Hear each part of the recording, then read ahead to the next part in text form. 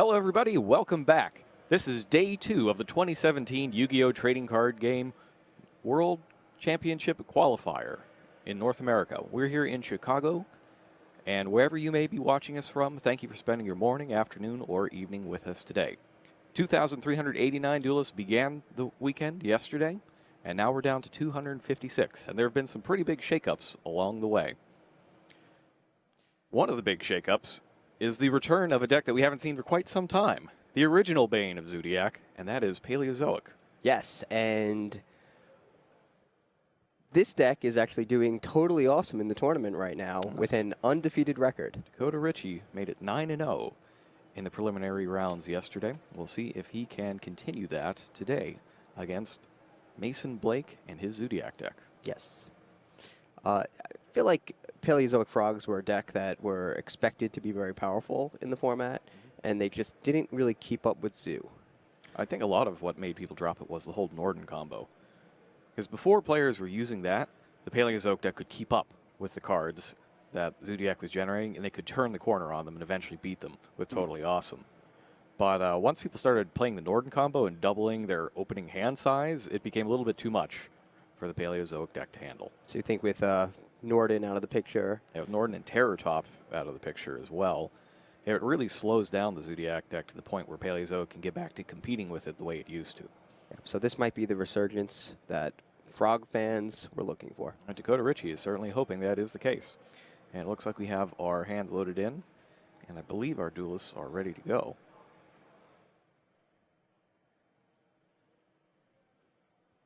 All right, let's see what they got.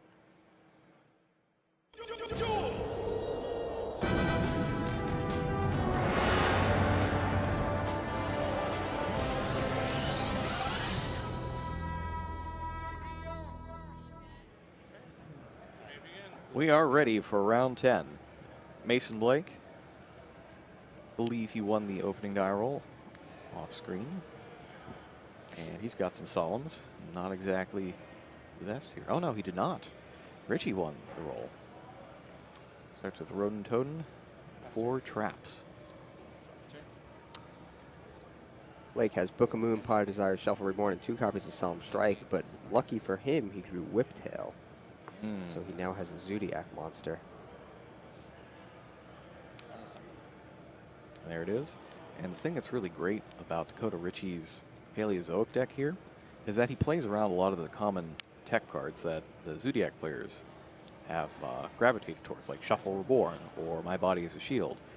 Most of his answers to the Zodiac deck involve flipping monsters face down and not letting them flip back up. So Floodgate Trap Hole, Quaking Mirror Force.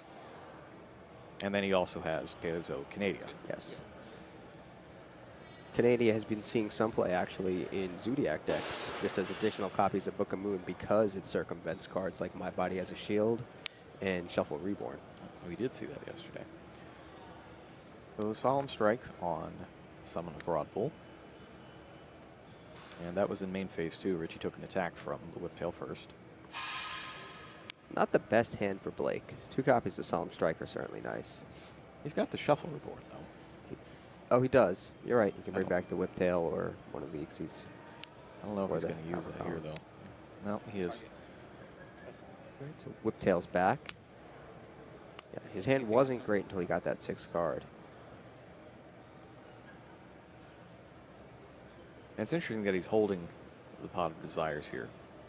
We've seen a couple duels where a Paleozoic deck just manages to win through attrition because of Pot of Desires and things of that nature that just take a lot of cards out of the deck. Jack and Nine's up next. Pot of Desires is a little risky to activate this early because you might match one of your 2 Rapiers, which basically takes that out of the picture. Every combo involving Rapier out of the picture, you might lose some of your important Zodiac cards.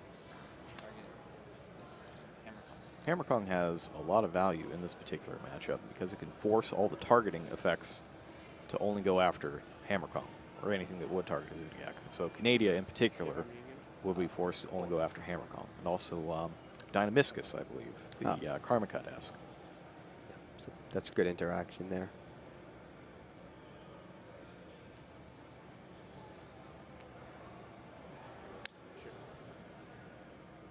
There's a Trident.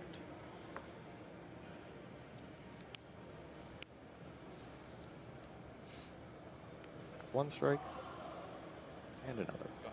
Since Hammer Kong's effect is negated, it doesn't need to lose a material in the end phase. So it can continue protecting Blake's monsters even on Richie's turn.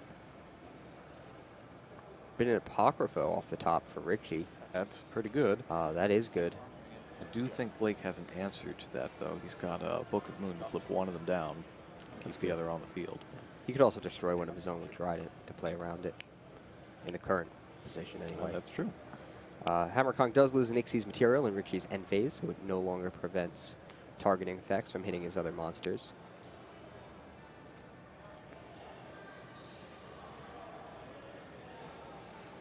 We've definitely seen a resurgence of Forbidden Apocrypha this weekend. I'm not the biggest fan of that card. I feel like it's kind of easy to play around.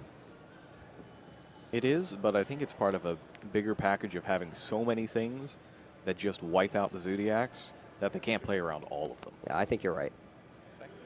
So Tiger Mortar comes up and uses its effect to give a whip tail to Hammer Kong. Loading up on that protection. And then Blake normal summons the Rat Pier he just drew this turn. He activates his effect, but loses out to Richie's Solemn Strike at the cost of 1,500 life points. Interesting. I wonder if maybe he... Yeah, I guess he needs to stop anything from getting into the graveyard there. But if he could get him with a third Zodiac monster, or a third Zodiac Xyz on the field, that's not Trident. The one Book of Moon can't save them all. Yeah. Yeah, so maybe he should have left it there. I don't know.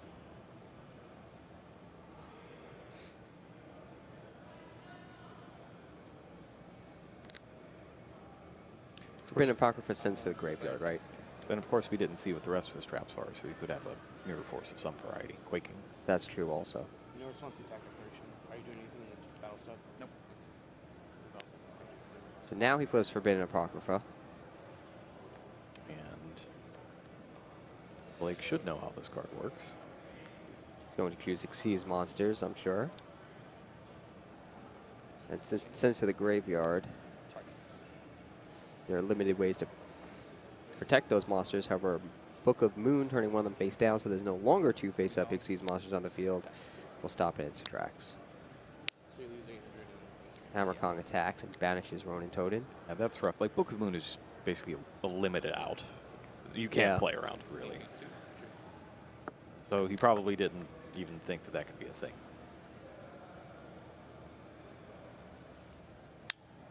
Sure. Effect to search. Broad Bull over Hammer Kong. Its effect activates. He adds Ram to his hand this time.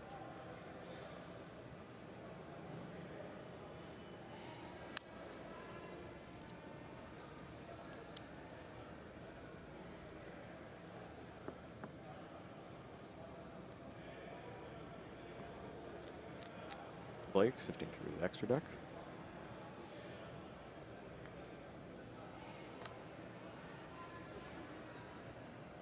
Tiger Mortar was summoned this turn, so we can't flip it back up.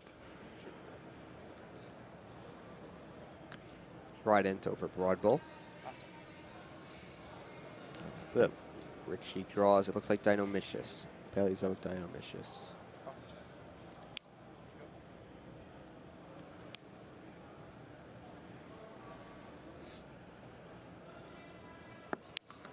Sets it down, and that's it. Yeah. It's not looking good for him, but he could draw out of it. He does run 3 copies of Card of Demise, 3 copies of Pod Desires. And that could turn it around. It also kind of hurts that he spent 3,000 on strikes. Yeah, that didn't help. It's going to make it a lot tougher to survive long enough to really turn this around. Do know Blake has the Ram there. Shown remarkable restraint on Pot of Desires. He really has. I feel like he's ahead and he knows it, so he doesn't want to throw it away by getting rid of every card that he would need to search for. Yeah.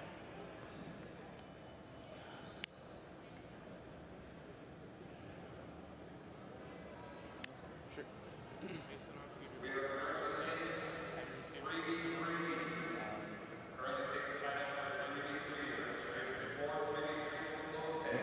He eventually normal summons Ram, and I believe he took a slow play penalty there.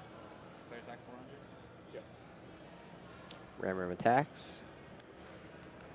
Looks over. Richie drops to 3,400. Trident.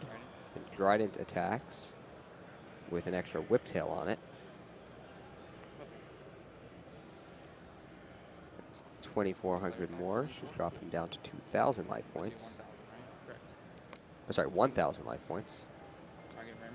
Trident's effect will attempt to destroy Ram. Ram effect. 30. He's Target. going to try to win right here.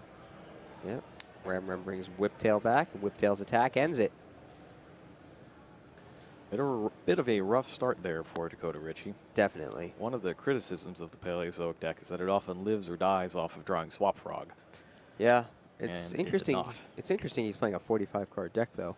I mean, he's got the Pot of Desires and Card of Demise. Yeah. It's that one that's always tempting to do, but you kind of maybe don't because you think it may conflict in a lot of cases. But with such a low monster count, I think he can get away with it. For sure. So update on the chase for Worlds. 3 out of the 5 people that could possibly qualify for Worlds on the point system are out. They did not make it to day 2 of the event. Isala is out. Billy Brake is out. Jesse Cotton is out. Which means the underdogs, the duelists who were outside looking in, Jeff Jones and Vanden Heuvel, have a chance to overtake the people ahead of them and sneak in. But they will have to make it to the top cut today to do so. Interesting. And Jeff will have to make it to 28th or better. And I believe Vanden Heuvel will have to make it to 21st or better. I do not have that on me, but I believe that is what the point totals stand at. So we will keep you updated on their progress throughout the day. Of course, the only guaranteed way for anybody anywhere to make it to the World Championship is to make top 4 here today. And if one of those 2 players does, then their fellow countrymen will also make it. Yes. I believe Asala is now locked in, right? Yes, Asala has actually already made it. So he's out today, but he has guaranteed his own spot because Billy is out. Yes. So he can't get jumped by both. He is the first U.S. representative at the 2017 World Championship. So while it might hurt that he's out for the WCQ itself, he can at least rest easy knowing that he will be going to Japan in about a month. Yeah.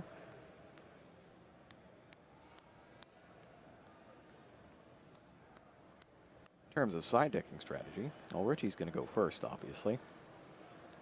And I like the, so he's got Magic Deflector in there, which is mainly for True Draco. It's all those continuous and field spells. So probably not going to see that, even though Barrage is a very good continuous spell. But he's got some interesting things like Horn of Heaven, standard Horn of Heaven. That is interesting. It could be that he just wants more copies of something like Solemn Warning that can block a normal summon. I guess Ronin Toten's expendable also. You can always summon it to the field just by banishing a frog, and Always have a contributing Horn it of for Heaven. Horn of Heaven is not a bad way to go with it. So since he's going first here, I would not be shocked if we see those Horns of Heaven come in. He runs so few monsters, though. It's true. But remember, all the Paleozoics can turn into monsters, too. That's true. So he's got So some he surprise can also monsters. tribute them. That's an old card. Horn of Heaven, originally released in Metal Raiders. Yeah. The very second set. That was the first in with counter traps. Horn of Heaven, 7 Tools of the Bandit, Magic Jammer, and Solemn Judgment. Yeah. My favorite. My favorite, too. I religiously played 3 Solemn Judgment back in 2002. Pretty much in every deck. And pretty much forever. Yeah. Until unfortunate things had to happen to it. This is a reason it is where it is right now. All right, it looks our duelists are just about ready to get started here for the second duel.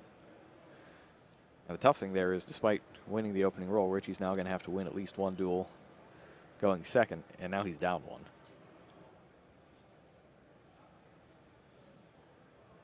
Has got, I'm going to say he's got traps. He has 5 of them, it looks like.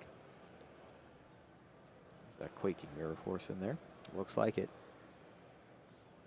I don't think we're going to see as much of that card after Link summons. Yeah, it won't work on Link monsters that can't go face down. That's why for our Code of the Duelist showcase decks, I was using exclusively Storming or Drowning. Yeah. Both very good. All-Noise, Quaking Mirror Force, 2 Floodgate. I think a Solemn Strike was the 5th card. So Richie sets them all. Now Blake's up. He starts with Ram Ram. Attack for 400. And he Begin just there. attacks to That start. big 400. Phase 2. Sure. Every 400 counts. Sure does. Starts with Kong. That's fine. I don't think Broadpool's going to be fine. I think something bad's going to happen to Broadpool. I think you're right. There's the Solemn Strike. Drops him to 6,100, but takes Broadpool out of the equation. Blake seems to be very meticulous about his life point calculations. I appreciate that. Oh, he's got that Book of Moon again. And Soul Charge. I've seen a lot of people draw Soul Charge this weekend. Yeah. And I think only one of them ever activated it, and that was in the infamous round 7. Round 7.1.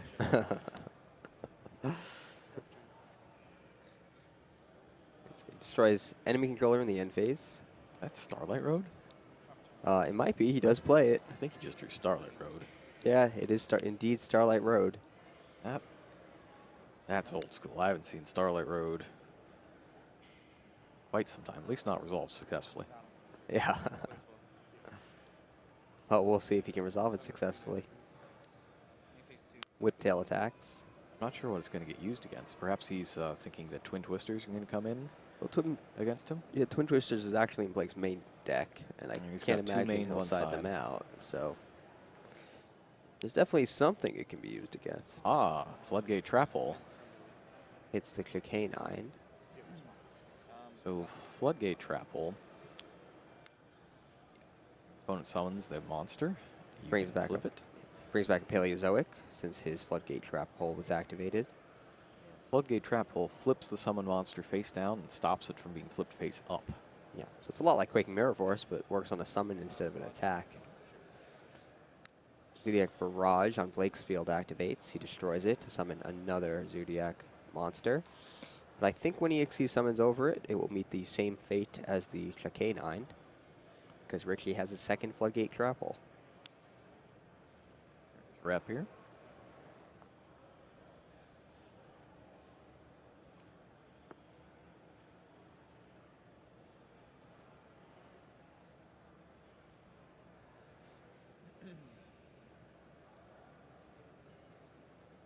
Let's see what to do. Borbo first. Effect special.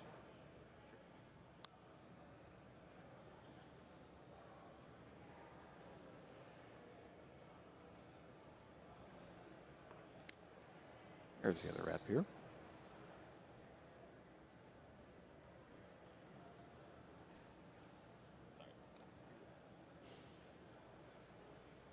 The interesting thing about the Paleozoics is I believe they are unaffected by monster effects. They are. So that's some nice protection against Trident. That's Broadbull, and that is flipped face down as well.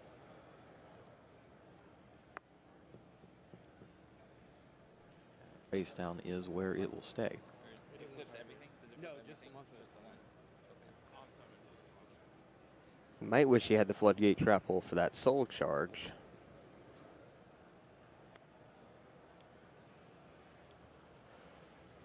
Oh, he already attacked. Oh, did he? Oh, you're right. Never mind. He attacked with a Whip Tail this turn, I think. Yeah, I think it's the whip tail. You already summoned Jack and I this turn. And he already summoned Jack and 9. You can't do that. Yeah, it's face down due to Floodgate Trap Hole. Sure. He goes for Tiger Mortar instead. Target brand? Sure. Uses Ram Ram to boost its defense points and make it immune to traps that target it. Rather capable of negating traps that target it. And then Riding goes over Tiger Mortar, so he has a threat on the field. That is a bad misplay. Is a mistake. Go ahead. He That's a can mistake. he can still target it though, right? He doesn't have Yes. to pick something else. That is, that's why I brought up the Paleozoic Okay. monster effect community, because I have a feeling that might happen. Yeah. That's what happens when you don't have to play against the deck for a considerable amount of time, you kind of forget how the cards work. Definitely. There's always an advantage to using a deck that's not as mainstream. No, they're They're face permanent. down. Sure. And Richie picked up a Drop Magic Deflector. Interesting that he put it in. Now, you probably put it in specifically for the barrages. But actually, nowadays, they play a lot of quick play spells too, huh? That's true. So Tenki it works on, Twin Twisters it works on, Econ it works on, and Book of Moon. So I guess there's actually a lot more than you might think at first glance. And Blake put in some Mirror Forces of his own. He's put in a Storming Mirror Force. That's interesting as well. Always a favorite. I love Storming Mirror Force. Go ahead. Drop turn. Just sets it and passes. That's what Richie wants to see. Solemn Strike for Richie. That Paleozoic is still immune to monster effects, so it's not banished by the Whiptail. Can't quite get past Trident. Stand by. Shoot.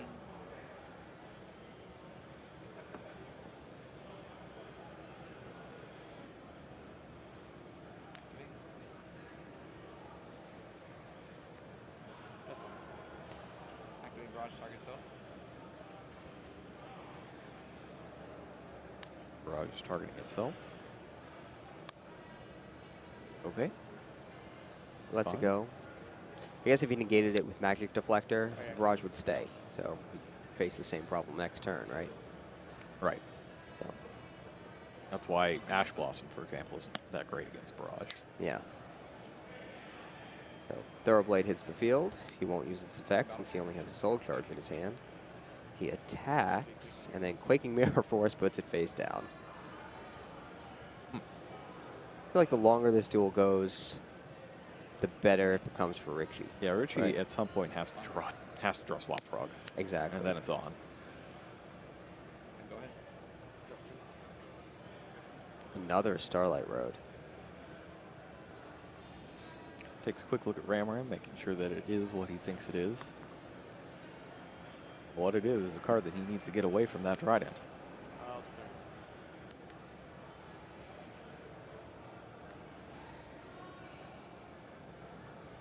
I can't flip this either, huh? Correct.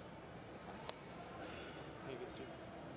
Olenoids attacks and destroys the face down Thoroughblade. Drop turn. Richie sets his Starlight Road, and now it is Blake's turn again. Yeah, looks like Blake picked up another Zoo Monster. Was that a Zoo Monster or a Gamma Seal? That was a Gamseal? Oh, Yeah, it is Gamseal. Gamma Seal, the Sea Turtle Kaiju. That doesn't help him. I thought it was another Whiptail. I'm Right. just seeing Whiptails everywhere now. I mean, People just keep drawing them. I guess he can tribute the Olenoids and banish it, and then destroy the Trident with destroy the Gamma Seal with Trident. So it's not the worst draw, I guess. It's just wild. But It's not exactly. When you think of the things that you really want to feed to Gamma Seal, a Yeah. Paleozoic trap is not one of them. no, it is not. And if you're wondering at home, this works because that is not a card effect, the tribute. It is basically the cost to summon. That's what makes the Kaiju monsters so powerful. They get rid of a lot of cards that have some sort of inherent protection. Target. Because few cards can't be tributed.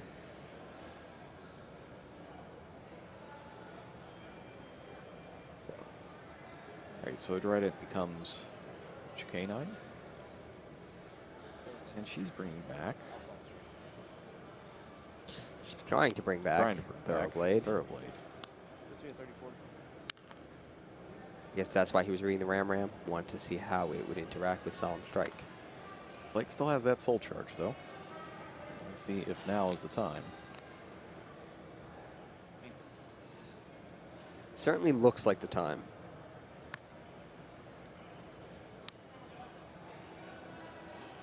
Now is the time. And for how many? He has a lot in there. Gonna go one. One? He's been through a lot of Xyz monsters, though. Yeah, Richie's done a pretty good job of keeping them off the field. Two.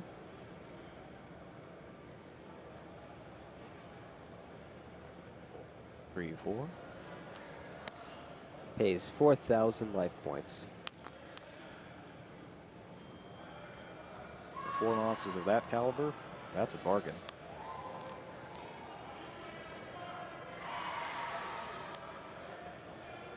The extra deck's running a bit thin, though.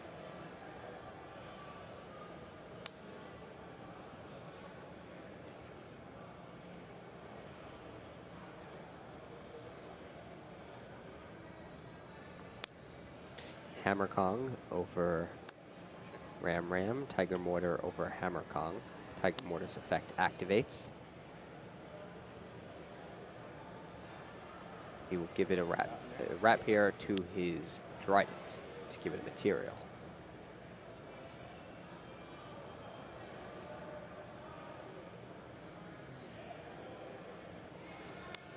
Then he brings out his final trident, so now he has 2 on the field that he's able to threaten with. One of which takes down Gamma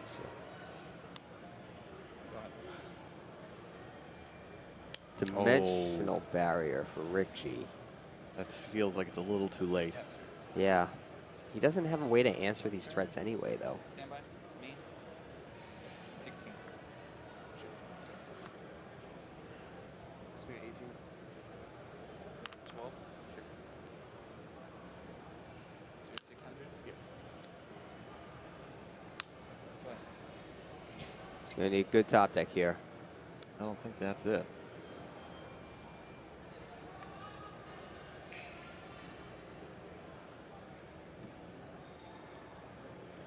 I think what might have happened is Richie could have oversided for this matchup, Could be. expecting to see a lot of particular cards, and they just didn't materialize on Blake's side. He's sitting there with multiple Starlight Roads and Magic Deflector. Actually, it puts a banishment back to He activates Paleozoic Leoncolia. Leoncolia? That's how you say it? That's fine. Leoncolia? Leoncolia.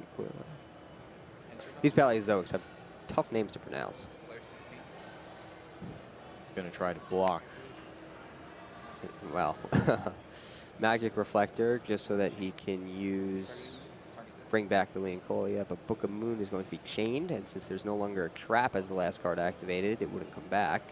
But now Dimensional Barrier is going to get flipped, just to bring back the Leoncolia. This is a lot of desperate plays by Richie.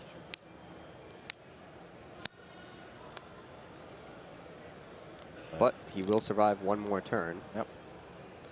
In horrible shape, though. You fixed it. He'll need a very good card of demise or something comparable. Oh, but Blake has Ash Blossom and Joyous Yeah, Spring now. That's not going to help. I don't think anything will help him now. you can overlay. Oh, my bad. Inventory. Go ahead. Pot of Desires. Oh, he's going to lose the top 10 cards, and then Ash Blossom's going to stop it. That's really rough. Blake just picked that up. Yeah.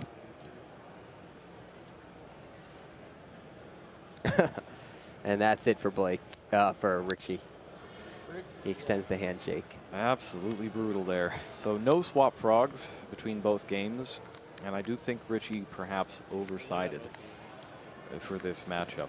I don't really know that Starlight Road is the greatest in Yeah, this particular one. I definitely agree with that. Magic Deflector could have been a little too much, but I can definitely see where you would want it. It would help a lot with the enemy controllers and that sort of thing. But in the end, Richie is stuck with both Starlight Roads, both of which he sided in, and nothing to destroy 2 cards in sight. I did like what we saw out of Floodgate Trap Hole, though. Floodgate Trap Hole was really excellent for him. So was Quaking Mirror Force. Probably could have used another Quaking Mirror Force there. That would have been nice. He does play 3, though, so that's good.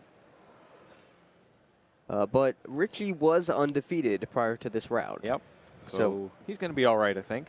I think it's highly likely he will still make it to the top 64. Yeah. As long as if he wins one more, I think he'll be If guaranteed. he wins one more, he should definitely make it. So, If he doesn't, who knows? yeah. So his journey is Anything not could over. happen there. It was nice to see Paleozoics back again, though. It was. I always really liked that deck. Yeah. It was very interesting, and it's less of the trap cards as I play this and you just have to skip your turn. And it's more of the whole counter fairy style of play where you're reacting to each move they make or not reacting as is appropriate. That's the kind of play with trap cards that I find really exciting in Yu-Gi-Oh! Is where you're trying to match your opponent move for move rather than cut them off of entire turns. Right. And the traps become monsters, which also make them more interactive. Mm-hmm. That's fun. So- I like it when traps turn into monsters. Yes. Like Embodiment of Apophis was an old school favorite. Odeon loves it. So I was glad, like Battle Pack 3, for example, when we were able to make more trap monsters, Quantum Cat and the Swamp Mirror, that was exciting for me. That we got to have kind of customizable trap monsters. You get a defender, you get an attacker, they turn into whatever you want. These are a little different than trap monsters, though. Yeah. It's a very interesting mechanic that. So the Paleozoics were originally world premiere cards, but not for the United States. This is for Korea, South Korea, in their sets. Interesting. So they had them first, but I don't think the deck really took off over there. Really. Yeah. Part of it might have to do with Harpy's Feather Duster being legal, or Heavy Storm being legal. I feel like that would have a big That impact. could have something to do with it. But it was popular over here, basically as soon as Invasion Vengeance came out and Totally Awesome hit the scene. Yes. Well, Totally Awesome definitely brought this deck into the spotlight, at least for a while.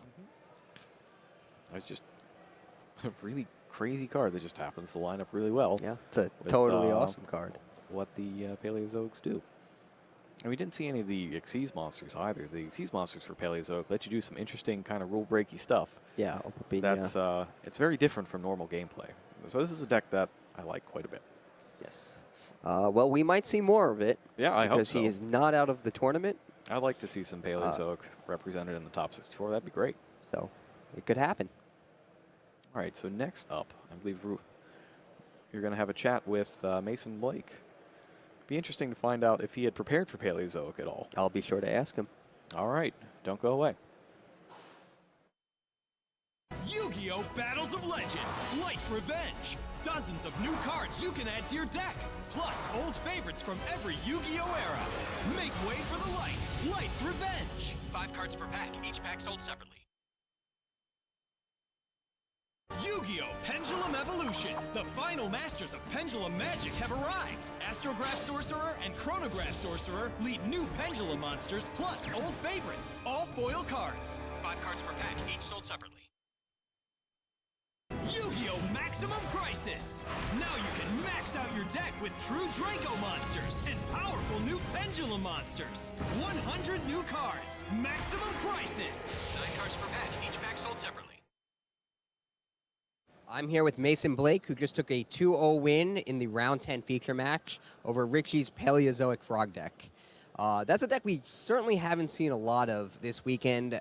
Have you seen a lot of it recently? No, I literally haven't played that deck in 3 months. One of my best friends used to play it all the time, but not since, Zoo's been a thing. So obviously I misplayed a couple of times, and it's just from not testing against Paleo. But Were you prepared to play against it this weekend?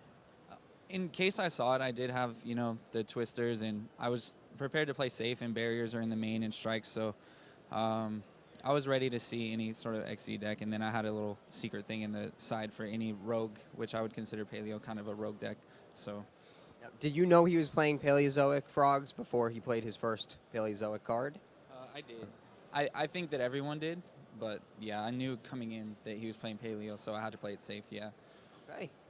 Congratulations on your win, and a couple more, or one more, and you will be in the top 64, right? Awesome, yeah. Thank you. All right. Good luck. Thank you.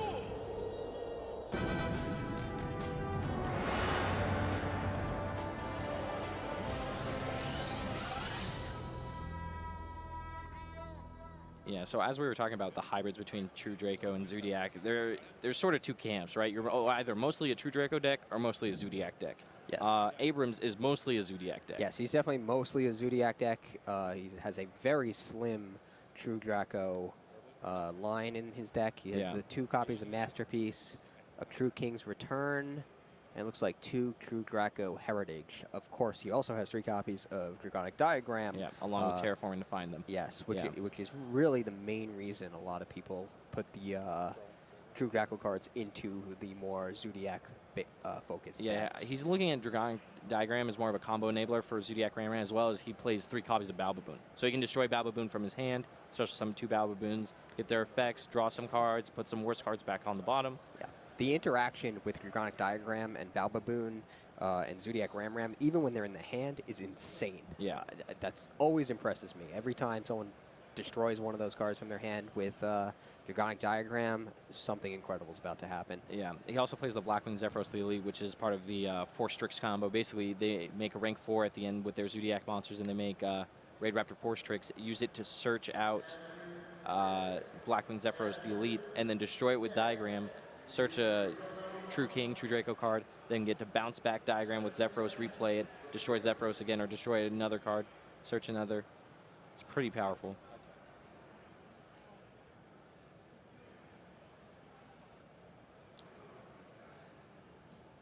Yeah, we'll see how things out. So Abrams started pretty strong. Has Thorough Blade right now, as well as a Chalk-9. He's going to use Chalk-9 to bring back Ram so that he can destroy it at some point. Get around that can't exceed, can't do anything with it clause. He'll probably end up making a Trident at some point in this turn and destroying the Ram with the Trident. That's a little counterintuitive. I actually didn't realize that, like, that's the new way of playing this deck. Destroying your own Ram with your own Trident on your first turn. Yeah. Well, the one thing to be more knowledgeable about now, I guess, is that Dryden doesn't really need to have more than one material. Yes. Because you're only really going to destroy one thing during your opponent's turn. And other than like an effect monster under it that, you know, like a Ram that's going to give it a pump or something like that, it can have 0 materials and it's not an issue by the end of your opponent's turn. Because you probably want to stack like a Broad Bull on top of it or just get going again. Right. Yeah, it looks like Abram is going to overlay for Daigusto Emerald, use its effect, probably shuffle back 1 Rat Pierre, Chalk-9. Chalk-9 and Rat? Okay. That's fine.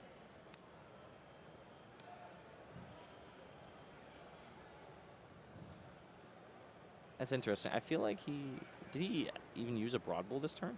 I don't think he has. I don't think so. Yeah, I feel like normally you're supposed to Broad Bull first. Did he just draw all of his Zodiac cards? Or it looks like his hand is filled with Zodiacs. 2 Whiptail, 2 Rapier, 1 Thorough Blade. Oh, there's 2 Whiptail in it? Maybe he did then. You're going to have 4 hand after draw? Maybe we just missed it because we were talking about their decks. Yeah, but I don't see how it wouldn't be in the graveyard, right? Because he just shuffled back double Rapier and Chalk-9. That's odd. He shuffled both Rapiers back. Yeah, well, Is that typical? No, normally you you leave it for Tiger Mortar, right? But normally you detach 1 more material for Broad Bull. That's why I said it, because you're supposed to leave Ram and Rapier at the least in your graveyard. Right. But he did actually draw Rapier, so.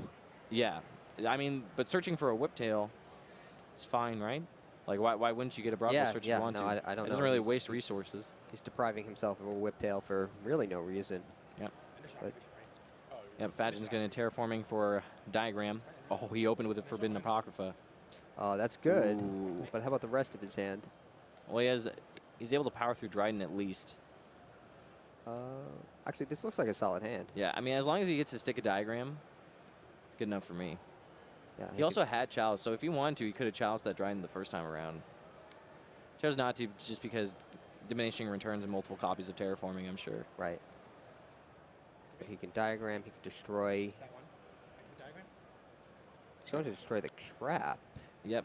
I guess because he wants to take down the Emerald with its effect. Probably. I think what he wants to do is not force himself to preemptively need to activate that Forbidden Apocrypha. Yeah. He'd rather have Abrams play a little more into it, slap down the Apocrypha, get rid of all those Xyzs, and then try to win the duel from there. Looks like that's the plan here. He goes for the Trident. Yep, searches Dynamite. Is that one? Oh, added. That one? Tribute? Sets Cycle tributes away. Oh, Is that nice. Heritage? Which one was that? Or is that Disciple? That is the Draco Phoenix, right? Yeah, Disciples. Disciples of the True Draco Phoenix. Yeah. Yeah. So now he's firmly in the driver's seat. Yes. He gets to destroy a back row, destroy the monster with Dynamite. Now, anytime Abrams activates anything, he'll get to activate a trap from his deck, and he still has Forbidden Apocrypha set. Yeah, so that's pretty good. Yeah, quite the turn. But this is one reason why the True Draco deck is so popular right now, or even the True Draco Zodiac deck that's mostly True Dracos, is that the True Dracos are really large traps, destroy your opponent's cards while sticking threats that also search you more cards if your opponent tries to react to them. Yeah. And So I didn't think through that turn as well as Fajum did. Fajum, rather. He destroyed the Trident so that his Abrams couldn't throw a Whiptail onto it and destroy the Dynamite.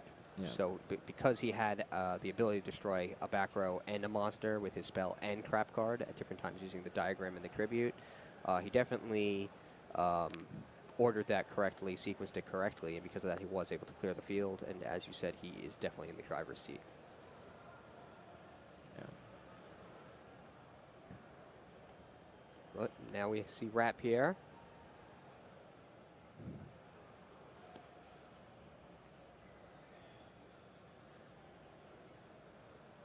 Abrams is not using Zodiac combo. How do you feel about decks not using combo? I feel like that's one of the strongest cards. In the pure Zodiac deck, I think it's super important because there's also a lot of opportunities to activate combo. Like, whenever you start with Barrage, you Barrage for Ram, and then you overlay for Broad Bull and search Rapier. So when you normal summon the Rapier, you don't need to send Ram because you already got it with Barrage. So in those scenarios, combo is the ideal card to send. But because you typically Daigusto Armor at the end of turn, like, you're comboing like turn 3-ish a lot of the time, and the true Draco heavy version of the deck doesn't really need to recycle the Zodiacs as much. Any deck that tries to win primarily with the Zodiac cards, I think, should be running combo. But if they aren't, then it makes sense not to. So he's going to overlay Broad Bull, activate its effect, and he's going to use Dynamite to search True King's Return.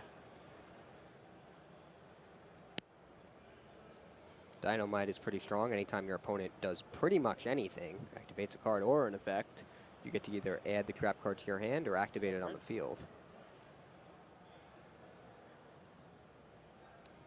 And it looks like he activates it on his field.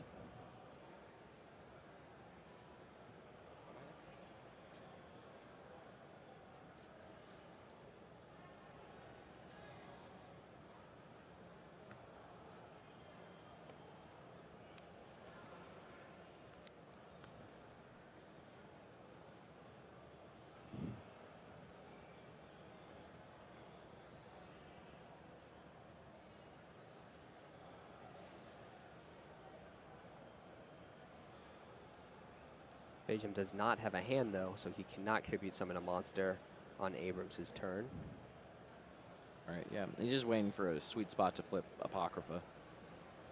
Yeah, well, I am certain the opportunity will arise. Yeah.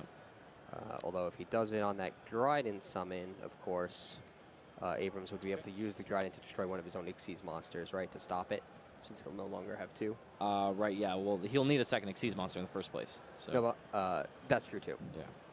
But really, you need it against 3 Xyz monsters if they have a Dryden at the go. Right. Well, he also has right Forbidden here. Chalice, so he can just stop the Dryden if he wants to. That's But yeah, true. he wants to force it. So he's here's just Forbidden doing it Apocrypha. here. This is sort of also the check whether Abrams knows he can destroy his own monster in response.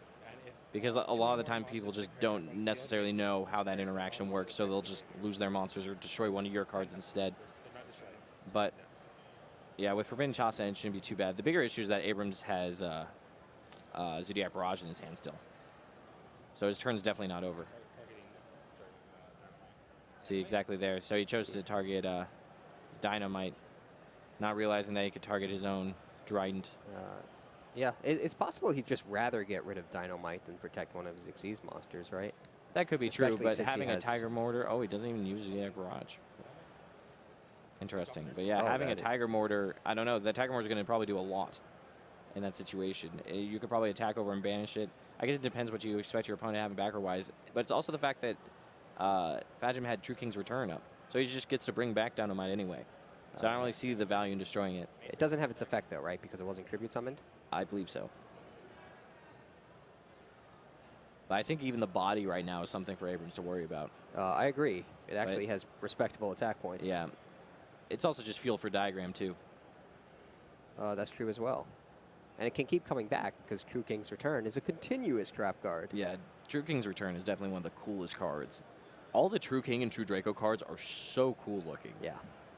They're very Yeah. cool and very strong. Yeah.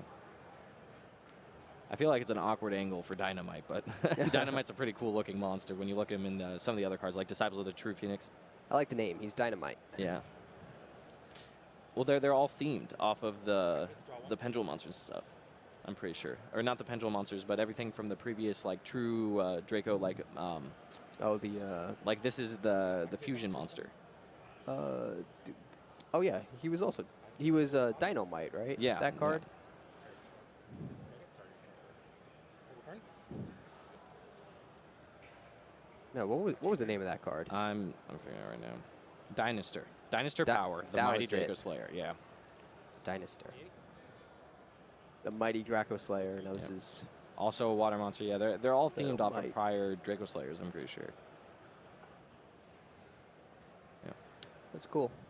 Yeah, I like when that happens, when the themes sort of interact, not necessarily in a way that's reflected on the actual gameplay, Yeah. but just in the flavor of the cards. I Yeah, always story appreciate progression's that. always cool. The sort of Yes. lore hidden behind the cards. All right, yeah. Well, Vajim takes a pretty impressive win in game one. Yep. Felt like Abrams. I don't know. It didn't look like he searched for Brobble game one. I could have missed it, but I don't think I did. And then him not trying his own monster game two or in turn two or whatever. Just a couple stumbles, but it's okay. We're going to side decking. So on both ends, is there anything crazy we should look out for? So for Fajim, I think he's just going to bring in a lot of the like traps that are super good against Zodiac. So cards like Dimensional Barrier, Skill Drain, things like that. Skill Drain's really hard for Zodiac to beat. If they don't have a spell or trap card to remove it, it's rough. Right. Abrams does play Masterpiece, but we actually don't know if Fajim knows that. Yeah. 'Cause I don't think we saw it in the first duel. Yeah. Abrams and he has some Kaiju he could bring in if he wants to. Oh, that seems like it would be pretty good because it Yeah. would get over a That's solid. Masterpiece. Cosmic Cyclone definitely needs to come in. That card's great against Yes. True Draco. Anti-Spell Fragrance, if he's going first, I think that card's fine. Anti-spell fragrance? I think it's fine if your opponent's playing the one with Card of Demise and Pot of Duality and all those cards because they have way too many spells. The issue is that if they draw one of the True Draco cards and set it, they can just tribute for a monster and destroy your anti-spell fragrance. But if they have one of those hands that's like Card of Demise, Pot of Duality, Terraforming Diagram, Trap card, or anything like that, like 3 spells, no monster, they actually can't do anything to your anti-spell fragrance. So then you just try to like beat him the next turn. It also is very dependent on whether Abrams plays Gaga Samurai. Gaga Samurai isn't a very popular monster right now in the Zodiac deck. Some people make room for it, some people don't. But I think it's important to sort of like the openings you make with Dimensional Barrier and cards like Anti-Spell Fragrance, being able to seize that opening and just end the duel. Yeah, I guess Anti-Spell Fragrance definitely gains a lot of points when your opponent isn't using any Zodiac monsters, so they can't summon Trident to just destroy it easily. And I guess Fajim's deck does fit that criteria. He's not running a single Zodiac monster.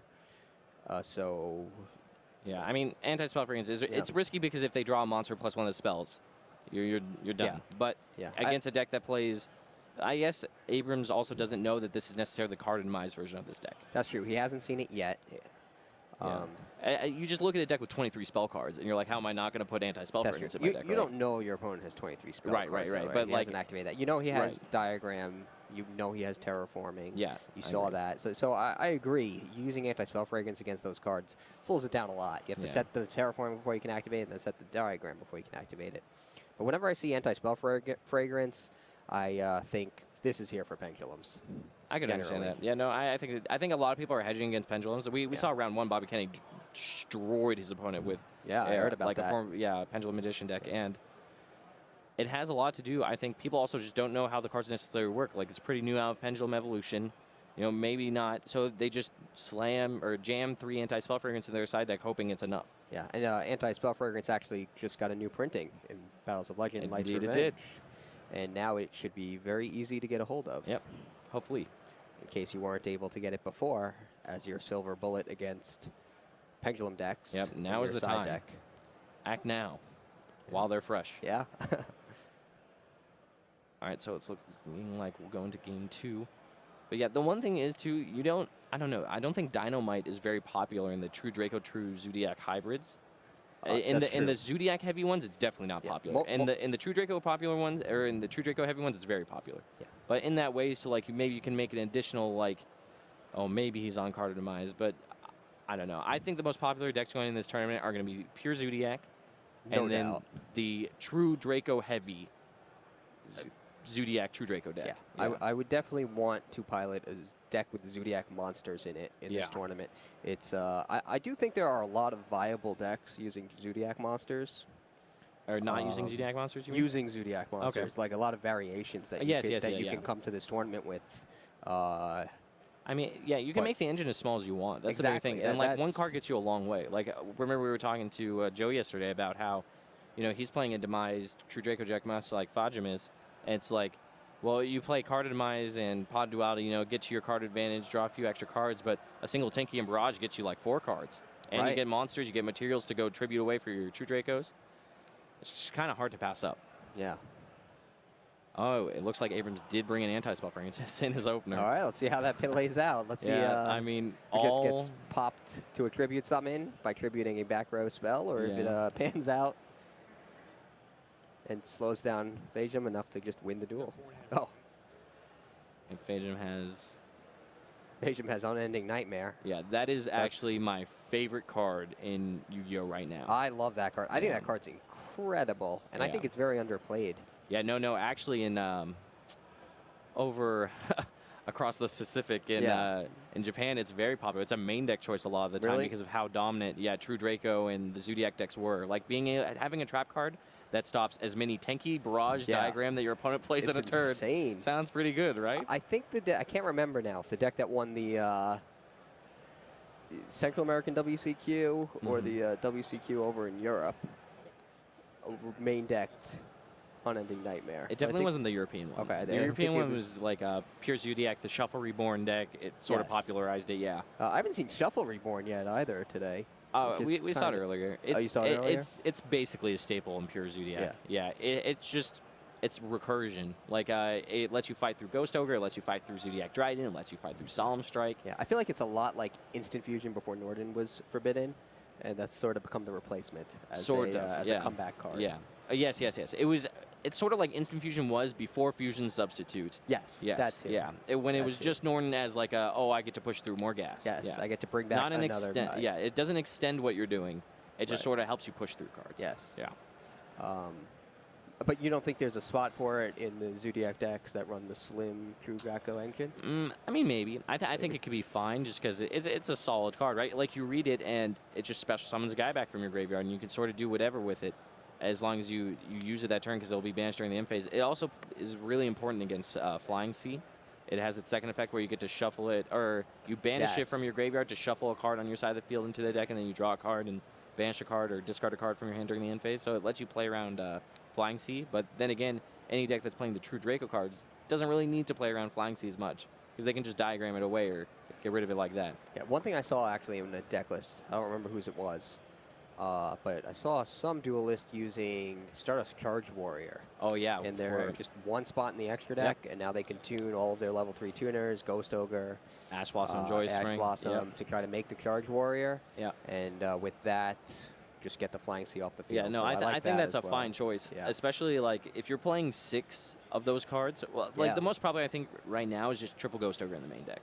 Yeah. Like triple Ghost Ogre and 1 Maxi, I think is the most popular like hand trap ratio for this tournament. But if someone is playing Ash Blossom and Joy Spring in the main deck for Pure Zodiac, it would make sense to have a card like that. The issue is that the extra deck is still surprisingly tight Yes. because you really want a third copy of Trident, and you kind of want a third copy of Broad Bull. So that's sort of the bigger decision whether you're playing 2 or 3 Broad Bull. But from there, you need like 2 Chakanine, 2 Tiger Mortar. You need at least 1 Hammer Kong, 1 Borbo. And with those initial 5 or 6 monsters, that means you have either 3 or 4 slots left. Yeah, if you look at what's going on the field right now, so far it looks like he's been through 5 Xyz monsters this turn, so it should come as no surprise that extra deck space is indeed tight. Yeah. And I think Shuffle Reborn might actually free up one of those spots by making Stardust Charge Warrior just unnecessary. Yes, in a lot of ways, yes. So Abrams looks like he got a pretty good opening. He got Trident on the field with multiple materials. Daigusto Emerald to draw a card. And now he's left with 5 cards in his hand, including an anti-spell fragrance and a solemn warning. Yeah, ending, right? Yeah, Uh, queen hand? Yeah. On her, right? He sets everything and ends. Oh, he doesn't set Tenki. I would definitely want to set Fire Formation Tenki if I'm going to try to flip an anti-spell I fragrance. think he did set Tenki. I think he Okay. has one in his hand still.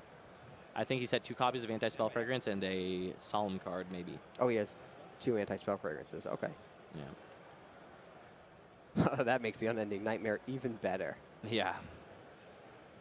problem is he's going to have to survive and somehow deal with Trident to even make the Unending Nightmare relevant, and it can only be used once per chain. So you can't pull off anything too crazy against Trident's ability. Yeah. He sets a field spell card. I'm pretty sure Abrams has already figured out it is a Dragonic Diagram. And then he's going to set all of his trap cards, including Waterfall of Dragon Souls, which is a card that we actually don't see a lot of. Yeah, that is one of the cards that makes this deck super unique. He doesn't play any copies of Paw Desires, but he does main deck 2 copies of Waterfall of Dragon Souls. Yeah, so that's interesting. Yeah, all the True Draco and True King monsters are worm monsters, so he gets a search, and then he sends any number of worm-type monsters from your hand and or face up from your field to the graveyard. Draw cards equal to that number of monsters you sent to the graveyard +1. Yeah, so it can get him a card he needs when he needs a monster, And when or if he has too many monsters, he could start trading some of them in to draw the cards he does need. Yeah, the support +1, cards that so the grab waterfall +1. replaces itself. Yeah, Right. It's more of the first mode that you want to be activating, because this is Right. a monster slim deck. He plays 8 monster cards. But it is a trap, and it also does work from the field. So if one of your monsters is threatened by something like a Trident, Yes, yeah. you can turn it into a draw card. So it actually is fairly versatile. So that makes it a rather interesting inclusion in Fejam's deck. Yep. But Abrams summons Whiptail, upgrades into Hammer Kong to render his Zodiac monsters immune to targeting effects. For a brief moment, now it is a Broad Ball. The Hammer Kong was a mere material to be detached. Dimensional Barrier activates, turning off all Xyz monsters and negating Broad Ball's effect. And that puts Abrams in an interesting spot. Yeah. Puts Fejam in an even more interesting spot because he could Unending Nightmare the Anti-Spell Fragrance, but I think it's not actually relevant at this point. And then he'll lose the Trident on his own turn when he'll lose the Unending Nightmare on his own turn when the Trident is no longer negated. Yeah. I mean, I feel like you want to at least kill the opposing diagram, though, right? How's he going to get rid of the diagram? With Oh, I Unending didn't even Nightmare, see the yeah. diagram on Abrams' field. Yeah, I feel like that's something Yes. you kind of so want to maybe it destroy is with worth Unending it while Nightmare. that Trident's negated, flip the Unending Nightmare, destroy the Anti-Spell Fragrance and the diagram. Standby phase, anything? And we'll see. He still has a true Draco Trap set, right? Or a True King Trap. Does The he? True King's Return. I thought he did. He might. I know he has Unending Nightmare, and I know he has another Dimensional Barrier. Yeah, that Dimensional Barrier is probably going to need to be used this turn, because he's going to have to force through the Trident. Yes, I could see that. Yeah, he could also just let it Imperial Order. Oh man. Abrams sets the Imperial Order. Okay, so Yeah, that now he has to spring yeah. the trap on an Unending Yeah. Nightmare. And then when Trident tries to destroy it, he's forced to use his other Dimensional Barrier. Yeah. Can't you just use Unending Nightmare? Oh no, it's once per it's chain, once per right? chain, Yeah, yeah, but as so many it's- times as you want. Correct. Yeah. Any number of times per turn, but only once per chain. So that's what makes it kind of tricky to use. Yeah. Yeah, he might try to work himself into a position where Abrams is stuck under his own anti-spell fragrance. That does look like a Disciples of the True Draco Phoenix face down. So I think you are right. That is indeed a True Draco trap card. Oh, if it's Disciples, that's the spell card. Is it True King's Return or True Draco Apocalypse? Oh, I thought that was... I'm sorry. It's probably True Draco Apocalypse. Okay, You're yeah. right. I don't think that was a spell card. Yeah, the easiest way to tell is if it's foil or not. If it's foil, it's return.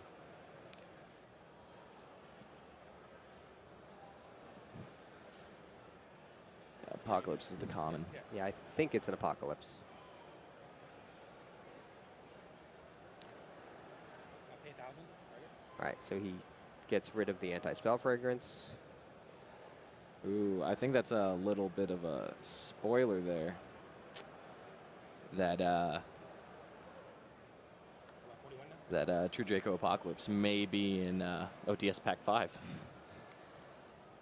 That might be the card that just appeared on the screen. Yep. Interesting. So being able to tell which one is which by whether or not it's foil might not help you in a little bit. No longer relevant. Yep. All right, then. So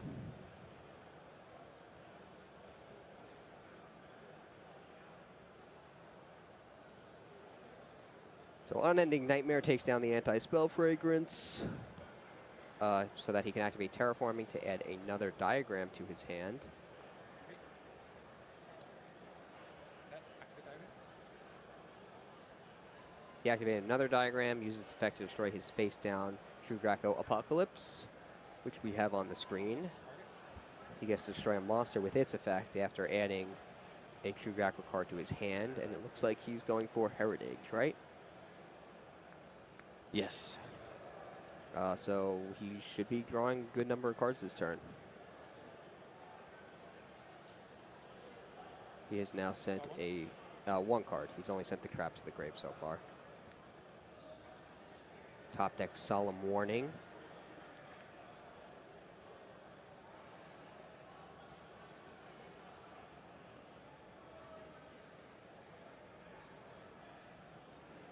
Effect tribute summon.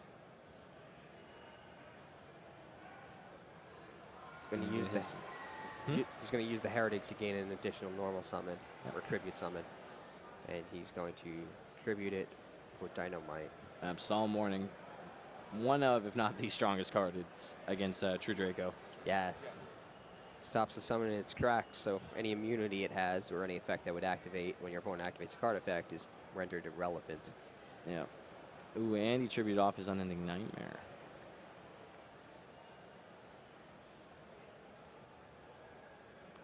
He did that without destroying the diagram yet? Yeah, that's Abrams still diagram? interesting to me. I don't think I'm missing anything, but Let's look up on Unending Nightmare. Use my one. yeah. You pay 1,000 life points, then target one face-up spell, slap trap card on the field, destroy it. Yeah, you can hit field spells. Activate search. Oh, and there is Waterfall of Dragon Souls. That was the set card, Waterfall. Ah. So it was foil. It was not Apocalypse. Nope. So that gets him another copy of Dynamite, and he can use it. I guess that's why he kept the. That's why he got rid of the Unending Nightmare and kept the True Draco Heritage. Heritage. Pop. Makes sense. Oh, but now he's just using the Heritage's effect to destroy the diagram he could have gotten rid of with the Unending Nightmare. And a Valve's attack. What is that? Like 100? So 27. Gets to take down that Broad Bull because its effects negated via Dimensional Barrier. Yeah. His Dynamite's boosted by Diagram, and I'll set one Tenki pass. might boost the Broad Bull a little, but Yep. So not substantially. it's the difference between 2,800 and 100 attack points. Yep. So 27. Everyone has Fire for Reformation, Tenki, and Masterpiece, so. And with that Goose Normal, I don't think he's out of this game. I think you start your turn by drawing a card with that Goose Emerald for sure. It would make sense unless you have cards you want to send to the graveyard to send back. Yeah, I just think that whatever you do Yeah. to do that, Don't get hit by Torrential or something. or Dimensional Barrier. Or barrier. Yeah, I'd rather just Well- know that my opponent's barrier now. Yeah. Yeah, if the barrier's there, he's going to flip it anyway. Yeah, But you're right. It's better he flip it now before Abrams commits cards to the field. It's better for Abrams. yeah, better for Abrams. He tries to if it bait gets- the yeah. barrier with that Goose Emerald. Yeah. Yeah, if Abrams starts summoning monsters to the field, relying on those monsters to play through his turn, and then gets hit with Dimensional Barrier after he's committed all these cards to the field that he can't do anything with, that's a problem. But no Dimensional Barrier. Instead, he's going to chain the effect of Dynamite, which lets him set a trap card from his deck or add it to his hand, a True Draco trap card. And he's going to get True King's Return. True King trap card, sorry. Or True Draco. Add no cards in hand. True Draco or True King, so he's getting True King's Return.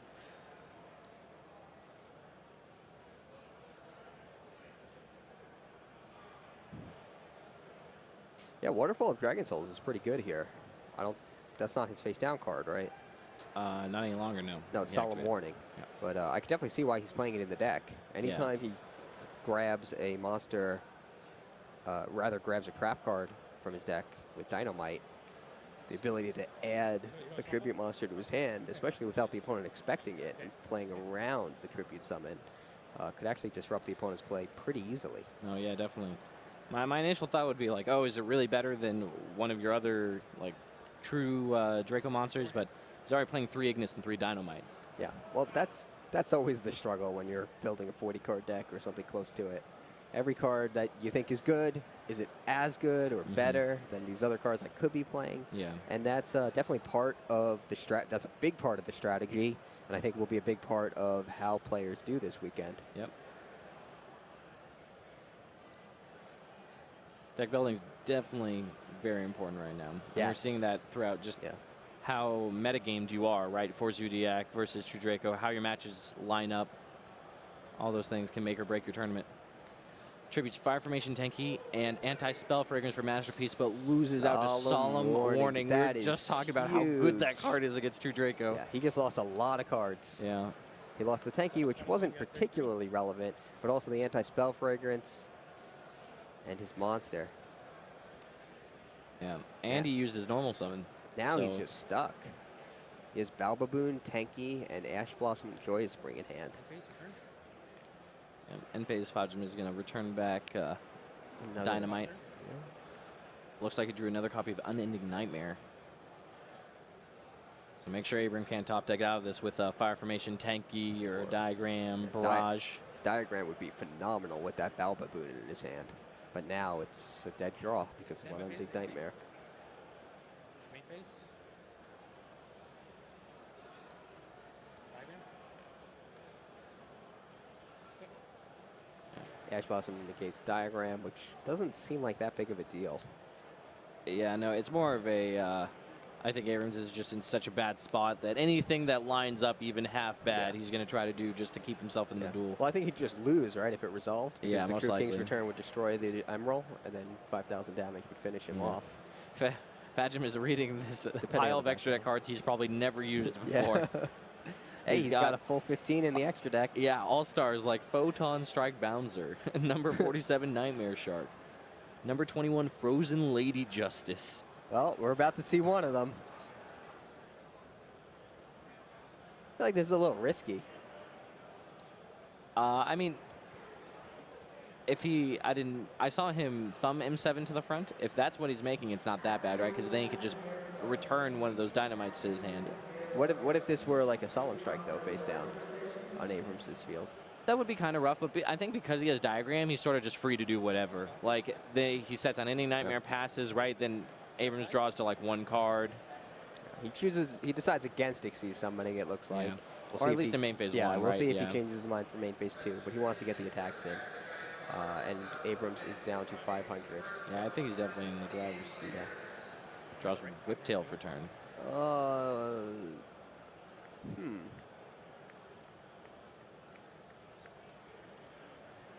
That's not bad, actually, right?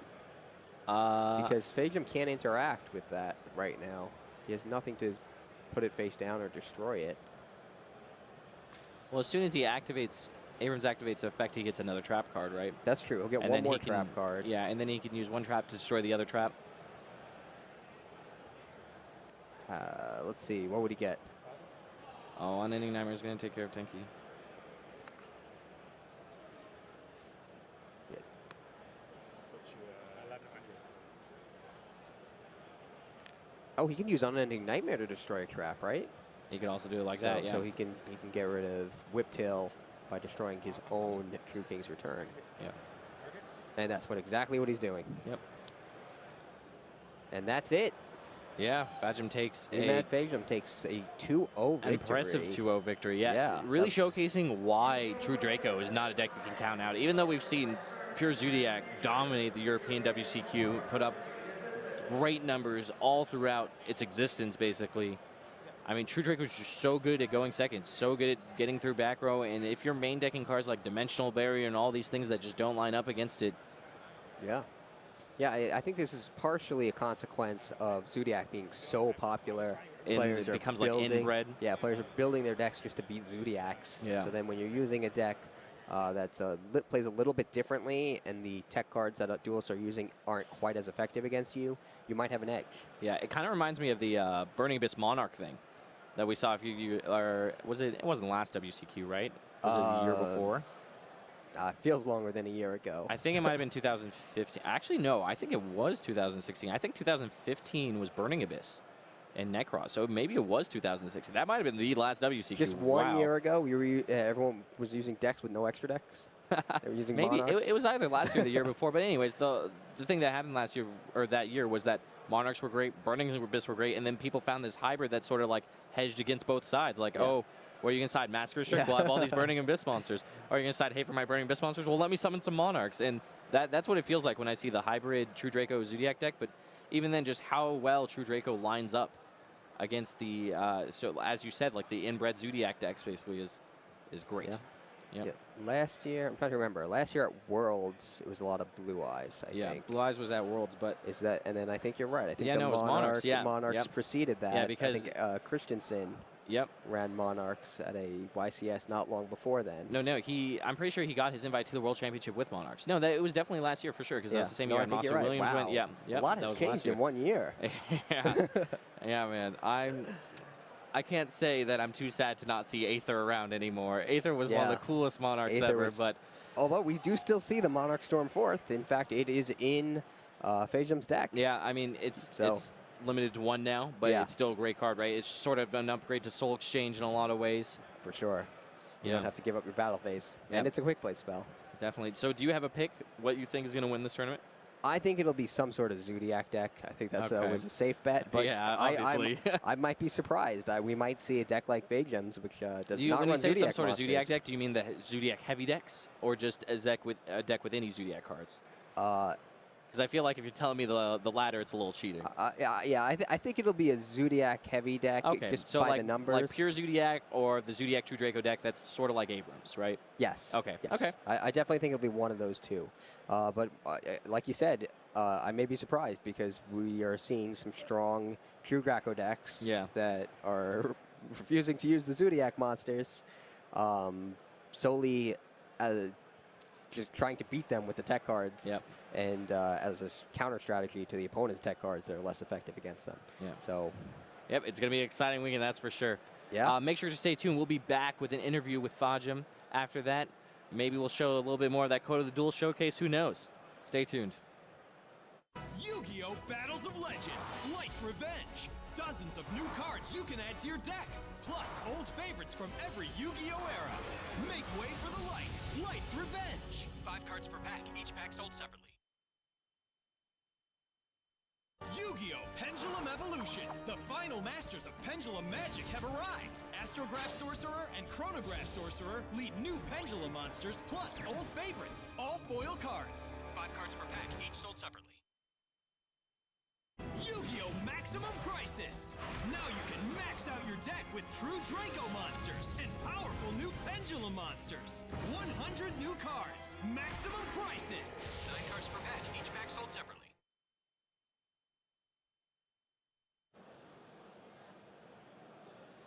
I am here with Emad Phasium, who just won 2-0 in our round 2 feature match with his True Draco deck with no Zodiac monsters in it. Yes.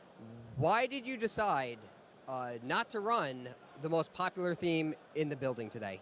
Just there's so much hate in everyone's main decks and side decks. So I figured that game 1 is pretty much a wrap if I open up a good hand. All those dead cards, Dimension Barriers, and Flying Seas, and stuff like that, and Maxi, just makes it dead cards. Do you think a Zodiac deck will win this weekend, or do you think a more offbeat strategy that is built to counter it is going to see more success here? I'm pretty sure Zodiac will win this event, considering there's such a high volume of them, and a lot of them are prepared for counter decks. And I think it's the most popular deck. It's the strongest deck by far. Well, we'll see if you can change that by becoming the North American WCQ champion. Good luck in the future rounds. Thank you.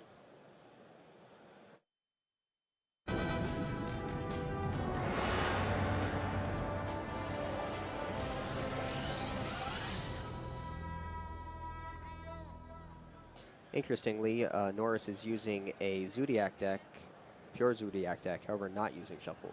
Oh, actually, I'm sorry. He's using 2 copies of Shuffle Reborn. I didn't see it on his deck list, but it is there, which I think has become fairly standard as a way to push through when your opponent disrupts your play. The interesting thing I keep seeing is the triple Thoroughblade. We didn't really get that. Yeah. early on. It used to be 1 Thoroughblade, 2 Thoroughblade, and then back to 1 Thoroughblade again. But in both Zodiac decks I've seen so far this week, it's been 3 Thoroughblade. That's interesting as well. Do you think that's just as players are looking for a way to...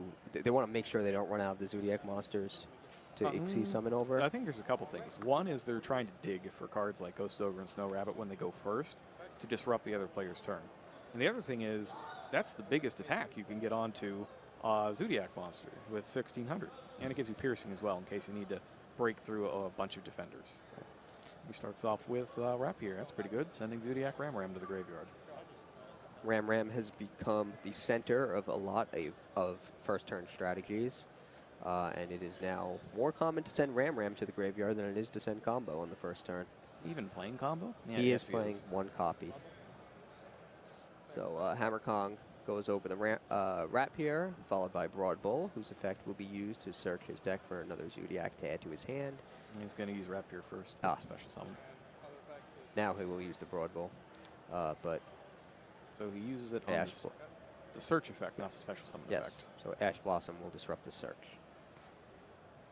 Makes sense to me. 1 Zodiac Rapier in defense is a lot less valuable than whatever he was going to get out with Broad Bull. K9 strikes next. He's going to bring back Zodiac Ram. Does he have any way to destroy it? I guess he could Trident it up. Yeah. We'll probably see some Zodiac monster bridge between Trident so that he has its activation to use on the opponent's turn as well. But I think that's the direction in which it's heading. Borbo. Borbo was the bridge, and Trident is now here.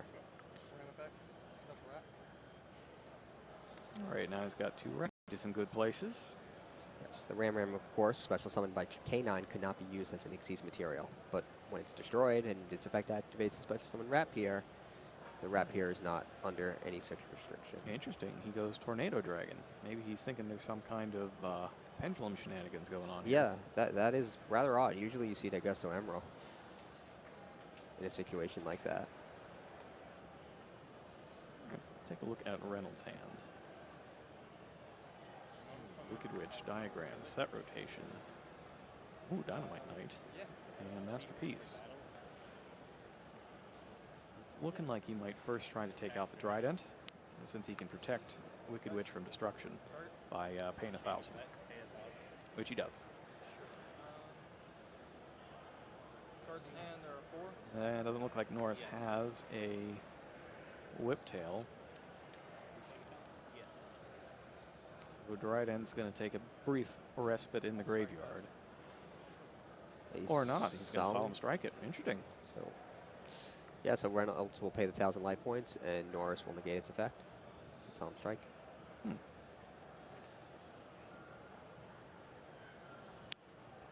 I guess he thinks, well, with that off the field, because of the effect of a counter trap, Reynolds also can't chain its effect to special summon one of the bigger ships. All right, so Diagram is next. Activate Diagram. Now the first one's going to get hit by Tornado Dragon. Chain Set Rotation. Now that sets cards from each player's deck, so he can set it on top of the active Dragonic Diagram. Is there a reason to set it, though, instead of just let it get destroyed and then activate it? I think he's just doing it to complicate the situation for Norris. All right, see if that works. See if that causes him to misstep. He gives his opponent Cosmotown and gives himself another Diagram. Oh, that's interesting. So if the Cosmo Town is destroyed from Norris's field, will Reynolds be able to use its effect? Yep. That's a good synergy. Now he activates the new Diagram.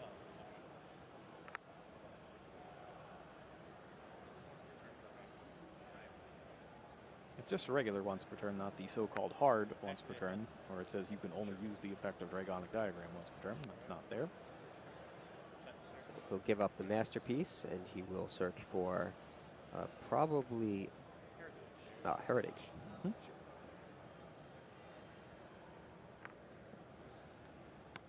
He needs something Hey. to contribute for Dynamite. And that also lets him both dig and destroy the Cosmotown. Yes. How many has he drawn this turn?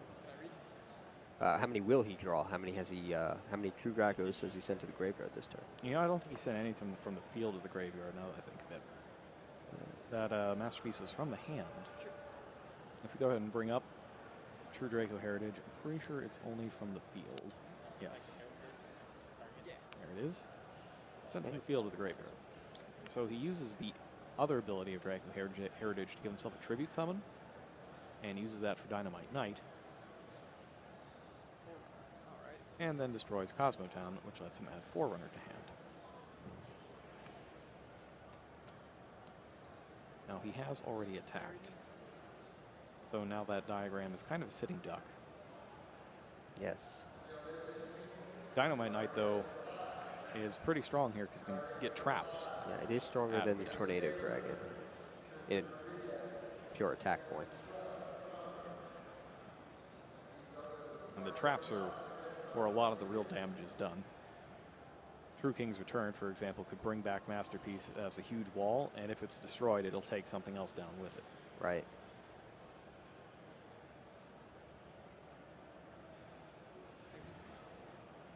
Activates Tenki. I guess Reynolds declines to use his Dynamite's effect so far. Haven't used it yet. On add, activate. That's not quite how this works. No, but it looks like Norris is letting him do it. Yeah, you don't get to wait to see. Yeah. Should have been in response to the activation of the Tenki. Yes. And it comes down to this. Round 11, final round of Swiss, and then we'll cut to a top 64 for the North American World Championship qualifier. For this round, we have Joey Chow. He's using a Pure Zodiac deck. We saw him take down UDS Las Vegas, so he is our current reigning UDS champion. So that's pretty cool. Playing against Chester Henson, and he's using the heavy True Draco, light on Zodiac hybrid deck that we've seen grow. I think this is sort of like maybe the breakout tournament for this deck, because I didn't see much of this deck before this weekend. How about you? Not either have I. It's either been the pure Card of Demise version, like we saw a few rounds earlier yesterday, or not at all.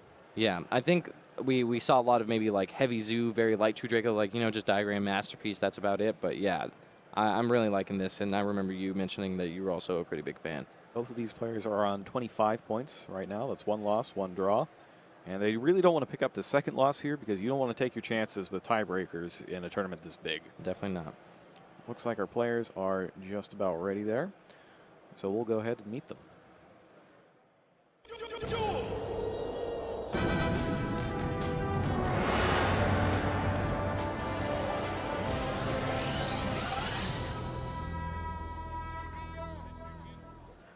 I won't know what. Just kidding. I'll start. Yep. Chester Henson starts things off. Yep. Solid hand, Fire Formation, Tenki, and Zodiac Barrage. And he's got some Dracos there, too. Yeah. Fortunately, no traps, though. Won't be able to interact too much, and he can't get the additional summon he needs for the True Draco, right? But I guess if he starts with just Barrage and then doesn't normal summon off the Tenki, he could also summon one of the True Draco monsters, which I Right. think is what he's likely to do. And it's Dynamite Knight, so he can get to the traps that Yeah. way. Are you going back in? Yeah. I think he's going to Barrage his Tenki and then Thoroughblade, I guess.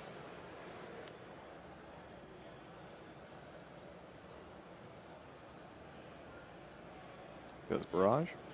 And looks like Joey Chow does not have anything to interact with that. Yep. Tenki is destroyed. Yeah, this is pretty greedy if he gets Thoroughblade here. Ghost Dark and Snow Rabbit could just ruin him. And it looks like Chow's cut Regeki, which is the end of our previous True Draco player in round 7 yesterday. Round 7B, not 7A. Use its effect? Yes. Yeah, sure. Thoroughblade is activated. Discards a Rap here to pick up a Ram.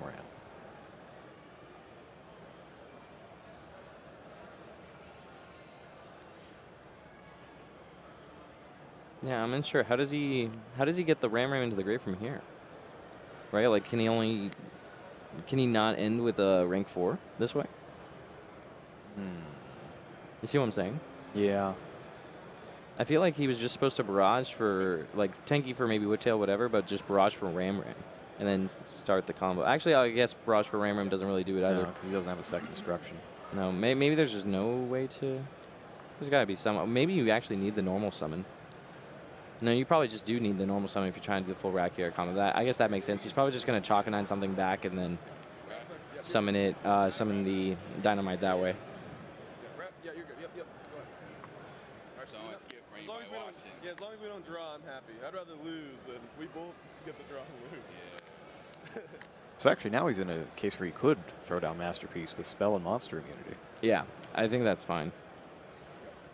I just initially thought that he could do the Zodiac combo plus the summoning the Dynamite, but I realized that he needs the normal summon. Man, Masterpiece Trident would be pretty good. It will be pretty good. I mean, Raigeki will clear out the Trident, but Masterpiece will live through it. Yeah. Jack 9 next. Activates it. There's Throw-Blade, and he could get a rank 4. No, he can't get a rank 4 here. Yeah, because he of Chalk doesn't 9. have Ram Ram. Ram Ram's in the hand.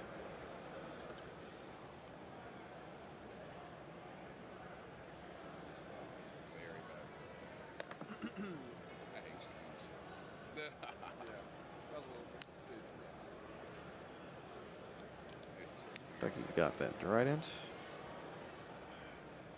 Checking his cards in hand. Yeah. I think he's That's just the trying to thing decide about- how many materials he wants. Yeah. Yeah, initially, I don't know. Before, I played a lot last weekend, and before last weekend, I always thought like, oh, I want at least one extra, right? But after playing last weekend, I'm very much on the I only need one material under my Trident, excluding my effect monsters. Tributes for Dynamite there. You can if you want. You go ahead. You know, I'm kind of okay with that, because even if he gets Raigeki, he gets the trap, and then he can at least summon Masterpiece, but it won't be immune to monster effects. Yeah, which is the big deal against Zodiac, though, right? Because of Trident.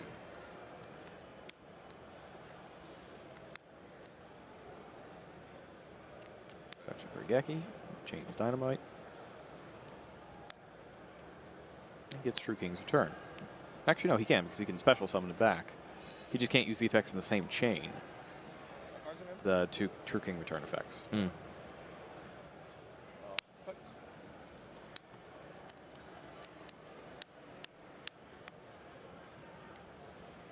That's That effect will be good. I think I'm gonna go back in. I'm thinking. Okay, you're good. Yeah, I'll summon. On resolution, You're I'll good. activate return. What's your effect? Too special. Activates the special summon effect.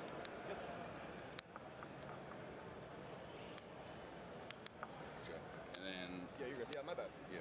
And then I'll activate the tribute effect. Sure. I mean, this is good. Probably leave a barrage.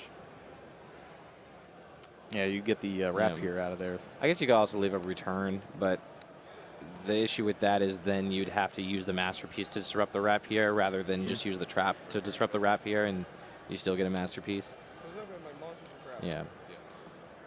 And he's really fortunate that he picked up that one of Book of Moon. People Yeah. have been drawing it all morning. And he set it face down? I think he just set it from his hand down, thinking about whether or not to activate it. Well, if you're watching at home, please don't do that. Yeah, that's definitely not the best, but If your opponent is understanding and can tell that that's what you're doing, you're probably going to be fine. But let's say you're in a world championship match, for example, Yeah. and there's a language barrier. That would be considered clearly setting the card, and he would not have been able to flip it.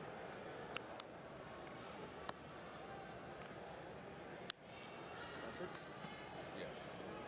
overlays for Broadwell on top of the Ram Ray. He gets off barrage, activates effect, finds a whip tail.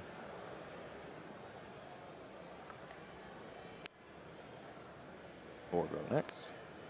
Chalk-a-9 after that. Chalk-a-9 gets back the Ram Ram. Tiger Mori's probably... Yep. Cards in hand. 3.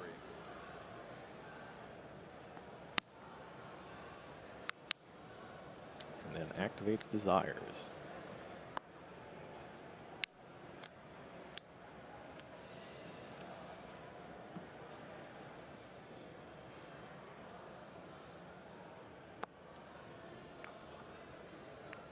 Into Maxi and Whiptail. Yeah.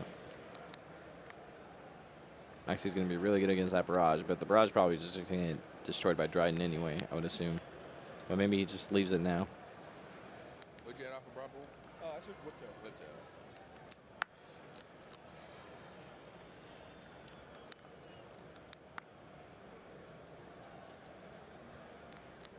Target. Destroys his own That's fine. Ram. Get back Wrap here.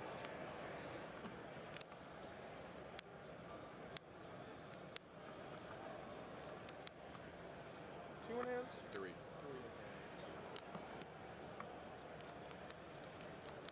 I feel like a lot of people are just getting undone by limited cards.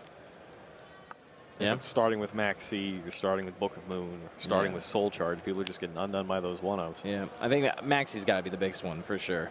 But yeah, Raigeki and Soul Charge too. Pokemon as well, I guess. Battle phase. That is one of the things that is very exciting about Yu-Gi-Oh! Is that there are those turnarounds possible. Flips. Yeah. So 1750 Whiptail thing. He's unaffected. He went face down. It removes all the lingering effects if it doesn't get sound. Yeah. I thought He can be affected by everything. He can still pop, but he forgets that he's. Yeah, so what happened here is Masterpiece is still considered tribute summoned. Mhm. When you flip the monster face down, it basically loses track of What it was was tribute used. summoned, yeah. It's the same thing as like Shaddolls and all that It's stuff. exactly Like, the same special as summon from the Shaddolls. extra deck, you put it face down. It knows it's special summon, just not where. Yeah, not where, not how. Yeah. So you think, how much? 1750.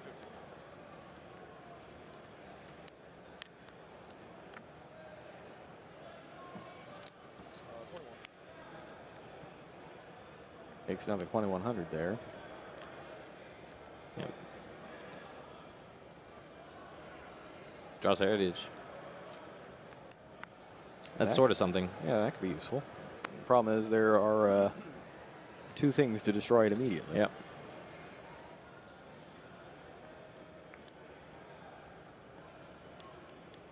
Chow's Dimensional Barrier set too, so getting that destroyed won't be the worst. He can just respond with his Dryden and then activate Dimensional Barrier if he wants to. I guess he could also just hold it back too, though. Yeah.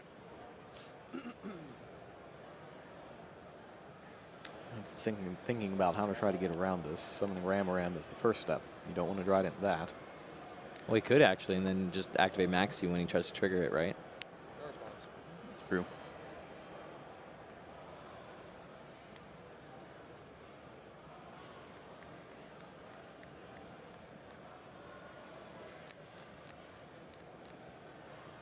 I guess all that really does, though, is just give you an extra draw. I don't know how good that is because you're also burning your Dryden. And like once Henson just gets back to monster, he just stacks Dryden on top of that. You get an extra card, and then he uses his Dryden. I guess if your plan was Dimensional Barrier, it gets a little better.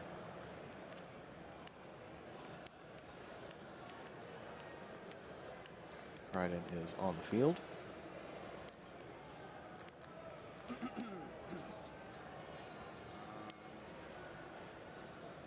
Battle phase. Sure.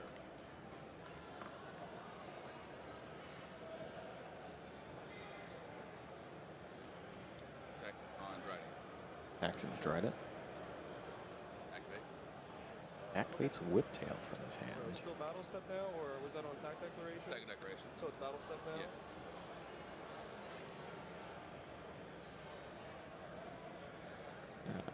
Why do you think he activated that Whiptail? He's trying to force the Trident so that he can then chain and take out Tornado Dragon. This is a plan to force Heritage through. Okay. That makes sense. It just kills it. Make face down. Sure. Effect tribute summon. Tribute Summon effect. Hit Hoppers, right? And he does not activate Dimensional Barrier. Go ahead. Doesn't want to give him a card.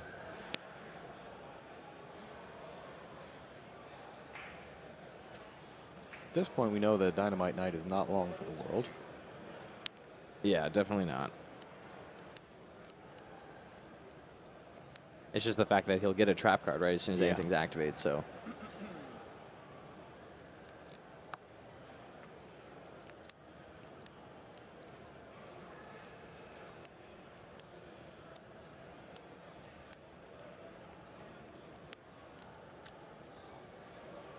He's got plenty for combo there. Yeah. Targets. 1, 2. 1 rat. 2 more Xyz monsters. And then Dynamite Knight activates.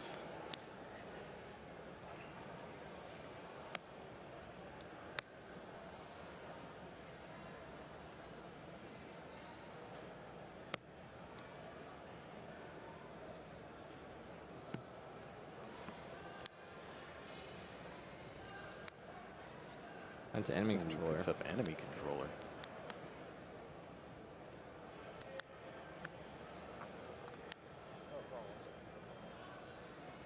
Thought it was a check. Yeah, honestly, it didn't matter. I don't think it matters, but so summon that now. I'm missing the Tiger Mortar anyways. Thank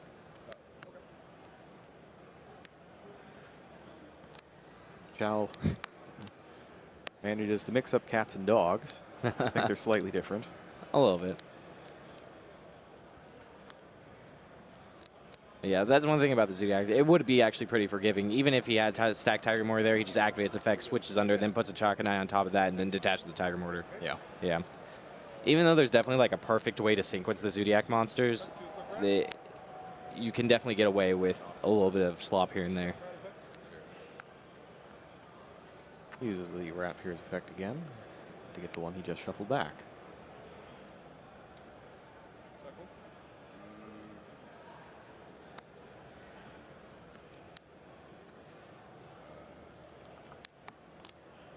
Activate return. Target. Dynamite. Ooh. Activates Max C, but I mean, this is the only special summon for the turn, so it's just a 1 draw.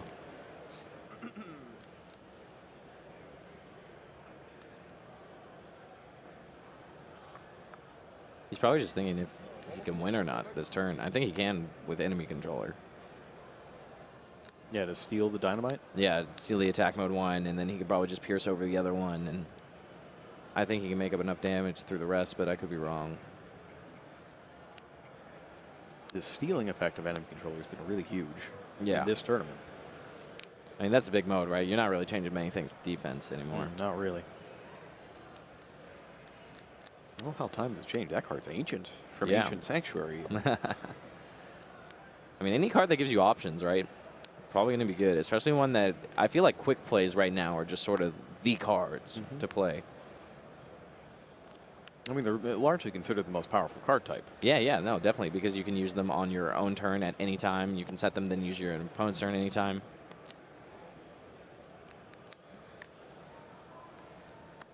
You can play as many of them as you want. Yeah. Their spells. Yeah, good going first and second. That's what makes quick plays awesome. Battleways. Attack for 400. Easy pieces. 400 piercing damage over the defense mode. Steals Dynamite Knight. Yeah, looks like he's got it. 4. 4, 25, and 24. 24. Puts you at 27. I'll leave him at 2. Not quite. Oh, no, that's right, because he's got Ram. He actually had a lot more damage if he wanted to, right? Or same amount, never mind. Because he can just have the whip tail. The difference between the whip tail being under before or after doesn't really matter. But yeah, I missed the Trident there for a moment. All right, well, Book of Boon basically stole that game. Definitely. Otherwise, Henson's opening was extremely strong, and he would have been able to take out the barrage as well with Masterpiece. But Book of Boon's there to save the day, and now Joey Chow is up 1-0. Yep. When moving his side decking, Hensing gets a lot of very powerful cards against Zodiac. He gets Dimensional Barriers and Forbidden Apocryphas. Yeah. I don't think I've seen Forbidden Apocrypha succeed so far this weekend, though. Somebody has always had Book of Mode. Yeah, I think the Every one single time time. I saw Forbidden Apocrypha this weekend, someone had Trident, but then they didn't Trident their own Xyz monster. Ooh, Yeah. that's rough. We had an interesting scenario last round as well, where our Paleozoic player kept destroying the Xyz monsters as soon as they appeared. Mm-hmm. And he also had multiple Forbidden Apocryphas face down. Oh, man. Yeah, so I'm not sure that was quite yeah, the way counterintuitive. to go there. Yeah. It's kind of a tough card to play with. I think it's easier to play around than it is to play with. Yeah, no, that might be true, actually. The big thing with the Forbidden Apocrypha is that, like, obviously, as you said, if you could set it up, that's where you want it, right? But you sort of want it in situations where you're able to take back the field, right? And even if you leave yourself with one Xyz, it's not that bad. Yeah. It's definitely an interesting card. Obviously, the easiest one to compare it to is Xyz Universe. I Right. feel like I've played a lot with Xyz Universe, not as much with Apocrypha. So, but the dynamic there is still a little different. Yeah, with Xyz Universe, you still... is it better or worse to have them destroy their own monster with Dryden with Xyz Universe than it is with Apocrypha? I don't know. The difference is probably negligible most of the time, unless they have a bunch of Xyz monsters, right? Because that's when Forbidden Apocrypha is just going to work regardless. Yeah. But Xyz Universe, they just get rid of whatever you target, right?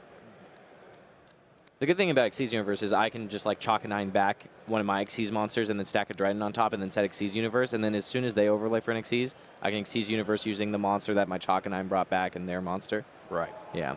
So in that way, Xyz Universe is a little more flexible. Because that doesn't count as using it as Xyz material, right? You special summon the Uh, Xyz monster and Right. then It attach them. also chalk and 9 only works until the end of the turn. Right. So you're usually using Xyz Universe Oh, during so your you're opponent's using it on turn. their Yeah. turn. Yeah, you're just sort of setting it up. And it doesn't look that suspicious most of the time either, especially if you're bringing back something like a Dryden or a Hammer Kong, because your opponent will probably just think you have Whiptail in the hand. You can also just bring back Broad Bull, too. This looks oddly familiar over on Chow's side. You see that Regeki again. There's that Soul Charge again. Just keeps creeping into all these opening hands.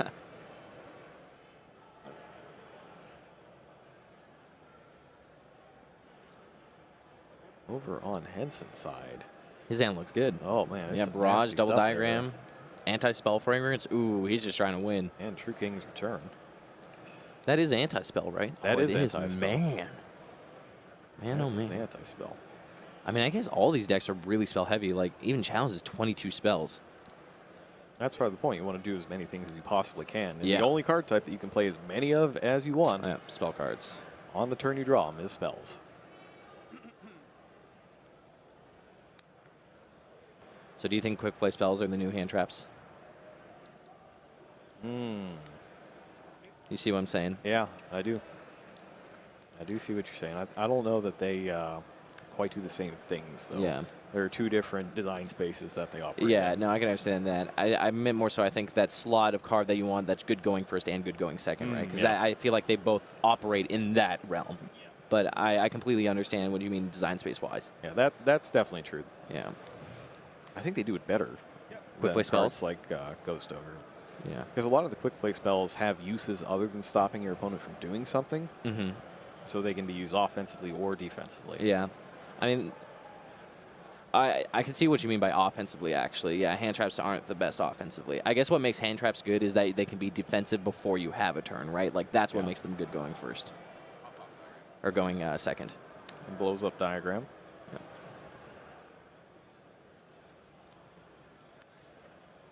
It's wrap here.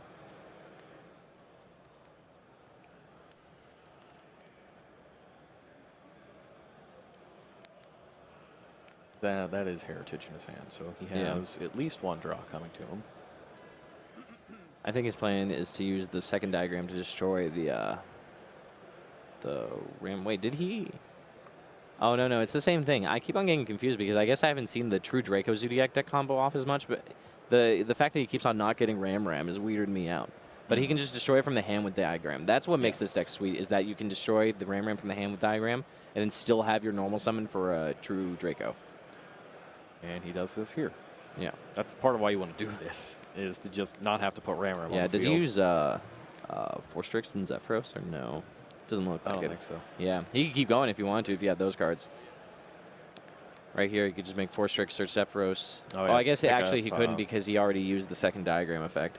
Well, he can pick up the diagram, can he? Yeah, well, he already used it, so there's no way to get the Zephyros into the grave, right? Oh, right. Yeah, it's not a gate Urg. Right. Yeah, Force Strix just searches it, unfortunately. But that would have been cool. All right, so we got 2 level 2s. Yeah. Jack and 9 bringing back Hammer Kong.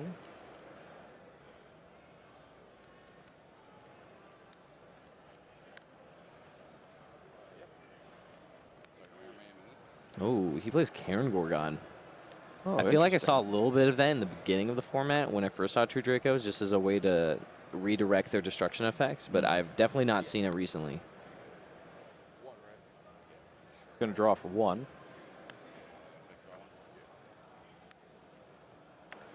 And he did search out Masterpiece later. It tries to like put itself as a material. I believe so. Let's bring up King Gorgon. Yeah, that's a cool one. Here he is. When another card effect active targets exactly 1 card on the field and no other cards. Doesn't matter whose side it's on or whose effect it is. You can redirect it. Yeah, Karen Gorgon is definitely one of my favorite Xyz monsters. Sort of fringe, but he's so cool looking. And he tributes the barrage. Yeah, this is an impressive turn 1. He has a Dryden with a Ram under it, so it's not really being threatened. He has Tornado Dragon and Masterpiece, but thankfully Chow's Raigeki. Unfortunately, he drew that Maxi as a 6th card. Yeah. And Anti-Spell Fragrance here is a beating. Yes. And he had 2 of them as well.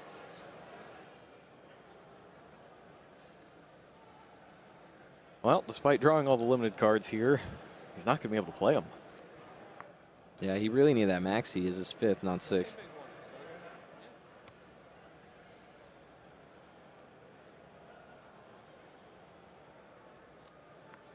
That's pretty brutal. Yep. Henson's going to need to do some work here. Yeah, do you think he can win through this field? Oh, Tornado Dragon's also just going to be able to pick off 2 cards. Oh. That's rough. And he can reload the Tornado Dragon, too. Oh, man. Oh, yeah, with Tiger Mortar. Oh, yeah, he's just going to concede. Ooh. That was not pretty. That's pretty brutal. Yeah. Well, that is what the deck is supposed to do. I think that might be the first time this weekend we've seen the True Dragon Zodiac well, actually that really seemed go like off. a very ideal opening, right? Yeah, it was he ended with super Tornado good. Dragon, Dryden with a Ram under it, a Karen Gorgon with back row, and he still had, was it Heritage up? Still had Heritage and Heritage up. Diagram?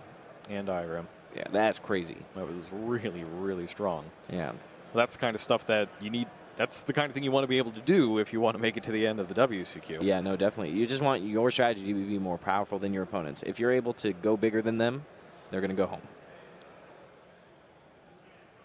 So we are going to see a game 3 here in the last round of Yeah. Swiss. Chow gets to go first this time, so he can bring an Anti-Spell Fragrance if he wants. Same thing with Imperial Order. Anti-Spell Fragrance is pretty good here. Yeah, the only issue is if they draw one of the True King, True Draco continuous cards plus a Tribute Way or Ignis or a Dynamite. Yeah. Because then they can just, set it, tribute it, destroy the Anti-Spell. But any other situation where they don't have that card combination, Anti-Spell is a huge beating against True Draco. I think is he maxing out? No, he's got 1 Disciple, 3 Heritage. Yeah. It's also an easy swap for Dimensional Barrier because Dimensional Barrier might not be the best in this matchup. It's not. Yeah, it's good against the Zodiac card, so maybe he actually wants, I could also just see cutting enemy controller, actually. That card has to be far from the best going first. And then Henson going second. I don't know if he can keep the anti-spells in. He just needs to have as Yeah, many no, cards that he definitely can play not. going first. But he has Ghost Ogre and Snow Rabbit. Yeah, that's going to be a good one going first. That's going to be a time for that. And then he's got his Spell and Trap removal in there as well. Cosmic Cyclones, Twin Twisters. Don't know how much of that he's going to want. I think he's put in Imperial Order. Or he's taking out Imperial Order. And putting in Twin Twisters, Apocrypha.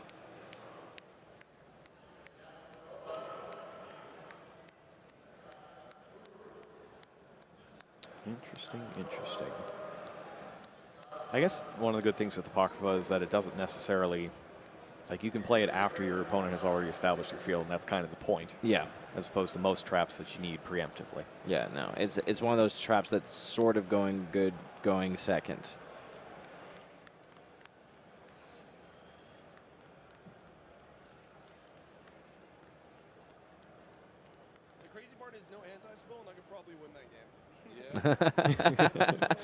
I mean, don't disagree. I think yeah, he's his hand was absolutely great. right. Exactly.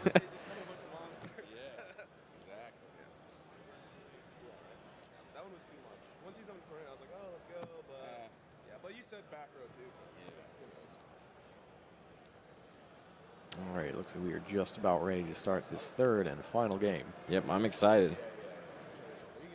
Top cut is imminent. Nobody wants to go in with 2 losses on their record, especially with a draw instead of that extra win. Yeah, one of these duels is basically locked. The other is probably left to tiebreakers or something.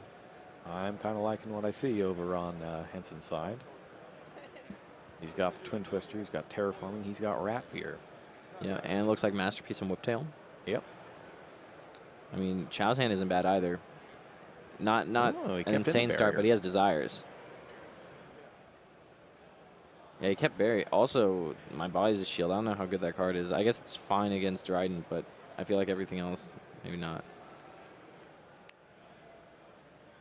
Normal summons Whiptail.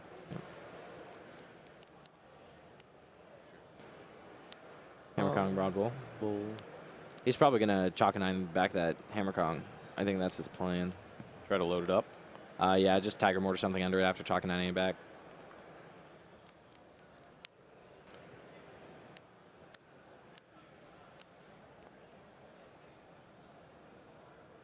Okay, no Rapier is banished, so that's good.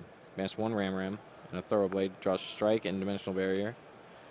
Once again, cards that don't line up very well against the True Draco half, but they're workable against the Zodiac half. Activates Shock 9, gets back Hammer Kong. Tiger Mortar on top of Shock 9. It's going to put a material under Hammer Kong, so because its effect's negated, it won't need to detach during the end of the turn. And then Zodiac Dryden comes out last. How many cards are you going to set? 3 or 4? 3 it is. All right, he picked up Ignis Heat. Yeah. How many Ignis Heat does he run? 2. I think that one's deceptively powerful. Just being able to search Heritage, I think, is very important. Heritage, a very strong card. We saw one person draw 3 cards multiple times. Yeah. With it. In fact, there's one turn where he was Card of Demise, and then later Heritage. For 3. Yep. Which was pretty amazing. Yep. I'm pretty sure the other turn he drew 3 also Desires. So, or actually no, it was probably a duality.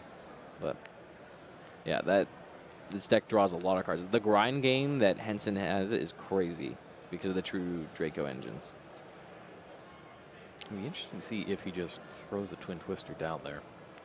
Yeah, I mean, I don't mind it, but it makes sense to summon the Zodiac first and try to bait Dimensional Barrier, right? Yeah.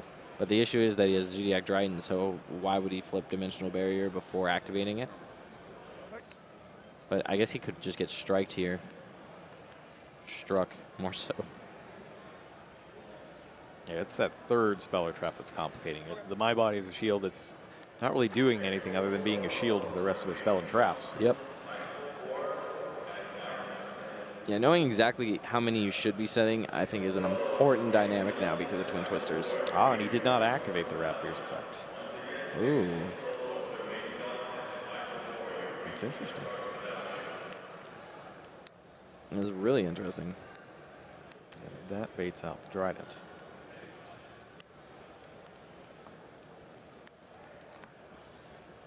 I wonder why Chow didn't just Dryden the Rapier if you wanted to do it like that.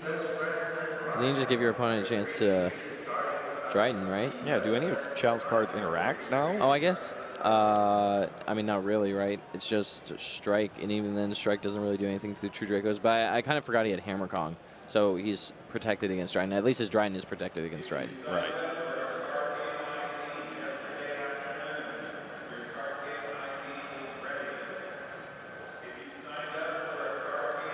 Yeah, let's go ahead and bring up Ignis Heat. Will do. I might be getting my memories mixed up. Once returned during the right player's turn, and your opponent activates card effect when you control this tribute summon monster. You can yes, okay. So that part's not there anymore. There was a time when neither player could chain to these searching effects. Oh, that's crazy. That was one of the many things that these cards no longer do.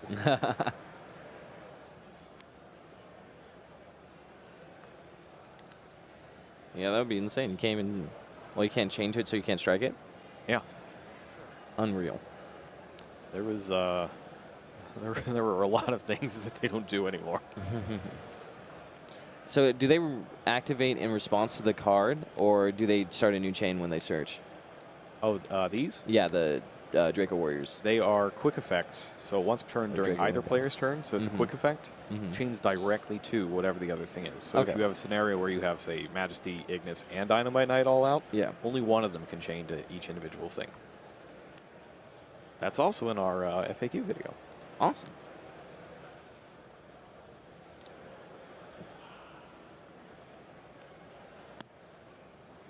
Yeah. Maybe strike isn't as bad against this deck as I thought. I guess if you have like a way to bait it every time, like Dryden or whatever, you can just strike it, but it still feels like you're losing a lot of cards. Yeah, since you can respond to them now, strike is a lot better. Yeah. Here he goes ahead and tributes Or Ignis. Heritage. Oh, yeah, so he's going to... I feel like I would just Dimensional Barrier there for Synchros or something ridiculous, some other random type, and then hope that my opponent activates it so I can strike it. Does I will actually just Dragonic Diagram prevents destruction still? By battle. By battle only, not card effect? Battle. Nice.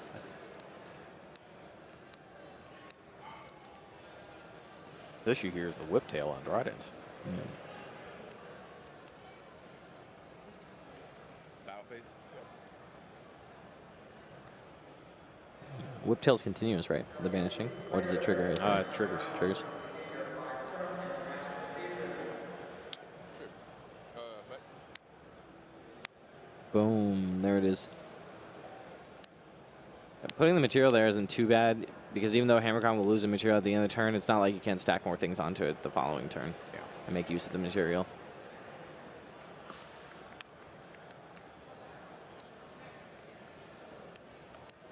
Yep, now Twin Twisters and Masterpiece aren't doing much.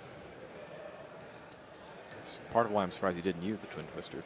Yeah. Especially after he saw the dimensional barrier go. I as well. Stand by face. Oh, Soul Charge.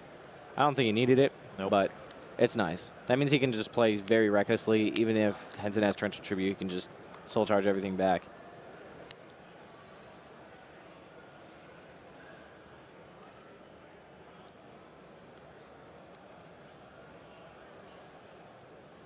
Effect. Yes.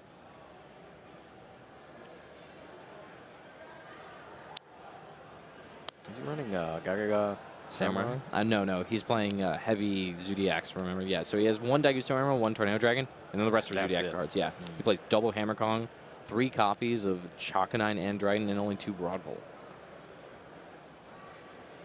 I feel like when I see numbers like this, it means that someone has played this deck a lot and gotten like a very specific feel for what they need. Yeah. Because seeing 2 Hammer Kong and 3 Chakanine and 2 Broad Bolt just seems crazy. And normally we see 3 Broad Bowl Yeah. and 1 Hammer Kong. Yes, and 2 Chakanine. Enter battle phase. Yeah, he's sacrificing a generic rank 4 for one of those Zodiac monsters, too.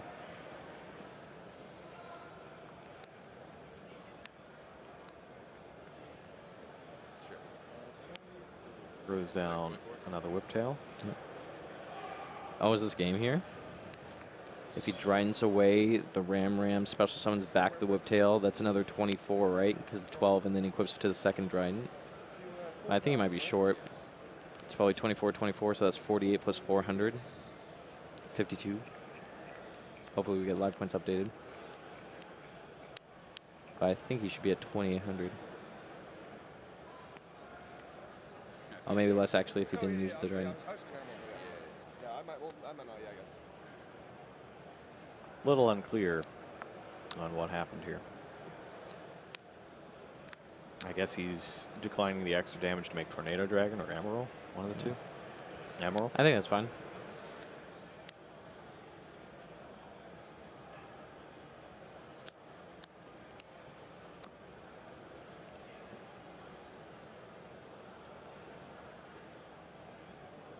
How much time is left?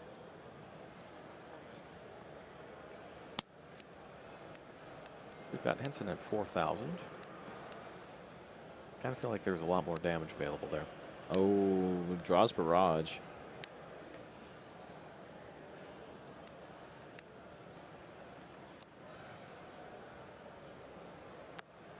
Checks his 10 face-down banish cards from Desires. How many cards in hand? 2 cards. Yeah, you Henson considering activating Twin Twisters here, but I don't think he really wants to do that. Effects. Gets to get the bonus value of barrage. Put it under one of his Dridents.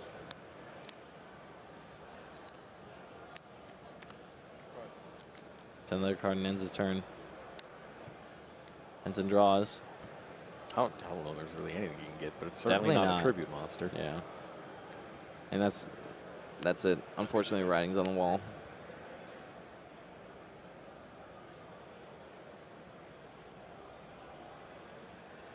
I feel like his only real chance in this one was to have used that Twin Twister During the after, phase. well, after he saw the dimensional barrier flip. Mm. Oh, I understand Or, what you're saying. yeah, Yeah. So he gets rid of the dimensional barrier, and then then there's he only activates 2 Twin left. Twister and he on can the clear strike it. and the, yeah. Instead, he got hit by the strike and wasn't able to get any Yeah. value. Well, out of like, Magnus Heat. the issue is there then, right? If he activates Twin Twisters, has the Dryden activated yet? Yes. At that point, it did. Yeah, it had. I mean, yeah. I think then the way to play that, I still would have chained Dimensional Barrier, I think, trying to name something. Just whatever I could. I don't know if Fusion or Synchro is better. One of the two. Try to make him trigger that Ignis. So Chester Henson opens pretty much as well as you possibly can in game 1. Yeah. And goes first and is undone by Book of Moon. Mm-hmm. And he opens pretty much just as well in the second game, but this time he manages to take it thanks to Anti-Spell Fragrance. And then it just wasn't to be Nope. in game 3. He did not quite have the card quality to keep up in that one. And as such, he'll be at 2 losses and 1 draw going into the top cup. Still has a chance, but not the greatest chance out Outside chance. He'll end on 25 points. Joey Chow will end on 28, picking up 3 in this final round. Yep. Top 64 make it to the playoffs, where it'll become single elimination. And you'll have to make it to the semifinals, the top 4, in order to earn an invite to the World Championship. Remember, because of the World Qualifying Point System, the redemption round no longer exists. there. Yeah. So all the pressure is on Scary. you once you get to the quarterfinals. We still do not know for certain who all of the invitees from the World Championship points are. Van den Hooten is still in, I believe. Yeah, Van den Heuvel. Van den Heuvel. Yeah, Van den Heuvel, I believe, is still in. Jeff Jones went X3, I think, the least last X3. round, so very likely not in. So it's looking like we'll have the first and second place be Asala and Billy, like it was going into this tournament. Jeff needed to do something to really jump them, but depending on his last round, like maybe he wins, maybe he gets lucky, makes it in, and then maybe he can win in the top 64, and then at that point he has a chance to get in. But other than that, it's looking for slim for him. But yeah, Van den Heuvel, I think, still has a shot. Yes, and based on what I Cotton know last. is- Yeah, he's out. He's out in this, but he's still obviously in the points race. Yeah, Right. Van den Heuvel still is in position to potentially jump him. He was he barely made it in. He was 255 out of 256 Oh, man. in the cut last night. So he had his work cut out for him this morning. Definitely need 2 wins and a little help from the gods of tiebreakers. Yep. If there's any time to pray to Ross, Lifer, and Obelisk, it is now, Matthew.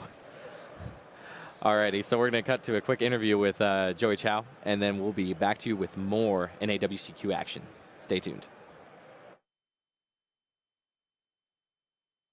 Yu-Gi-Oh! Battles of Legend, Light's Revenge. Dozens of new cards you can add to your deck, plus old favorites from every Yu-Gi-Oh! Era. Make way for the Light, Light's Revenge. 5 cards per pack, each pack sold separately. Yu-Gi-Oh! Pendulum Evolution. The final masters of Pendulum Magic have arrived. Astrograph Sorcerer and Chronograph Sorcerer lead new Pendulum monsters, plus old favorites. All foil cards. 5 cards per pack, each sold separately. Yu-Gi-Oh! Maximum Crisis! Now you can max out your deck with true Draco monsters and powerful new Pendulum monsters. 100 new cards. Maximum Crisis! 9 cards per pack, each pack sold separately. And we are here with our last round's feature match winner, UDS champion Joey Chow. So you had a crazy set of games there, I feel like. And the number of limited cards you drew. I don't know how many scapegoats you sacrificed to get here right now, but it had to have been. Yeah. Any comments about the last games? It seemed like you had a lot of interesting sets, cool decisions to make. Yeah, definitely. So the first game, I was definitely fortunate enough for him to draw Regeki, and I think he might have, instead of him summoning an Emerald, he didn't, but he ended up tributing for Masterpiece. That was unaffected by spells, so I could safely book a Moon and do the full combo with sending combo with Rat, pretty standard Zoo stuff. I won't bore you with it, but yeah, I drew really, really good all 3 games. And game 2, if he didn't have the anti-spell, I think I could have won too, but that's sometimes what it takes, unfortunately. Yeah, either him not having the anti-spell or Maxi being in your opening rather than 6 card, right? Yeah, honestly, I really think that people think it happens more than it does because they always remember it, but yeah, it is pretty unfortunate when they special summon like 20 times and you have Maxi because... Easier to remember when it's on camera, right? Oh, of course, yeah. Okay, so the one thing I want to talk about is your extra deck is very unique, right, for a pure Zodiac deck. You play a lot of Zodiac monsters. So 3 Chalk and 9, 2 Broad Bull, that's a weird ratio, and also 2 Hammer Kong. Yeah. So do you want to talk about that? Yeah, sure. So my extra deck is just 1 Tornado, 1 Emerald. Honestly, later in the game, it's kind of hard to summon the second Emerald. And a lot of the time when the game stays simplified, you just want to summon Tornado Dragon anyways because it protects from the continuous spells that kind of extend their plays. And I also play 2 Tiger, like Robbie was saying, and then decided to play the second Hammer Kong. It was originally a 3rd Broad Bull. It actually came up that other game, unfortunately, because it didn't end up mattering, I think. But it would have been nice to summon the 3rd Broad Bull. But my reasoning is, you kind of want to go for the Trident Hammer Kong play when you just draw just Whiptail or just Broad Bull or just Ram. And it kind of lets you burn it so that later, if you're playing against the Masterpiece deck, you don't have to check and Nini it back and then Tiger Mortar it. And sometimes the extra name is just helpful just to summon. That makes a lot of sense. Okay, so have you missed Dweller or Gaga Samurai or any of the fringe ones at all? Yeah, Gaga Samurai probably comes up a little more, but honestly, kind of just the way you know in tournaments. Sometimes, maybe later in the rounds, you might know what you're playing against, but I think most of the time, Dweller probably isn't that good unless you're summoning at turn 1, and even then it can be risky, because sure, you might just, like, if they set a card, you can Dweller, of course, because by the time they tribute summon, it's too late, because it makes it so they can't activate the effects. But if they tribute summon and they just attack over your Dweller, even if you dried it, it's still kind of a 2 for 2, but... Yeah, it's still lower. That makes sense. All right, well, congratulations, man. I think you're basically locked in for top 64. Yeah, I am. Shout out to my store and sponsor, Game Den in Salt Lake. If you guys want to improve or just come down, I would highly recommend it. There's a few locations. All right, cool, man. Well, best of luck. Hopefully you make it to the World Championship. I appreciate it, I'm here to Robbie. see you there. Yeah. All right, we're going to cut to a top 64, and we'll be back with that soon. Make sure to stay tuned.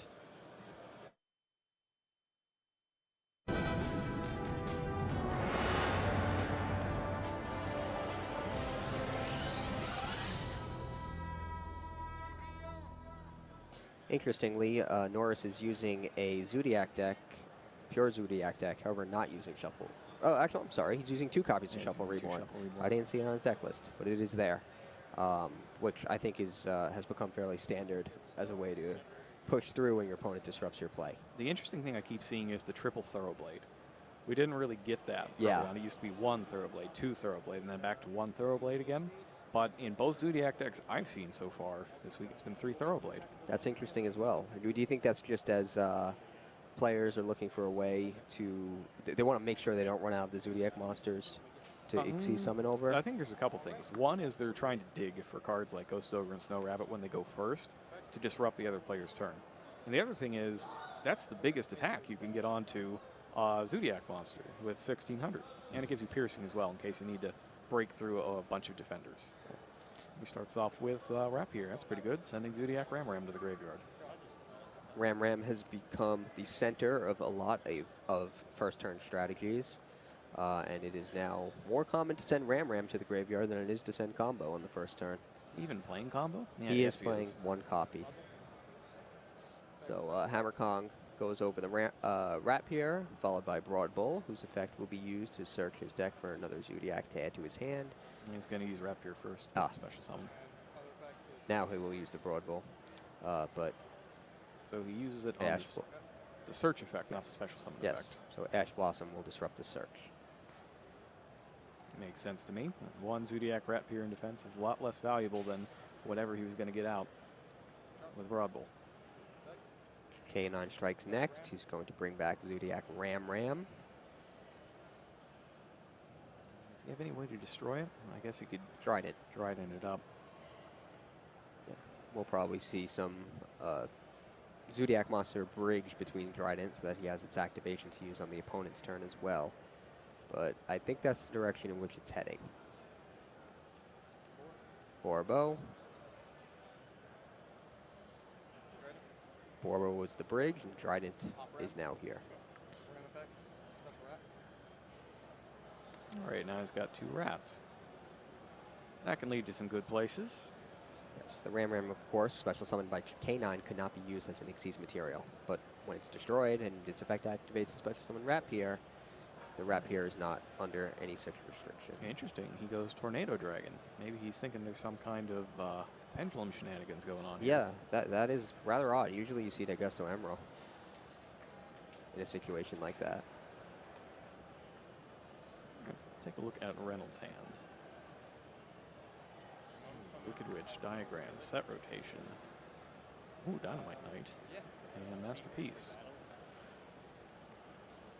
It's looking like he might first try to take out the Trident, since he can protect Wicked Witch from destruction by paying 1,000, which he does.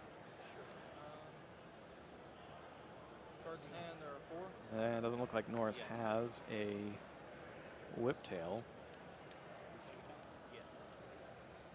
So Dryden's going to take a brief respite in the graveyard. Or not. He's going to Solemn Strike it. Interesting. So, yeah, so Reynolds will pay the 1,000 life points, and Norris will negate its effect. Solemn Strike.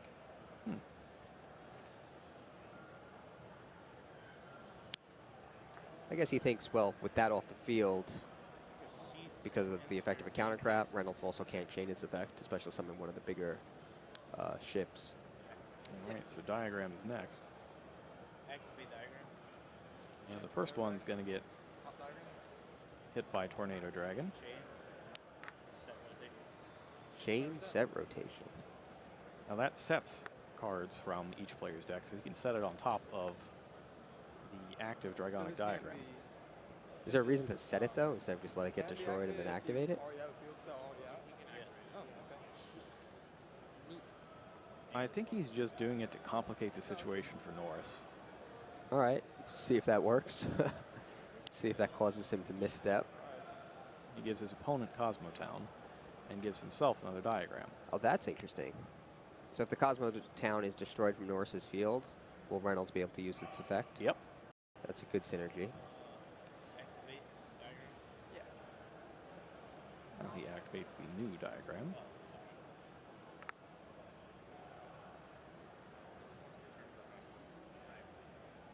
It's just a regular once per turn, not the so-called hard once per turn, where it says you can only use the effect of Dragonic Diagram once per turn. That's not there.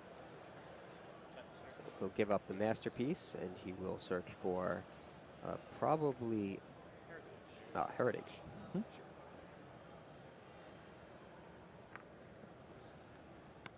He needs something to contribute for Dynamite. And that also lets him both dig and destroy the Cosmotown. Yes. How many has he drawn this turn? How many will he draw? How many has he? How many True Dracos has he sent to the graveyard this turn? You know, I don't think he sent anything from the field of the graveyard, now that I think of it. That Masterpiece was from the hand. If we go ahead and bring up True Draco Heritage, I'm pretty sure it's only from the field. Yes.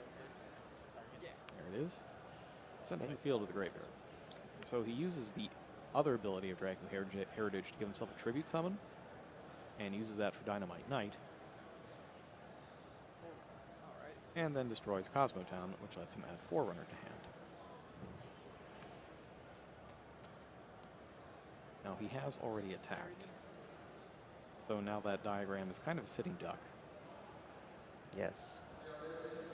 Dynamite Knight, though, is pretty strong here because he can get traps.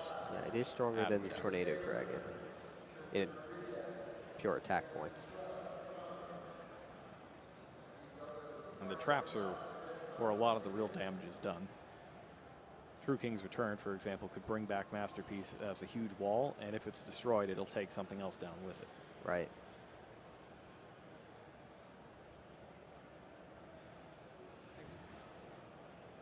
activates Tenki. I guess Reynolds declines to use his Dynamite's effect so far. Hasn't used it yet. On add, activate. That's not quite how this works. No, but it looks like Norris is letting him do it. Yeah, you don't get to wait to see. Yeah. Should have been in response to the activation of the Tenki. Yes.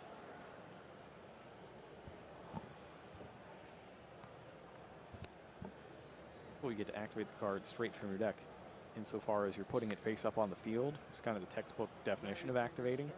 Yeah. But when it comes to, say, getting things like spell counters, the card doesn't resolve because it wasn't actually activated. So you would not get spell counters, for example. Huh. But you couldn't, for example, with Ignis Heat, put a spell face up on your field while anti-spell fragrance was in play. Interesting. That's actually been coming up quite a bit in this tournament. Norris discards one Thoroughblade to draw a new card.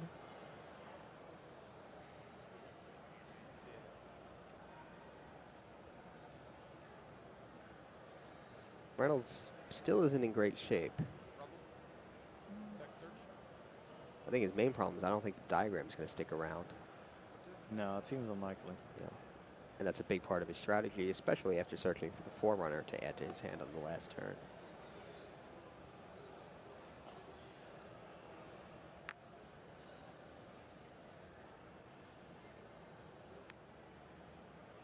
Norris taking another look at his extra deck to see what he wants to go to next, and it's Tiger Mortar. And the neat thing with Tiger Mortar is that if he wanted to, he could just keep loading up Tornado Dragon with more materials. Cool things with Tiger Mortar is that you don't have to only attach a material to a Zodiac monster. Oh, I didn't realize that. K9's next. There's Ramram.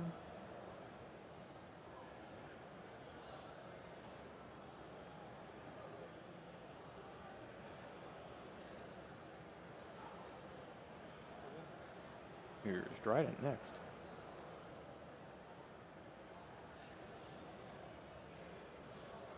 Does Norris have, yeah, he does. I definitely do not think the diagram is going to stick around. No, we destroy with Dryden, destroy with Tornado Dragon. Destroy with Ghost Ogre that he's now got in his hand. Puts another material on. He wants to banish the Dynamite. Right. And that leaves the True King's Return fairly useless. He's got Masterpiece in the graveyard. Oh, that's right. He discarded it to his diagram before to search for the Dynamite. So you're right. So it's interesting because that Tenki was the difference in attack points there. But yeah, normally it wouldn't be destroyed by the battle because of diagram, but it gets banished instead because of Whiptail. Yeah, so that was a good play. And he knows the only card in Reynolds' hand is the Forerunner that doesn't do anything if the diagram leaves the field. So he activates.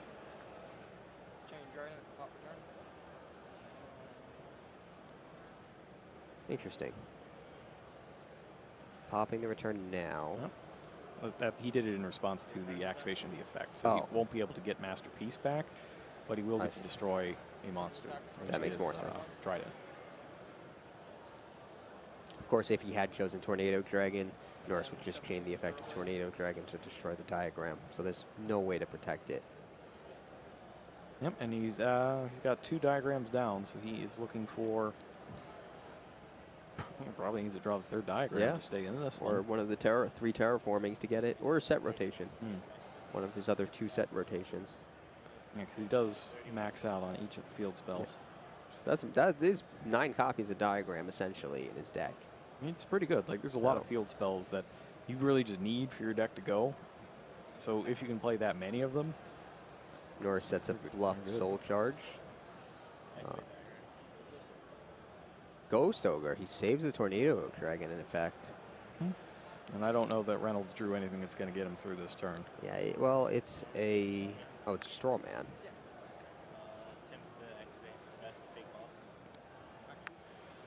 Okay, so he uses Straw Man's effect to banish and summon Forerunner from his hand, and Norris chains the effect of Maxi to draw a card when it hits the field. So he has the biggest monster now, I don't know how far that's really going to get him, but Well, the good thing about it is that it's untargetable, but the untargetability doesn't help you against a whiptail. exactly. And Whiptail is easily accessible thanks to Tiger Mortar, who can just create materials. So it looks like Reynolds has pretty much nothing right now. He has a Forerunner that's basically an illusion because it won't be there for long. As Norris is out of... no, he's still got a mortar left. Oh, and he had the Whiptail just in his hand. So he doesn't even need the Tiger Mortar over it.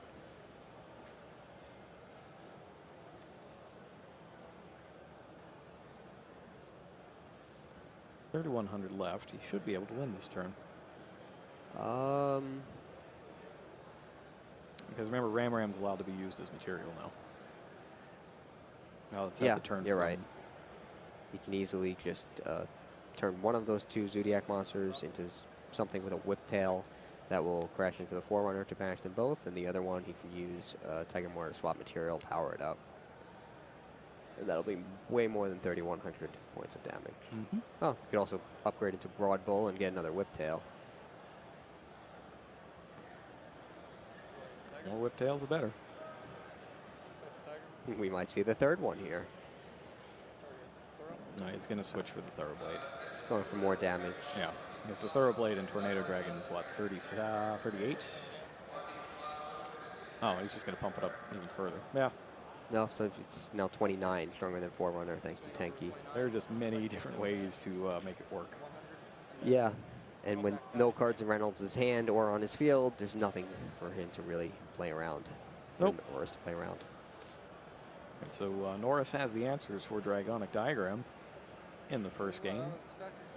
And manages to make the right play, even though he didn't know why he was making it, with the Tornado Dragon on the first turn. As we hear him saying, he was expecting some kind of pendulum stuff. Yeah.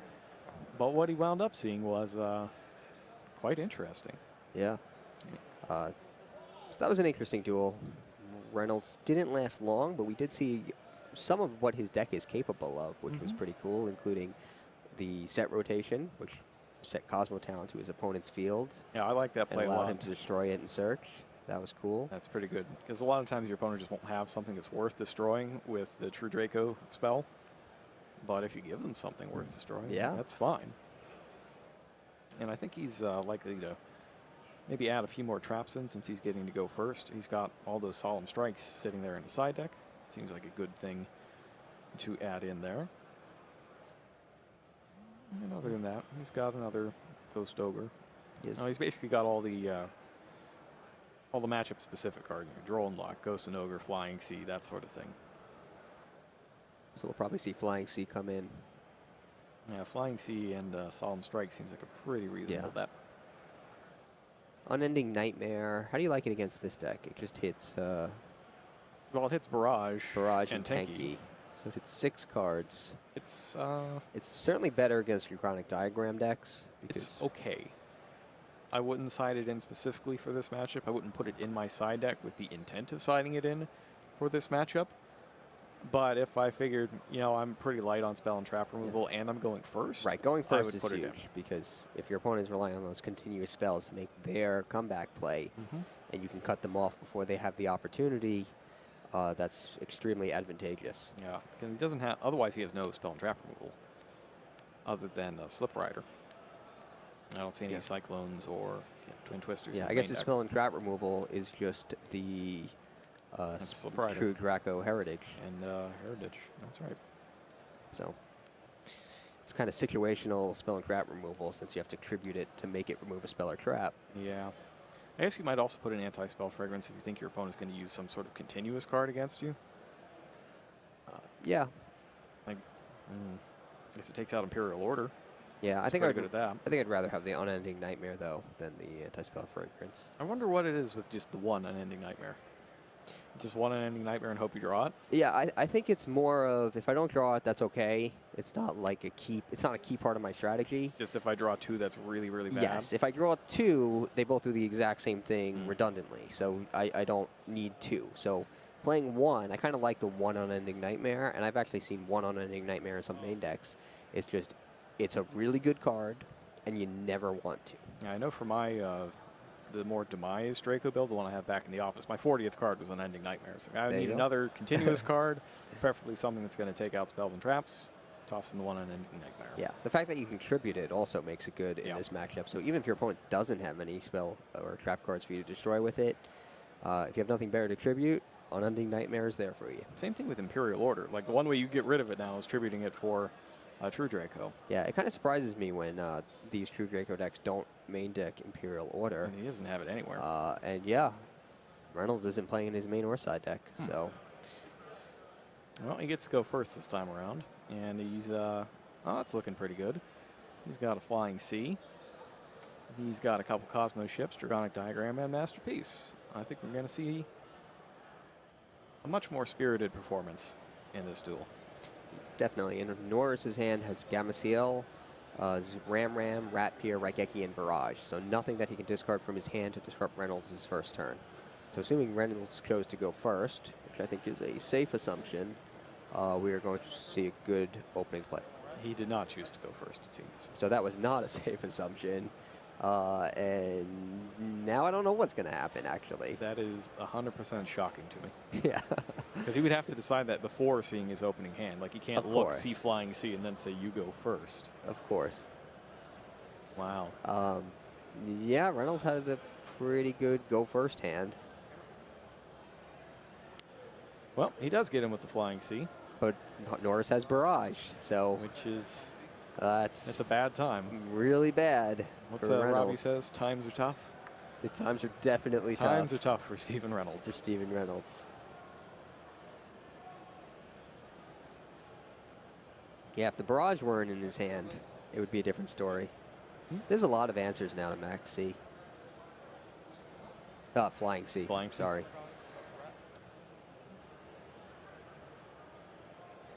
Barrage is just such a powerful card. It's really, really good. When you're destroying the card your opponent gave you because it's supposed to hinder you and you just use it to your advantage, it's so devastating. That's part of the reason some people like playing tuners.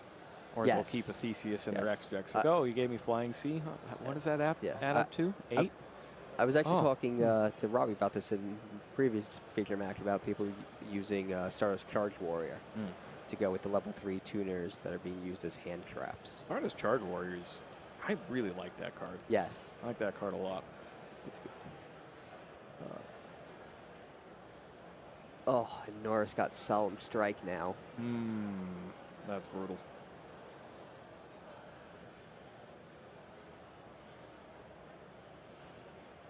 And he's got a Whiptail there as well.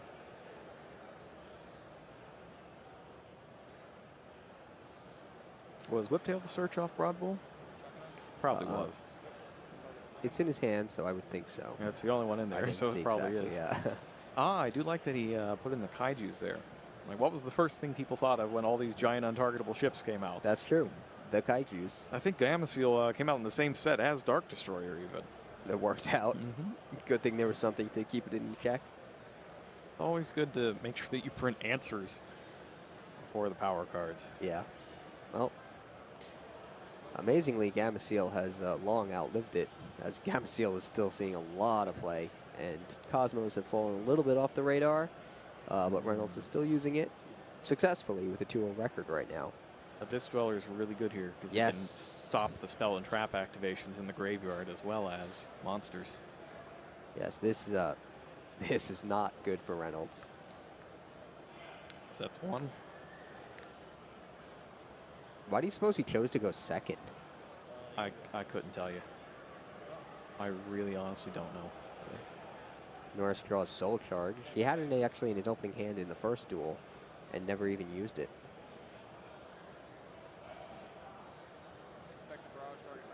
Maybe he's thinking of like kind of old school Cosmo where the goal was to just win in one turn with like the Dark Destroyer combos. I could see that. It's hard to do through a Zodiac field, though. It doesn't seem think. possible to do through a Zodiac field. Yeah, I guess he runs Dark Hole and Raigeki, so maybe he was hoping for a very lucky draw. Just one Dark Hole though. That's part of the game plan. I'd want to max out on those cards. Yeah. Very odd. Barrage destroys Ram Ram. Ram Ram's effect activates. Now he's able to make another rank 4. I think we'll see Tornado Dragon. Do. It's a Mystical Space Typhoon. It's the face down strike. All right, so that's not bad. Is he even going to survive this turn, though? It's great if he lives. Yeah. I think he might. There's only one Whiptail, right? One Whiptail. And he can't use Soul Charge and still attack. Right, but he can still Tiger Mortar for another material. Did he use Barrage yet? He did on the Ram Ram. Right. To make the Tornado Dragon. Okay. So he's at 30.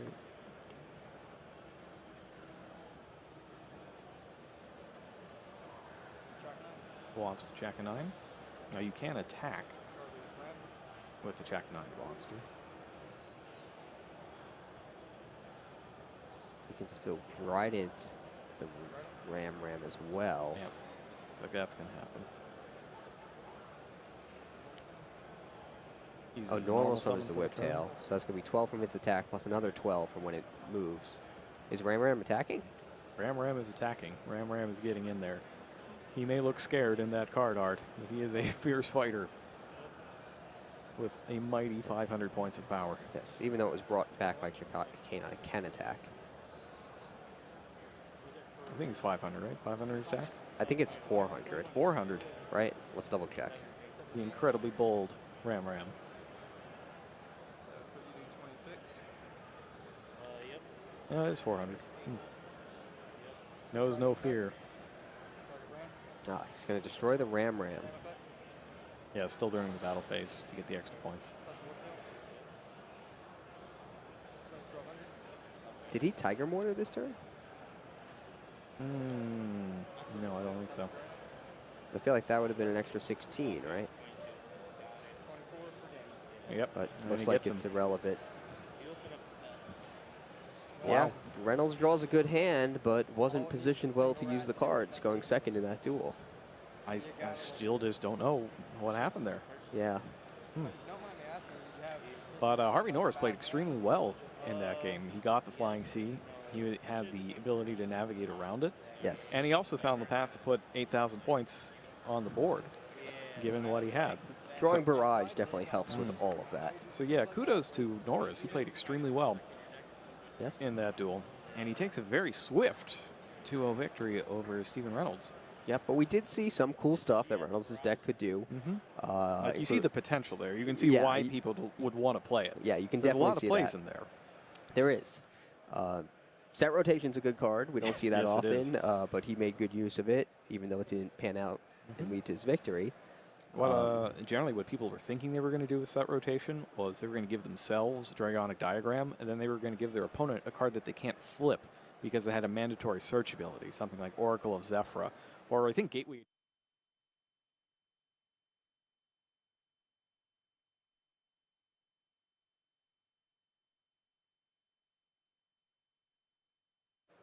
What would a tournament as large and epic as the North American World Championship qualifier be without some surprises? First surprise, there's a 12th round. Who knew? Fortunately, most of the players who showed up for their 12th round. Yep. It doesn't change much of our math, though, so that's the good part. Points race-wise, though, we learned that players are basically locked in. It looks like Billy Brake and Asala Wathathantrige are going to be representing the United States for the World's Points, and Jesse Cotton will be representing Canada. So those are now locked in. Yes. And then, in addition to that, was there something else? No. No, there's just 4 more invitations left up for grabs, and those will go to the top 4 this weekend. Yep. We will have one more round of Swiss, and then we will cut to a top 64, and then from there, the top 4 from that, the cream of the crop, will go on to represent North America at the World Championship. Okay. So this is going to be round 12. We have Furman versus Vu. Yes. And after this round, instead of streaming the top 64, we will have an action-packed live duel featuring Maximilian Pegasus, Aster Phoenix, and Jack Atlas, the master of Faster himself. What a time to be alive. I'm excited. So how did your feature match go before, the one that I wasn't there for? Do you have any changes on opinions? What you think is the best? You still same opinions? Or? Well, that match certainly didn't change my opinion. The Paleozoic Frog deck did not do so well, Mhm. but at that point he did have a 9-0 record, so There's a chance that he's still in contention. he absolutely can still make the top cut. Mm. Even if he lost the following round, he could still make the top cut if he wins this round. So I think I don't think my bets have changed. I think that Zodiac is still up there for most likely to win the event this weekend. But I do think Zodiac hybrids are going to succeed. And as we saw yesterday when we covered Furman, True Draco Zodiacs are probably one of the top hybrids. Yeah, it doesn't look like our players are ready to the table just yet. Oh, maybe they are. Okay. We do have a deck list for Denny Vu, who we now... not to be confused with Denny Yu, YCS champion. Denny Vu, different Denny. Different Denny? One letter change. Yeah. He is using a Zodiac deck without the True Draco cards. Yep, very standard pure Zodiac. Plays the 2-1 ratio on Solemn Strike, Solemn Warning, but other than that, a Dark Hole, I guess, is the most interesting card. It's pretty bread and butter, but that's why the Zodiac decks are so successful. They have been streamlined and fine-tuned to basically where they all are at. I don't think anyone's ever said Dark Hole is the most interesting card. Yeah. No. He does use Shuffle Reborn, which I thought had become the norm, had become a standard. However, some duelists did not use Shuffle Reborn this weekend, and we saw a lot of feature match deck lists at the feature match table that were using pure Zoo decks, but opted not to use Shuffle Reborn. Okay, well, looks like our players are ready. Let's not keep them waiting. Yes, it's time to duel.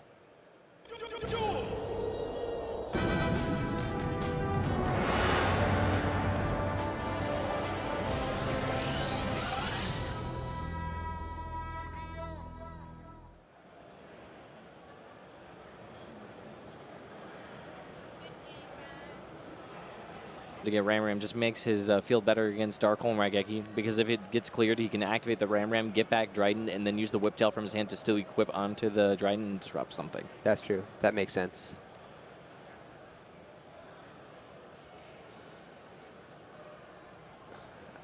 Dryden destroys the Tenki.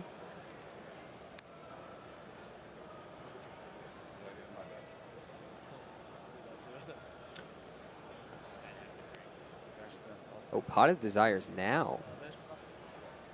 That's interesting.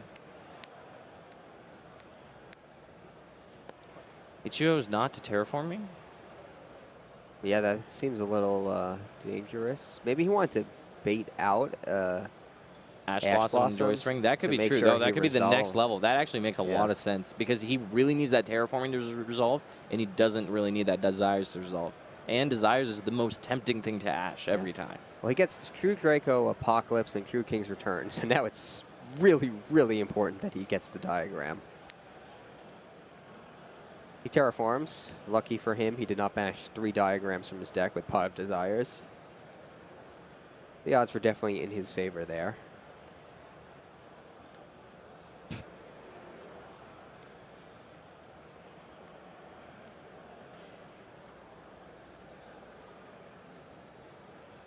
Yeah, let's see what actually wants to take minutes. He's probably considering whether or not he wants to activate his Twin Twisters first. Discarding Zephyros is pretty solid, because he can just destroy any card in his hand and still use Zephyros to bounce back. But the fact that Zephyros is only a monster might be the only risky thing. Like if something goes wrong and he wanted to summon it and try to threaten something, but it looks like things are going well. Yes, My Body as a Shield and Enemy Controller, leaving Vu with Book of Moon. Yeah, this is actually just better, because now his diagram can destroy one of these traps, and then the trap will destroy something else rather than just destroying the Zephyros, because discarding the Zephyros is the same thing as destroying it, right? You just want it in your graveyard. For sure, you're better off just getting the added effect and destroying an opponent's monster. Yeah, Furman's teaching a class right now, man.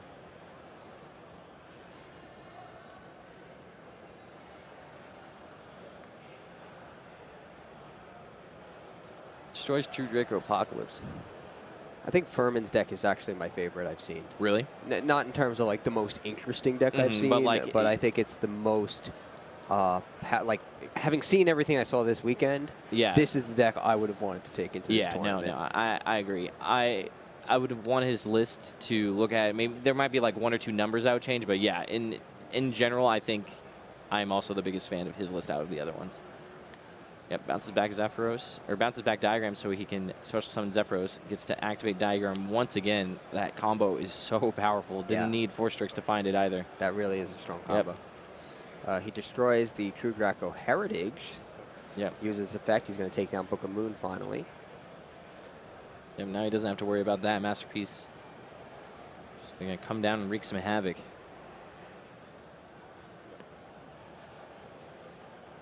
Yeah. Wow. Oh, gets to draw 2 cards. Attribute a spell and a trap, so he draws 2 cards for free. He can get it. He can get an extra summon with the Heritage, right? Yeah, he can. So he'll be able to summon Masterpiece. Well, he hasn't normal summoned yet, right? Zephyro. Oh, you're right. No, he special summons so Zephyros. he doesn't by even losing really need the 400. additional Wow. summon. Doesn't even matter. Yeah, he can actually summon both masterpieces, right?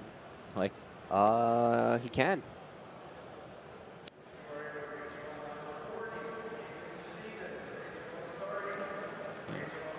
I don't think he will. I think he'd rather just have those trap cards. Yeah, and it would only be immune to traps. Yeah, so well, he could have done it where he tributes one monster's traps and the other one spells traps to like divide it a little bit. Yeah, but those are bad combinations. Yeah, well, like, trap is just bad. Yeah. That's why. You want one that's monster spell. Because that's the most resilient it can be.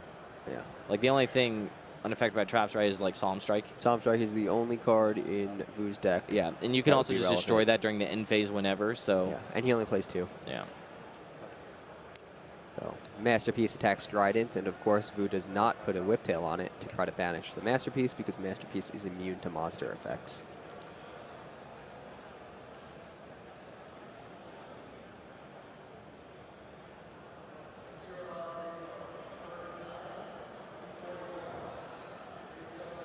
Now he'll banish Heritage, True Draco Heritage from his graveyard to destroy probably the Emerald. Yep, Daigusto Emerald.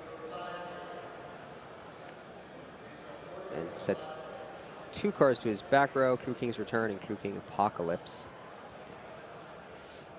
Vu draws Raigeki, which is No match for the Masterpiece. Usually a pretty good top deck, but not here when Masterpiece is immune to spell cards. Yeah. The True Draco Saiyan King. Resilient.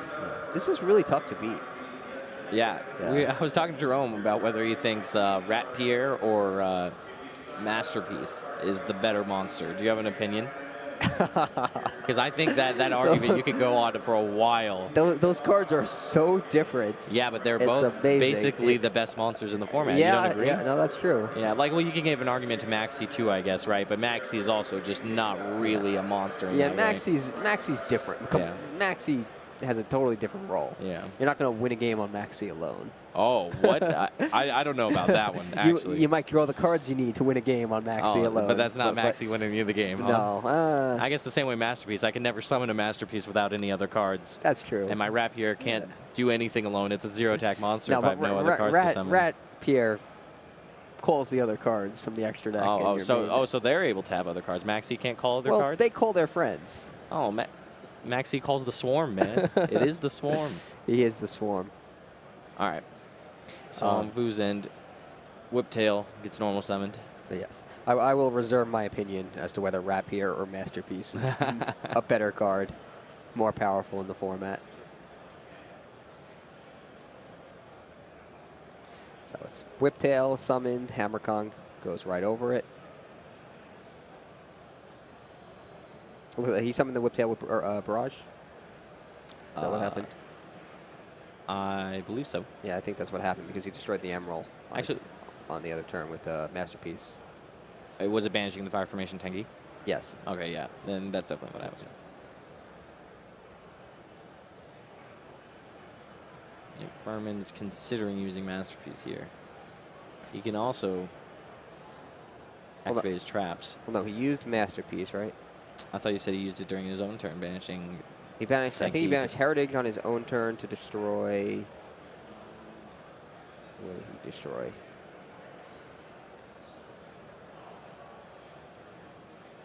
Now I don't remember. Unfortunate. Regardless, Furman's still in the driver's seat here. He has Masterpiece Yeah. in hand, 2 traps that can interact with his opponent because he can have one destroy the other. And I don't think Vu's hand has much gas left. It's just a monster and a Raigeki, and the Raigeki is actually useless.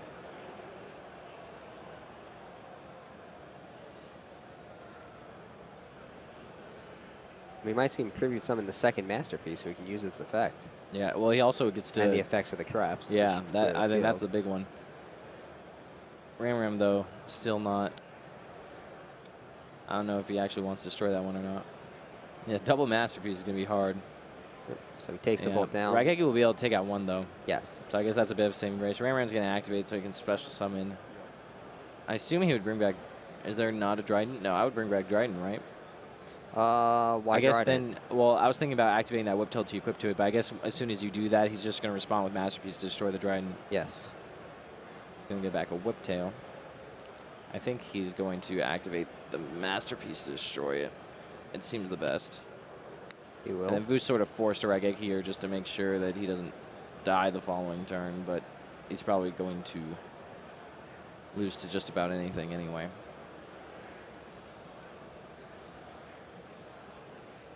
Yes, so Raigeki will take out the Masterpiece that's only immune to traps. And now Furman's up. Draws a card for turn. Looks It's like a Twin Twin Twisters. Twister, so that does nothing for him right now. Yeah, with but the no Masterpiece card will to do anything. He discard. also gets to just destroy it with Diagram. So Yes, he could do that. Yeah. Oh, and he will. yeah, the one thing Probably. about decks like ABC and True Draco is that having ways to just get rid of dead cards is so good, right? Like this deck, you just destroy them with Diagram, no big deal. ABC, you just discard them with Buster Dragon, not a big deal. And so you can afford to play things like, 3 copies of certain cards that maybe, you don't always want multiple copies of, but you can just destroy the extra ones with Diagram. And even in the mid game, you can destroy your early game cards that you might not want, or in the early game, you destroy your late game cards you might not want. And Q King's Return is actually very good here. Yeah. Is that Twin Twisters? Yeah, so Yep. Vu draws Twin Twisters to join his Whiptail, and it is no match for Masterpiece, the most powerful card of the game. Maybe Rat Pier could have stood up to it, right? So yeah, that was definitely a great demonstration of the deck's power by Furman in that duel. Yeah, the one thing that's going to be exciting is seeing Vu bring in Magic Deflector. I haven't been able to see anyone bring it in yet, but it's very powerful against the True Draco deck. I saw the Paleozoic Duelist bring it in against a pure Zodiac deck, and it didn't really do anything. Unfortunate. He drew it, it sat there, and then he lost. Yeah, it's a lot stronger against this one because this deck has Definitely. field spells and a bunch of continuous Yeah. spells. So, yeah. If you're a fan of skipping your opponent's turn, consider Magic Deflector.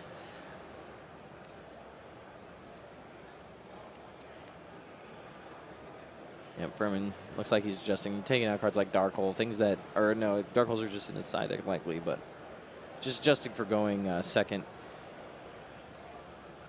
He actually probably wants to bring in Dark Hole. Yeah, looks like he's bringing in, won't be able to see. But yeah, takes out Zephyros, a Dimensional Barrier, a Book of Moon. Oh, he's just slimming.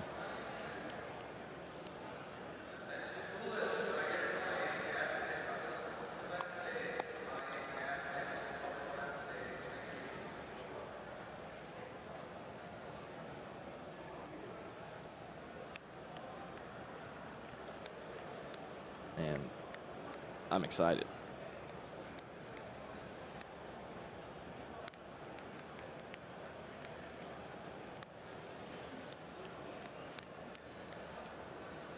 Players are shuffling up.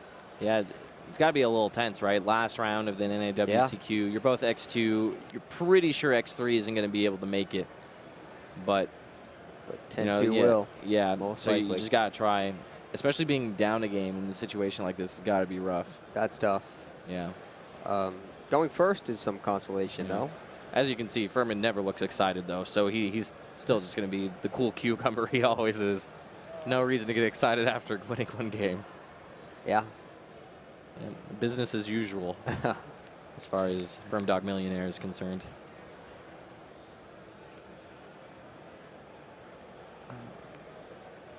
It looks like a flying sea in Furman's hand.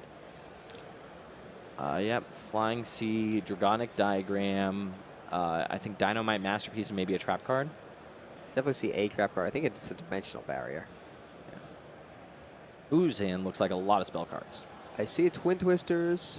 Can't make out the rest, though. Yeah. And a Solemn Strike, I think. And once we get the hands up, we'll know for sure. Our event staff is hard at work inputting all of the card names so that we can see them. Furman opened up with Flying Sea, Diagram, Dimensional Barrier, Dynamite Knight, the True Draco Fighter, and Masterpiece. All right. Vu has 2 Tenkies, Twin Twisters, Solemn Strike, and a Thoroughblade. Okay, well, Flying Sea is going to be huge. Yeah. And Vu has no immediate answer to that. Yeah. So here comes Rap here.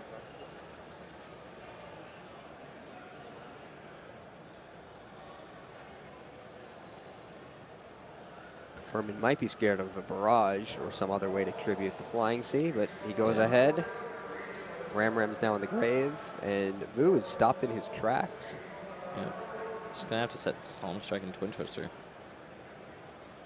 He might set the Fire Formation Tenki as well, actually. He needs a card in his hand to discard with Twin Twisters, though. Well, he has the Thoroughblade, right? Oh, you're right. He does have a Thoroughblade as well. I would just think that maybe to play around Twin Twisters. But at the same time, like, losing all of your monsters might be bad, because if your opponent Twin Twisters, they hit your Tenki, and then for whatever reason, you're forced to Twin Twisters discard your Thoroughblade, all of a sudden you're top decking, right? Yeah. That just seems... Oh, but Furman did draw Twin Twisters. Yeah. Man. He's going to start with Diagram. Oh, see if he can force out the Twin Twisters to get the 2-for-1.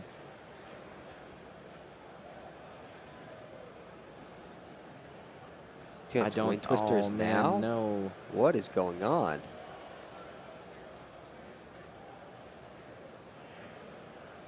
Yeah, no, there's no way he's Twin Twistering now, though. Yeah. No. I think he considered it. Oh, he's chaining? He's chaining it. Now loses Diagram. So the 2-for-1 became, well, the 2-for-1 became a 3-for-3. But Furman is left with virtually nothing. He has the barrier and a Masterpiece he can't summon. Yeah, I'm surprised he didn't want Twin Twisters before. Like, Twin Twistering 2 back row seems so ideal. It might have just been a misstep, though. Man. Well, Vu is stuck with Flying Sea, so he still can't Xyz summon. Yeah. So it's going to be a very slow progression for him. Yeah, he was also forced to discard Thoroughblade, but he'll still get a monster off this Tenki. So if he gets Thoroughblade, he has a little bit of a clock, 2,000 per turn. Looks like he might get Ram to be defensive, but I think 2,000 per turn might be what you need right now. What's Flying Sea's attack? Is it 700? I'm actually unsure. I think it's 500. Aren't all the Seas 500? Except for retaliating.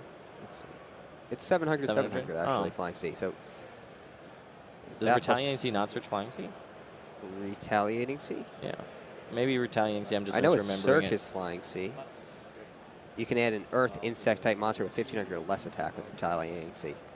And it itself actually has 1,400. Okay, yeah. No, I maybe I just missed the one when I was remembering Retaliating Sea thinking. But here goes. Flying Sea hits for the 700, and then Thoroughblade for 1,800. Everyone draws something. And Wrap here for 2. Oh, Zodiac Whiptail. That is a good one. That's pretty good. So this is why you play the True Draco and Zodiac cards in your deck. Zodiac cards don't need many things going on to be great. Yeah. You just need a monster. One monster and a jam-packed extra deck. Yep. Hammer Kong over Whiptail. Yep. Probably going to go Broad Bull next, I would assume. I would think so. It's Yeah. probably just He also gets to breaking into Broad Bull. banish this Rapier if he wants to, which is kind of cool. Oh, that's true. That Yeah. is cool. Get it out of the way for good. The issue is, though, that regardless of whether his Zodiac monster is in attack or defense, if his opponent attacks with Flying Sea, the Flying Sea is going to go away because it's going to get banished by Whiptail. Even if Furman detaches the Whiptail for a Dryden or something, then the Flying Sea will just destroy the Dryden, which doesn't seem good either. Might be better than getting rid of your opponent's Flying Sea, though. Yeah. Well, he also has Dimensional Barrier set, so he could just work into that mode. That's true, too. Yeah, I think what he's more concerned about, too, is trying to set up this Masterpiece as soon as possible. So, like, Chalkonine and whatever else he can manage.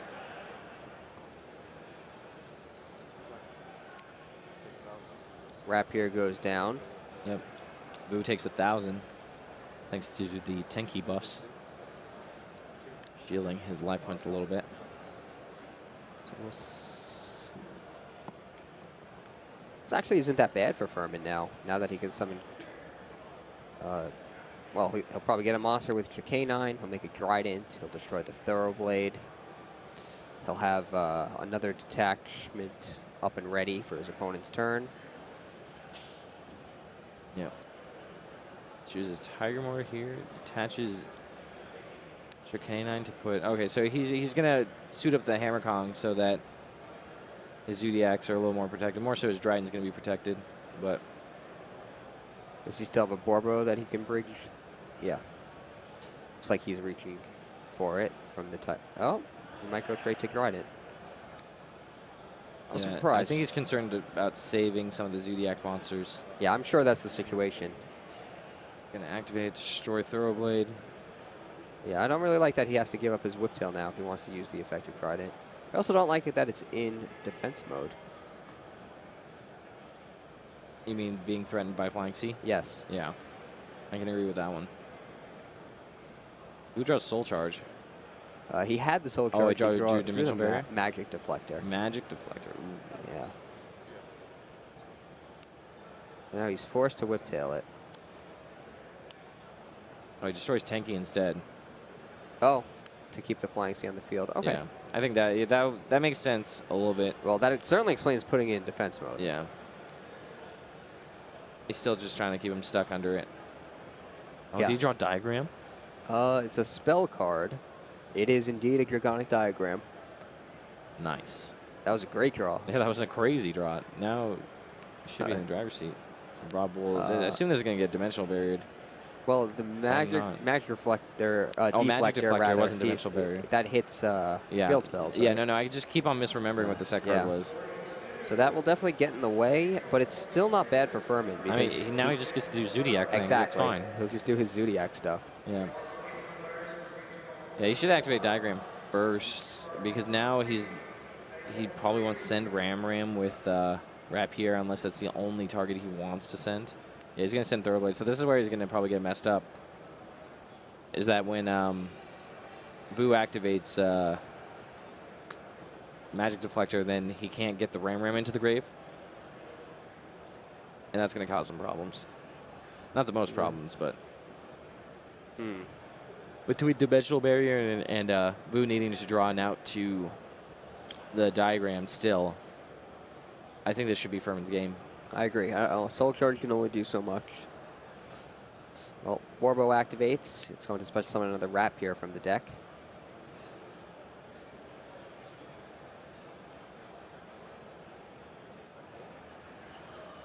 I guess the sequencing doesn't really matter. If you can't use a Diagram. The only reason the sequencing matters is that if he diagrams in the beginning, he has the option to send a Ram to the grave with Rapier when he summons it.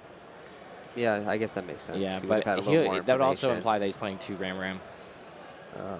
So we don't necessarily know that. I assume he would, though. With Diagram as enabler, That's true. I feel like Ram would be... Could have sided one out also if he is playing 2. That's true. Hard But to say. I feel like there's probably other cards you might want to slim first, though, like a Thoroughblade or something. You're probably something right. less integral to your combos. So Furman's going to... It looks like he's going to Tiger Mortar to put a material under Broadbull, or to maybe just move the materials. Get some more attack under his Tiger Mortar, or onto his Tiger Mortar.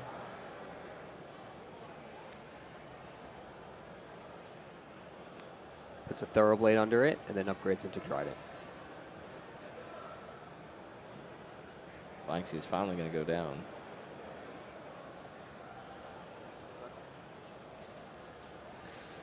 He's finally had enough of the Flying Sea.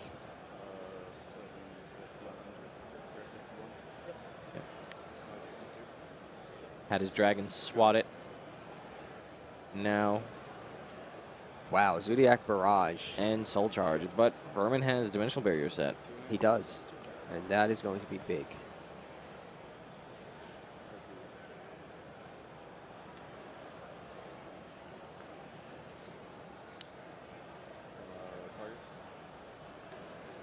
Furman asks Vu which cards he's targeting. And he is choosing 3 monsters. Yep. So Vu pays himself down to 3,100. Yep. It's 2 Thoroughblades in attack position and Ram in defense position. So that's really good, actually. Because, for one thing, his monsters are stronger. His Thoroughblade's stronger than the Grident, thanks to Tenki. And even if he can't exceed summon, he has that battle. Yeah. I mean, the Thoroughblades won't be able to attack because of Soul Charge, so Dimensional Barrier still basically just skips this turn. That's true. Forgot about that. And now Grident has no effect, but that's irrelevant. As is its 0 attack points, since it can't be attacked this turn. Barrage is looking a little less impressive now. But it looks like he's considering trading in the Tenki, or even the Ram.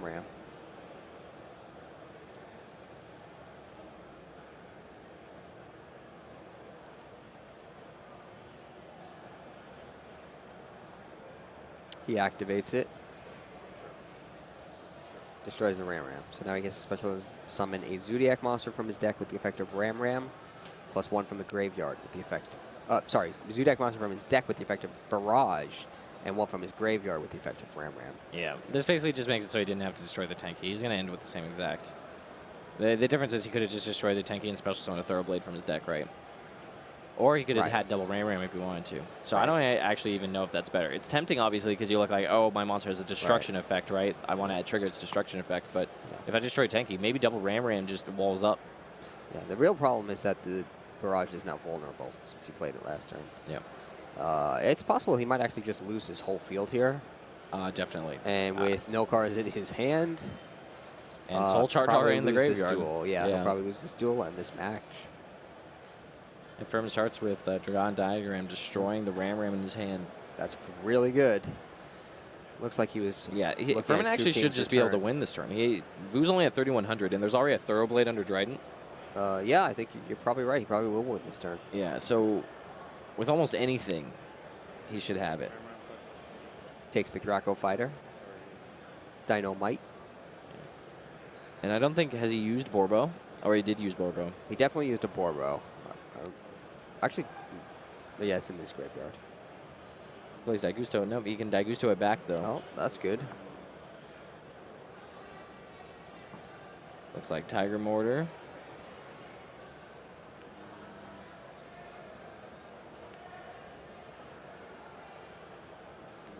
Rod Bull. I mean, this is it for sure. All he has to do is Rod Bull for a Whiptail, and then Tiger Mortar, the Whiptail that's in his grave under his monster, and then Borbo on top. So if he shuffles back Borbo, that would be 12, 20. That's 4,000 direct with Borbo's attack, right? Yeah. With Borbo's attack. Yeah. No, that's exact. That would be game. Yeah. Also, he could only be playing 1 Whiptail, though. If he's only playing 1 Whiptail, then he can't do that. But I would assume he's playing 2. I feel like you wouldn't want to slim to 1 of that card, especially if you're already playing Thoroughblade 2. Like, the second Whiptail has to be better than the first Thoroughblade, I think. Well, does he have a Thoroughblade in the graveyard? No. I think it's just Whiptail. Yeah, but like I said before, too, it shouldn't really matter how he does this. It should just be game in a lot of different ways. Yep, I think he's doing what you were saying. He's going to Broad Bull over Well, the he Tiger. didn't shuffle back the Borbo with Daigusto. Oh, he so didn't? He doesn't have Borbo in his extra deck anymore. Oh. Yeah. All right. This still might work, though. K9 activates. Brings back Ram. Terraforms. For Diagram.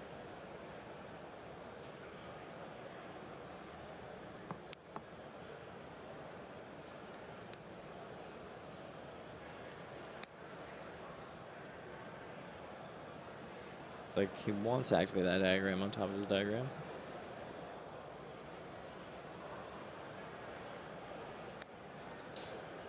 Broad Bull over K9. Searches for Ram. Oh, he's going to destroy with the diagram. So then he can make another rank 4. If he has...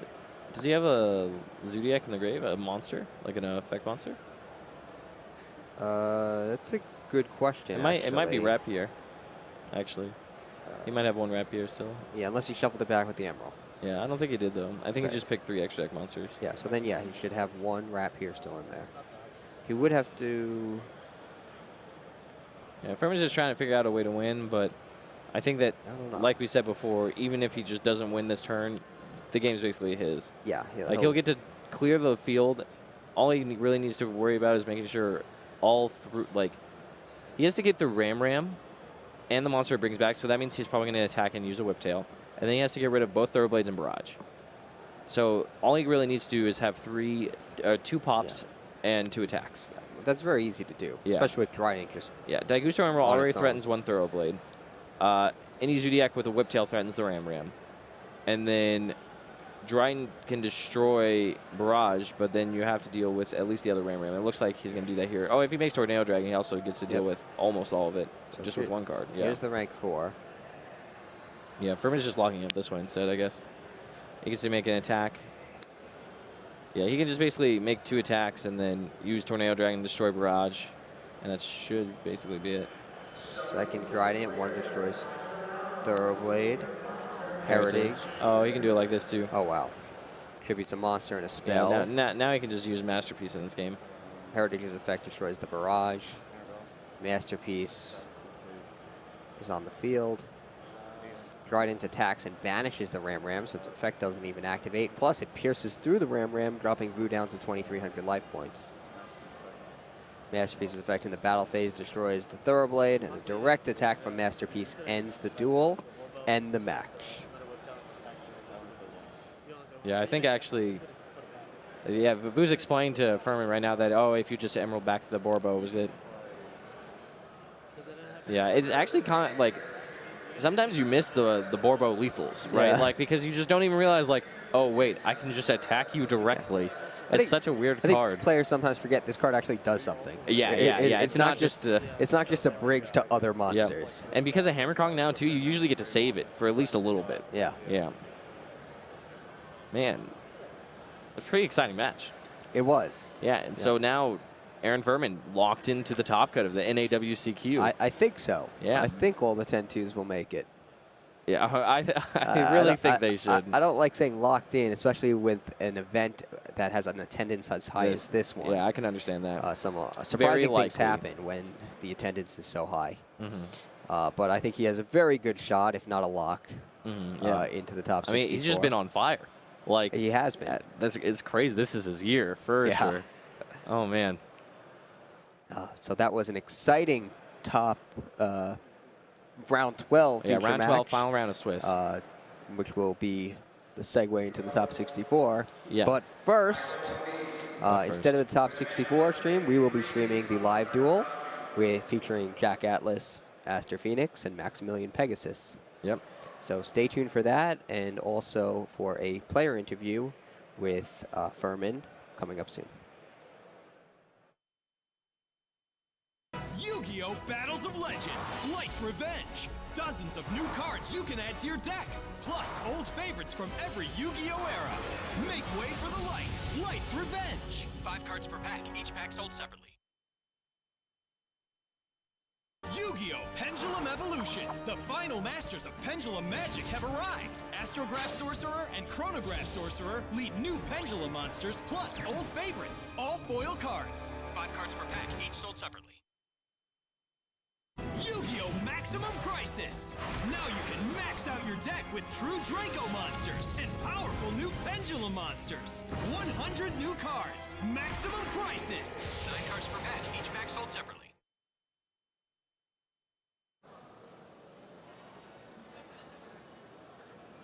I'm here with Aaron Furman, who just took a victory in his round 12 feature match, ending the Swiss rounds with a 10-2 record and a virtual lock, if not a lock, on the top 64. Furman, as you saw, is using a true Draco deck that splashes some Zodiac monsters rather than a Zodiac deck that splashes the true Draco monsters.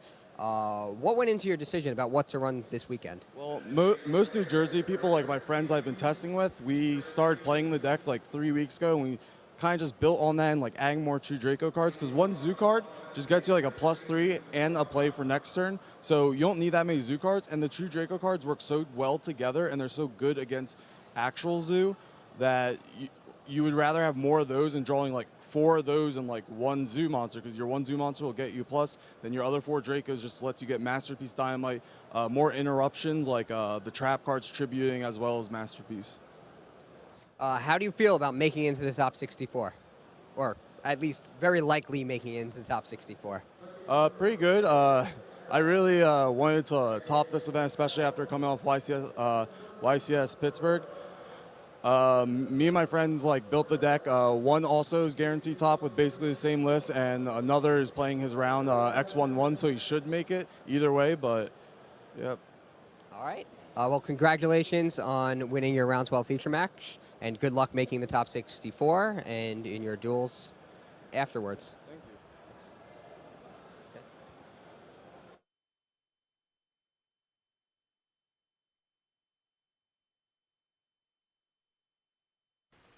The True Dracos from Maximum Crisis have proven to be extremely popular, so much so that they're even the game mat that the top cut finishers at this year's World Championship qualifiers will receive. However, the other thing we've received is a lot of questions on them, as they are a little bit different than many monsters you would have dealt with in the past. So the True Dracos are mainly a tribute summon-based theme, but one of the main mechanics of them is that you don't always have to tribute monsters for them. In fact, you can contribute continuous spell or trap cards to summon the main True Draco monsters. So we've received a bunch of questions on these, and I have compiled all the most frequent ones. I got 2 pages of them. You can see they're very popular. So I figured I would just go ahead and answer these so that we're all on the same page. So the first one pertains to the 3 smaller True Draco monsters, Ignis Heat, Majesty Maiden, and Dynamite Knight. And the question is, what kind of effects are the search effects of these cards? So each of these, when your opponent activates something, anything, you can search your deck for another card. It means that you can also tribute face down continuous spell and trap cards. Because remember, when you're dealing with tributing monsters, monster doesn't have to be face up. If you have a face down winged beast, for example, you can tribute it for Icarus attack, even though you can't see that it's a winged beast and you wouldn't know. That's just the way the rules of tributing work, and they also apply to these cards. So continuous spell and trap cards, if they're face down, you can still tribute them. Now this next one deals specifically with these 2 cards, Ignis Heat and Dynamite Knight. They have an ability that lets you activate cards straight from your deck, which is kind of a strange thing in Yu-Gi-Oh! Because normally you can't activate anything while a chain is resolving. They don't quite work like normal activations. So for example, if you activate a spell card with Ignis Heat, it won't give you spell counters for anything. But the question is, can you chain anything to that activation? And the answer is no. And that is because it's happening during the resolution of a chain. There's actually just no way that you're even allowed to activate cards or effects when one of these guys is activating a True King or True Draco continuous card from the deck. You're in the middle of a resolving chain, and let's say that it worked like Formula Synchron, which it doesn't. But let's say that it did, and it was after this card effect resolves, activate a whatever from your deck. You still couldn't do it because you're in the middle of a resolving chain, and these will always be chain link 2 or higher because they're quick effects that have to chain to something else. So that's about it for them. Our next couple of questions, actually just one main one, here on Masterpiece, the True Draco Slaying King. You're probably going to see a lot of this guy. He's going to be a big part of the competitive landscape this summer. So the way Masterpiece works is he gets immunity to effects of cards with the same type as the cards that you tribute for him. But the key part of his text is that he's unaffected by the effects of cards with the same card type as the original type of the cards tributed for its tribute summon. So if you have, for example, a Crystal Beast, which has turned into a continuous spell card, and you tribute it for Masterpiece, Masterpiece becomes immune to monster effects, because the original card type of it is monster. Which leads to our question, is what happens if I tribute a Pendulum monster for Masterpiece? So there's 2 important things here. One is that a card that is in your Pendulum zone is not a continuous spell. It's a spell card, but it is a Pendulum monster card, in your Pendulum Zone that is a spell card. It is not a continuous spell. So you can't tribute that for Masterpiece at all. But let's say you just have a Pendulum monster on the field, and you tribute it for Masterpiece. Well, Masterpiece is immune to monster effects.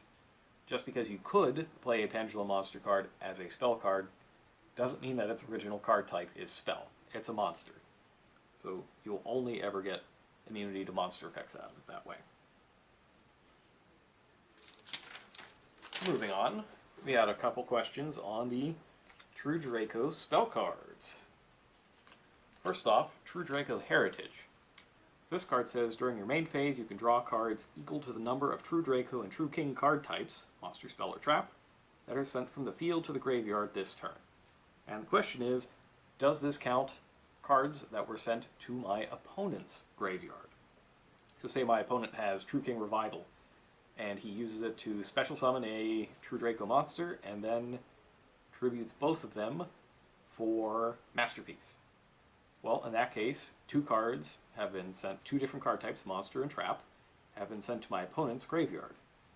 I want to play True Draco Heritage and just draw two cards. Can I do it? Yes. Yes, I can.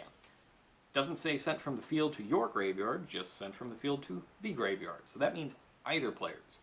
That means that in a mirror match, you have to be really careful about when you do your tribute summons, because you might be handing your opponent a pile of free cards that they wouldn't have otherwise.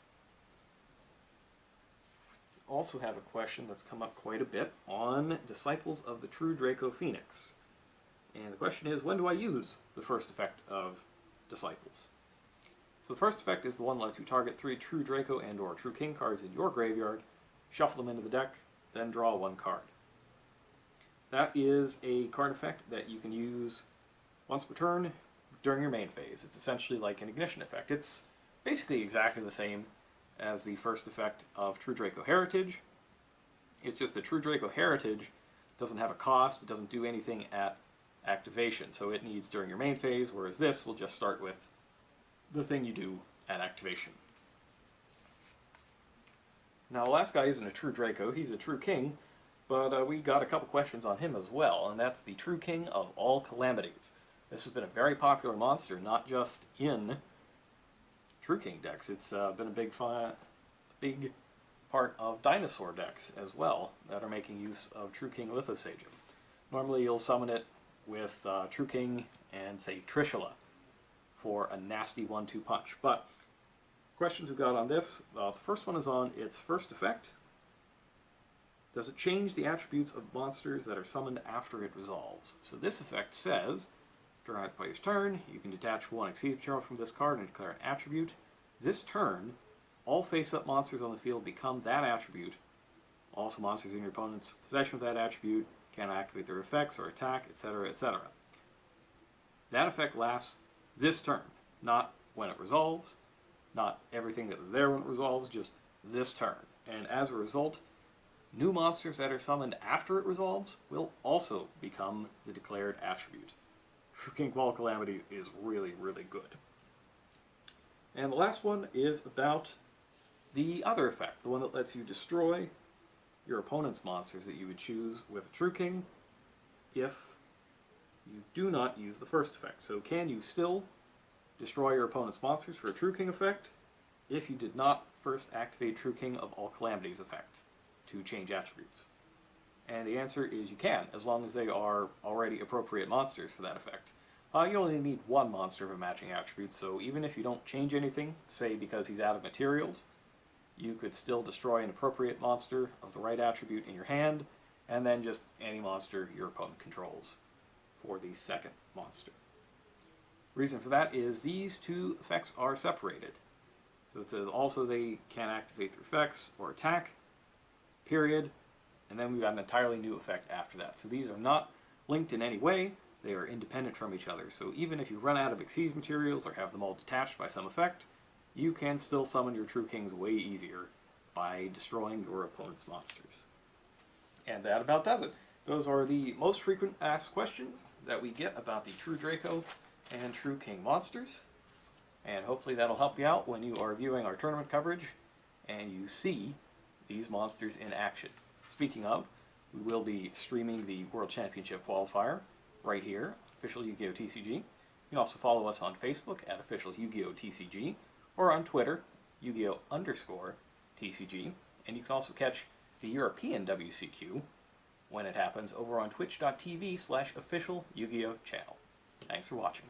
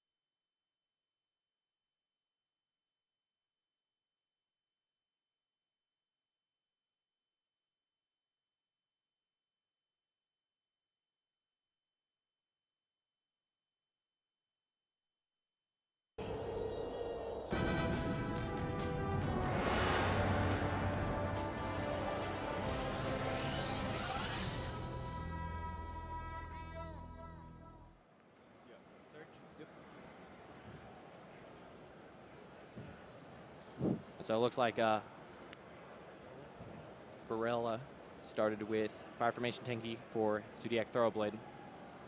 Yes, that's to his hand of Ram, Rapier, and Whiptail, and My Body as a shield. It looks like he probably wants to discard that Ram, which is why he went for the Thoroughblade, and that is indeed exactly what he does.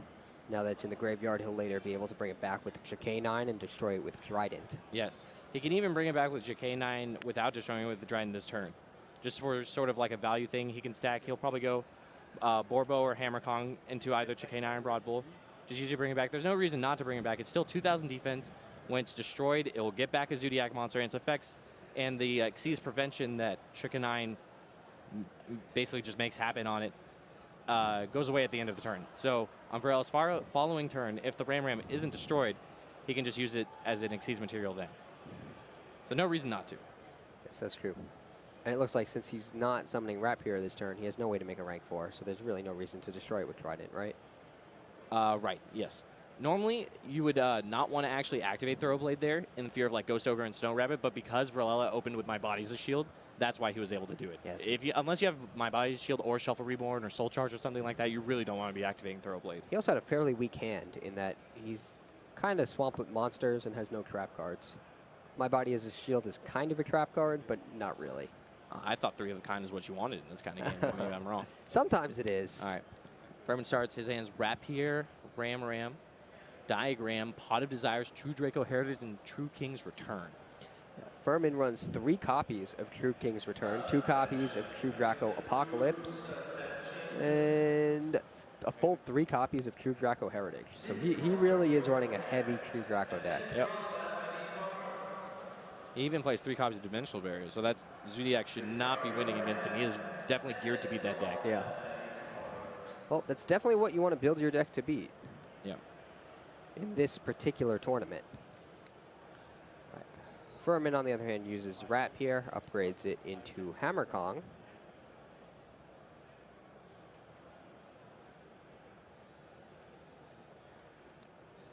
Gets hit by Dryden, but Furman still has Diagram, so he can still do more. I'm sure he anticipated that. Yeah, he also has Desires, so he's probably going to Diagram first and then Desires. He can also Diagram away the Ram to bring back the Rapier. So yes. And it looks like that's exactly what's about to happen. He'll use Diagram to add probably Masterpiece to his hand. Maybe, yeah. Could have gone for Pick Draco Fighter, Dynamite.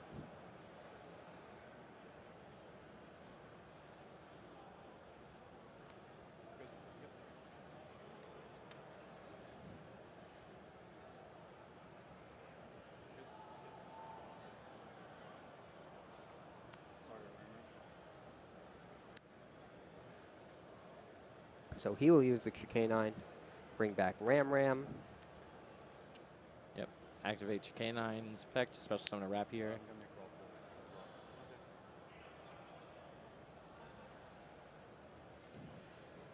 Ixie summons over to K9 to create Broad Bull, and then uses Broad Bull's effect. Yep, add a Beast Warrior, so probably getting Whiptail. I would assume so. You could also get Ram if you wanted to do something weird, like destroying it later, but no reason really not to get Whiptail, especially because he plans on ending with Trident.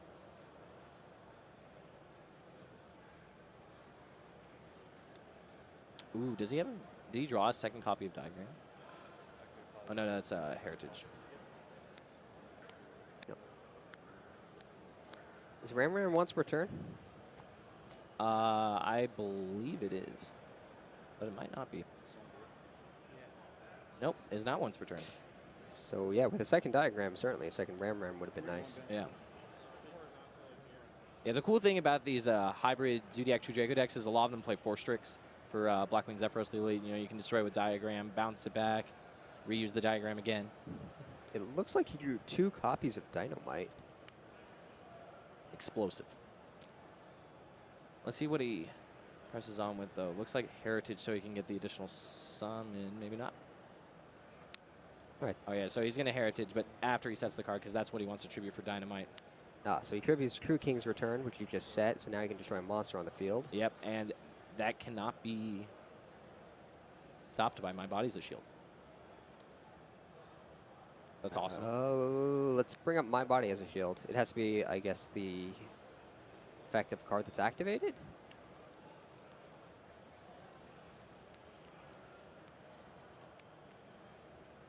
Ah, yeah, activation of a spell or trap card or a monster effect. Yep. But not the effect Indeed. of the trap card, as that's what happened there. Yeah. And I mean, from here, it's just Furman's game. Like, Yeah. he has a commanding lead. Yeah. He might win this turn, right? There is a chance. Oh, he can My Body that. Definitely worth it. I don't see why you wouldn't. Furman checks. He should know, though. Yeah, other cool things you can do is like My Body as a Shield, your opponent's Diagram, or not their Diagram, their Barrage when they try to destroy like a Flying Sea you gave them.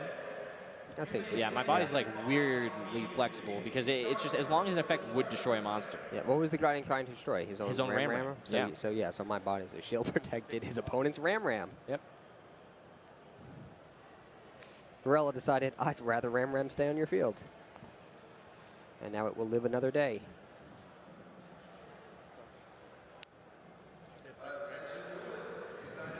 Dynamite attacks Ram. Since it's destroyed in battle, this effect will activate, especially something Trident. With all those Whiptails in his hand, he figures that's a good monster to have on the field.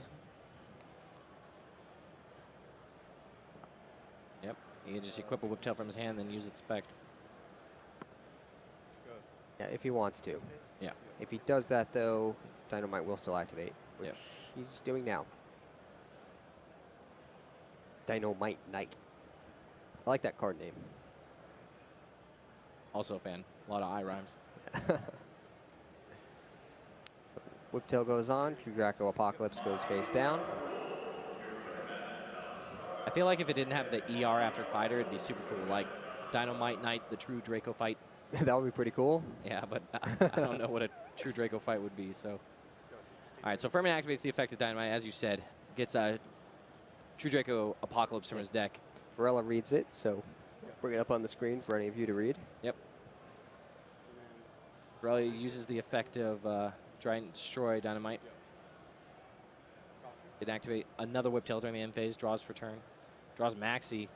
Definitely too late there, but Yeah. if he's able to sort of get the field back in, then he can use Maxi if he's able to like make a board. Basically, he has to clear away Furman's field, make a field that Furman has to press through, and then Maxi might be good, assuming that Furman wants to use Zodiac cards to get through his board rather than just the True Draco cards, because Masterpiece is probably going to hold it down on its own. Yeah, Maxi's not quite as strong against the True Draco deck with Zodiacs in it as it would be against pure Zodiac. Ram Ram hits the field. Rapier hits the field, and combo goes to Varella's graveyard.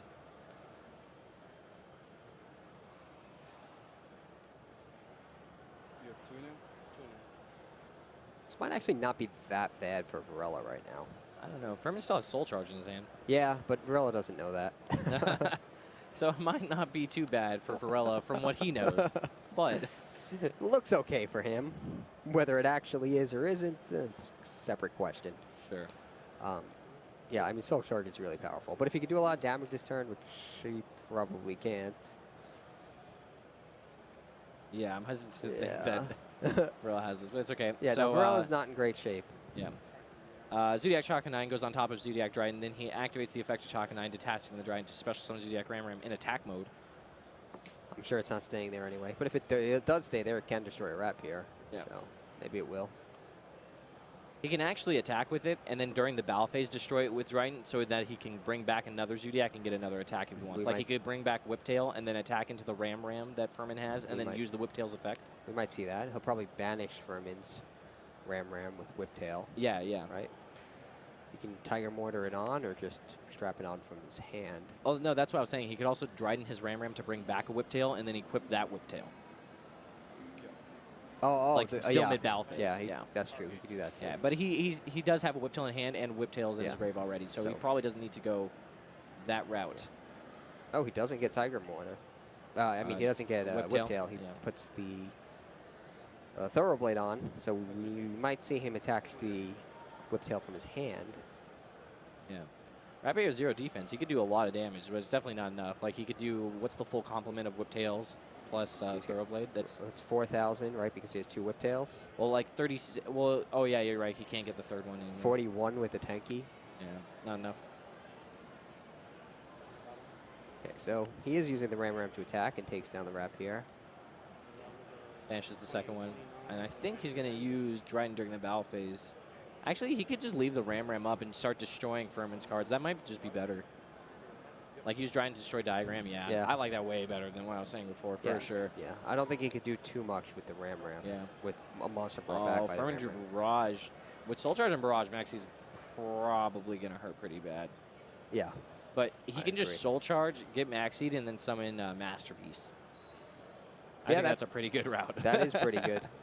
Immune to spells and monsters if he tributes the Heritage, which I assume he would. Make this one.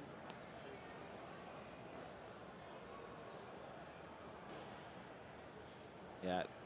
He's probably more likely to start with Barrage, though, I think, than Soul Charge. But maybe he wants to Soul Charge back.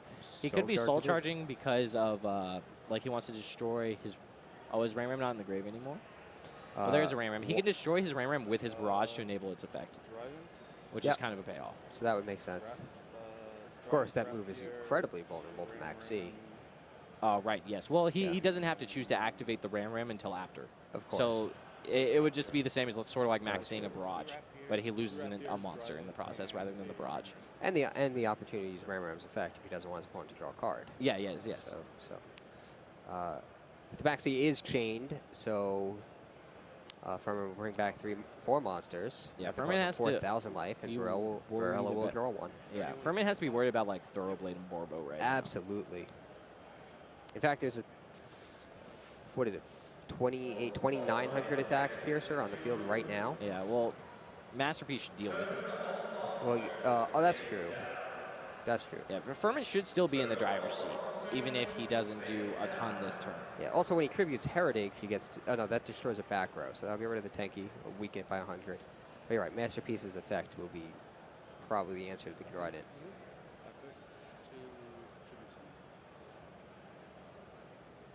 He uses Heritage's effect so that he can tribute summon an additional monster. Yeah, he's going to tribute away, it looks like Barrage, actually. keep the heritage up. He thinks it has more value right now than the barrage will. That could be true.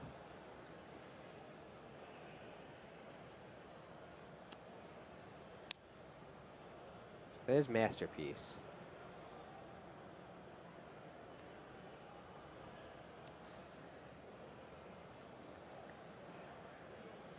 So it's unaffected by spells and monsters? Yeah. Okay.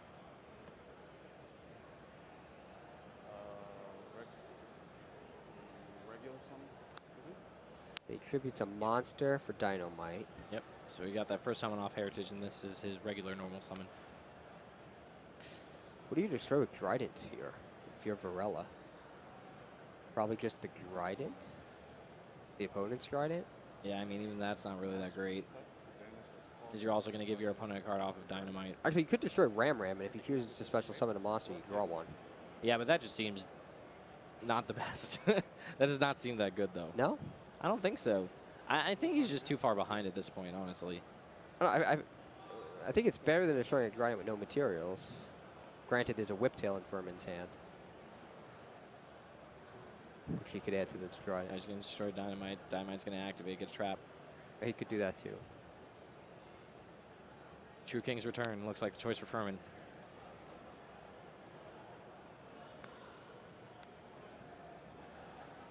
You have 2 name? Correct. I assume Masterpiece's effect prompted that Trident activation? Yes. He banished Barrage to activate, A barrage. or to try to destroy the Trident. Activate. 2 months to special summon one from the graveyard. Furman uses True King's Return. And it looks like Varela draws a Flying Sea. Draw for turn.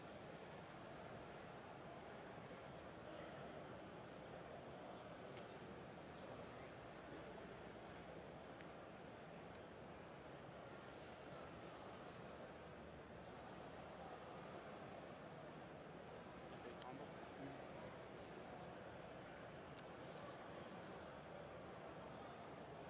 Varela fires off the combo, so now he gets to send 5 of his Zodiacs back to the deck and draw a card. That could help him, because he is fairly far behind.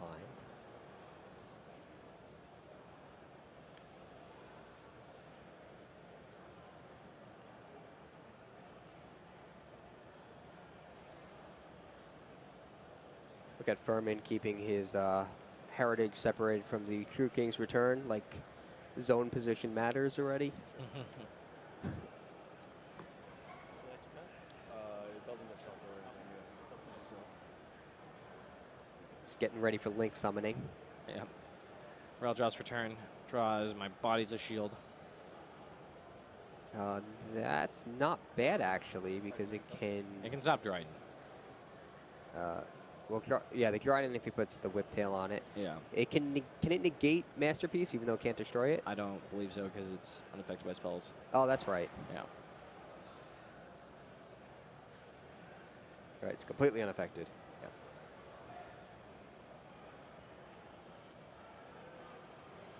Starts with Hammer Kong. Furman's giving Whiptail read.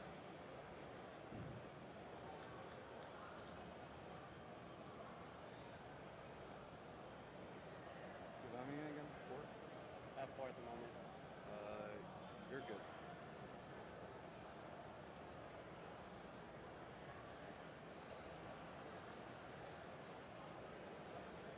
You're good.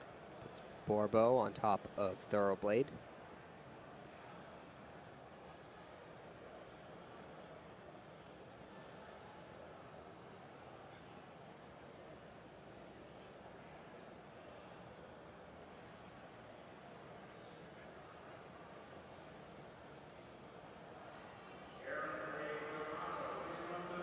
Broadbull on top of Borbo.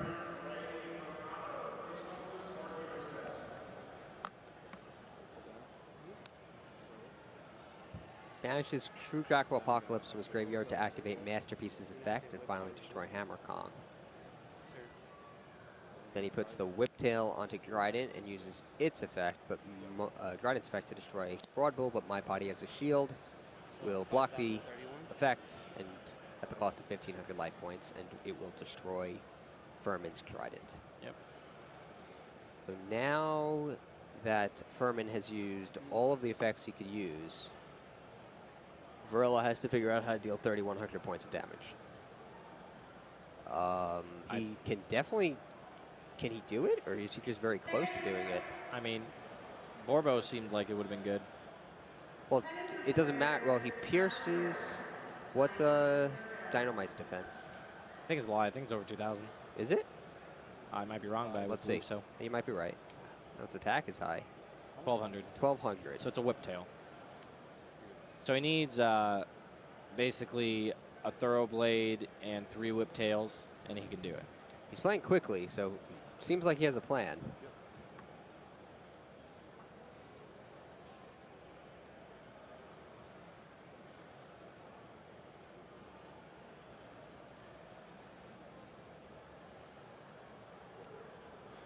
There's the Tiger Mortar. Second Thoroughblade, so he's up to 3,300 attack points on the table. Ooh, He's so he representing needs- 2,100 points of damage now. Oh, he could throw a Whiptail on. He's just going to attack over Masterpiece. Couldn't he have won by using Ram Trident to destroy Ram, bring back a Whiptail, Did he have a putting it Whiptail on on his grave? Trident? He must. He must have it somewhere, right? I would think so. Maybe I'm wrong. Maybe it's not in his grave. Am I missing something? Would that not have worked? Furman has no hand, so you can't be afraid of a tribute summon, tributing the True King's return to destroy a monster.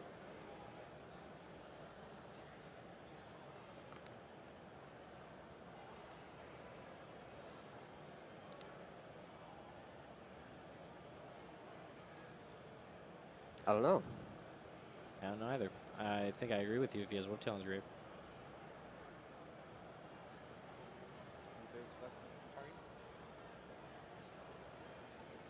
Back Masterpiece during the end phase. So it's not immune to King's anything, since it wasn't tribute summoned. Nope. Just a body. Well, it does look like he's in pretty good position now. Gorilla? Yeah, I feel like he really turned that around. Yeah, I think the big thing there was Hammer Kong. Hammer Kong basically forced out a destruction effect. Yes, by protecting the other Zodiacs. The My Body was an answer to Trident. So Furman's advantage and all of the cards he had that could destroy so many cards really fell apart. Why did Varela let him use Trident on his own Trident instead of trying to preempt it? Because Ram would just get back another monster. No, I mean like never mind. He could. I was thinking use the Trident as soon as he promotes into Trident. But Oh then yeah, he yeah, would no, just it's a chain quick it, so it effect, yeah. doesn't matter. Okay, so Trident's effect is chained and destroys the Masterpiece. Terraforming. Terraforming Ooh. for Furman. That's really good. Yeah, but Ghost Ogre and Snow Rider in Vanilla's hand is going to... Ah, it's going to Cut destroy that them. off. Yeah. I think Varela actually moved it to the front of his hand. Yeah, he definitely did. Right. Those are the kind of things you need to look for. See your opponent flick a card to the front of their hand. Yeah.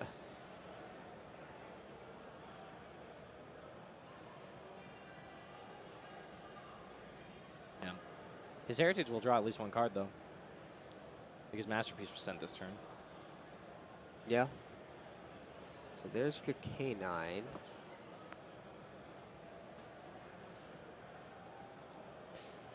He's holding on to that Flying C.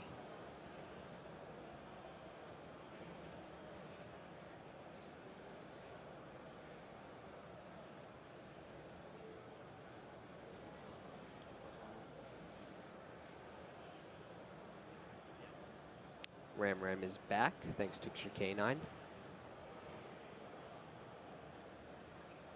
Furman's going to try to figure out how he wants to navigate this. Activates Diagram. Activates Effect, but it's going to lose out to Ghost Ogre and Snow Rabbit like we were saying before. Yeah. So that's a pretty devastating hit for Furman. That Diagram definitely would have broken the game open for him. He's going to activate Heritage for 1. See what he draws. Can't tell what it is. We're about to find out. He needs something good. Masterpiece. I don't think he's used the Heritage Summon yet. Masterpiece. That's He hasn't- actually I don't that's even think he's used the amazing. normal summon, yeah. No, that's amazing.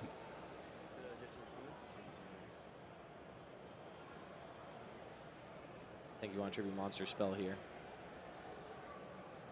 He already drew his card off Heritage, just got to cash out. He also gets to destroy one of those set cards on Varela's end. He's better than destroying Ram at this point. Yeah, I like tributing Chakanine. Oh, maybe he could just destroy tribute the trap card, I guess. Ooh, I don't know if I like tributing Ram though.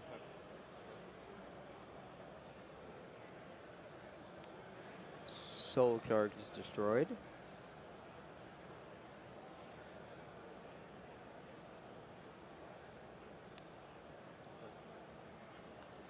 Overlay for Tiger Mortar, activate the effect of Tiger Mortar.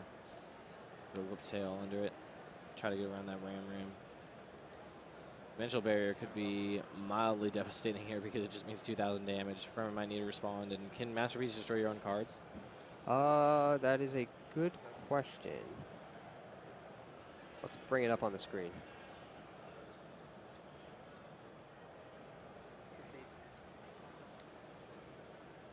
Oh, looks like Varela conceded. Masterpiece can destroy any card on the field. Yep. The true Draco Slaying King. Oh, man. That was a long one, but it was a good one. Really back and forth. I think Varela could have won with the piercing damage, but I might be missing something. Yeah. If he could have thrown a whiptail on it. Or at one point with Borbo, I felt like there was a thing where he overlaid for Borbo maybe a little too early. But that too, because that would absorb 1,200 of the like piercing, then he wouldn't need the 1,200. He would just hack over the 1,200. Yep, just directly. Well, let's take a look at side decks. Furman's End, what he's probably going to bring in here is Flying Sea, I assume, more removal. Cards like Dark Hole, Raigeki, etc. On Varela's end, he has basically an artifact engine in his side deck, I assume, for the Zodiac Mirror. Just more copies of Dimensional Barrier. I like that. I think it's pretty strong. Other than that, though, I could see him bringing in Ash Blossom and possibly Gamma Seal. Also Imperial Order. Definitely Gamma Seal, and I was thinking Imperial Order. Yeah. Ash Blossom, you like it here? Yeah, I like anything that can stop my opponent from doing something. Like terraforming, for example, like being able to negate, that's good. That's Even true. getting a turn off a diagram is fine. You think it's worth it, siding it in Yeah, for? it's more so that I think the matchup is so bad that you just need anything that does something. Like when you have cards like 3-dimensional barrier in your deck against a true Draco heavy deck, you're already down, That's right? true. Flying Sea needs to come Exactly, yeah. So it's more not as much as like, oh, Ash Blossom is so good against the true Dracos. It's Ash Blossom is not as bad as Flying Sea or Dimensional Barrier against the true Dracos. I can see That's that. why I think we'll see it. Yeah, he definitely has a number of cards he wants to take out. And Yeah. Not as many he probably want to put in. Varela does play Shuffle and Reborn. I actually haven't seen that hit the field yet, although I have seen it in many decks. Yep. It has played a big role and will continue to play a big role. Yeah. It's a very powerful card. Yeah, actually. Deceptively powerful. And I'm hoping we see that soon. Or at some point this weekend. First non-peers who I played all day.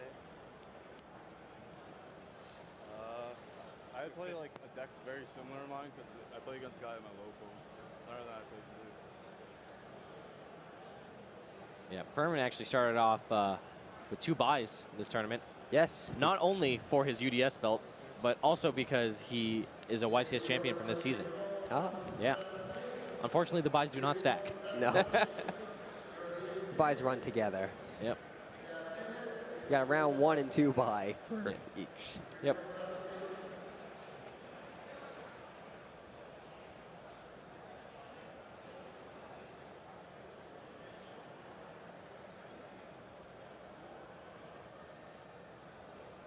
This is an exciting event for duelists like Furman. Yeah. Because he's won a UDS, he's won a YCS, but this is another level. Yes. Because if you win at this event, you get to compete in the World Championship. Yep. And there's no tournament like it. Yep. And he's looking cold as a cucumber. Yeah. So I think he's prepared for this one. All right, so Varela starts with Thoroughblade. I think he's activating its effect. Furman opened with Flying Sea, though, so that's definitely a good one. Yep, boom. Discards Whiptail, draws a card. Yeah, I don't know. Oh, yes, he had My Body's a Shield again, so he was able to activate Thoroughblade, not fearing Ghost Ogre and Snow Rabbit. From draws for turn, it looks like Rat Pier.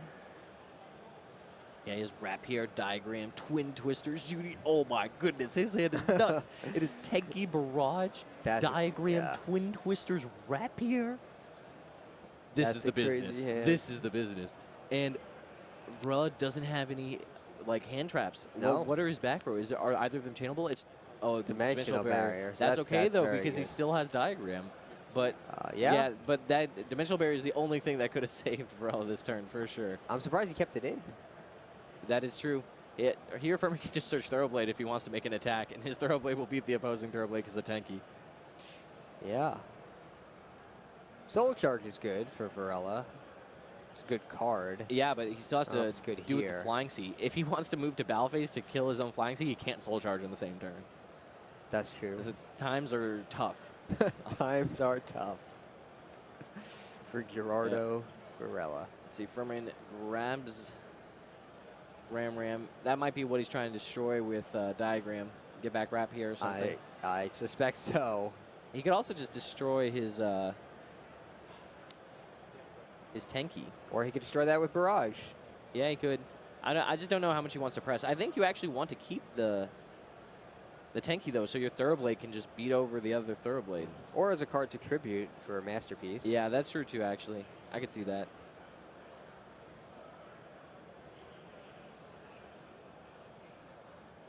So he will...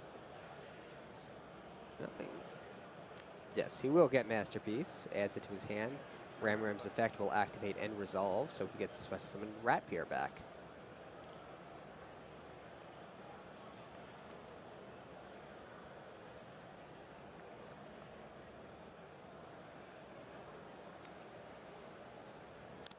He tributes the Rat Pier, as well as the Tenki. Still stunned by Dimensional Barrier. He cannot use the Rat Pier as an Xyz material, but Masterpiece is more than strong enough to destroy Thoroughblade. Yep. Still has Barrage in hand. Yeah, that's not bad. A Flying Sea now for Varela. He kept that in as well. That's interesting. Kind of curious. Well, I guess he doesn't know how heavy of a true Draco deck Furman's playing, but I think after you see like Dynamite and so many copies of the Trap card, I just wouldn't want those cards in. We also saw Apocalypse and Heritage. Is Apocalypse a normal card in the light Draco deck? It's usually just like one copy of Return, maybe two. Yeah, and usually a Heritage. Yeah. So Barrage will activate. It'll destroy the Barrage itself.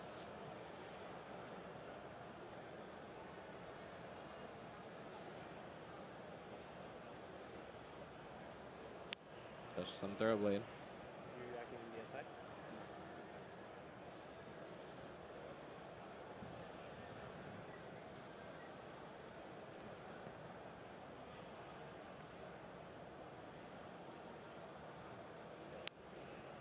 Hammer Kong over Thoroughblade.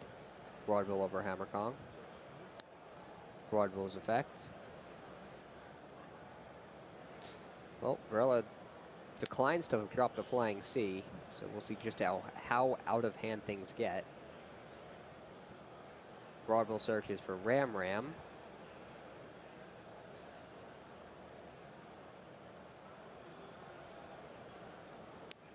K9 hits the field.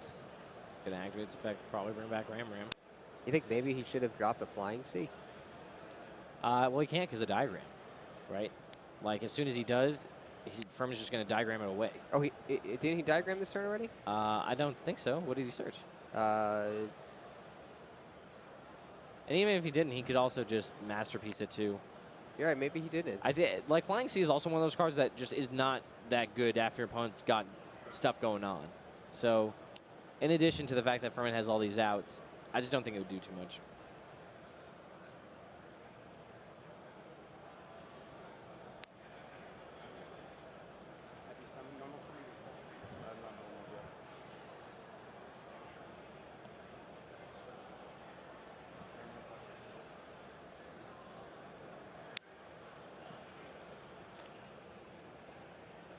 It's like Rapier comes out. It means a rank 4 at some point. Let's see what he makes. If he hasn't used diagram yet. He could make a 4 Strix. Yeah, now I'm not sure if he has. Yeah. He might have, though. He has two Draco, 2 King cards in his hand, so it would make a lot of sense if he had. Maybe I just missed it. I thought this was the turn he destroyed the Ram in his hand to bring back a Rap here. That could be true. But I might be wrong, though. In any case, he will make a Digesto Emerald with his 2 Rapiers, and he will use its effect to draw 1 card after sending some cards back to his deck. Yep. Looks like he was about to Desires. Yeah, he was a little confused. Yeah, a lot of actions. Draws another Twin Twisters. Nice, just in case. Yeah, not relevant right now. That doesn't mean it won't be.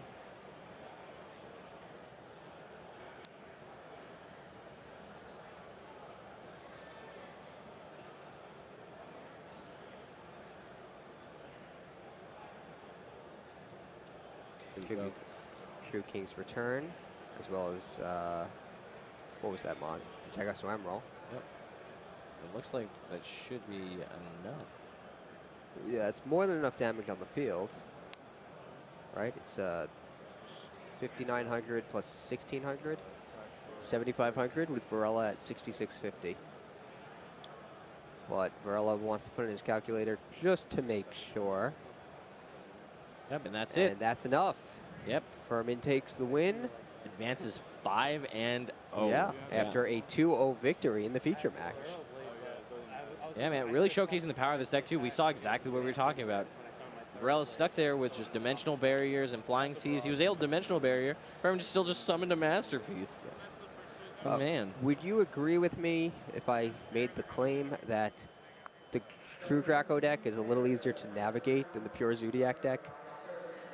Ooh. In the way that I think that...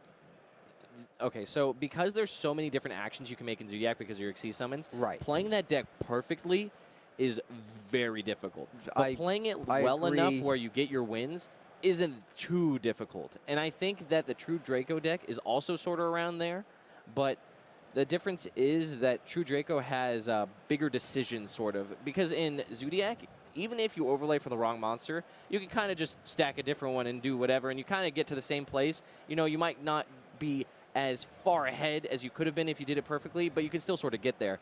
But the True Draco deck, like, you need to be summoning specific monsters, tributing specific cards, because the fact that you contribute your spell and trap cards means you're getting rid of these resources that you could be using later. Yeah, certainly. So, like, the decisions are certainly more important. Yes, I think that True Draco is basically just less forgiving than Zodiac, but I think that it is harder to play Zodiac perfectly than True Draco. I agree with that. Yeah, that would be the conclusion I would come to. But yeah, I really like Furman's deck. Yeah, so as I said earlier, this is what I think is going to be the winner this weekend. But we'll see. I mean, who knows? Someone could have metagamed this still, like found, you know, like sort of the rock, paper, scissors, like, oh, if True Draco, Zoo, Heavy True Draco is the way to beat this deck, right? Like, maybe there's a deck out there that's just really good against the True Draco cards, right? Yeah, unfortunately, that deck would also have to be really good against the Zodiac cards. Right, unless you just hope that the Zodiac, like, beat themselves out, and then the True Draco just sort of sweeps the rest up. And, you, like, it's hard to dodge Zodiac in a field that's so heavy Zodiac. I think that's wishful thinking. But, yeah, but there's also a lot of side deck cards that just hate on this deck, right? Like, you can have a hand of Dimensional Barrier, Flying Sea, and it doesn't really matter what your other 4 cards are, as long as you can put your opponent on a fast enough clock, right? Some players at my local tournament were playing Summon Limit as an anti-Zodiac card. That's an interesting card. Not the biggest fan of that one. I think that every time someone brings up Summon Limit, regardless of what format is in, someone will bring up Summon Limit at some point. It's pretty strong. Still not the best. It's pretty strong against Zoo, though. Sure, It does operate as one of those silver bullets that kind of just stop them in their tracks. Sure. I mean, there's I feel like there's a lot of cards that effectively do that, though. But I agree with what you're saying. There are a lot. Yeah. That's what makes it hard to navigate, but hard to beat. It has a lot of strengths and a couple weaknesses. So that's a 5-0 for Aaron Furman. Yeah, I mean, two-round bye helps, but still 3-0 is impressive, especially in the WCQ. Because even after those 2 buys, you're playing against people who are 3-4, 5-0. Right. So, or 3 and 4-0. But yeah, okay, so we're going to cut for a second, then get an interview with our UDS, YCS Ultimate Duelist champion, Aaron Furman, and we'll be back. Stay tuned. Yu-Gi-Oh! Battles of Legend, Light's Revenge. Dozens of new cards you can add to your deck, plus old favorites from every Yu-Gi-Oh! Era. Make way for the light, Light's Revenge. 5 cards per pack, each pack sold separately. Yu-Gi-Oh! Pendulum Evolution! The final masters of Pendulum Magic have arrived! Astrograph Sorcerer and Chronograph Sorcerer lead new Pendulum monsters, plus old favorites. All foil cards. 5 cards per pack, each sold separately. Yu-Gi-Oh! Maximum Crisis! Now you can max out your deck with true Draco monsters and powerful new Pendulum monsters. 100 new cards. Maximum Crisis! 9 cards per pack, each pack sold separately. And we are back with our last round's feature ranch winner, Aaron Furman. So, True Draco, Zodiac, sort of the 2 camps you can be in, right? And there's all these places in between where you can do heavy True Draco, heavy Zoo. Why do you think that heavy True Draco, light on Zoo is the best approach for this tournament? So you basically need any Zoo monster to just combo off, just to even like get a +3, just Broad Bull, Chalk and 9 Dryden, and it's just good enough there. So we upped the, me and my friends were playing the deck for a while, we upped the True Draco cards so we could draw them, because they're always good together, so we wanted to draw more of them together. And Masterpiece is a powerful card, Dynamite's a powerful card. We're playing 3 Heritage. Heritage is usually like a pie greeter, at least a draw one. Yep.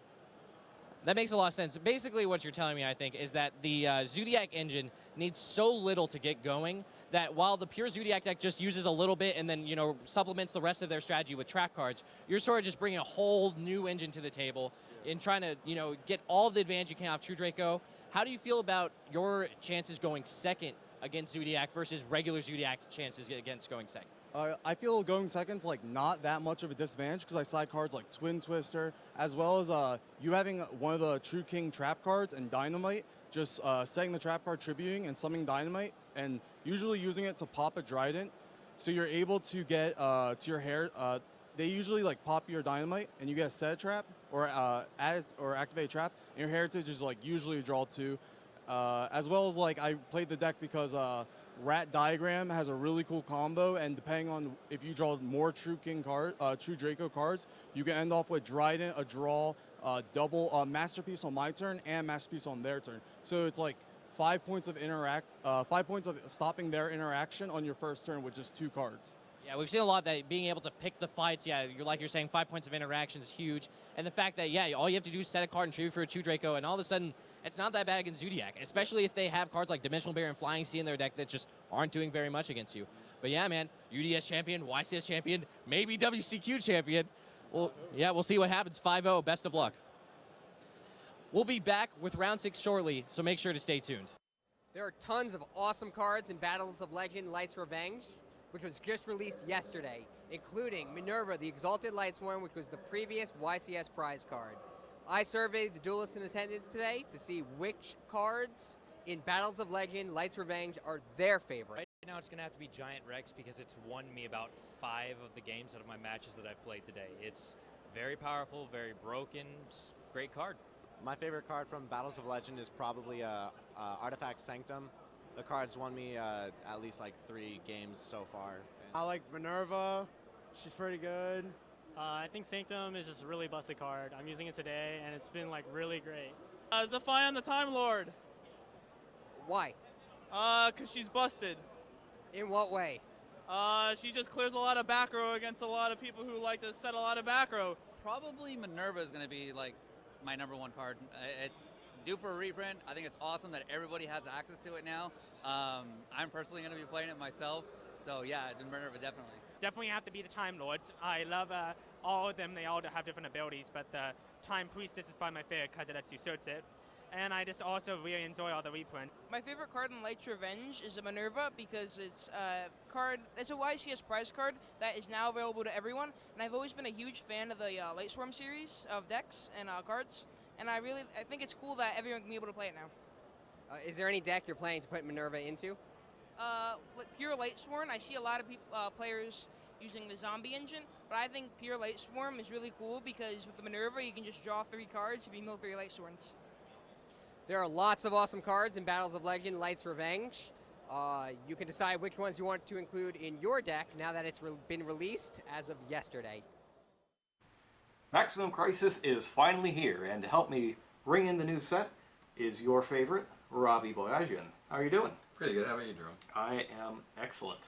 Great news. You know what else is excellent is this brand new game map featuring the Spiral monsters. You got Super Agent here, Tough, Master Plan, Quick Fix, and Spy Gal Misty over there in the corner.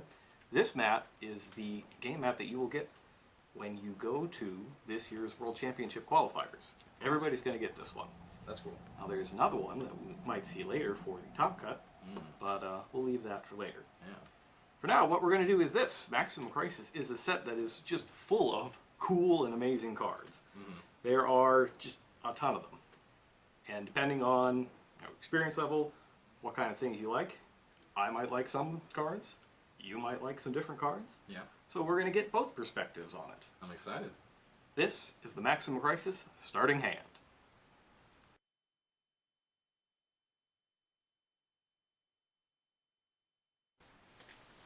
So this is how it works. I've got 5 cards I like for Maximum Crisis. I have 5 as well. So we are going to take turns telling you about them. And because this is Yu-Gi-Oh, we'll roll to see who goes first. High, right? High roll. Ooh. 3. All right. Beats my 1. I will go first. All right, my first card is True King of All Calamities. Because I'm really good at this game, I get to have an Xyz monster in my starting hand. True King of All Calamities is kind of the it's kind of the culmination of the entire True King, True Draco storyline that's been going on in the sets for this past year. It's a rank 9 Xyz monster, 2 or more level 9 monsters, so you can use all 3 True Kings for it, and Mary Amning if you want as well. And it is absolutely devastating. 3,000 attack and defense. It can shift the attributes of all of the monsters on the field to be whatever you want them to be, and then cards in your opponent's possession of that type can't activate their effects. Yeah, so that's crazy powerful in terms of disruption. It's incredibly good. Right now, people are playing it mostly in the True King Dinosaur deck. They're using Lithosagem to be the first. They get something else out there. It could be a Synchro, it could be another True King. There's just a lot of different ways to get 2 or more level 9s on the field. And once you do have it out there, it is very hard for your opponent to come back from it. Yep. All right, you're up. So my turn. Ash Blossom and Joyous Spring. Yep. So, talked a lot about this card. Very popular. I'm a big fan of it because it's another card we can use to sort of disrupt the opponent when we haven't had a chance to go yet. So when your opponent wins the die roll, for example, like you did, I have this Ash Blossom and Joyous Spring in my hand, spring it into action. Doesn't stop True King of All Calamities. Yeah. Unfortunately, no. Yeah, on that topic, it's not as like high impact or oppressive as some cards like Maxi. It's sort of just, it sometimes doesn't even trade for your opponent's card, right? Because you activate and negate the effect, but they still keep their card. Right? But still great against stuff like terraforming, things that, just one-time activation, you basically just get to negate and stop the effect completely. It's also huge because of the huge decks. Yes. Yeah. That grass looks greener. This is the best way to answer that. Even if your opponent goes first and draws it, if you have an Ash Blossom, you stop it, and I don't know. I've seen a lot of people lose to just 20 free cards in the graveyard, so it's pretty rough. And the fact that Ash Blossom lines up so well against everything because it can negate 3 different things, special summoning from the deck, sending from the deck, and adding from the deck. Those are all really common game actions. Exactly, yes. So it's something that lines up fine against everything, but isn't too powerful. And that's why I really like Ash Blossom. Excellent. Yeah. All right, I'm up next. So one of the things that Ash Blossom can really hose is Pendulum Call. But that doesn't stop me from trying to play Pendulum decks from time to time. And actually the one I really like right now is the Odd Eyes deck. And one of the things that it does right now pretty well is just burn your opponent out of the game. Okay. Odd Eyes Phantom Dragon, for example, is a monster that can hit you for 25 and then tack on another 2,400 for having Odd Eyes monsters in your Pendulum zone. But sometimes that's not enough. What if you need even more damage than that? Performer Pal Gatling Ghoul has got you covered there. So it's a fusion of a Performer Pal and a level 5 or higher dark monster, like Odd Eyes Phantom Dragon, Odd Eyes Pendulum Dragon, Odd Eyes Persona Dragon. When this is fusion summoned, you burn your opponent for 200 times the number of cards on the field. Then, if you used a Pendulum monster as one of its materials, as you should, you get to take out one of your opponent's monsters as well, and then burn them for its attack points. And if you do all that in main phase 1, it's got 2,900 more for you. Yeah, it's easy to finish them off during the battle phase. It is. And so you need a Performer Pal for that, right? Well, what if you had a Performer Pal that also works as a fusion card? What a And deal. Maximum Crisis actually has something like that as well. Former pal Yugo Golem, turn that it is, in the main phase, during the turn that it was Pendulum Summoned, you can fuse it with other monsters you control, like Odd Eyes monsters. Fusion Summon a monster. Alright, you're up. Yep. So speaking of pendulums, I'm not the biggest fan of pendulums. I like to destroy them. Cards like Tornado Dragon help me do that. Oh boy, yeah, Yeah. he does. So Tornado Dragon is just a generic rank 4, takes 2 materials, and can destroy spell or trap cards during either player's turn. So it's very powerful. We've seen cards like Diamond Direwolf play a similar role, just to be used as spell and trap card destruction, but you end up having to destroy your own Diamond Direwolf most of the time unless you're playing a deck that includes the types that Diamond Direwolf can destroy. We've also seen Super Quantum Mech Grand Pulse. Yes. Right? Yeah, Rank that was 3. the rank 3 option that sort of had this effect. But the fact that every deck now just gets a generic way to destroy spell and traps, disrupt pendulum cards, disrupt cards like Fire Formation Tenki, Zodiac Barrage, all these just Dragonic powerful, Diagram. especially Dragonic Diagram, just all these powerful spell and trap cards that need to stick on the field. And Tornado Dragon does that. It answers one during your turn, one during your opponent's, so they can't get back in the game. And the fact that I don't need to draw my spell and trap card removal anymore, and I just need 2 level 4 monsters and some of this extra deck monster makes it especially powerful. That's big, keeping them all in the extra deck. Yeah. So, big fan of Tornado Dragon. Alright, back to me. I've got Fairy Tale Luna. So I know a lot of players are very intimately familiar with the Fairy Tale monsters, particularly Fairy Tale Snow. Yes. Being so devastating in decks featuring Grasshook Screener or just a lot of Light Swarm. I really like the whole Fairy Tale series because I think you did an excellent job of conveying the actual storylines of the tales that these are coming from in the card mechanics. And I think Fairy Tale Luna actually does that the best of any of them. She is based on Princess Kaguya from The Tale of the Bamboo Cutter. And this card, I think, gets the 3 elements of that story right. The gold piece in every bamboo shoot, the unreasonable demands, and then in the end returning to the moon.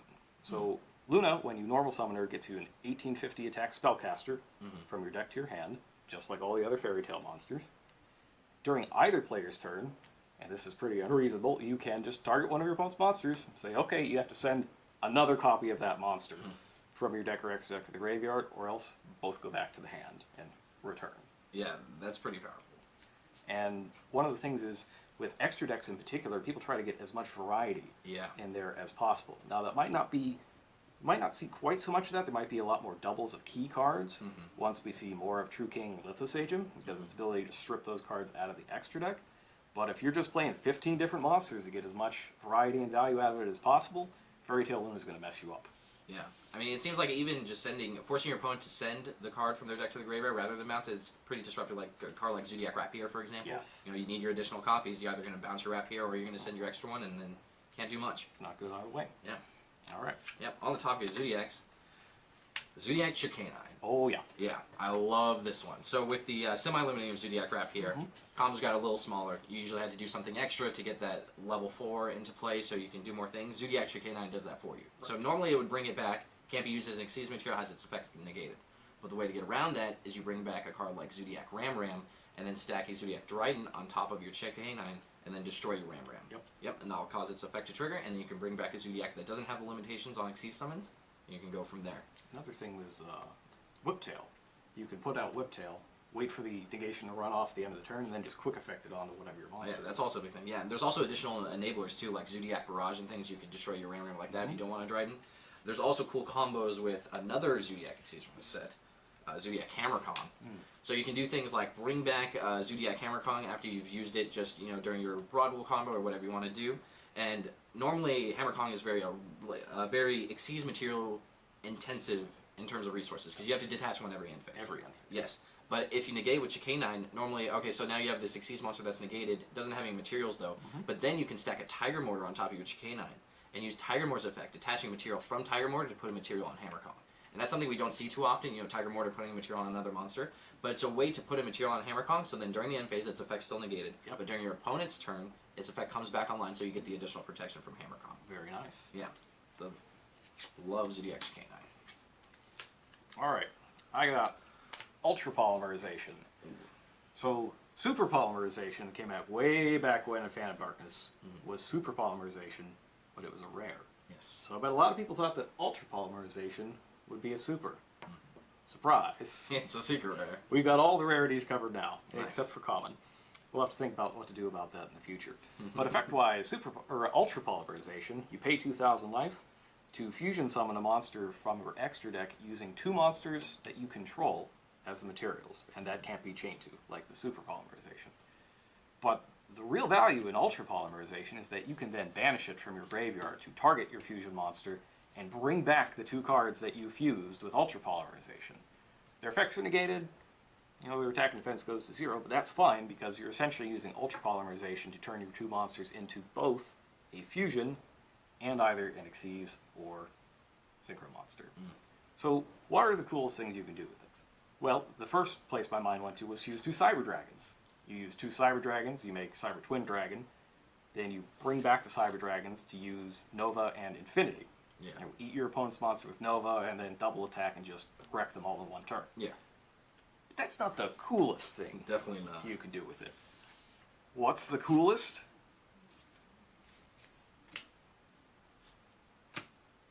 Dark Magician and Buster Blader. Fuse them up into a Dark Paladin, then bring them back and stack them up for Ebon Illusion Magician. Yeah. Yugi would be proud.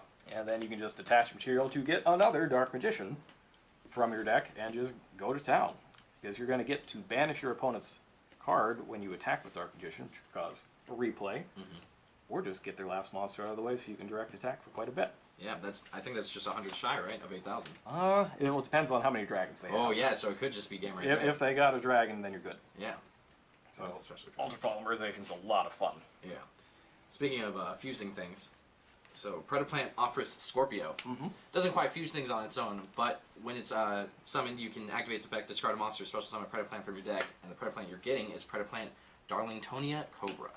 And so when Darlingtonia Cobra is special summoned by the effect of a Predaplant, you get to add a polymerization or fusion spell card from your deck to your hand. So cards like Instant Fusion, Brilliant Fusion, great obviously to search. It's a big combo enabler because this is a rank 3 right here off of just this, so you can make something like MX Saber Invoker, get a Zodiac Rapier from your deck, or just search a Brilliant Fusion and just start doing crazy things. Yes. Yeah. So I'm a big combo guy. I love crazy combos, and I think that we will see a lot of Predaplant offered Scorpio if there's a right shelf for it. The biggest issue with it is the drawback discarding monsters, right? So your deck needs to have a lot of monsters enabled to enable it, but beyond that, it's a pretty powerful effect. All right. So let's see. I've got one left, and that is Spiral Gear, fully armed. So we're also hit the end of the Spiral and the Subterror storylines as well. So we've got Spiral Gear fully armed. It's a gear card, so you can search it out with Quick Fix. In fact, you can search a lot of them out with Quick Fix if you have machine duplication. And there's no, you can only control one on this thing either. So you can just pump your one super agent full of as many attack points as you want. But the key thing is, okay, so you get 1,000 attack points, and then when your Spiral Super Agent destroys a guy in battle, which is pretty likely because you're usually picking off spells and traps. I mean, Super Agent himself, he has to pick off a spell or trap, but a lot of times with Spiral Tough, you're also picking out a spell or trap card to clear the way for the rest of your monsters. But whatever monster you leave stranded, when he hits it, he banishes it, and he hits it so hard that you get to banish something else as well. And that second part doesn't target, so it's an interesting way to get around a lot of tough things. Yeah. And then if this gets destroyed, now this is a when you can effect, so you have to be careful with it. But when it gets destroyed, you can special summon a Spiral Super Agent back from your graveyard, which triggers its effect again to take out another spell and trap card. Spiral fully armed is excellent equipped spell. Yeah. Well, equip spells, continuous traps, pendulum monsters. I want none of it. Oh no. Unending Nightmare. Probably my favorite card from the whole set. Oh, this card's just brutal. Yeah, so you pay 1,000, basically whenever, as long as it's not in the same chain, destroy face-up spell or trap card. And, that sounds pretty open-ended because it is. You can disrupt anything. You think of cards like Anti-Spell Fragrance, combating pendulums and stuff like that, but this card does that sometimes even better. You get to destroy their pendulums. They never hit the field. The same thing we were talking about before, Fire Formation, Tanky, Zodiac Barrage, Diagram, all those cards susceptible to Unending Nightmare. You can also destroy your own cards, so if you want to do things like mistake your opponent or activate a Macrocosmos and then use this to destroy your own spell or trap, that works too. So there's just a bunch of really cool interactions you can do with it, and I could see this just being a side deck stable, similar to Danko Sekka, where it doesn't target the decks that are trying to set a lot, but the decks that want a lot of face-up spells and traps. Mighty I'd Hammer be is a good one. shocked if we don't see a lot of this card leading Yeah. up to the leading up to the WCQ and in the WCQ. Yeah, it's definitely a good one. Excellent card. Well, I think that's it for both of us. We both had our starting 5 out there. All right. Well, that'll about wrap it up for the Maximum Crisis starting hand. Thank you for joining us. If you want to see more, you can check out our YouTube channel, Yu-Gi-Oh! Or youtube.com/official Yu-Gi-Oh! TCG. Hopefully you're there right now. I don't know where else you'd be watching this. You can also follow us on Facebook at official Yu-Gi-Oh! TCG or on Twitter, Yu-Gi-Oh! _TCG. And there are also broadcasts of big tournaments over on the Twitch channel, especially European events at twitch.tv/official Yu-Gi-Oh! channel. Thanks for joining us. See you next time. Howdy. Welcome back to the 2017 North American World Championship Qualifier. Well, the top 64 is set, and there are plenty of rounds of exciting playoff action coming to you. But right now, it's time for, well, for many people, it's their favorite part of the WCQ every year. Can you believe that this is now our 7th year of live character duels at the World Championship Qualifier? It started all the way back in 2011 with Yugi versus Yusei. And since then, it's become an irreplaceable tradition here at the WCQ. And many people, even those who didn't even play in the World Championship Qualifier, they love to come by just to see fantasy matchups between their favorite characters from the various TV shows. So today we've got a very special match for you. And I think you might already know who some of our guests are. So without further ado, please welcome to the stage Darren Dunstan as Pegasus and Ted Lewis as Jack Atlas.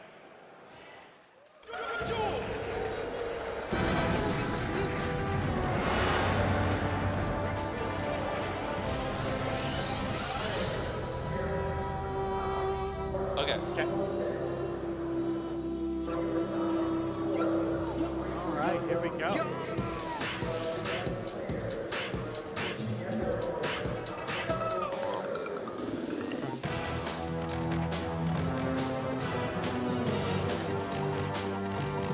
Adjustable, eh?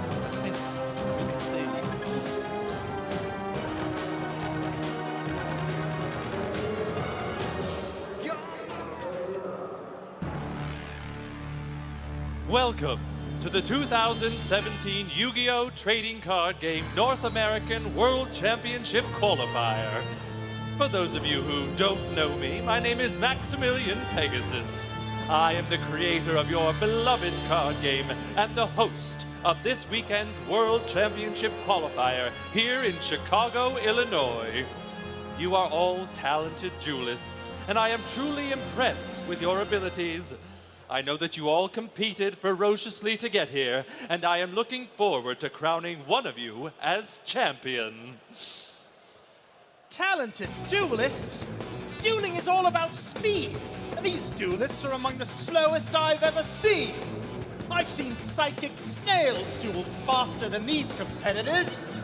You haven't seen talent until you've seen me, the master of faster, Jack Atlas. I'd crush any one of them faster than you can say Red Dragon Archfiend. Well, that's some confidence you have there.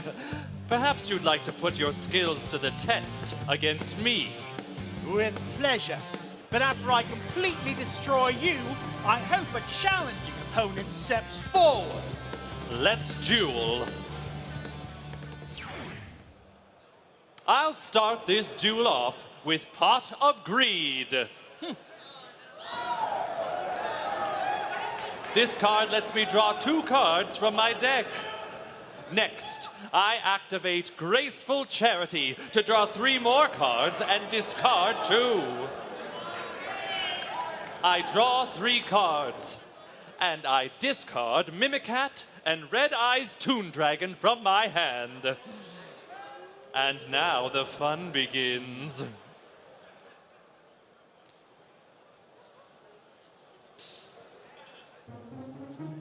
It is finally time to bring this duel into Toon World. I activate Toon Kingdom.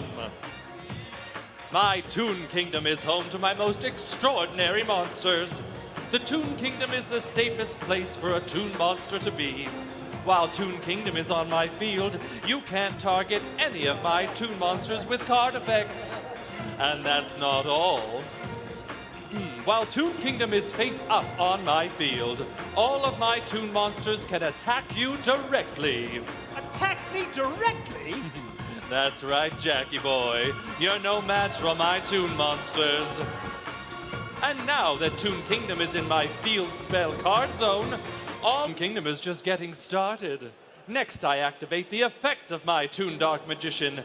Once per turn, by discarding a Toon card from my hand, I can special summon a Toon monster from my deck, ignoring its summoning condition. I discard Toon Barrel Dragon from my hand to have Blue Eyes Toon Dragon join the fray. So, how do you like that? Please, your pathetic caricatures of monsters don't intimidate me. Pathetic caricatures? These are new and improved versions of the legendary duelist's signature cards. And you're staring down all of them at the same time. Whatever. Are you done yet? Almost. Lucky for you, none of my monsters can attack this turn, so I'll just set one card face down. It's your turn. I draw. First, I'll clear out all the smoke you're blowing with my Twin Twisters spell card. I discard Barrier Resonator from my hand to destroy your face-down card and your Toon Kingdom. Blowing smoke? My Toon monsters are certain to live up to the hype. They're every bit as strong as I said they are, maybe even stronger. And so is my Toon Kingdom, because it's not going anywhere. I activate my trap card, Judgment of Anubis. I discard one card from my hand to negate the effect of your Twin Twisters and destroy it. Fine. Your Kingdom of Monsters will fall all the same. I special summon Vice Dragon from my hand. While you control a monster and I don't, I can special summon my level 5 Vice Dragon with its attack points and defense points halved. Next, I normal summon the level 3 tuner, Dark Resonator. Level 3 tuner? I see that you're planning That's right. I tune my level 3 Dark Resonator with my level 5 Vice Dragon. From the ancient chasms of a lost world, I awaken a great and terrible power. I synchro summon, now rise, Starlight Red Dragon Archfiend! My Starlight Red Dragon Archfiend has 3,000 attack points and an incredible effect. Once per turn, I can destroy all other special summoned effect monsters on the field with attack points equal to or less than the attack points of my Starlight Red Dragon Archfiend. Then, you lose 500 life points for each monster that's destroyed. Yeah. Since all 3 of your monsters are effect monsters with 3,000 or fewer attack points that were special summoned, they're about to be obliterated by my dragon. You're finished, Pegasus. Starlight Red Dragon Archfiend, activate your effect. Destroy Pegasus's monsters and take me one step closer toward victory. Oops! I forgot to tell you about my Toon Kingdom's other effect. Whenever one of my beloved Toon monsters would be destroyed, I can simply banish the top card of my deck face down instead. Rather than losing all 3 of my monsters and 1,500 life points to your Starlight Red Dragon Archfiend's effect, I'll banish the top 3 cards of my deck face down. My monsters are all perfectly safe. That was just a minor setback that only slightly delays your inevitably crushing defeat. I activate Resonator Call. This card lets me add any Resonator from my deck to my hand. I'll add the level 1 tuner Synchron Resonator to my hand. As long as there's a Synchro monster on the field, I can special summon my Synchron Resonator from my hand. Since Starlight Red Dragon Archfiend is on the field, that's exactly what I'll do. But it won't stay on my field for long, because I'm tuning it with my Starlight Red Dragon Archfiend. Another Synchro Summon? Archfiend unleashed from the darkness of the abyss. Let your rage explode. I Synchro summon the level 9 Synchro monster, Hot Red Dragon Archfiend Abyss. My Hot Red Dragon Archfiend Abyss has 3,200 attack and just the effect I need. Once per turn, I can negate the effects of a face-up card on the field until the end phase. Next, I'll use the effect of my Synchron Resonator. If Synchron Resonator is sent from the field to the graveyard, I get to add one Resonator from my graveyard to my hand. Since I just sent my Synchron Resonator to the graveyard by using it as a material in Synchro Summon, I return Barrier Resonator from my graveyard to my hand. Now I activate the effect of Hot Red Dragon Archfiend Abyss to negate the effects of your Toon Kingdom. Even without Toon Kingdom protecting them, my Toons would never abandon me. And I guess I'll just have to destroy your Toons with brute force. I activate Double Summon. This card lets me normal summon a second time this turn. And I'll use that additional normal summon to add the level 1 tuner Barrier Resonator to my field. Another tuner? Now I tune my level 1 Barrier Resonator with my level 9 Hot Red Dragon Archfiend Abyss. Let the peaks soar, split the mountains and come forth, along with the flames of the earth. I Synchro summon the level 10 Synchro monster, Hot Red Dragon Archfiend Bane. Hot Red Dragon Archfiend Bane? That's right. But don't get too used to it, because I'm about to tribute it to activate its effect.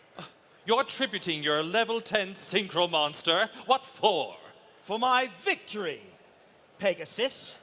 In this particular scenario, my Hot Red Dragon Archfiend Bane is a mere stepping stone to get back to the monster I really want on my field. By tributing it, I can special summon a Red Dragon Archfiend monster from my graveyard. I tribute my Hot Red Dragon Archfiend Bane and special summon my Scarlight Red Dragon Archfiend back to the field. You already tried using that monster. It didn't work. That was before. You thwarted my Scarlight Red Dragon Archfiend's effect by using the protective powers of your Toon Kingdom. But now that your Toon Kingdom's effect is negated, thanks to my Hot Red Dragon Archfiend Abyss, your monsters are powerless against the awesome might of my Scarlight Dragon. Oh, no. Scarlight Red Dragon Archfiend, activate your effect and destroy all of Pegasus's monsters. Nothing will save them this time. All of your monsters are destroyed and lose 500 life points for each of them. Oh, my beloved Toons. This isn't good. Now, Scarlight Red Dragon Archfiend, use your 3,000 attack points to attack Pegasus directly and end this duel. No! Just as I thought. You couldn't even last one turn against me. You're a has-been, Pegasus. Everyone here is completely overrated. There isn't a duelist in the room who can stand up to me.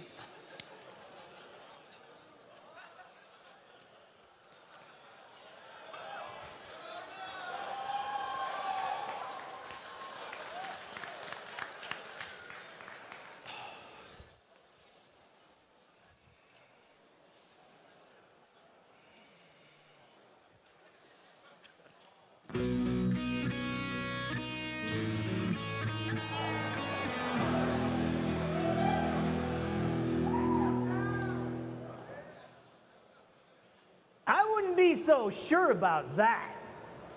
Who are you? I'm Master Phoenix, and I'm here to prove you wrong. You? You think you can beat me? Think I can? It's my destiny to defeat you, Mr. Atlantis. The name is Jack Atlas. And when I crush you in a duel, you'll never forget it. Oh, sorry about that, Mr. Atlas. But you shouldn't count on beating me. I'm a professional duelist and one of the best players that Duel Academy has to offer. I just hope you're more of a challenge than my last opponent. Be careful, Aster. Jack not only talks a big game, he has the skills to back it up. He defeated me in just a single turn. Don't get too comfortable, Pegasus. I'll be taking my throne back right after I win this duel. Don't worry, Mr. Pegasus, I've got this. I'm the hero this convention center needs to kick his ego down a notch. Oh, I can't wait to defeat you. Let's duel! All right, I'll start this duel off with my spell card, Destiny Draw. Now, by discarding one Destiny Hero monster from my hand, I get to draw 2 cards. I pitch Destiny Hero Disc Commander to draw 2 cards. I see that Aster Phoenix is relying on his signature Destiny Hero monsters that allowed him to rise through the ranks at Duel Academy. Aster certainly is adept at wielding their power, but Jack Atlas is no pushover. This will be a tough duel for them both. And that's not all I'll be drawing this turn. Next, I activate Pot of Greed. Unlike Destiny Draw, Pot of Greed has no strings attached. Pot of Greed lets me draw 2 cards from my deck. No way. And now, I normal summon D cubed from my hand. When I normal summon D cubed, it becomes a Destiny Hero monster for as long as it's on the field. Next, I activate D cubed special ability. By discarding 2 cards from my hand, I get to special summon 2 more copies of D cubed from my deck. I'll throw Destiny Hero Doomlord and Destiny Hero Malicious into my graveyard and swarm the field. How do you like my triple threat? 3 monsters with 0 attack points and 0 defense points. They have more bark than bite. You call that a threat? Well, I guess not. But now that they're all on the field together, I get to tribute them for something much stronger. I tribute all 3 copies of D cubed to special summon Destiny Hero Dogma. And my Destiny Hero Dogma has 3,400 attack points. Incredible. Since Destiny Hero Dogma has over 3,000 attack points, it is invulnerable to the effect of Jack's signature monster, Scarlet Red Dragon Archfiend. Aster must have been watching my duel against Jack Atlas and planned accordingly. Impressive. Oh, and I'm not done yet, Mr. Atlas. I'm throwing 2 cards face down before ending my turn. Now let's see if you can last longer than the old man. Oh, rude. I draw. Oh, not so fast, Mr. Atlas. That's all it takes to activate my Destiny Hero Dogma's special ability. During your standby phase, Destiny Hero Dogma cuts your life points in half. Since you still have all 4,000 of your starting life points, that means you're about to lose 2,000. Oh. Jack just drew his first card, and already he has lost half of his life points. I don't care how thin you divide my life points. As long as I have 1 life point remaining, I'll crush you with my absolute power. And I'm starting on my path to victory with this. I summon the level 2 tuner monster, Force Resonator. A tuner? But that's not all. when I normal summon a tuner monster like Force Resonator, I get to special summon my level 6 Red Warg from my hand. When I special summon Red Ward from my hand in this way, its attack points are cut down to 700. But that doesn't matter, because I'm not sticking around for long. I tune my level 2 Force Resonator with my level 6 Red Warg. Here it comes. Rend the obsidian darkness, scorch heaven and earth, isolated absolute king. I synchro summon the level 8 synchro monster, Hot Red Dragon Archfiend. Whoa, that was pretty cool. My Hot Red Dragon Archfiend has 3,000 attack points and 2,000 defense points, plus an incredible power. Once per turn, my Hot Red Dragon Archfiend can destroy all other face-up attack position monsters on the field. Your Destiny hero Dogma may have more attack points than my monster, but that won't stop my Hot Red Dragon Archfiend from destroying it. Hot Red Dragon Archfiend, activate your effect! Your monster has been obliterated by mine. And it doesn't end there. I enter my battle phase, Hot Red Dragon Archfiend, attack Aster directly! I activate my trap card, D-Fortune. This card lets me banish one Destiny hero from my graveyard to immediately end your battle phase. I'll banish Destiny hero Doomlord from my graveyard to protect my life points. Oh, that was a close one. Fine. I'll set 2 cards face down and then end my turn. It's my turn. I draw. I'll start off this turn by activating my face down card, Limit Reverse. This card lets me special summon a monster with 1,000 or less attack points from my graveyard in attack position. And I choose Destiny hero Disc Commander. Now my Disc Commander's effect activates. When it's special summoned from the graveyard, I get to draw 2 cards from my deck.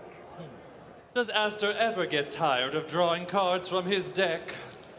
And next, I activate Graceful Charity.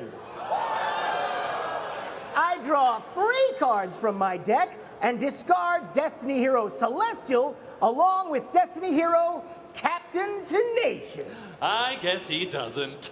You'll need all of the cards you can get if you hope to even stand a chance against me. Oh, don't worry. I'll be sure to put those cards to good use. But first, I activate the effect of my Destiny hero, Malicious. By banishing it from the graveyard, I get to special summon another copy from my deck. Now, I normal summon Destiny hero, Diamond Dude, and activate its effect. I excavate the top card of my deck. If it's a spell card, I send it to the graveyard. Looks like I found Monster Reincarnation on top of my deck. Since that's a spell card, I ship it to my graveyard. What's the point of that? Even though most spell cards can only be activated from a duelist's hand, Diamond Dude lets me activate the effect of a spell card that it excavates. I can't activate the effect of that spell card until the turn after Diamond Dude sends it to the graveyard, so it sort of gives you a glimpse into the future by showing you one of the effects that I'm destined to use on my next turn. And now that I have 3 monsters on my field, I tribute them all for a monster that can only be summoned by sacrificing all of them. I offer up Destiny hero Disc Commander, Destiny hero Malicious, and Destiny hero Diamond Dude to special summon Destiny hero Plasma. Destiny hero Plasma? You're finished. Destiny hero Plasma, activate your effect to absorb Jack's monster. No way! My Hot Red Dragon Archfiend was assimilated into your Destiny hero Plasma! That's right. Now my Destiny Hero Plasma gains the effect of your hot red dragon Archfiend.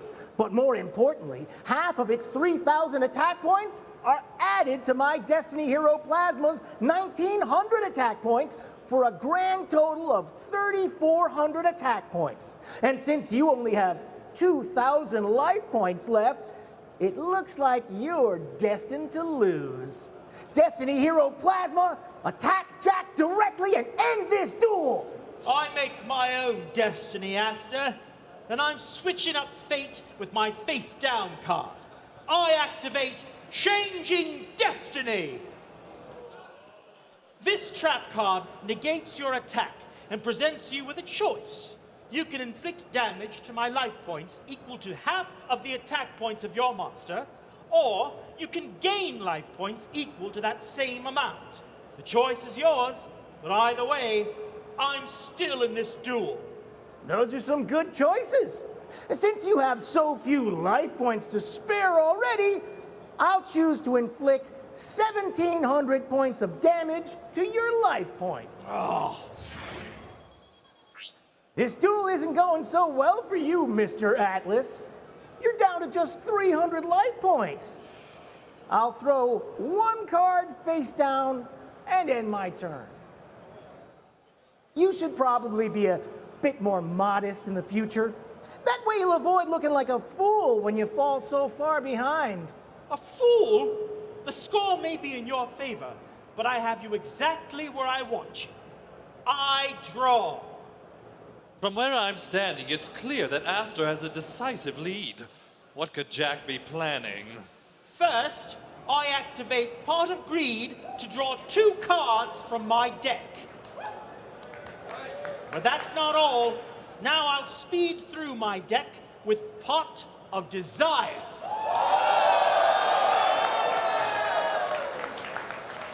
I banish the top 10 cards of my deck face down to draw 2 more cards. You'll need all of the cards you can get if you hope to even stand a chance against me. Now I send Red Resonator from my hand to my graveyard to special summon Power Giant. I can special summon Power Giant by sending any monster from my hand to my graveyard. Then, Power Giant loses levels equal to the level of the monster I threw from my hand. Since I sent my level 2 Red Resonator to the graveyard to special summon Power Giant, my Power Giant is now a level 4 monster. How interesting. Jack can use his Power Giant's effect to modify its level and prepare for a synchro summon. I see where this is going. Next, I activate Monster Reborn to special summon Red Resonator. Whenever I special summon Red Resonator, its effect activates. I gain life points equal to the attack points of any monster on the field, and I choose your Destiny Hero Plasma. Well, my Plasma has 3,400 attack points. Exactly. I gain 3,400 life points. Next, I normal summon my level 2 Power Supplier from my hand. But none of my monsters are staying on the field for long. I tune my level 2 Red Resonator with my level 4 Power Giant and my level 2 Power Supplier. From the ancient chasms of a lost world, I awaken a great and terrible power. I synchro summon. Now rise, Starlight, Red Dragon Archfiend!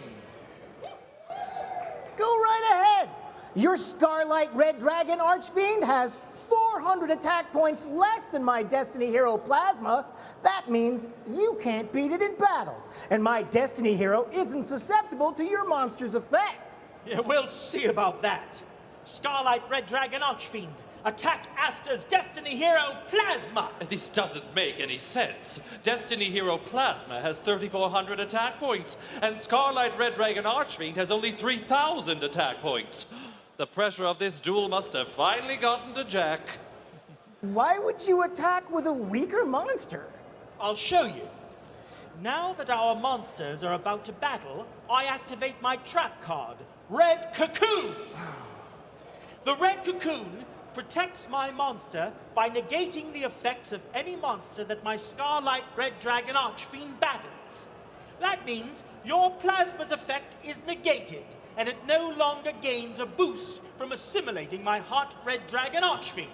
Its attack points drop back down to 1900. Oh no!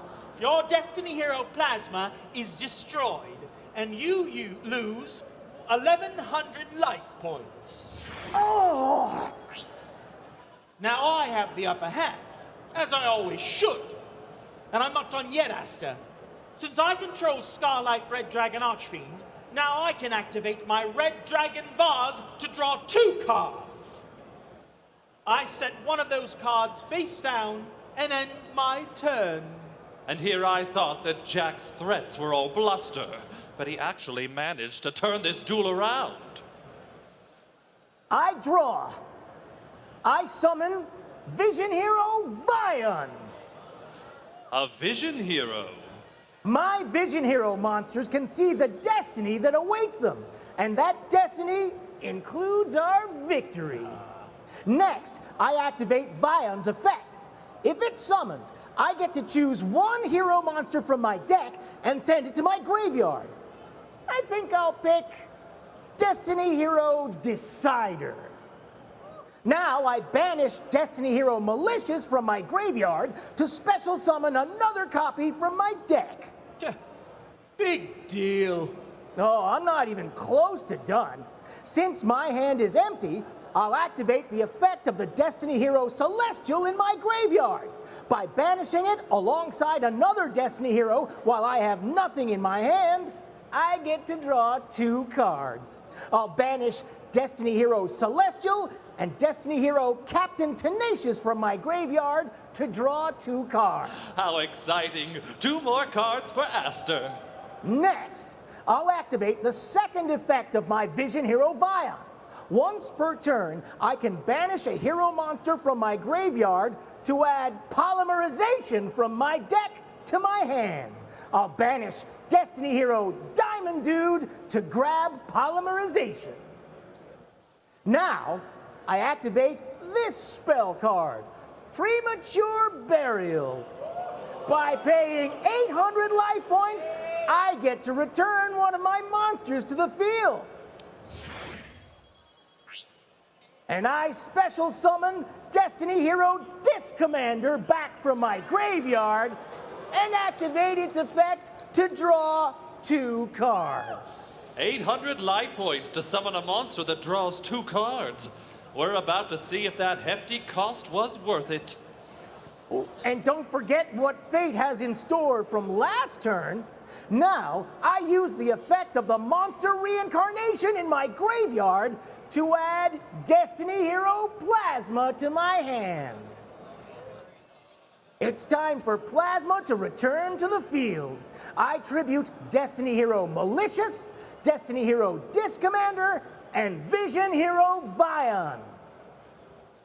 Come on out, Destiny Hero Plasma! He's back! Since you're already familiar with Plasma's abilities, there's no need for me to explain them again. Destiny Hero Plasma, activate your effect to absorb Jack's monster. Not so fast. I activate my trap card, Fiendish Chain. This card negates your monster's effect and paralyzes your monster. My Starlight Red Dragon Archfiend isn't going anywhere. You took the bait. Bait?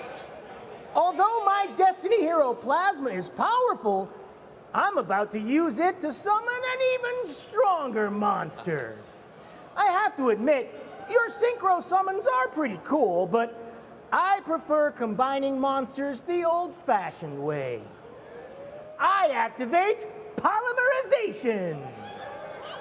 This card combines the Destiny Hero Plasma on my field with the Destiny Hero Dasher in my hand.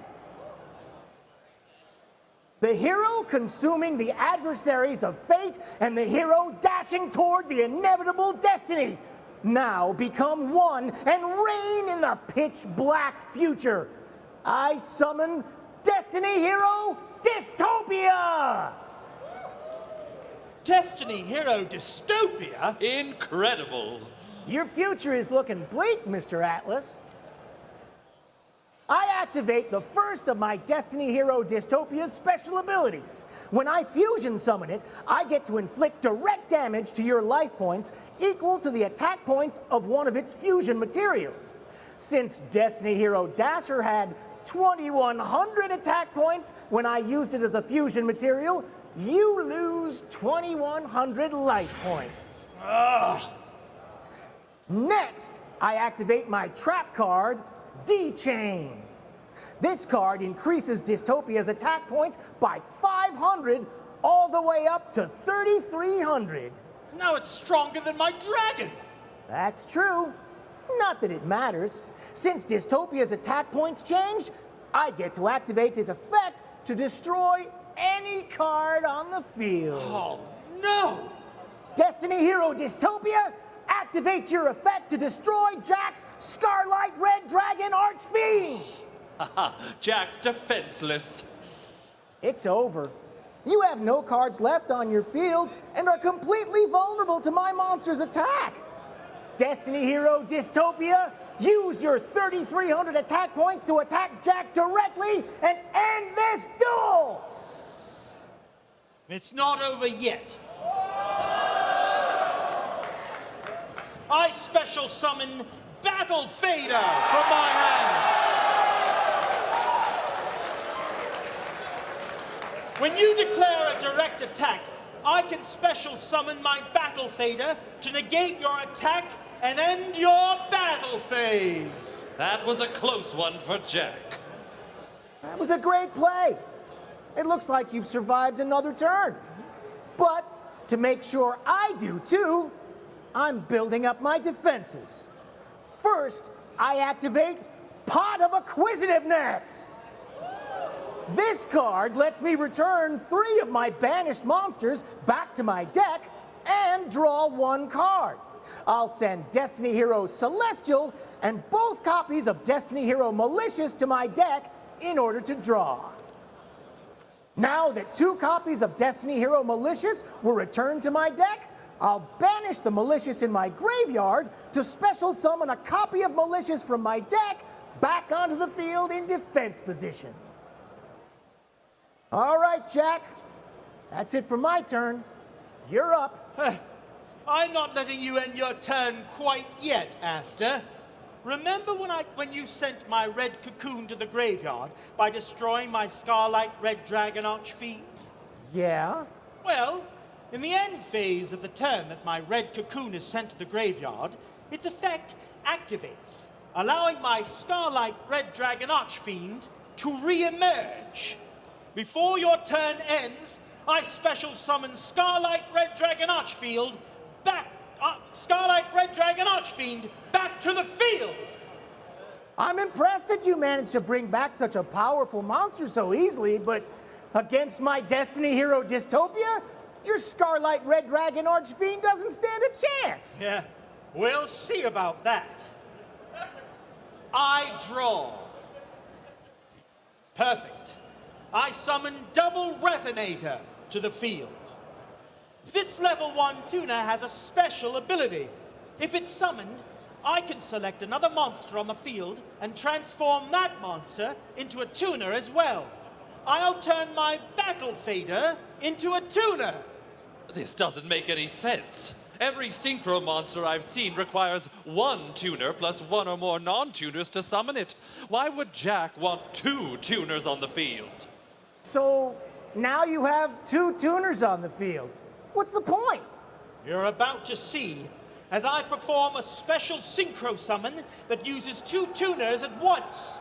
I combine my level 8 Scarlight Red Dragon Archfiend with my level 1 Double Resonator tuner and level 1 Battle Fader tuner. He's tuning together 2 tuners? Together, these monsters will call forth an absolute power destined to rule this duel. Now, I synchro summon bow down and tremble before the level 10 synchro monster, Tyrant Red Dragon Archfiend! It has 3,500 attack points? And that's the least impressive thing about my Tyrant Red Dragon Archfiend. My Tyrant Red Dragon Archfiend rules with an iron fist and wields two impressive effects that help it do so. Its first effect destroys all other cards on the field.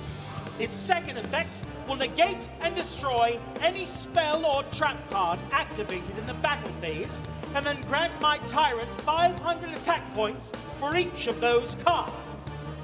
Now, Tyrant Red Dragon Archfiend, reign in a new era of tyranny and activate your effect. Destroy all cards on the field! Oh no! Thanks to Tyrant Red Dragon Archfiend's effect, now Aster is defenseless.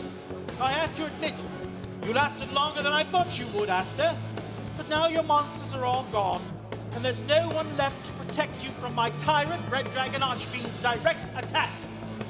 Tyrant Red Dragon Archfiend, use your 3,500 attack points to attack Aster directly and end this duel! Oh no, it's over! I wouldn't say there's no one left to stand up against the tyranny. I discard Destiny Hero Dynatag from my hand. He's just the hero I needed. Dynatag intercepts your attack and prevents all of the battle damage that your Tyrant would inflict to my life points. Thanks to Dynatag's effect, we each lose 1,000 life points instead of taking any battle damage. Thanks to Destiny Hero Dynatag, Aster survived. Lucky break! But my Tyrant Red Dragon Archfiend is still too powerful for you to beat. Even though I couldn't finish you off right now, your defeat on my next turn is inevitable. Go ahead. I draw. I'm not planning on giving you a next turn, Mr. Atlas. I'm planning on defeating you right now. Impossible. We'll see. Let's see if Aster has what it takes to turn this duel around. First, I banish my Destiny Hero Malicious from my graveyard to special summon the last Malicious from my deck. Next, I activate Pot of Desires.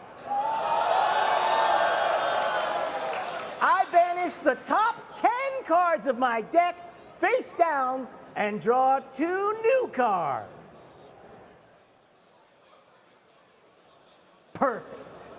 My Pot of Desires gave me everything I wanted.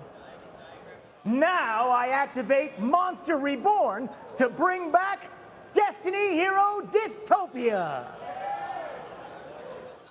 My Tyrant Red Dragon Archfiend is still stronger. True, but I'm not done yet. I activate Fusion Recovery. This card lets me return a polymerization and a fusion material that I used in a fusion summon from my graveyard to my hand. Since I used Destiny Hero Plasma as a fusion material for Destiny Hero Dystopia earlier in the duel, I'll return to my hand along with polymerization with the effect of my Fusion Recovery. Aster is planning another fusion summon. Now it's time. I activate polymerization. I fuse the Destiny Hero Dystopia on my field with the Destiny Hero Dreamer in my hand. Hero from the world of darkness, hero from the dream world, now become one and reign over the Utopia's twilight. I fusion summon Destiny Hero Dusktopia! Destiny Hero Dustopia can be fusion summoned by combining Destiny Hero Dystopia with any other Destiny Hero monster. And its arrival on my field sheds new light on this duel. As impressive as it may be, Dusktopia still falls 500 attack points short of my monsters. Oh, but it's Dusttopia's skills that allow it to shine. When it's summoned, I get to combine monsters from my hand and field to fusion summon an ally for Dustopia. I combine the Destiny Hero Malicious on my field with the Destiny Hero Plasma in my hand. A second fusion summon for the turn? The hero of inevitable evil and the hero consuming the adversaries of fate. Become one and share your vision of victory. I fusion summon Vision Hero Adoration. Vision Hero Adoration is summoned by combining any two hero monsters. My Tyrant Red Dragon Archfiend is still the strongest monster on the field. It won't be for long. First, I activate the effect of the Destiny Hero Dynatag in my graveyard. By banishing it, I increase Destiny Hero Dustopia's attack points by 1,000, bringing it up to 4,000. Oh no! Now Dusktopia is the strongest monster on the field. Oh, and it doesn't end there. Now I use the effect of my Vision Hero Adoration. Once per turn, Adoration can decrease the attack and defense points of one of your monsters by the attack points of one of my hero monsters. Since Destiny Hero Dustopia has 4,000 attack points, your Tyrant Red Dragon Archfiend loses 4,000 attack and defense points. Since your monster doesn't have that many points to spare, it loses all of them. My Tyrant Red Dragon Archfiend! You stripped it of its power! How the mighty have fallen. Now, Destiny Hero Dustopia, use your 4,000 attack points, attack Tyrant Red Dragon Archfiend, and end this duel! No!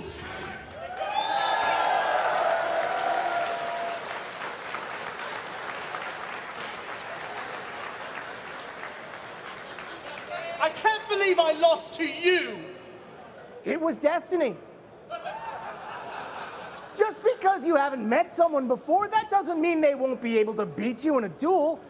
This room is full of players you've never met, and I bet a bunch of them are talented duelists just like you. Well said. That was a great duel, Jack. You shouldn't feel bad about it. I may have underestimated the quality of duelists drawn to the World Championship qualifier. You beat me today, but the next time we duel, I guarantee I'll take a swift victory. You can try, but I think the same outcome as today is fated for our rematch. That was a fantastic duel that I thoroughly enjoyed watching. But now, let's get back to the 2017 World Championship qualifier.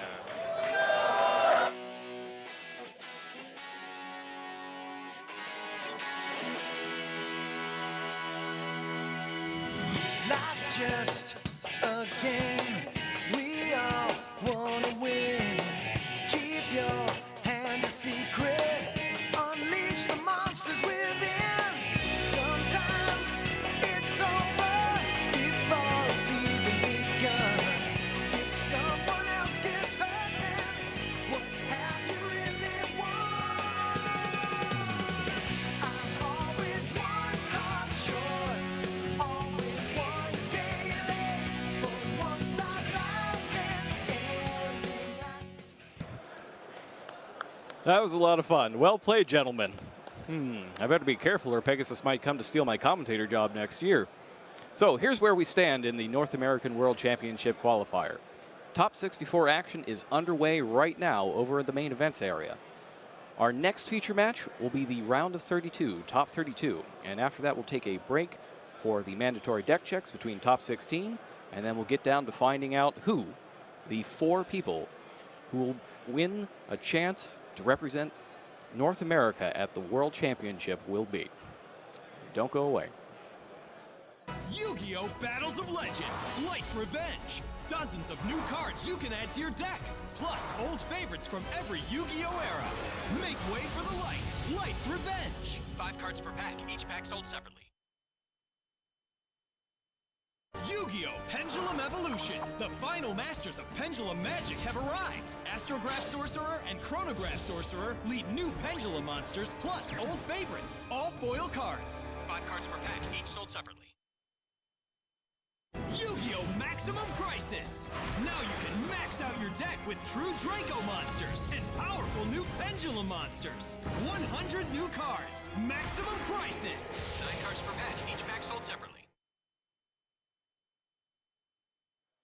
Hello, everybody, and welcome to the 2017 North American World Championship Qualifier. These are going to be 2 of the most intense days of dueling that you have ever experienced. So we want to help you relax ahead of all of the action tomorrow and Sunday with a little showcase of what's to come in Code of the Duelist, this August 100-card booster set. There's all sorts of stuff in here. There are defenders of a war-torn planet ravaged by machines. There's professional wrestling. And there are dueling idols that will burn their way into your heart 200 points at a time.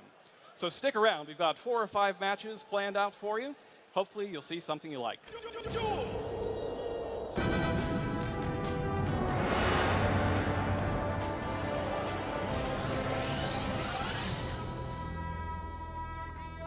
I'm excited. For those of you who don't know, I am Jerome McHale. I'm in R&D at Konami. And Robbie here, he's been my broadcast partner for quite some time now. But he's also joined us recently. Yep. In the office.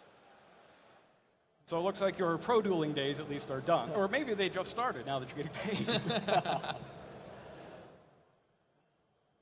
There you go. Either way, we'll see what's going on. All right, you trying to high roll and see who goes Yeah, I'll first? do high roll. I win, I'll choose fire. Oh. Aha. I bested. I will start. Win triumphs. All right, so I am playing the Trickstar deck. I'm playing. Sure. Here's what I got.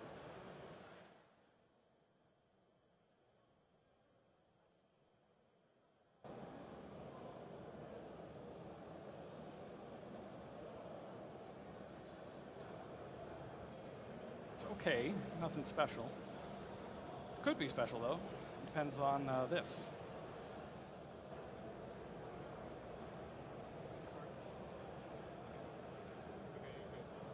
Good? Good. All right, let's start with Pot of Duality. Sure. Activate 3. Ooh. You already got a Reckless in your hand? What are those 2 cards? I know what Reckless All Greed right. does. Yeah, we got Jerome says he's Lycoris. playing a Trickstar deck, but what are Trickstars? Trickstar, okay, these are the idols. These are idol cards. They're kind of burn-based. Basically, every time he does stuff, in fact, I'm going to go ahead and take Lycoris. That's a good way to demonstrate it. Trickstar Lycoris, whenever a card is added to Robbie's hand, no matter what, no matter how it happens, he's going to take 200 damage. Well, you know he'll add at least 1 each turn. Yes. So that can really add up. All right. Normal summon Lycoris. Yep. Set 3. All right, you're up. I'll draw for turn. Just for that? 200 take damage? 200 damage, yep. Yep. So good luck, scorekeeper guys. You're going to keep hitting minus 200 a lot. Well. Robbie's checking his extra deck already. I'm going to go ahead and normal summon Marauding Captain. Yes. Activate its effect. Uh-huh. Classic. I don't think I can use it quite yet. Well. Jerome, that chameleon's sticking his tongue out at you. He's Yeah. taunting you. No, it's got to go. Fortunately, it's not a warrior, so Captain will not protect it. I will normal summon Trickstar Lilybell. Okay. All right. So how does this one different from the last one? Lilybell, do you remember Submarine Roid? Oh, yeah. Now imagine Submarine Roid was really, really good instead. Submarine Roid is really, really good. Well, Submarine Roid does not add cards back to your hand when it does damage. Ooh, and it doesn't special summon itself from your hand if you add it to your hand. Okay, you're making Remind me. Submarine Roid sound less really good. Submarine Roid, he attacks directly, right? Yes. And then he so does switches to she? defense So does position. Lilybell. Yeah, but she doesn't switch to defense mode, Correct. right? Okay. Okay. So I will That's go a to good battle. trade-off. So what does she get back when she deals damage? Any Trickstar monster From your graveyard? Okay, and you're declaring an attack? Yes, I'll attack directly. That's Yep. fantastic. I'm going to enemy control that. Okay. Oh. Defense? Yes, please. You guys are both playing games here. Okay. Well, now. I guess I better use it now. Play Pot of Duality. Sure. Sounds good. Honest, Cyclone. These are all and- not very useful cards. Definitely not. Not going super well today. Well, take the honest. Sure. Could help in the future. Honestly, Jerome. Yeah. Truly.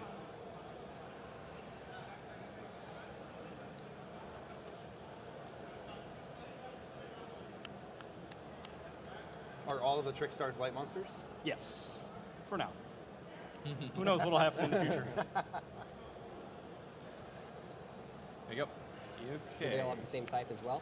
They're all light fairies for now. Yep, go ahead. I'll draw. Until we get a dinosaur one. Anything during my draw phase? Nope. Okay. I'll enter my main phase 1. Yeah. And I think I'm going to go ahead and normal summon Card Trooper. Yes. I'll activate its effect to send 3 cards from my deck to the graveyard. Okay. Send Call of the Haunted back to the front, and Twin Twisters. That's not so good. Back to the front, that's a new card. These 3 cards yeah? off the top abilities are not doing this any favors. It's What is okay. back to the front? So it's very similar to Oasis of the Dragon Souls, where you activate and you get to special summon a monster back from your graveyard in defense position. But the good part about it is that it's not a continuous card. So it's sort of like an upgrade to Call of the Haunted if you're not trying to have a continuous card there. This is a, like when you get your rares in Code of the Duelist, like don't go past them. There are a lot of really good rares in this set. And Back to the Front is one of them. That's a fantastic card. Actually, Lilybell's another. Man, I was really hoping for something a little better than what just happened. I'm okay with you getting nothing. Yeah, you just have Honest in your hand still, right? I got something. I don't know what it is. If that's not an Yep. honest, he's not playing very honestly. That's right. It's okay. I honestly think we should just start from 0. I'll activate. Just Black Rose? Yep. Let me see this guy real fast. It activates. Womp, womp. It does. All right. I will do nothing and be sad. All right. We're both sad. I'll draw a card for Card Trooper, though. Yes. That leaves 2 back to the fronts. You had 2 copies of Back to the Front. I Not did. so good to open with. Double duality, double back to the front's not super great. Yep. I'm just going to go ahead and end my turn. Go ahead. All right. Such are the dangers of live TV. I feel like there's a lot of good cards you can draw right here. Well, there are a few. I will normal summon Honest. Okay. He did not. He I'll attack clearly you did for not 11. get one of them. Yep, I'll take it. As many as there may have been. 67. 67. Main phase 2, I will use Honest, pick him up. Yep. Set a card. Okay, my turn. Go. I'll draw. Ooh, finally. Finally? Finally. I'm going to go ahead and normal summon Goki Scorpio. Scorpio, sure. Yep. So after that, I think I'm just going to attack for 2300. Yep. How can you summon a 2300 monster? Well, Goki Scorpio says if I control only Goki monsters or I control no monsters at all, I can normal summon it without tribute. All right. Yep. Gokis are actually pretty good, even though I haven't hit them much. You can go ahead, though. I have no back row, so. All right. Let's see. Am I doing anything on your end phase? Probably not. I'll draw. Is that a 3rd back to front? Yes. Just wondering. Go. My turn. I'll draw. I'll normal summon a 2nd Card Trooper. Oh. Yeah, it's fine. Activate its effect for 3. Yeah. I'll send Scorpio, Drowning Mirror Force, and Mask Chameleon to my graveyard. I'm just going to go ahead and move to battle phase. Oh, I see why Mask Chameleon's there. Your Goki has 0 Yeah, defense. they have Yep, 0 all the defense. Gokis have 0 defense, All actually. right. Let me just make Can I sure you see can't do anything really nasty. Yeah, go ahead. Very cool. Yeah.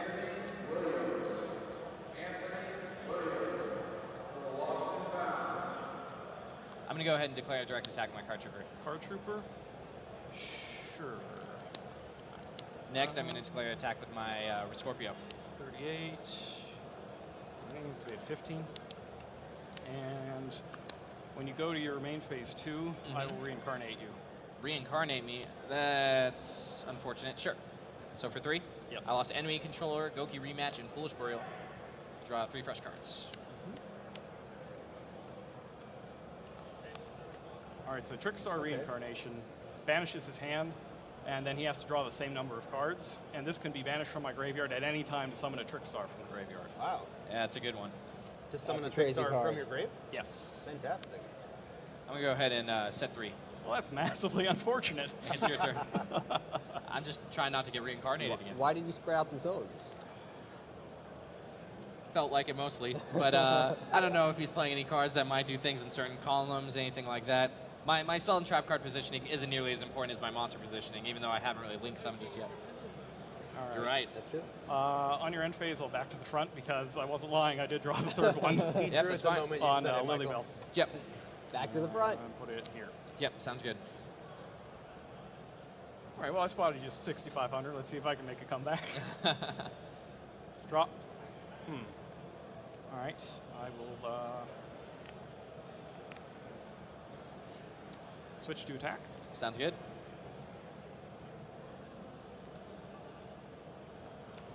And let's see your graveyard here. You hit a drowning mirror force, right? Pretty sure. Yeah. I'm going to be real sad when I got to attack into another one of them. All right, I will declare a direct attack with Lilybell. Direct attack, right? Yep. All right. Well, directly into my Drowning Mirror Force. I'll chain enemy controller to take your Scorpio. Oh, that's unfortunate. Ooh. Okay. So it goes there, and then it shuffles right back into my deck. It's a good way to die me and my extra card. Still in the battle phase, I will then use my reincarnation. Yep. To bring back Lilybell. Sure. These trick stars are tricky. Tricky. I saw exactly where you were going with that, Tyler. And I will attack directly again. Yeah, I'll take 800 this time around. Michael, you understand me. I get you. All right, you took damage from Lilybell, so I can target a trick star on my graveyard and pull it back. And I will That's like not submarine roid at all. Yeah, it's way better. That's what I said. Still in the battle phase, I'll activate Lycoris. Yep, special summon. Targeting Lilybell. Sounds good. So I special summon this card from my hand, Yep. and then I return the target to my hand. Yep, So and then it's like- because it's added to your hand. Right, now I can activate Lilybell again and summon it. Yep. So it's Crazy. Like, it's like Go ahead. Genix ally Birdman. That was awesome. All right. A little bit, yeah, but it's a quick effect, so you can do it during my turn. It's that card's super Does that mean powerful. you get to Yep. attack again? That's right. So Lycoris will attack Card Trooper. All right, so I'm going to take 1,200 and draw a card. Yes, so you take another 200 because you drew a card. Ooh. Oh. And so even during the damage step, Lycoris activates. It doesn't activate. Oh, All it's of just these burn continuous? effects are continuous. So you will always take them no matter what, no matter when. Man. And then I'll get you for another 8. Yep, sounds with good. Lilybell. Don't have anything to add back this time, though, right? I don't believe I do. I'm very monster starved in this particular game. All right, let's see. I don't think it is safe for me to get into my extra deck quite yet. So, and you've only got Scorpio. That's your only Goki? What do all the Gokis have in common? Warrior type? Earth? So they're warrior earth type monsters. What makes them so good is that when they're sent to the graveyard from the field, you get to add a Goki card from the deck to your hand. So they're sort of like Burning Abyss in that way, or I guess like gadgets where like they replace themselves. So that's really Do the they big all upside. have 0 defense as well? Yep. The key is, with all of them, they search for any Goki card except themselves. Wow.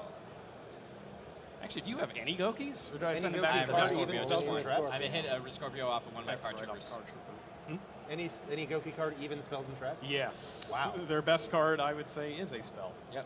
All right. Would it be this Goki rematch that Robbie banished? That's the one. So, okay, main phase See 2. if we see that later.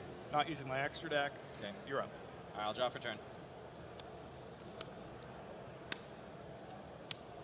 So you take 200, right? Yep, I took 200 from that, so I'm at 35 now. Just for playing, you take damage. Who knew? 3,500, 816. Drum's bringing Man, it back that's here. pretty bad. And remember, I have honest, so that's 35 exactly. If you've got Honestly, I nothing. don't think I'm going to forget, so you don't have to remind me. I'm going to go ahead and set this card and pass my turn. Go Okay. ahead. I'll draw.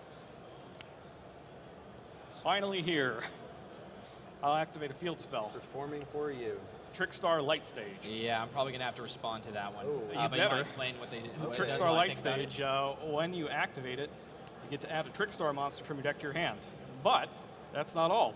It also has an Ignition-like effect, lets you target one of your opponent's back row cards and freeze it. They have to either chain it to this, or they can wait till the end phase and either activate it or send it to the graveyard. Basically, after this effect resolves, he can't use whatever it targets until the end phase. And then he must use it or lose it. Yeah. And But that's not even all. It also tacks 200 damage onto all of the burn and all the battle. It's real bad. In response to this activation, I think I'm going to have to Twin Twister it. Yep. Discard my Marauding Cab and destroy it. Ooh, that leaves you with Otherwise- no monsters at all. Didn't have monsters before either. Worth it. Well, you had a Marauding Captain. Yeah. All right. So, let's see. If you had the third Drowning Mirror Force, you would have just wrecked me earlier. That seems very likely. So,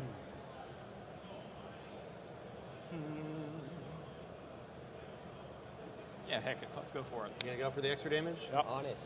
I'll go to battle. Yep, it's He a little more honestly than thinks extra it's worth damage. it. It's exact Lily game. Bell? I'll take it for Honest. 800. Taking Licorice? it. Yep, that's 35. Oh, yeah. Wow. Yeah. See, you could just spot somebody's 6,500 points, and the Trickstar deck could just come back and win anyway. Yep. This is going to be a very strong deck, I think. Yeah, the worst part was when you activate that, I had a Cosmic Cyclone set. I couldn't even activate it because if I paid myself down between Yeah, those then I and just wouldn't even drawing a have to card, risk yeah, it.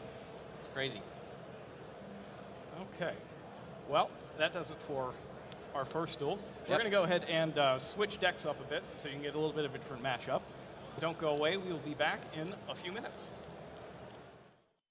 Code of the Duelist is the first booster set that will include the new Link monsters. They were first introduced in Starter Deck Link Strike, but the first full wave of them comes out in August in Code of the Duelist. Now, we didn't get much action from the extra deck in that first duel, but there should be plenty of it this time around because the World Chalice theme is based pretty much exclusively on using the new Link monsters. So if you want to use a lot of cards from your extra deck really fast, this could be the deck for you.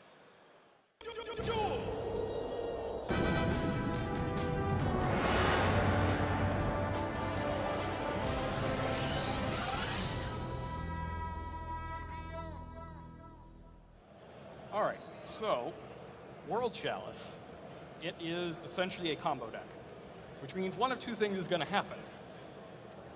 Bad things are going to happen to you, or it's going to explode in my face. Just in case the latter is what happens, allow me to show what it's supposed to look like when it works. If everything goes really well, we will be able to come up with something that looks like this. And in the process, whatever cards you have will probably go to the graveyard. Will that happen? I don't know. You can find out in a second. I hope so, because I want to ask what all those cards do. But I'd rather it be relevant to the context of the game. Got it. Makes sense. Trying to high roll again. All right, I'll go Well, dark. I'll go dark I this think time. you should go with Earth, Robbie. No, man. Yeah, pretty good. Vanquished. Your choice. All right. Well, my Gokis are really looking for a rematch, so I'll go first. Right. I assume the attributes are a 1? Yes. Yes. Yeah, these are really nice. They are. And you can get one just by pre-registering. Still time left. All right, here's what we got. It's okay. It's not bad.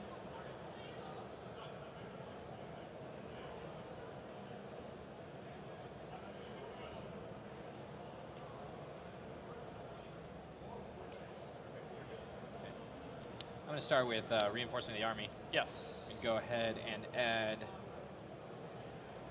You're going to Goki ahead? I'm going to Goki and add Twist Cobra to my hand. Twist Cobra, okay. Yeah. I think this one's my favorite one. Yeah, Twist Cobra is really good. Yeah. What does it do? Why is he so good?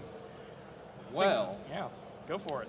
He has a quick effect that says I can tribute a Goki monster and target another Goki monster, and then that second Goki monster gains attack equal to what I tributed.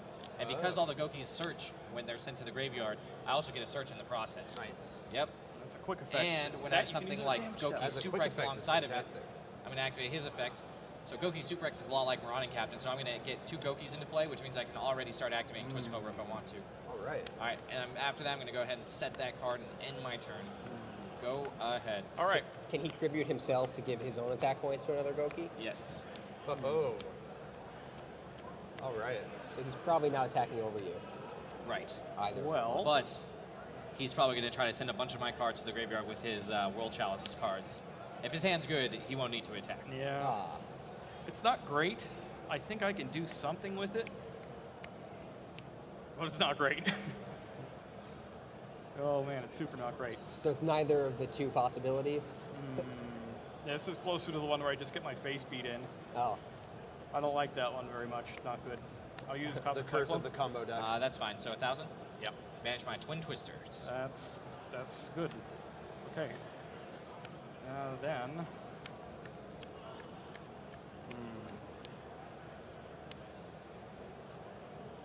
Yeah, Twist Cobra is also really good against cards that would like get rid of one of my Go keys, for example. If he tries to send one, I can distribute it off, pump the other one. Steal it with enemy controller? Yeah, things like that. All right, I will normal summon Chosen by the World Chalice. Ooh, sure. Okay, so that's a normal monster. Yes. So this deck can do some interesting things with its normal monsters. All right. It has a Link monster that is used that way. Then I will go ahead and activate a field spell. Is World Legacy Discovery. So one of the things you need to look out for with this deck is that the spells and traps are not part of the main theme. Yeah, so they don't, the it doesn't say monsters- World Chalice in the name. Right. These are World Chalice. This is World Legacy. Okay. This, however, gives a bonus to World Chalice monsters. And also, if one of them leaves the field because it was destroyed by battle, or leaves the field by the opponent's card effect, I can just summon one back from my grave in defense once per turn. That's amazing. It's pretty good, I think. So now you have a 1900 monster that will come back if it's destroyed. Right. Comes back in defense mode? In defense. Do they all have 0 defense? No. Okay. I'll set one, and I think that's it. All right, my turn? Yes. Okay, I'll draw. So this, can I read this with you? Yeah. So this gives your monster 300 attack and defense. Yes. And then once per turn, if it face a World Chalice monster you control is destroyed by battle or leaves the field because of the opponent's card effect, you can target one World Chalice monster in graveyard and special summon in defense. Huh? So it doesn't even have to be destroyed. It has to leave the field by an opponent's effect. Yes. It could be returned to the hand and still activate World Legacy Discovery. Sure. That's amazing. If I had one in the graveyard. Right. As it stands, though, basically my best bet is that he just has to attack and I get to block Yeah. with something else. Even that's pretty valuable. The good thing, though, is with the boost, I'm now ahead of both of his monsters, so he Yes. has to do something. I'm going to know summon Card Trooper. That's something. Yep. Activates effect to send 3 cards from his deck to the grave. Yep. Super X, back to the front, and call the Haunted. Mm-hmm. Then I'm going to go ahead and move to battle phase and try to attack with my Card Trooper. With Card Trooper, I will Storm and Neuroforce. That's a good one. That is return them to my hand? Yes. All right. Do I want to activate my Twist Cobra in response? What do I gain out of this? I guess it's actually not that bad. I just get another Go key in my grave and I get to search a different one. Yes. But I kind of want to have Super X. I think I'm fine actually letting these go back. Okay. Go ahead and set a card, and it's your turn. Okay. Draw. Oh, yeah. He's still wide not open, great. Jerome. Let's see the cool stuff this deck can do. That looks like a real Heart of the Cards top deck. Well. You know what 3 of those cards in hand are? Yeah. The worrisome thing is that. Let's check my extra deck, see if I have anything that might be able to make it go away. A lot of blue monsters in that extra deck. These are Link monsters. I'm pretty sure there are. So basically, I'm going to want to try to get this guy out because he has a Scrap Dragon-esque effect. Ooh. Okay. So if I could take that card out, I can probably win. To that end, first I will normal summon the Agent of Creation, Venus. Oh, no. Yeah, that's fine. And now it's on. I'll pay 5. Yep. Yeah, anytime that deck draws Venus, things get a little crazy. Yeah, yeah. I think I'll we're check my about to hand. see some of this deck's potential. And I will use this to link summon. I'll start with Imduk. All right. So that's the first monster we've seen hit the extra monster zone. So what is that and what does it do? Right. So first things first, if you don't know yet, these new zones are where your monsters from the extra deck are going to go, starting when Starter Deck Link Strike comes out. Right. When's that? 21st, July 21st. Link monsters are summoned essentially by sending face-up monsters. You need a number equal to the Link rating down here at the bottom. And you need to follow whatever recipe is up here. So this needs normal monster, but not a token. So Mystical Shine Ball goes. And then there's a minimum number of monsters you can use. It's possible for some monsters to count as more than one. Basically, other Link monsters, when you use them, count as either 1 or this number, whatever the Link rating is. Okay. But you basically can't swap things of the same rating for other things. Right. So if you have You a have to Link be 3, upgraded. yeah. So it's usually 2 minimum Okay. for when you're doing the Link summon. Are all of the Link numbers the same as the number of arrows on them? Yes. Basically, the rating is the number of arrows, essentially.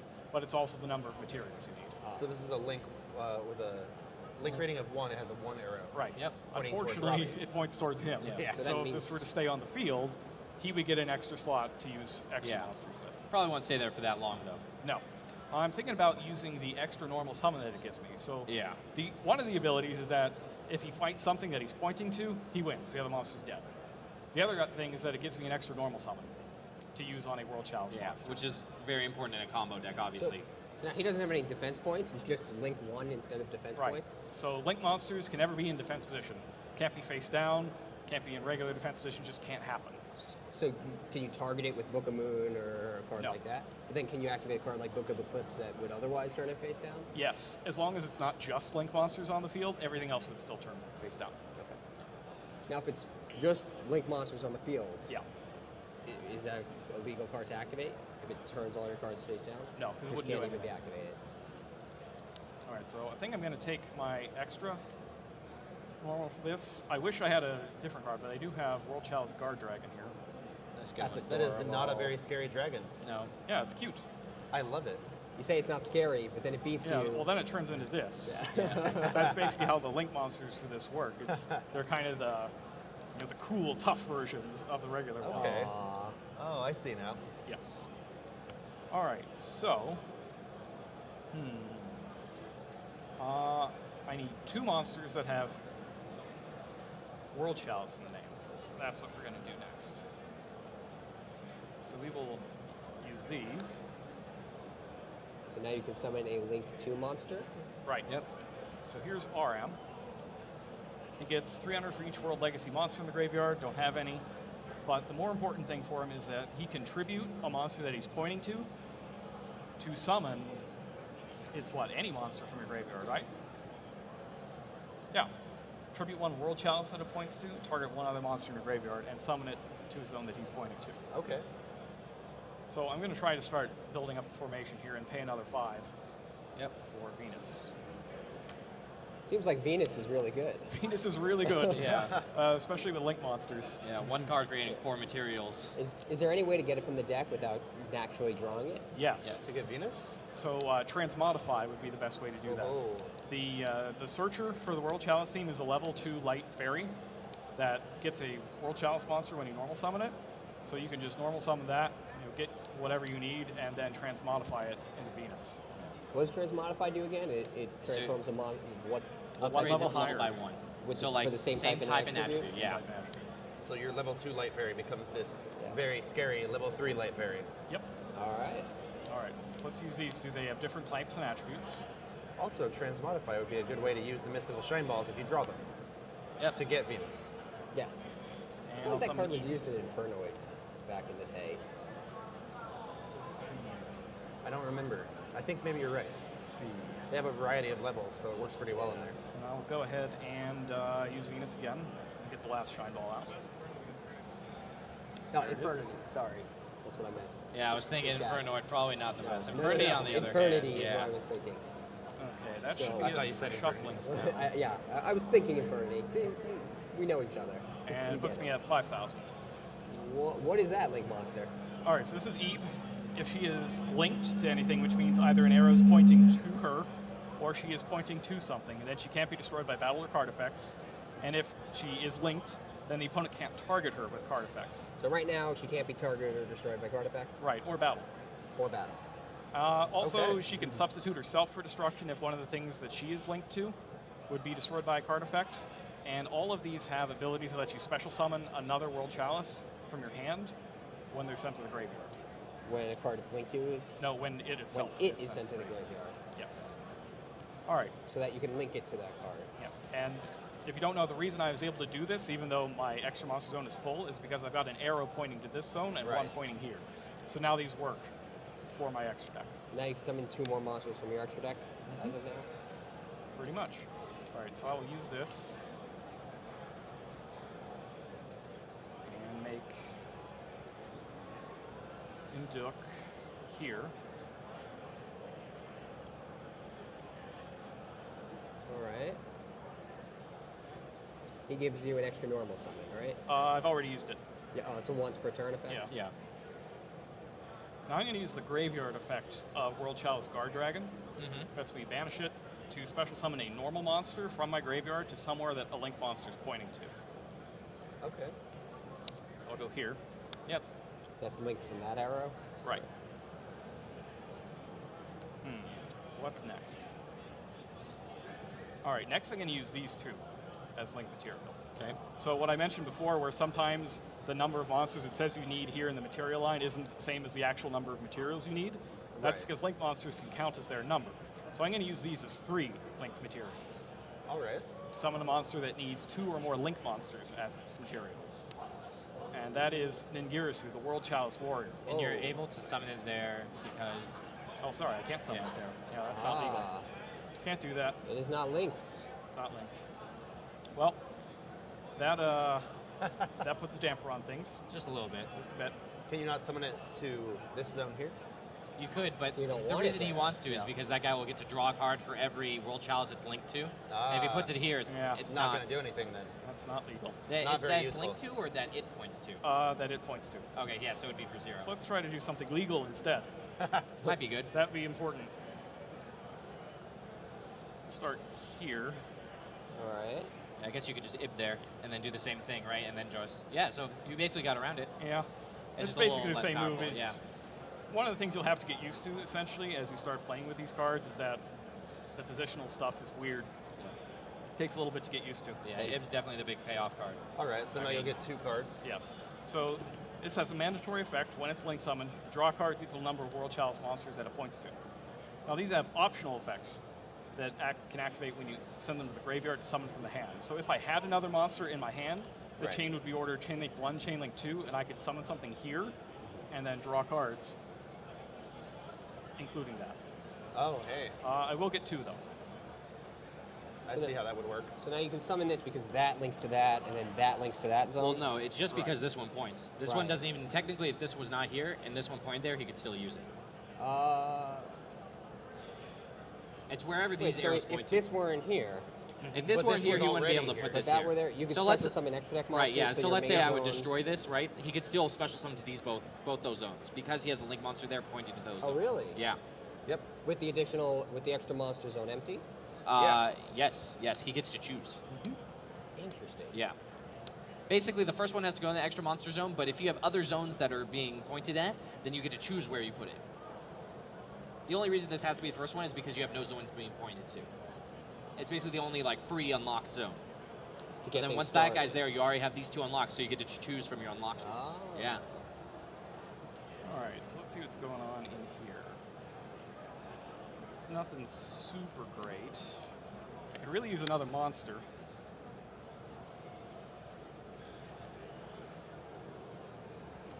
I'll use a Cosmic Cyclone on your face now. Ooh, I'll have to respond with Call of the Haunted. Yeah.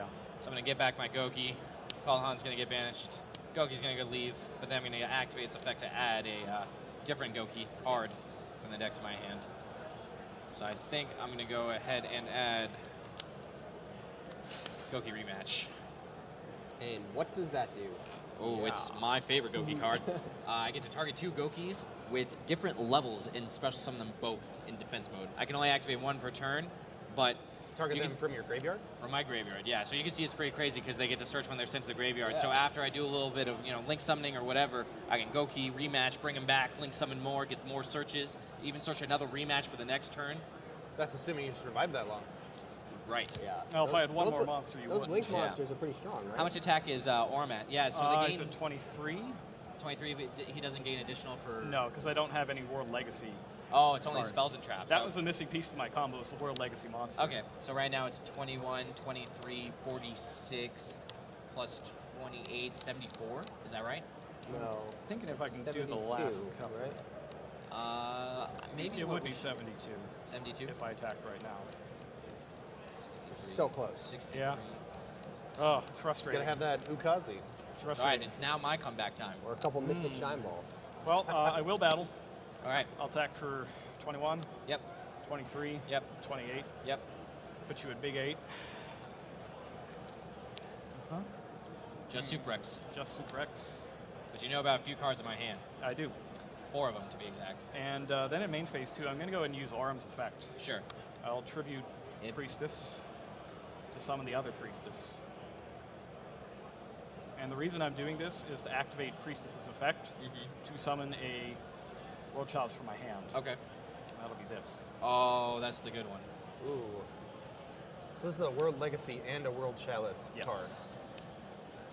What is the significance of summoning this right now, though? It looks like it has a lot of effect. Right. So the main one here is that if he summons from his extra deck, I can send this to the graveyard to destroy that monster. Yeah. Ah, Similar amazing. to Thunder King. Yeah. And then, I don't think I need to upgrade here. Firewall is very tempting. It's very, very tempting. Yeah. But I don't think it's the right choice because I'd rather have my Legacy Discovery in play to get me some good stuff. Firewall seems like it would be good at protecting you. Is that card my turn? Yep. All right, I'll draw. So, did any of these have effects that would matter during my turn? I know Ib does, right? Yes, so this can't be destroyed by battle or card effects. Uh-huh. And if you try to take this guy out with We a can card destroy effect, this I instead. can send her instead. Okay, but that's the only thing that's super relevant to me right now? This. Oh, yeah, when I Because special it summon from can- the extra deck, you can send? Right.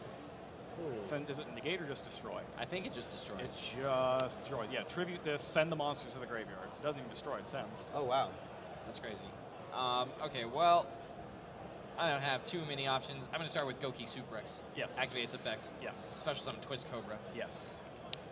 And so will he do anything if I just try to destroy by battle? Maybe just kill him? No. Yeah. No? He's fine. But then this will activate, right? Yes. And you get to special summon back any World Chalice card? Yes. Including your Link monsters? Well, it has to be in defense. Okay. Oh, so, it can't couldn't be Link Link monsters. monsters. Okay. But you can bring him back. But I could just bring this back. Yeah. So then You could have to kill it twice. Welcome to the top 32 of the North American World Championship qualifier. I hope you enjoyed the live duel, which replaced the top 64 feature match, but now we are back in full action of the event ahead. And now we have two duelists who we've actually visited, I believe both were yesterday, right? I think Chester was this morning. Henson was this morning.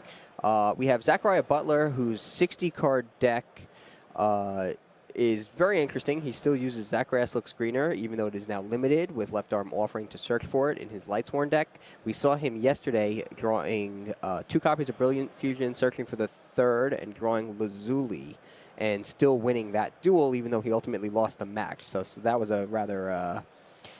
that was a memorable match. It's hard to forget that one. And then we had Chester Henson, who is using a Zodiac True Draco deck that is primarily True Draco monsters, which is a deck that has been, I think, more successful than anticipated I think it was this a weekend. great choice for this weekend. I agree. But we'll see if it can get him to the top 16 right now.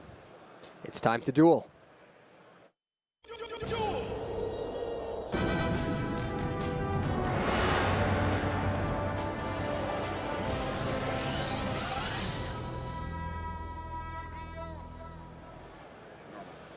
All right, we are off.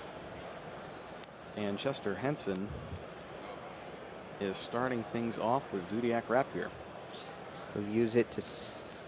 He did not activate the effect, it looks like, actually. And he's trying to play around Ghost Ogre. Yeah. Is it even in Butler's deck? There's 60 cards in it. It's a good chance, right? Well, he's got Ash Blossom. No Ghost I Ogres. don't actually see Ghost Ogre. So he upgrades to Hammer Kong, followed by Broadbull, then detaches Hammer Kong to search his deck for a Beast Warrior. And he will take Ram Ram and add it to his hand. Now this is particularly strong in Henson's deck because he doesn't need to get Ram Ram to the field in order to destroy it. Because he has Dragonic Diagram in his hand, he can just destroy it right there from hand. Yes. The same type of combo with Diagram and destroying in the hand works with Balbaboon, but I've seen a lot less of that. Yeah, Balbaboon, you kind of want to get it to the field first to make sure you get the maximum amount of card cycling. So Rapier is special summoned from the deck with the Broadbull's effect, granted by Rapier.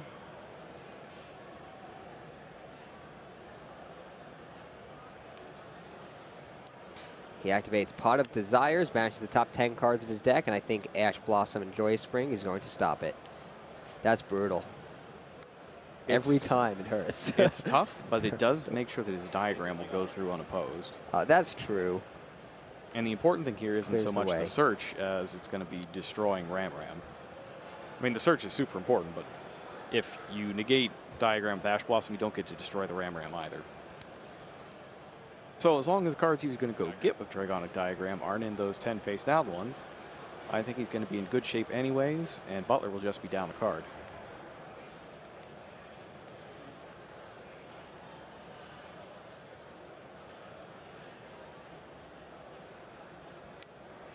Let's take True King's Return.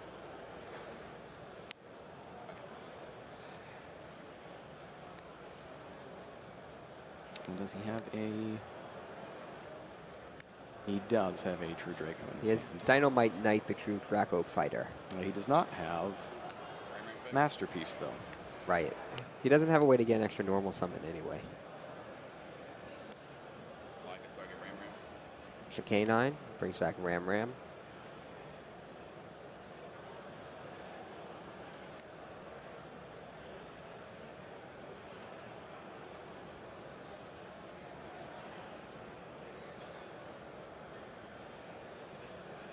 Looks like he's deciding between Tornado Dragon and Daigusto Emerald, a choice we've seen many duelists encounter.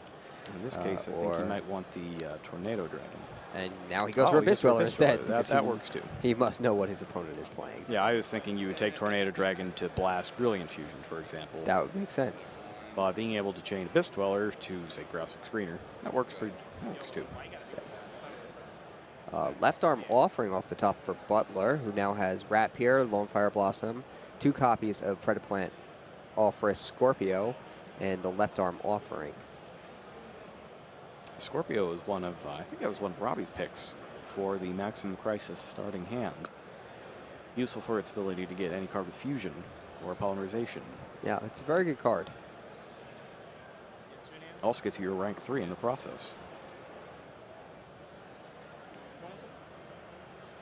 Normal summon the Scorpio. Sounds good. Using effect? Yes. And he activates it, sending Lone Fire Blossom from his hand to the graveyard. That's good. Henson lets it resolve.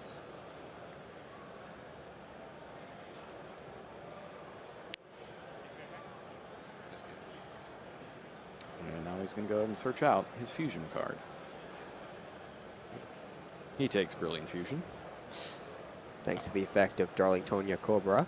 I don't see any way that it doesn't get hit by Trident, though. Yeah, that's going to be a problem. Well, I think he just wants to play cards so that he can then left arm offering. Maybe bait out some stuff before he does it. I guess presumably the goal is to bait out Trident. Yeah. And although if Dryden hits the Brilliant Fusion, then Butler is free to exceed summon a rank 3 monster that Henson can't really stop. If that was back row anyway. I don't recall what his... Oh, no, his back row is the True King's Return, so that's no help. Actually, that's a big help. no, that is a help. He can use it to get an extra normal pretty summon. good, like right now. You're right. He can use it to get an extra normal summon, tribute it for Dynamite Knight, and then he can destroy a monster. But it won't be a help against that Grasslok Screener. Of course, the Abyss Dweller, is pinning that down a little bit. So Butler's in a tough spot here. He goes for it. He banishes the Rapier and his Predaplant. And now he's going to look to see what he wants to do with Dynamite Knight. So he will get a... True King's Return. True King's Return is so good. It really is. I think it's pretty rare that a player adds the card to their hand. I mean, sometimes you have to. Like if you have Ignis Heat and your opponent has Anti-Spell Fragrance up. That's true. You can't activate it, but you can add it to your hand still. That is true. So he's going to activate that Grasslok Screener. And hope he doesn't hit Wolves. Yeah. And not Snows. You play 40? Yes. Did the Abyss Dweller activate already this turn? It looks did. like it has 1 material. He used it on the, basically on his draw phase. Yeah. You should have 27.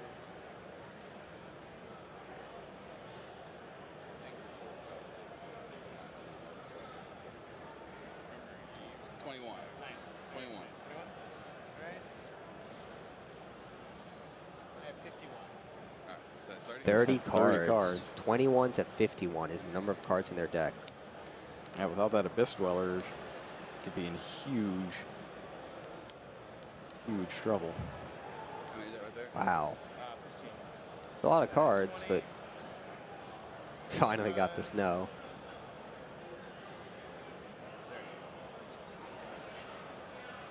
problem is he's got to survive.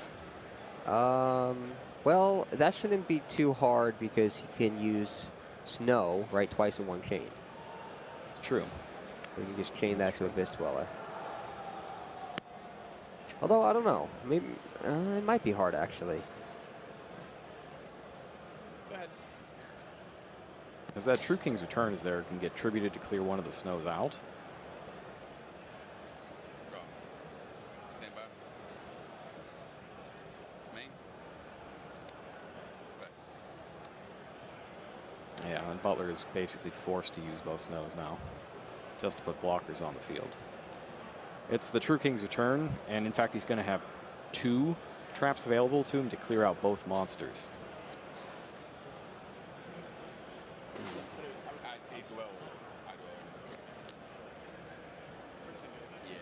Yeah, he does have it. All right, Butler concedes. That was the correct move. He did not want to protract that one out, because eventually Masterpiece was going to get in there and blast both snows away by tributing the 2 traps. Yeah. I guess he could bring both snows out once and then no more thanks to Abyss Dweller. Yeah, and the key is because he hadn't changed the position of his monsters yet. Yeah, the whatever, he'd be able to just flip it back up. So anything he puts face down can still attack. Pretty good hand for Chester Henson in that duel. Yeah, it was indeed. Not a bad hand for Butler either. But Butler wanted to go first there. For sure. That would have been a lot better if his opponent didn't have stuff on the field. Yeah. It's really the Abyss Dweller, I feel like, ended that. Yeah, that tells me that he already knew what his opponent was playing. Yeah, that's for sure. He wouldn't have summoned Abyss Dweller otherwise. Well, that's unfortunate, but it's the reality of being in the top 32 with a relatively unique deck. I've always felt that side decking with 60-card decks is difficult. Not because you can't find the space to put the cards in, it's just that you have so many cards that it really dilutes the chance of drawing any of them. That's true. So you might be tempted to just overside. Yeah. For your 60-card main deck, you'd really want to have like a 22, 23-card side deck. But the side deck does not scale with the main deck. No. And I feel like Butler might be in trouble here, because he's pretty much entirely all in against just straight-up Zodiac decks. Yeah. He's got Flying Seas, he's got Ghost Reapers, he's got Dimensional Barriers, and all of that isn't super great. But Gamma Seal is pretty good here. Gamma Seal's fantastic. Get rid of Masterpiece. Yeah. And Regeki has been very good against True Draco players so far. He just happens to always be there in the starting hand of their opponent. Yeah. Like every time we feature them. I think we might be jinxing them somehow. I feel like Imperial Order is pretty good too. Yeah, Imperial Order helps a lot. It can negate Dragonic Diagram, as well as an assortment of other spell cards. They've got plenty of spells. Draw spells, continuous spells, field spells. 20 spells in Henson's 40-card deck. Yeah, Imperial Order seems like a good call. Question is, can he reliably draw any of that? No. But if he gets it, it's better than drawing, for example, Flying Sea. It's kind of a bold choice, deciding to build your deck around one limited card. It is 60 cards. Well, 3 copies of Left Arm Offering to search for it. It's interesting, though, because he doesn't need that Grasslook Screener to win. And we've seen that. And fortunately for him, it doesn't look like his opponent's using Ash Blossom at all, which is the worst nightmare of anybody who's using Left Arm Offering. So that's definitely good news for Butler.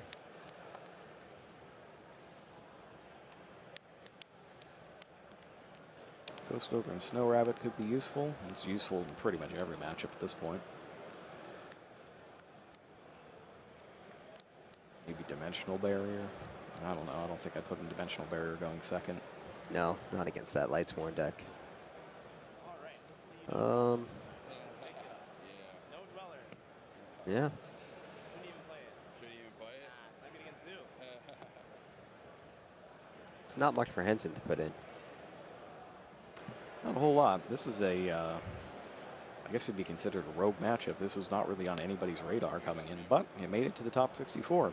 Yeah. In fact, it'd be interesting to see what the total deck breakdown Top 32? would be.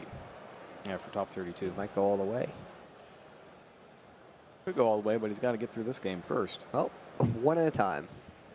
So let's check this duel out. All right, looks like Hanson's got a pretty good hand over there. I see a Rat here.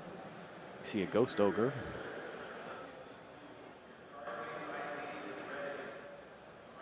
See, I think that's Masterpiece. True King's Return. Oh, is that Barrage? And that is definitely Barrage. That's pretty good. Rapier, Ghost Ogre, Barrage, True King's Return, and Masterpiece. But is Not he bad going to at have all. to... But what does Butler have? He's got Brilliant Fusion. Maxi or Flying Sea? Flying Sea. Flying Sea. Barrier, Mizuki, and Wolf. This is not great for Butler. Yeah, Flying Sea is great until it gets blasted by Barrage, attributed for a True King. Yep. Or True Draco, as the case may be. And Henson has both of them. Barrage and Masterpiece.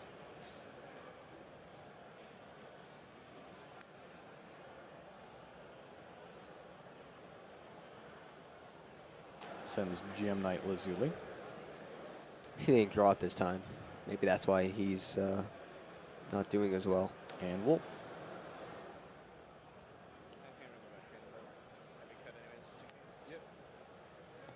Well, this actually isn't as bad as I thought. I forgot he can special summon Wolf. And he already has another level 4 in his hand. So he actually might be able to turn this into something. And he does get 2 normal summons. I guess he doesn't have anything to use the second normal summon Yeah, on. Huh? not yet. But we shall see. We're going to see Minerva here? Or something like Tornado Dragon? I think he might be considering... no, he can't play Kagasuchi yet. He's got to go Minerva. Yeah, because Mizuki's a zombie. Hits a couple zombies. That's pretty good. That's getting that uni-zombie. With Mizuki in the graveyard. That's definitely the break he needed.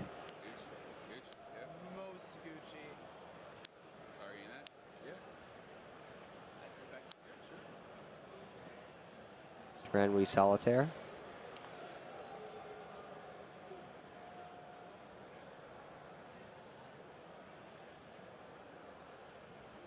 And he is sending. He's looking for what he's sending, which can take a while. And he's got a... Summons Unizombie from his deck.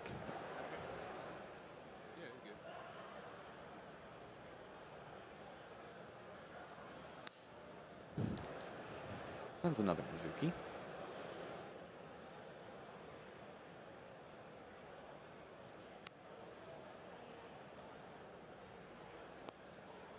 So it's now level...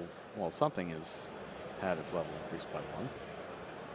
So now he can't make Omega, but he can banish the other Mizuki to summon another Unizombie. Sure. Yeah. Takes Solitaire. Summon Solitaire instead. That's 4 and 4. That'll work. I've been asking that same question since 2009. There you go. Same. Can I switch this over? I'm sorry? Can I switch this over? He's got a split sleeve. Again, He's level 4, correct? switch his sleeve out there. It's Yeah, split. do you want me to use the dice next time so that way we Yeah, can that's see fine. track? Yeah. Probably be beneficial. So what level 8 Synchro do you think he's going for? Does he play more than 1? He plays a ton. All Psy-Frame Lord Omega? Stardust Dragon, Oh, there's Stardust Psy-Frame Lord Omega. Michael. Michael's Oh, no, he's 7. 7. He's 7. No, all right. He has 3 level 8 Synchros in his extra deck.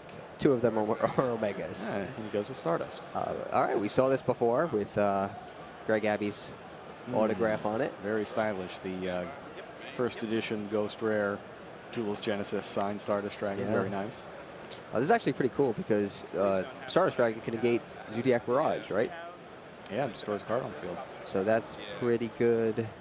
That's a pretty good interaction with to back up the Flying Sea in his hand. He still needs to solve Masterpiece, though. That's a problem.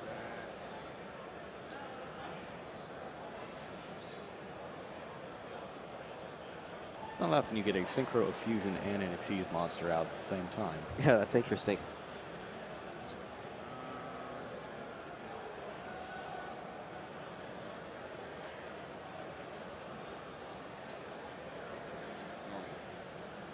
Something's wrap here. That Minerva activation really broke this duel open for him. Yeah. Gave him all those zombies he needed to summon these monsters. Stardust Dragon anyway. The heart of the cards. Yeah, that's how you get to the top 32.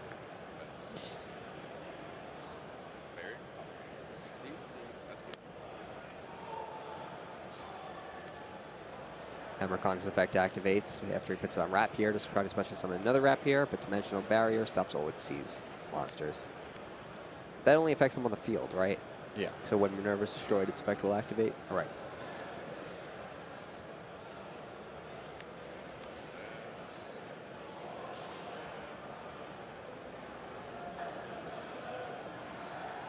There it is. 2 cards.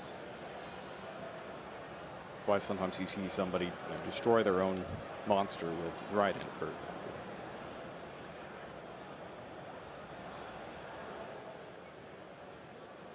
Set 1. So that's one face down. It's Crew King's return. That does set him up for a Masterpiece summon on Butler's turn. Yes, go ahead. And he says go. Up to double flying C here. That looks like a Maxi added to his hand. Maxi? Yeah.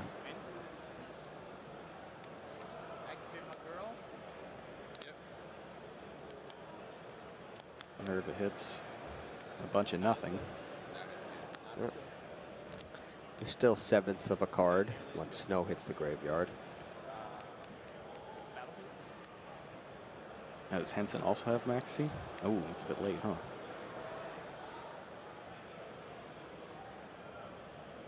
Yeah, Henson does have Maxi in his hand as well. I'll bring it up on the screen. Crew King's return.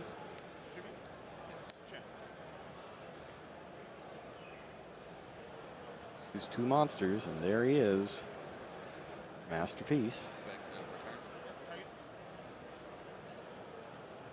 He's now immune to monsters and traps. He'll use the Crew King's return. Crew King's return's effect. Target Seraphinite.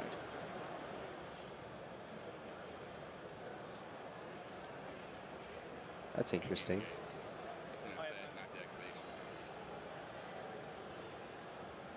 So now there's a question of, can he use Stardust Dragon to protect Seraphinite? Let's bring it up. Stardust Dragon has had updated text.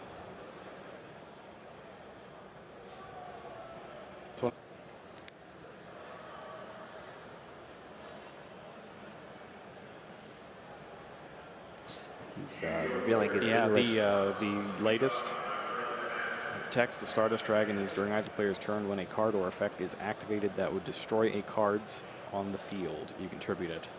Oh, so now it does something completely different. Yes, it could use it, and it looks like Butler is being done in here because he's used such an old card. Oh, that's rough. Now, he is allowed to ask for the latest text of it, however, he did not. And they did Right. it is his responsibility to do so. Right. He would have to call a judge. Well, he sends Snow to the graveyard. Was that with Minerva's effect? Yes. Masterpiece destroyed Minerva. Masterpiece attacked it, I believe.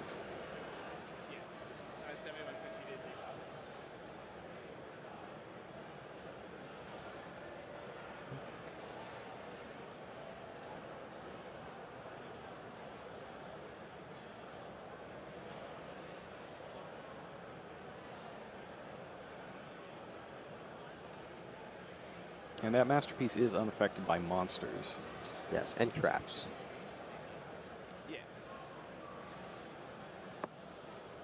Activates Zodiac Barrage.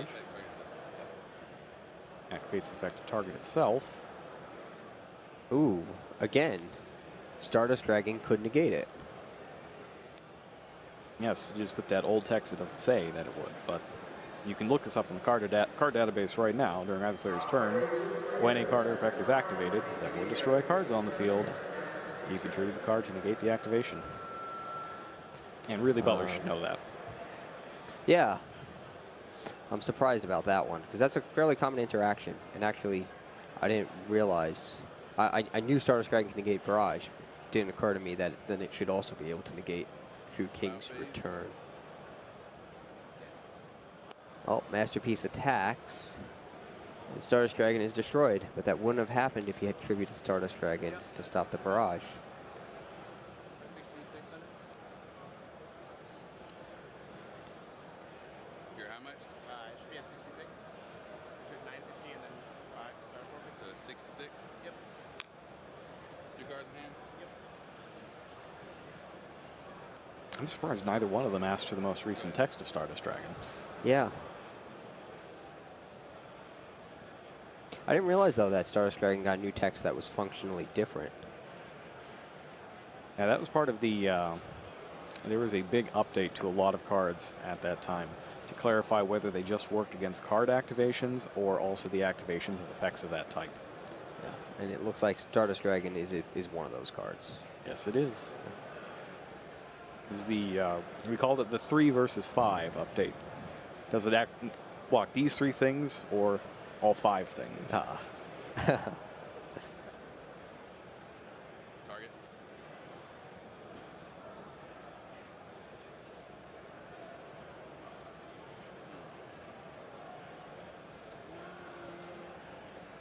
Henson is contemplating banishing his last continuous spell card from his graveyard, Zodiac Barrage. Oh no, he's contemplating activating a Max C from his hand. Yeah, he's got a lot of choices. He could destroy it, he could Max C, or he could Ghost Ogre it. He Max C's and Zachariah Butler concedes. Zachariah Butler concedes, wow. Chester Henson takes a 2-0 victory. I can't help but think that might have gone differently if... No, it's a completely different game if they're playing with the current Stardust Dragon text. Yeah, if he had known that Stardust Dragon could have been used in those situations. Nevertheless, Henson is moving on to the top 16. True Draco Zodiac. True Draco Zodiac. That's me and Robbie's pick for the weekend, what we thought would have been the best choice. And it's doing pretty well for Chester Henson. Didn't go so well his first time out, but he has found redemption here at the feature match table. He has. So, time has run out in the top 32. So everybody is completing their end of match procedures now. That means that the next round won't be too far away, I don't think. And we'll have to take a look and see who all has made it. Yep. We're so close to finding out who the rest of the representatives for the North America will be. Yep. For this year's World Championship. But before the next round, I will be doing another player interview with Henson to see how he feels about his advancement to the top 16. Stay tuned. Yu-Gi-Oh! Battles of Legend, Light's Revenge. Dozens of new cards you can add to your deck, plus old favorites from every Yu-Gi-Oh! Era. Make way for the Light, Light's Revenge. 5 cards per pack, each pack sold separately. Yu-Gi-Oh! Pendulum Evolution. The final masters of Pendulum Magic have arrived. Astrograph Sorcerer and Chronograph Sorcerer lead new Pendulum monsters, plus old favorites. All foil cards. 5 cards per pack, each sold separately. Yu-Gi-Oh! Maximum Crisis! Now you can max out your deck with true Draco monsters and powerful new Pendulum monsters. 100 new cards. Maximum Crisis! 9 cards per pack, each pack sold separately. Yu-Gi-Oh! Battles of Legend, Light's Revenge. Dozens of new cards you can add to your deck, plus old favorites from every Yu-Gi-Oh! Era. Make way for the Light, Light's Revenge. 5 cards per pack, each pack sold separately. Yu-Gi-Oh! Pendulum Evolution. The final masters of Pendulum Magic have arrived. Astrograph Sorcerer and Chronograph Sorcerer lead new Pendulum monsters, plus old favorites. All foil cards. 5 cards per pack, each sold separately.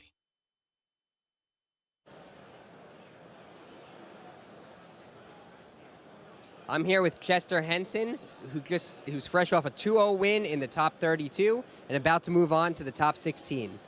How do you feel about being 2 wins away from a top 4 finish and a spot in the World Championship this year? I feel pretty great. I was kind of in the same position 2 years ago, 2015. May have seen me playing BA. It feels great. I was on a 2-month hiatus this past 2 months. It feels great to be back. So I'm looking forward to it. 2-month hiatus. How did you prepare to play this weekend? I play tested a lot with my friends. We used to meet up at our locals, stuff like that, and we'd play all day and after work, on weekends. Just get as much play test in, different variant of like decks and everything. It's just so yeah. So you just beat Zachariah Butler 2-0. He was running a rather unique deck with That Grass Looks Greener and a 60-card deck, Lightsworn Monsters. Were you familiar with that deck and prepared to face off against it? Actually, yes. It was his deck in particular was one of the first decks that I play tested in for this new format when the ban list had came out. I thought it was rather interesting. I was very prepared with hand traps. The Ghost Ogres are really good. Maxi, of course, as you saw in Game 2, inning games. It's a really good deck, but Masterpiece is just a really good card. So it is. And now, how do you feel about that match that you just won? I feel pretty good. I'm not too lucky in features, so this first feature is good. So. Well, congratulations on winning your top 32 match, and good luck in the top 16. Thank you.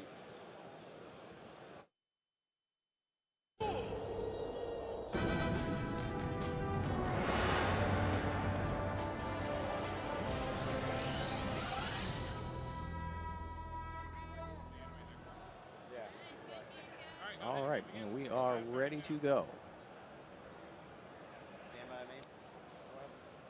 Looks like George is headed first. He's got Zodiac Barrage. Activate that, have it destroy itself. Got the main decked Imperial Order. That was Imperial Order, right? Yes. George is using 3 copies of Ash Blossom and Joy Spring and 3 copies of Ghost Ogre and Snow Rabbit. Van Hoovel is using none of those cards. He's just got Max Seat. That's very interesting. Van Hoovel opted for some more Spell and Crap cards instead. He's using Shuffle Reborn, which George has declined to include. See, that's very interesting. I thought that was going to be fairly standard. I thought so too, in a pure Zodiac deck. This looks more like, George's deck looks more like a Zodiac deck from, say, before the European Championship. Yes. Without the kind of modern improvements that were made at that tournament. The Broad Bull upgrade is next, and he uses it to search out another Beast Warrior. Normal Summon Bull, Beast Warrior. And he takes Thoroughblade. He has not used his normal summon yet.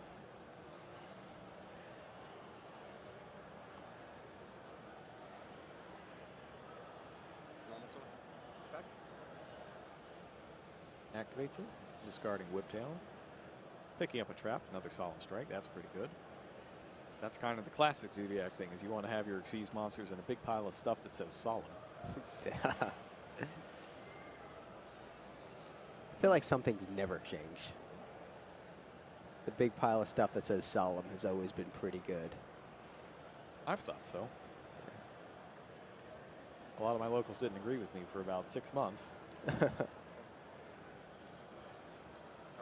They're a loss. Really miss Solemn Judgment, though. Yeah, Solemn Judgment is one of my favorites, but maybe not. Maybe not these days. Little maybe too a little powerful. Too good for now.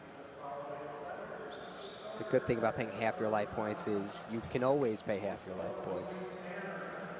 No matter what your life points are at, you have half of them to pay.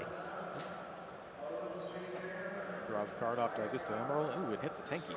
Wow, that's an incredible hand. Dimensional Barrier, 2 Solemn Strikes, and an Ash Blossom and Joyous Spring in hand. Now a tanky added to it. That's real good. That's incredible.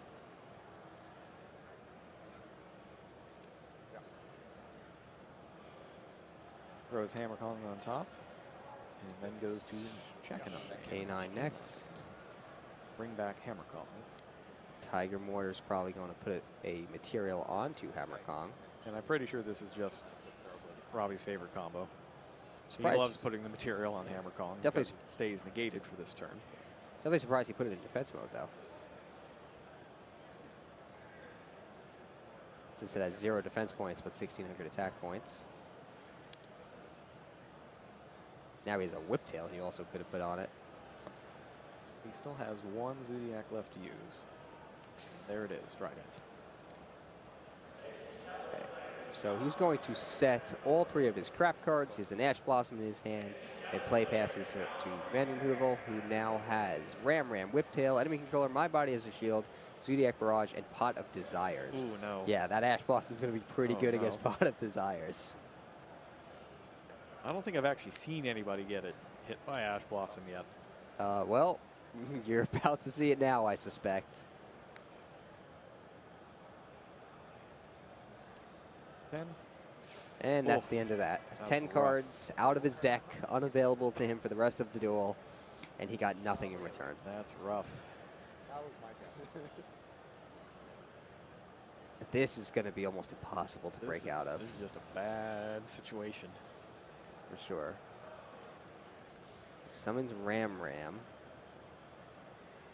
It's not going to get him too far. No, not with the Whiptail in hand. Nope, otherwise he could attack Trident, but now he can't.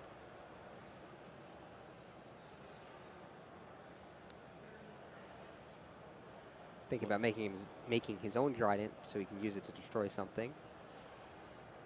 That's almost certainly going to eat one of the strikes. I think that's a safe bet. He could use a barrier, but I can't imagine he would want No, to. he wouldn't use barrier here. I don't think he would He's anyway. thinking about something. Oh, he let it resolve. Oh, he strikes the effect. Now he's striking it. Oh, That's right. It's probably. Let's bring up Zodiac Trident real fast. I want to see how its special summoning is worded, because that would explain it. You can also summon it by using one Zodiac monster you control. No, it would have been fine if he just blasted it right there. I think maybe he wanted to see maybe his opponent would summon more Xyz monsters on top of it without using the effect. I don't know.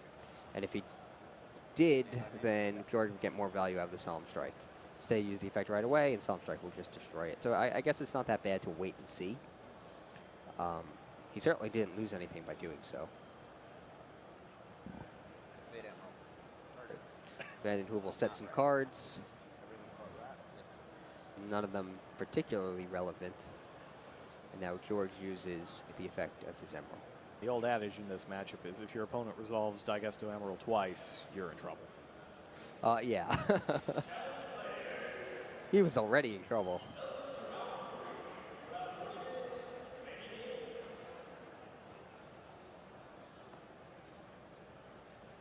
He picks up another card with Solemn in the name. Oh my goodness. What were you saying about drawing a lot of cards that say Solemn on them? I believe I said it's pretty good. Especially if you go first. Yes, if you draw them early also, you'll have all those life points to pay. Well, that would probably be the only way Vanden Heuvel wins this. A magical Borbo. Yeah, the magical attack or, Borbo. Somehow have to get him to activate all of the Solemns. Yeah. And then make a huge Borbo that somehow escapes Trident. Not going to be easy. I'm not thinking that. It doesn't seem likely to me, but then again, I didn't think it would be likely in Denver that somebody would win after letting their opponent draw up to 14 cards in hand with Max C. Yeah. But that happened. Yeah. A couple of the right cards are sometimes better than 14 of the wrong ones. So.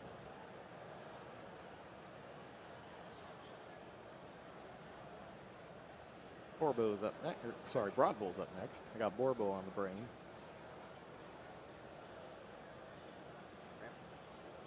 Adds Ram to his hand.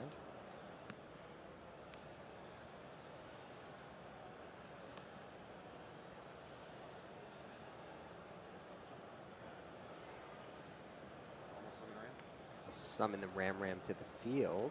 All right, that's 5 monsters. Combines it with Rat Pier. Makes Tornado Dragon. He's slowly going to chip away at the few cards Vanden Heuvel has. Activates this one and loses Barrage. Loses Barrage. Oh, that's rough. Yeah, that's the risk when you set it. Yep. I don't really know what else he was supposed to do though, other than bluff really, really hard. Yeah, I mean he might lose this. I don't know if he'll lose this turn, but he very well might. I don't think there's enough Whiptails in play here to There's really do 39 that. damage on the board. with the Emerald and the Tornado Dragon. Yeah, you're right. I don't. There's a Whiptail in his hand, but nothing with attack points in his graveyard, I think. There's the what's his name? Thoroughblade. There is a Thoroughblade. So you could do 28 plus 18. 46 plus, I think, 21. Packing for Big Hundo. 100 points from Tanky. Oh, yeah, and plus the hundreds from Tenki. Well, 100 since only Trident's attacked of all the Zodiacs. All right, so Van Hoovel has picked up a Zodiac. He has got Thoroughblade. I believe he has My Body as a shield, but that doesn't help you if your monster doesn't even make it to the field because of Solemn. And neither does the enemy controller, because you can't tribute a monster that's not on the field. And in fact, anything that's not a counter trap doesn't help because you can't chain anything that's not a counter trap. Yeah. Counter trap. So not a whole lot that Matthew Van Den Heuvel could do in that one. And I don't know what Jesse Cotton's up to right now, but if he saw the result of that game, he's probably breathing a sigh of relief. Yes, so looks like he very quickly made some siding adjustments. Knows exactly what he wants to do. Now it looks like he's holding most of his Ash Blossom, all of his Ash Blossoms and Ghost Ogres in the side deck. Along with a card we've seen a lot of in the side decks is Zephion the Time Lord. Zephion the Time Lord. Yeah, from Battles of Legend. It's a very interesting monster. What does that do? A lot of players just call it the Water One or the Blue One. Both of these things are true. Zephion the Time Lord is a level 10 monster, like the rest of the Time Lords. Normal summon it with no tributes. If you control no monsters, can't be destroyed by battle or card effects, take no damage from attacks involving it.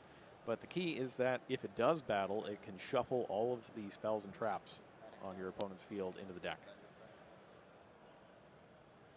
So it's a lot like Matation, but for back rows. Yep. And it doesn't deal damage. Right. And it's also interesting that you get to the, like if it does get sent to the graveyard, you get your draw card. Yeah, that's pretty cool. Is it field to the graveyard or just to the graveyard? I think field to graveyard. Yes. Card sent from the field to the graveyard. So, in a couple weeks, you could attack, shuffle your opponent's spells and traps into the graveyard, and then, say, use that card as a link material and get a card. Interesting. It's not by a card effect either. It's just if the card is sent from the field to the graveyard.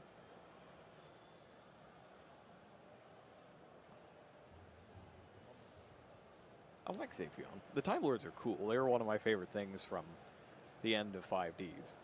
Like that entire last duel of the Time Lords is kind of ridiculous. Involves flying motorcycles and an upside-down version of Domino City. It's great.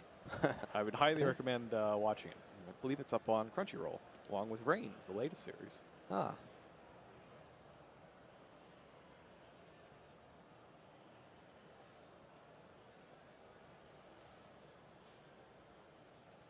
All right, we're going to load in the hands here.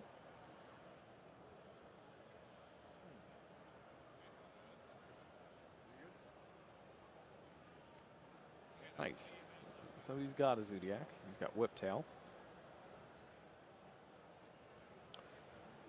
Looks like a good hand for Van Den Heuvel. Yeah, and George appears to have gone with the Kaijus at the side deck. Must be for the interrupted Kaiju Slumbers he put in. I assume he put some in? Yep, always. Hello, everybody. Welcome back to the 2017 North American World Championship Qualifier. Well, we now know 5 people who are going to the World Championship this year. Desal is going. Billy Rake is going. As Jeff Jones was eliminated from the tournament, he did not make the top cut. Jesse Cotton is going. And now we have our 2 Dragon Duelists as well, Charlie Futch and Ryan Yu. And now that they have earned their places to the World Championship, they are going to square off for the title of Dragon Duel Champion. Futch is playing a True Draco Zodiac deck with Balbaboon, which I haven't seen any of this weekend. That's cool. Is it heavy True Draco or heavy Zodiac? It's heavy Zodiac. Okay. We haven't really seen, actually, I don't think we've seen this at all. No, I think this was the deck that was popular maybe a few weeks ago, like the combo variant with Balbaboon, so makes sense. And Ryan Yu is playing Performer Pal Magicians, and it looks like he's brought a few of the cards back from the Performer Pal Pendulum days. That's pretty cool. I see some interesting cards. Yeah, Fairy Tale Luna. Fairy Tale Luna has been pretty big over in Japan at least, so man, we'll see how it goes. Our players are ready to start.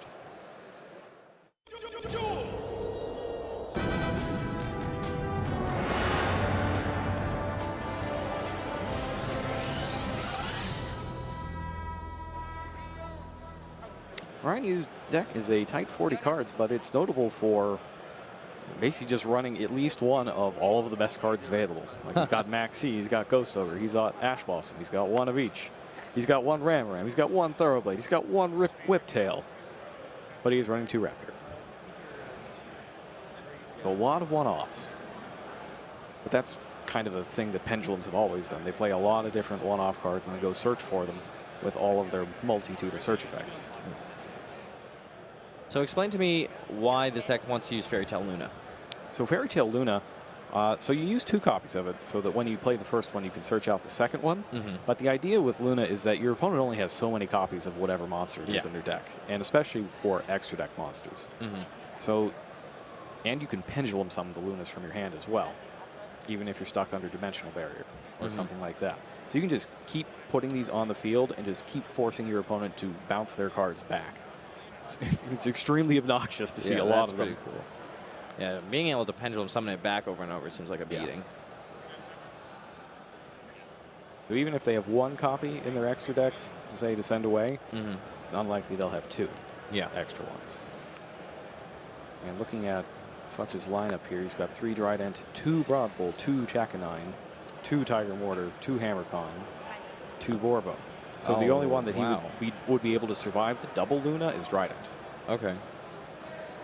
That's interesting, though. 2 copies of Borbo, too, and 2 Hammerkong. So just super heavy on the Zodiac extract monsters. And Futch has started off with Terraforming for Dragonic Diagram.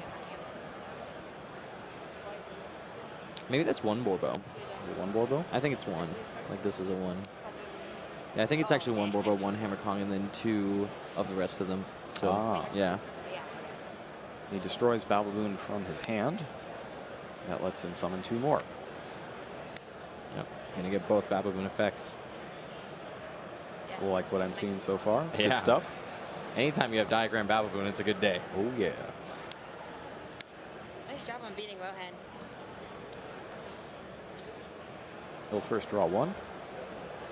My Body as a shield. Puts Ram on the bottom of his deck. Draws another, gets Ash Blossom.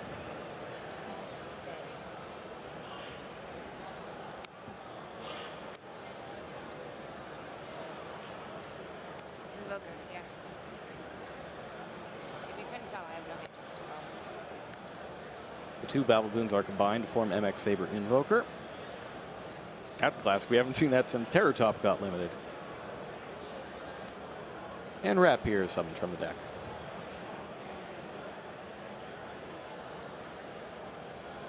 Rapier becomes Hammerkong, and then detaches Rapier to summon another one.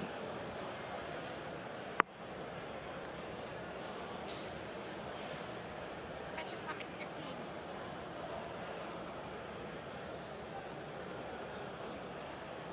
Oh my gosh, you haven't even normal summoned. Next up is Broadbull. And indeed, he is not normal summoned yet. Nope, as Ryan points out. Yep. And that picks up Whiptail. Very strong start so far for Futch. Yeah, super strong. This way he doesn't even have to do the Chakanine Dryden play to get the extra material because he has a normal summon. Oh, it does look like Ryan has Luna.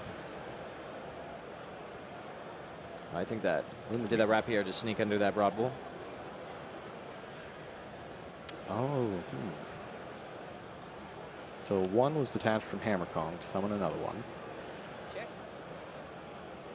Target.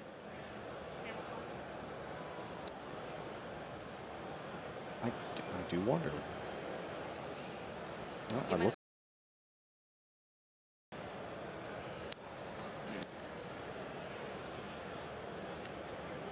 Wait, is it Zodiac monsters or Zodiac cards? Zodiac monsters. So it doesn't hurt Garage. And again, you've got Dryden. Interesting. You know, I feel like that Rapier might be on the field. I thought so too. And he might just be. Why are these mats here?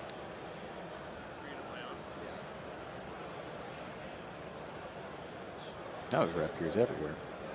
Pardon?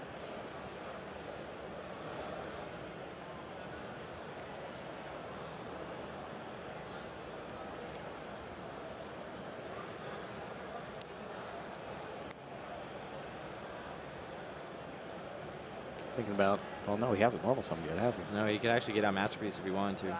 He has the continuous spell.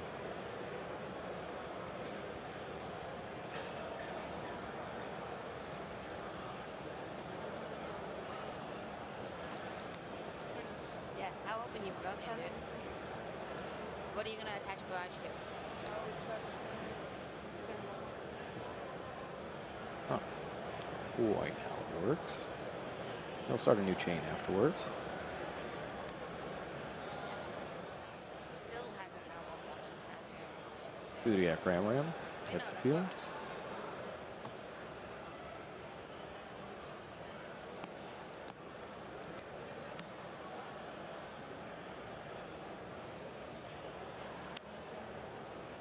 And then he normals on this.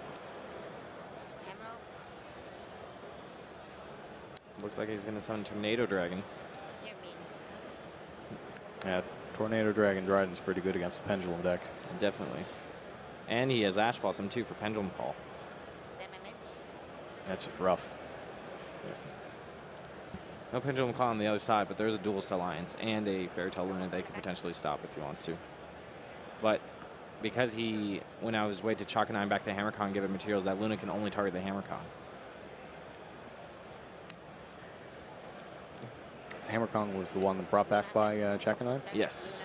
Tornado Dragon. Oh, he can't target he can Tornado target Dragon. Dragon. He just can't target Dryden. Got a second one or no? Let's bring up Fairy Tale Luna. Yep. Bunch is reading it. Now, specifically, Luna says return both this card and that monster to the hand. So he could respond with Dryden and destroy the Luna. Basically, Right. if you have another tornado in your extra deck, you can send it to the grave to negate the effects.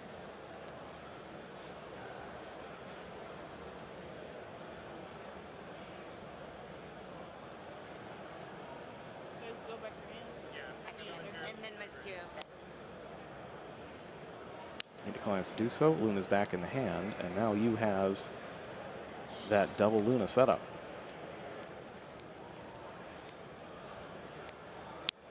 Let's go. Activates Purple Poison Magician. That's a good scale.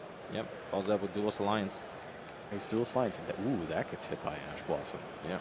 Kind of feel like you might want to wait for the Pendulum Call there. Maybe he figures that if you had Pendulum Call, he would have started with it. Well, that's the thing. You go get Pendulum Call because it's a Pendulum spell. Oh, I understand what you're saying. That is true. Is that Harmonizing Magician over there? Debating on having to summon. Thinks about 3. YOLO. Yeah, You only live you heard once. the man, YOLO. Summon them all. And Fairy Tale Luna isn't once per turn, right? No. And it's a quick effect. Yeah, that's Luna effect? pretty strong. Wait. It's only normal summon. Oh, it's only when it's normal summoned? No, that's the search Oh effect. yeah, I can't target Dryden. That's kind of annoying. Oh, okay, never mind. Luna effect, target Hammercon. Which one? The one that he's holding. He's going to take Hammercon off first because he has to. Both of them can use their effects. Pardon? Both of them can use their effects. Both of them. And I'm using this one's effect right now, targeting Hammercon. I was thinking about it. This might not be a card that he's seen before. Yeah. I mean, I hadn't even been that familiar with Fairy Tale Luna. So, What materials does Dryden have? Enter battle phase. 250. and his 1850. That's pretty strong on a normal summon with a monster. So Is there any other 1850 card you can search? Hmm? Spellcaster? Is there any other 1850 spellcaster you can search?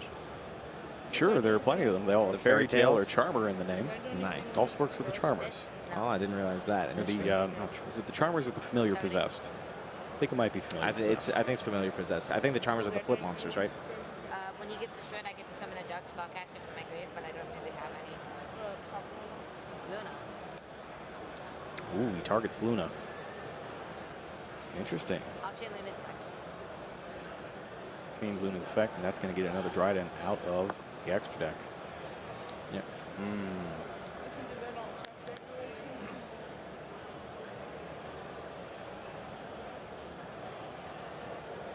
once per turn during either player's turn means it's a quick effect, so yes, it can. Just like Brian. Okay. Do I read it to the attack? It's dead.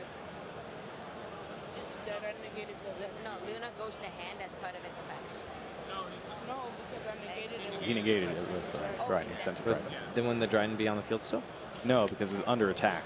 Oh, from by another the black monster. thing. Oh no, you attack this. Attack the guy. So it's only 17. You just attack the guy. So 17. Yeah. All right, so one Luna is down, but the other one is back in use hand. How many cards in hand? In phase 2. Main phase 2 uses 2 level 4 magician monsters. We'll see what he makes. Looks like Looking he's going at for Broad Broad Bolt. Bolt. And he's not normal summoned yet. He pendulum summoned all 4 of those monsters, so now he can start doing the zoo stuff. Didn't he normal summon the Fairy Tale Luna initially? Oh, yes, he did. No, you're right. He did.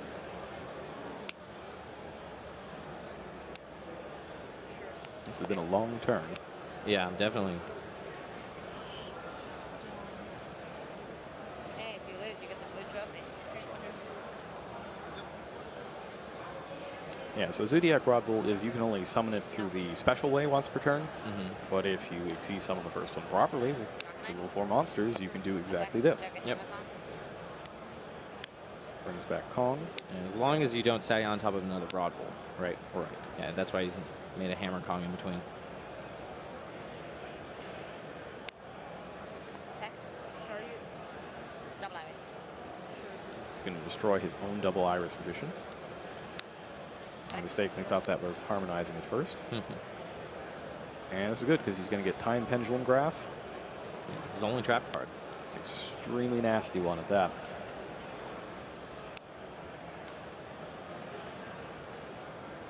Set ones. Faster.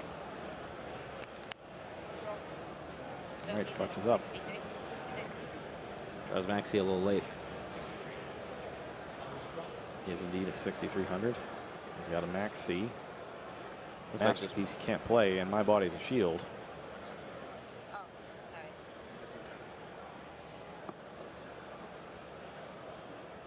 Not looking super great. Definitely not. Pardon? Are you using the effect? Try it. Starts to try to get things going with Diagram, but prompts you to activate Zodiac Dryden. Attaching Broad will destroy it. Dying Fudge of the Search. The one thing you doesn't have is another scale 8. End phase. Effect. Destroy. Good. Does this only work on face ups? No, I didn't. Yeah, this is the end phase. Oh yeah. So 15. So 1,500. During the end phase, attach off Hammer Kong. And did he destroy... Oh, he destroyed the face down. Okay. Draw. Stand by face, main phase.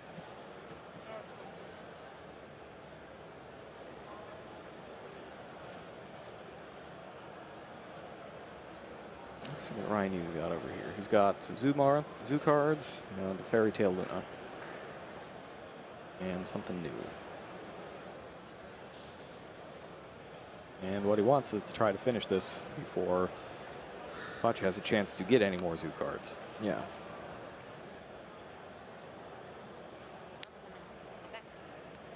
Oh, someone's wrapped here.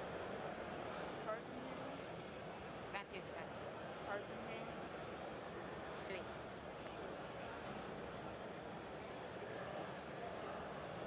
Send Ram Ram to the grave.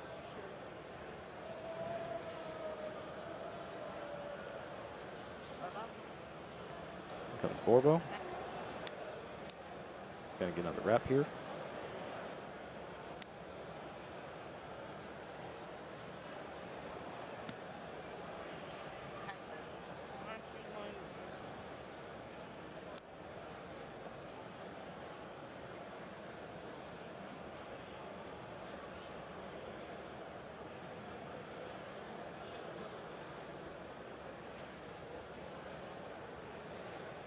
Does you have access to any Beast Warriors he can search pendulums? I don't he can try to know. quickly Yeah, he's scale? got Dragoons of Draconia. Okay. That's a good one. Yeah. I don't think he has King Bear.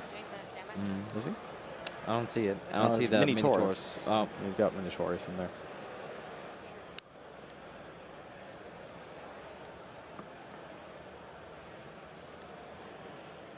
And his new card was Performer Pal Pendulum Sorcerer.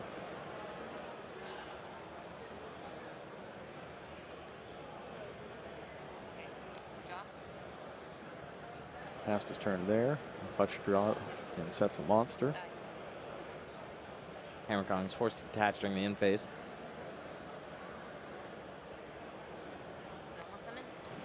Normal summons. That's Harmonizing Magician. Yep. It's a tuner monster. But it does have to tune with other magicians. I think he might just destroy it. Yes. Destroys it, takes out Max C. And passes. Ah, terraforming. That could get him somewhere if the Dryden wants to face up.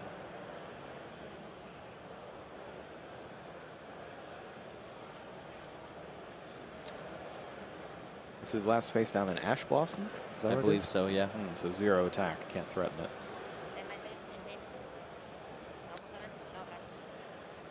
Normal summons Broadbull with no effect, and then Xyz summons for Daigusto Emerald.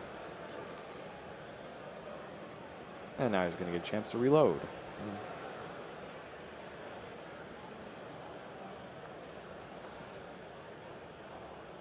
Three monsters back to the extra deck. Do you want to kind of, there's no shuffle, just drop? No shuffle, because nothing happened. Yep. Aha, it's Guitardle. Oh, I haven't seen that guy in a while. And he'll get a draw because of the Performer Pal Pendulum Sorcerer. Oh, I've seen this. I've seen this film before. It's actually dual lines yet. Next, find a pendulum. See what he's going to add. Looks like double Iris Magician. Yeah. What'd you add? Pardon? What'd you add?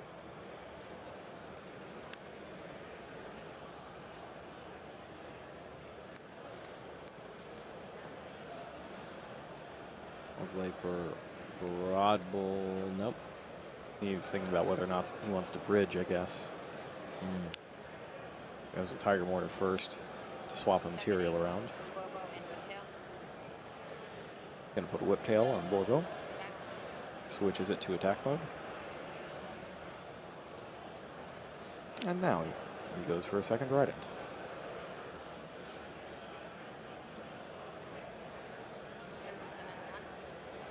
Pendulum summons 1, and it is Fairy Tale Luna. 1, 2, 3, 4, 5 monsters on the field. Yep.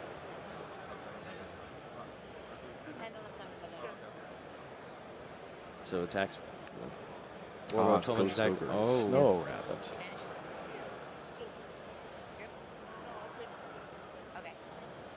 Now he gets to hit him for 3650. If he wants to attack with that Goose Armor on Fairy Tale Luna. Sorry, Borbo attacked it, right, with the Whiptail? Yeah, I think his banished pile is just somewhere between the two duelists. That's where the extra monster zone goes. To the sides, right? Yeah. It's between them. There's just a void here. What? That's a top deck if I've ever seen one. Oh my goodness. Nice. Oh my goodness. You even has the high five fudge. And Terraforming he's is got up next. terraforming. He doesn't have a magician.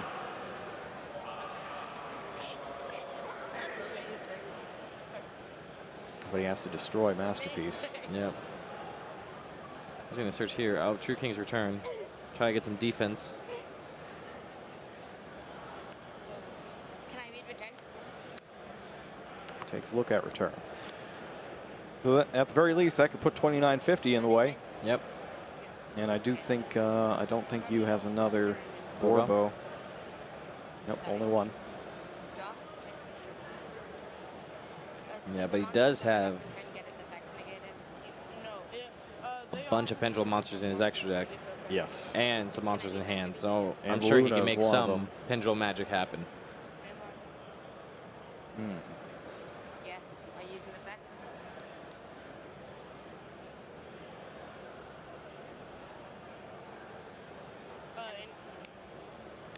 And then some in the main phase. Oh, yeah, sorry. Now, to be fair, once it gets to the main phase, Ryan Yu gets the first chance to do anything. Yeah. So it is He legal can for him to retain just priority and monsters. pendulum summon. Yeah, retaining priority. Oh, Harlan Draco! What? Oh, man! Oh, well done, Ryan Yu.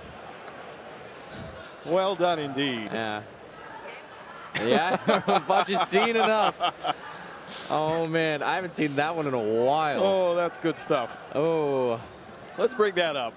Yep, Just in definitely. case the people viewing at home Aren't too familiar with Harlan Draco. Draco. Yep. It's kind of like the Gaga Cowboy 2.0, right? For 2,000.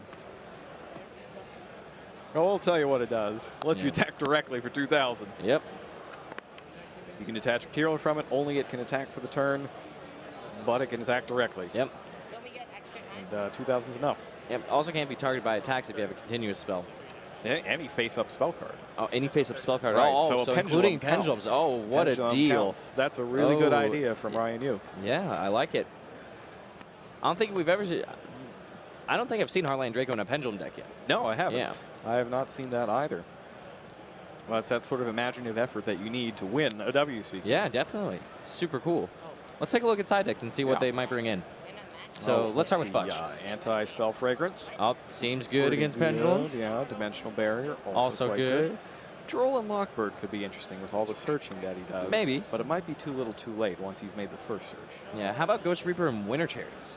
Now that's a very interesting thing. Since they're both running the zoo monsters here, Mm-hmm. he could possibly use it to cut Ryan Yu off of whatever his key monster. So Maybe cut he him off only of Dryden or Broadbolt. That's true. Maybe he wants it going second though, right? Because you need to have less monsters than your opponent for that one. He also has Imperial Order. I think that's coming in. Very likely. Yeah. He's got more copies of My Body as a shield, but the first one didn't go so hot, so Yeah. I don't know. Oh no, that's a 1. Sorry, that's a 1. He already has 2 in his main deck, and Yeah. 1 more in the side deck. All right. Let's look at Use. So he's got some Ash Blossom, Joy Spring. Probably doesn't want that here. Maybe some Twin Twisters. Pretty could- strong. He could return serve with Regeki and Darkhole. Oh, yeah, that's probably And see what sounds. happens there. Yeah. He's Oh, going he also second. has Mask of the Restrict. That's interesting. Yeah, I assume for the true Draco cards. It's got to be. Yeah.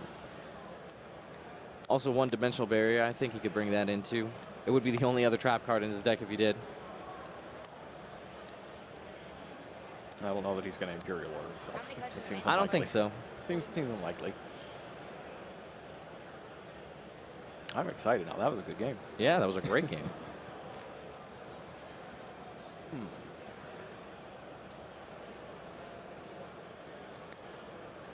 Balbaboon was also a pretty good choice, I think, for Fudge. I don't know that anybody has played it.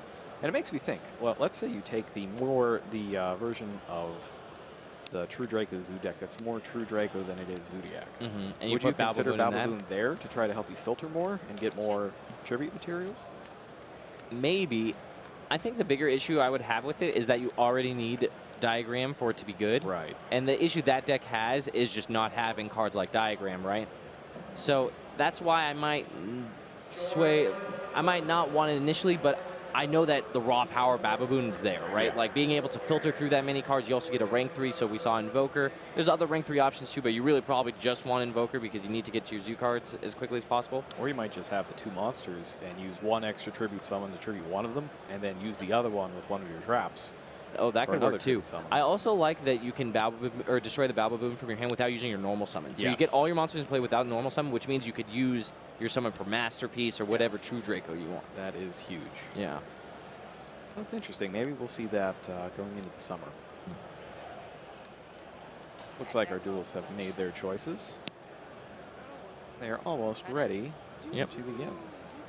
Charlie Futch will more than likely be starting us off in the next duel. Heidi's over here. No.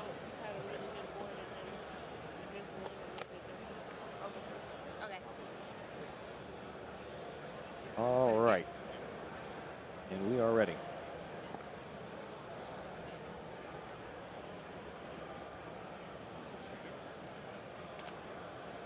Ooh, double strike. Double diagram and True King's Return. And he gets to go first, so those strikes are going to do a lot of work. Strike is really good against this deck. Yeah. Being able to strike out a huge pendulum summon or negate a key card effect. The other thing is we already know from the first duel that Ryan Yu's a risk taker. Yeah. He'll Yep. pendulum forward, doesn't even care. So the strikes could be a very big factor here. Definitely. You extends hand for good luck. Set 3, go. Chooses not to use a diagram. That's interesting. I guess he doesn't really want to destroy anything and lose out. Yeah. Ooh, do you strike this? Oh. After the beating that it gave you last game, right? Maybe you just want it gone. Maybe you try to lull him into a false sense of security, like let the first Luna effect go through so it goes back to his hand. And And then when he when tries to pendulum do summons. the big pendulum summon, get him there. Yeah. But you have to have enough life points left when it's done. Definitely. The issue with that is that he just has a second Luna, right? But he's got double Wisdom Eye. What? Oh. Duelist Alliance. Dual Slime's such a good card. Star Pendulum Graph, too. It's got Pendulum in its name. It's legal. Yep. And it'll keep spell effects from targeting his Magician Pendulum monsters.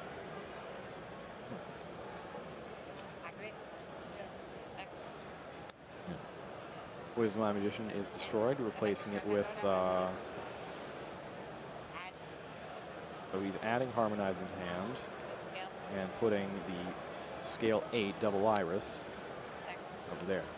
Now he's swapping out the other Magician for... Do you think this is a feigned bluff by Futch? Oh, you can do it. I have no responses. And he's Yeah. going to wait for the big pendulum summon and try to get you there. Yeah, I think that's exactly what it is. Oh. Futch is a gamesman. I like it. Adds back a Wisdom Eye with Oath Dragon. We're going to hear a YOLO again. Maybe not a YOLO into 3 back row, though. Yeah, I don't think he's that big of a risk taker. Yeah. Pendulum 2. How about, no, sorry, Pendulum 3. He's got to strike that. Yeah. Oh, that's rough. That's real rough. All to the graveyard. See, in that case, I kind of feel like you just summon 2. Yeah, I think 2 is sort of the breaking point where you kind of force your opponent to strike if they have it.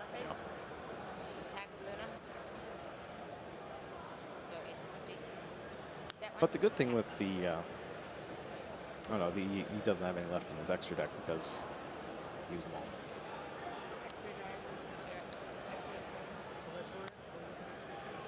Activates diagram, it gets ashed. Oh, he picked up Balbaboon, but he can just replace it with the second one. Another one. Pretty good. Yeah. And this time he is. He drew the Balbaboon. That's good stuff. Diagram Balbaboon. Nice. I like it. It's a masterpiece to the hand.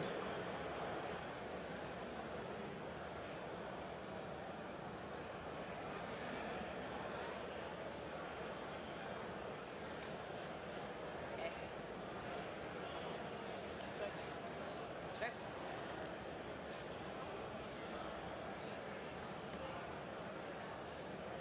Give it a quick shuffle.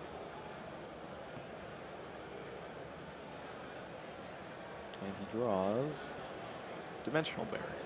Puts it back. This time he draws Zodiac Barrage. That's about the only card I would consider keeping over the Masterpiece here. I kind of feel like getting the Masterpiece down is very important here. Yep. Now affected by monsters and traps. Chains on Balbaboon. He knows he doesn't have any left. Yep. Have you normal summoned? No. Yep. I just normal summoned, right? He did just normal summon. Oops. I'd rather not. But just die.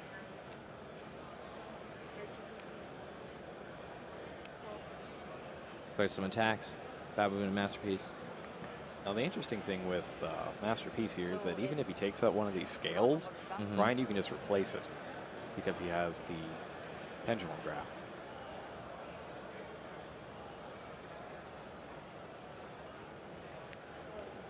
but he's still got that strike. Oh. Activates Darkle. That's the one thing it's not immune to. Jeez. Destroy the set card. Oh, man, Dark Holes from both sides. He, The top decks this weekend. Well, what do we say about returning serve? No effect, but 1850. Gonna put Futch down to 2,800. Oh, the Dark Holes have just been, the Dark Holes and the Reigekis, just in this WCQ season in general, have been brutal. Yeah. That's what ended the European WCQ. Yeah, no, especially just because of how susceptible Zodiac is to it.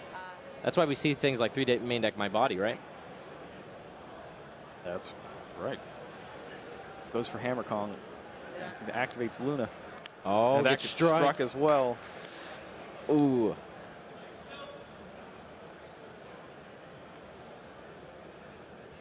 All these Can Futch clutch pull it out draws. here? He needs to deal 35-50. 35-50, maybe not. I don't think he has a Thoroughblade in the graveyard yet, right? Oh, but he can destroy that with diagram. Oh, man.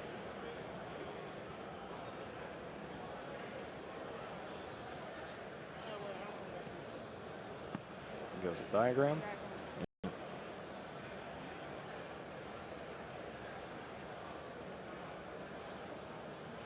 Assuming he's going to add Whiptail. Maybe he adds Rapier, though. Gets Masterpiece. So you're at 1,300 now? Or does he actually not have any Zodiac effect monsters in his grave? Oh, I thought he had a Rapier. 5's Hammer Kong. Yeah. Goes to Chalk and Eye. Ooh, can bring it back. Brings it back in attack mode. Tiger? Let's think about what he wants to do next here. Looks Goes like Borbo into Dryden.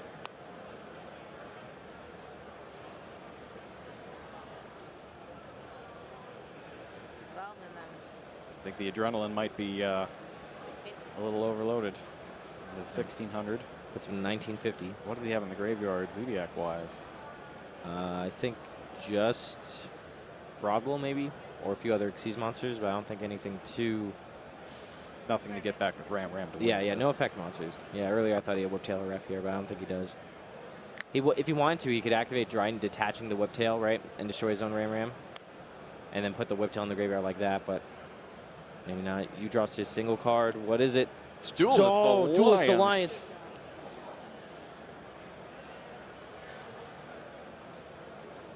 He just drew whatever the best Pendulum card is in his deck. I don't know what it is, though. I don't know. Yeah, if he has, he's it's looking gotta through be it, double trying to iris. decide. Yep. So, double iris magician is allowed because it is a Pendulum Dragon card by its own effect. It puts the word pendulum into the name.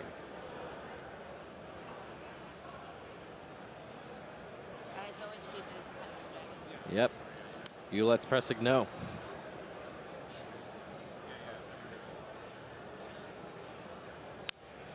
Anything on resolution?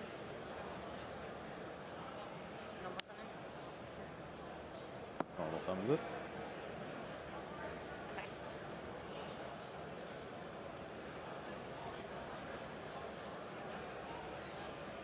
This is good. So he can double up the damage, which means if this attack goes through, he'll win.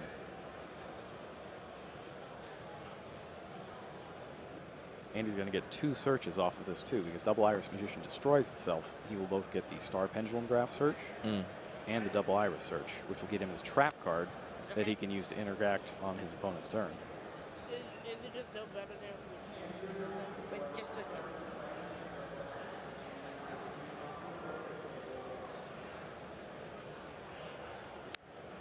Chain link 1, chain link 2.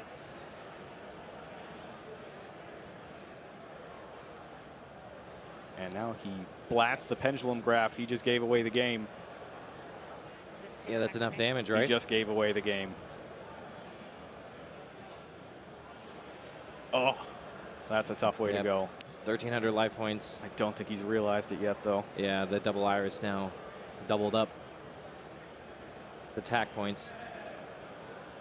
Enter battle phase. Attack Raymond. For game. And that's it. And that is it. Wow. Yeah, Ryan Yu is your 2017 North American World Championship qualifier Dragon Duel champion. Dragon Duel champion. Both these two will be going to the World Championship to represent North America in Japan. That's sure to be really exciting for them. Yeah, I mean, after seeing both of them make those moves, I'm excited this year for the American Dragon Duel team. There's a or lot North of, American Dragon Duel team more There's so. a lot of creativity Yeah. in these deck choices, and that is absolutely vital when it comes to the World Championship. Definitely. Because it uses a separate format that doesn't exist anywhere else in the world, that is basically just there to challenge the players that have performed the best throughout the entire year. You need these kinds of deck building skills. No, definitely. I like Ryan Yu's deck a lot. Ryan Yu's deck is great. It's a sweet one. I Fairy love the Tale Bababoon Luna here. ooh. Yeah, and Bababoon and the Bababoon's other side. great. That's another. Luna's there. We don't see too much of it, so a lot of really good stuff. From this Dragon Duel final. So back over on the main event side, we're either getting ready for top 16 or already in top 16. So we're either going to get a top 8 match next or a top 16 match, depending on that. But before that, we want to get an interview with our new Dragon Duel World Championship qualifier winner. Maybe we are not. Nope. Okay, well then, the next you will see of us is when we find out what is going on over in the main event. Stay tuned. Yu-Gi-Oh! Battles of Legend, Light's Revenge. Dozens of new cards you can add to your deck, plus old favorites from every Yu-Gi-Oh! Era. Make way for the light, Light's Revenge. 5 cards per pack, each pack sold separately. Yu-Gi-Oh! Pendulum Evolution. The final masters of Pendulum Magic have arrived. Astrograph Sorcerer and Chronograph Sorcerer lead new Pendulum monsters, plus old favorites. All foil cards. 5 cards per pack, each sold separately. Yu-Gi-Oh! Maximum Crisis! Now you can max out your deck with true Draco monsters and powerful new Pendulum monsters. 100 new cards. Maximum Crisis! 9 cards per pack, each pack sold separately.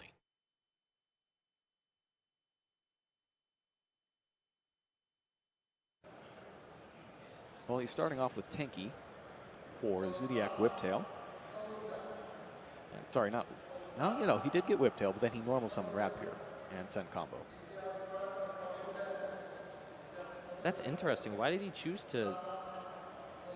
I'm a bit confused why he chose to send combo instead of... Ram? Yeah. Well, we'll see.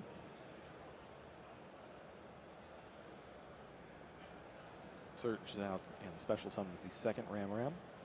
Sorry, the second Rapier. Got Ram on the brain now.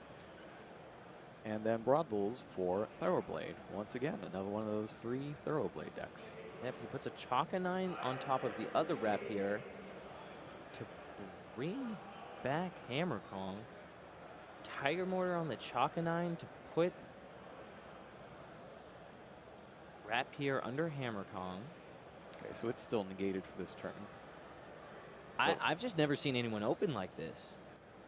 It's kind of similar to what he was going for last time around, but without the Soul Charge to make Tornado Dragon. I guess what this does is that it lets him potentially get a Broad Bull search again next turn. No, he can get 2, right? Because he starts with this one and then Yeah, he can and then summon yes, another. yeah, you're right. Yeah, at the start of the turn is more so what I was getting at. But I just maybe I'm just unclear why this is better than doing the play where you send Ram, you know, drying it away and make a Daigusto Emerald. Well, it could be that in his chase for all these Worlds qualifying points, he's reached a special level of Zodiac Enlightenment. Oh, I hope so. That would be very exciting. I would love to be enlightened. Yeah, no, I would too. I mean, this field isn't bad at all, No, actually. it's like, good. It's and just- he has combo in the grave, so like he does get to recycle. It's just very different. From This the is openings actually we've seen really all cool. day. Yeah. I mean, I hope this works out just because I've actually never seen this. Like, are we sure he's 4 and 2? Because this is kind of next level compared to what we've been seeing all day. Yeah. Normally, when they open like this and they don't send, or they have a way not to, they don't have a way to get Ram. I feel like they'll have a similar board, but there'll be a Dryden on top of the Broad Bull. Like it'll be Hammer Kong with the material and then a Dryden after they've Broad Bulled. All right, so he sets Draco Apocalypse, attributes it to tribute summon Ignis Heat, and he must target Hammer Kong, which he does, using True Draco Apocalypse. And then I think Watu Tantrige is considering activating enemy controller. Interesting. Yeah. Attributes it to take control. That still allows him to chain its effect. He's going to get a spell out of the deck. So what do you think the pros are of taking it right there? It's probably, well, if he got the spell out and got to keep his monster there, he would then have 2 tributes acquired for Masterpiece. Okay. And he'd have Monster Spell. Though Dryden could still take out one of the cards. It also puts 2 more Zodiacs into the graveyard for combo.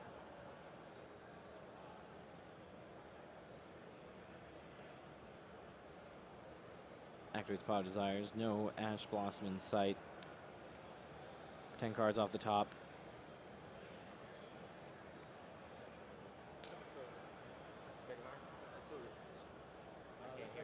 Three, 4, 5, 6, 7, 8, 9, 10. Shuffle the deck. No shuffle. So you still reveal it to him, and you still draw the card. All right, so 1 card fell off the top. It's Heritage. So that card is revealed. Yeah. But it stays where it is. So he's going to go ahead and draw that.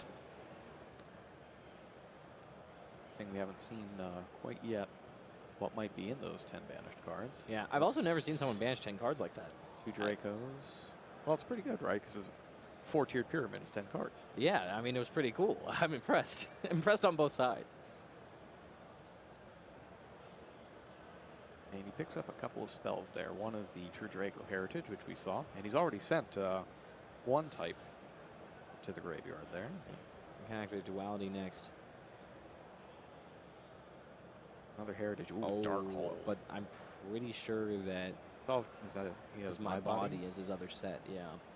But double Dragonic Diagram is not too bad either. No, yeah. And he's already got one in hand. Or does he have one in hand? It looks like 2 copies of Heritage, actually. Oh, 2 Heritage? Yeah. He's got 2, 2 pairs. Double Masterpiece, double Heritage, and True King's Return. Yeah, the issue with taking Diagram is, I don't know, now that your opponent knows you have Diagram, aren't they just going to Trident it or like hold their Trident for it? I guess that unless you have a way of dealing with the Trident before, I guess he could set True King's Return and then activate True Draco Heritage and then get his additional summon, right, and just summon Masterpiece and try to deal with Trident that way. Yeah. But then he still loses Masterpiece to Trident, right, because it's not affected by monsters. That activates it?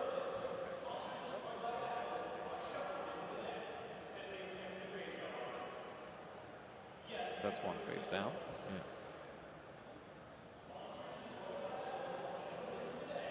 Considering setting the other one. Gets his Tribute Summon effect, and we'll see what happens here. If Solid decides to destroy it or not.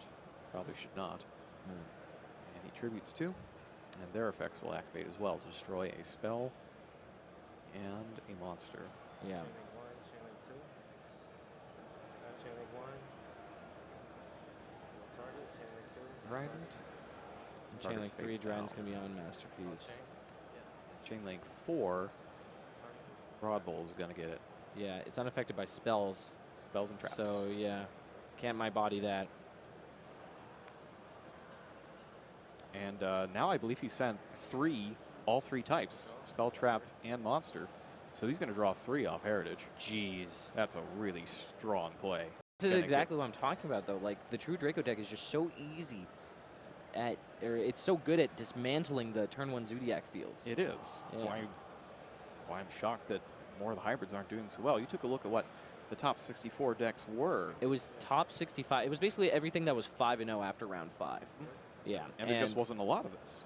No, there was 16 total True Draco decks, including True Draco Zodiac hybrids. Yeah, so that could mean that it was heavier Zodiac and lighter True Draco as well. But there was 16 total decks out of the 65 that were playing a True Draco style. Ooh, wow, and he's got another draw as well off of Disciples of the Draco Phoenix. In theory, is that a diagram? It is.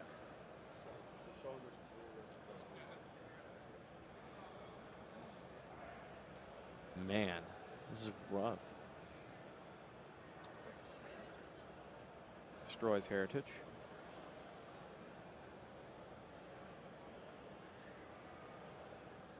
And gets Dynamite Knight. We could end with Dynamite Knight and Ignis. That'd be pretty good. How does he get the Dynamite Knight into play? He has an extra tribute summon off of this. Oh, off of the Disciples? Yeah, because it's a tribute summon when it resolves, not a you get an extra tribute summon. Or a not a you get an extra normal summon. Man, that's really good. And he's got True King's Return as well. His Maxi in hand and Masterpiece. Oh, man. Yeah. Oh, man. That's just really, really powerful. Yeah. And he saw us taking a look at what he's got. He's got Twin Twisters.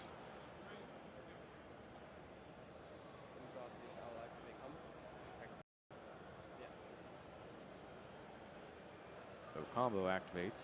Dynamite Knight chains. Dynamite Knight's going to get a trap on the field, and he takes True Draco Apocalypse.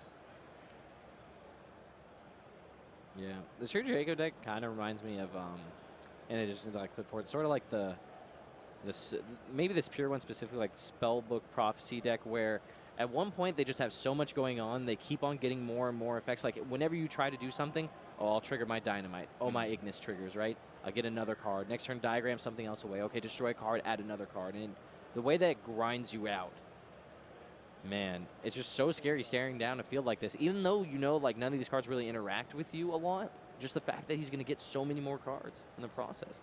Twin Twister's going to destroy Apocalypse and one of the set cards. See which one it is. It's more than just, it doesn't just grind you out. These monsters are huge. Yeah, big difference between the spellbooks and this deck. You don't get a lot of turns. Yeah. Much draw out of it. Yeah, it's definitely like a 2-3 turn claw kind of deck. As soon as they get a monster, you're not going to live for that long. Looks like he's thinking about getting the tribute summon.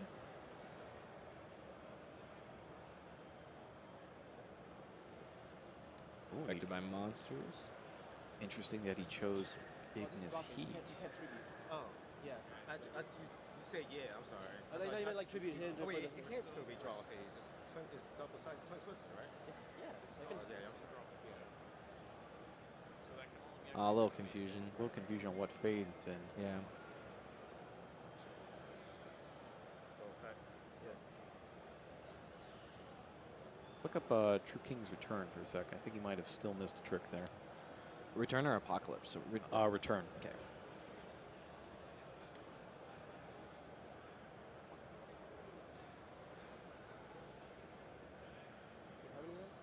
Yeah, so he could have activated that to pick up. Oh no, he shuffled back the Masterpiece. Never mind. Masterpiece back in the deck.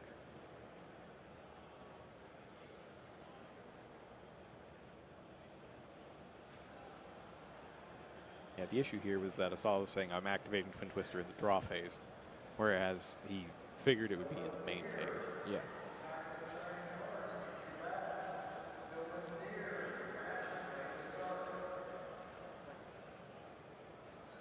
Almost something's Thorough Blade activates effect. And that'll let him not trigger his other. Resolution effect. Yeah, that's got to be the nail in the coffin. I think at this point, Watt for the Thon Trigate just might be better off conceding, trying to get time for the next rounds. I think I got the Dracos confused there for a minute. He activated Ignis Heat to get the spell, not Dynamite Knight.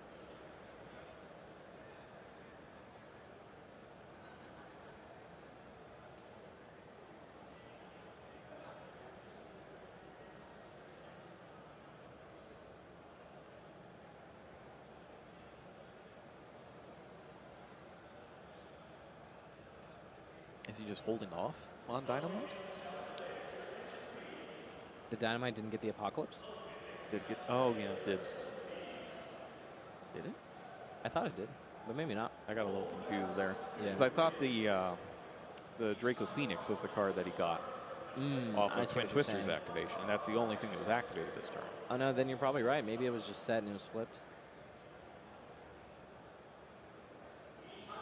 Unless he tried to use both, which you can't do.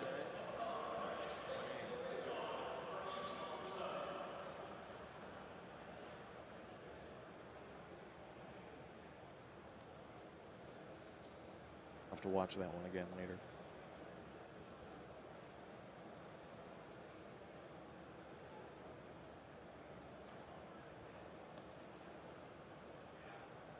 Asala is trying to figure out how much he can do.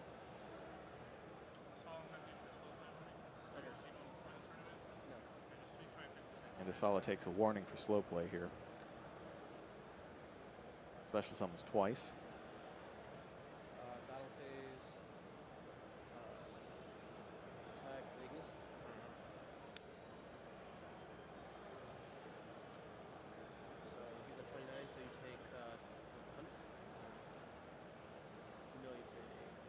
Probably take 200. He attacks into Ignis Heat. Yep, banishes it. Angelos takes 200. And activate Dryad and destroy Dynamite.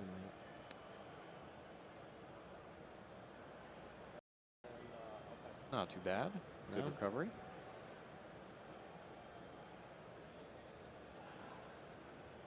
And Santos picks up Effective Disciples, draw 1.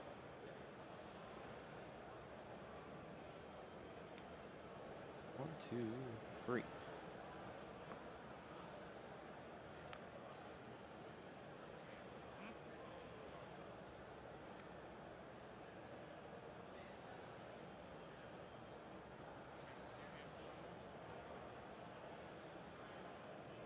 Looks like he drew another True King's Return for the turn.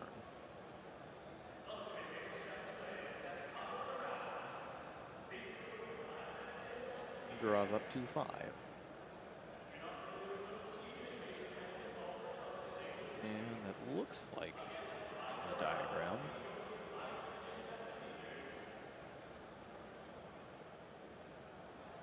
Darkhold, double masterpiece, True King's Return, and the spell that he just drew. Activates the effective diagram. It's destroyed by Dryad, and we'll see if indeed he did get another diagram. Oh. Activate my awesome field spell, Masterpiece. Yes. Yeah, it would be a pretty good field spell if you could just banish a continuous Definitely. from your graveyard at any time. Especially if it was destroy also something. just unaffected by other cards. Yeah, it'd be great. Ooh. Finds Heritage. Picks it up. Already has Masterpiece and Darkhold. Not looking for 3 of a kind. And he did need the other, needs continuous cards.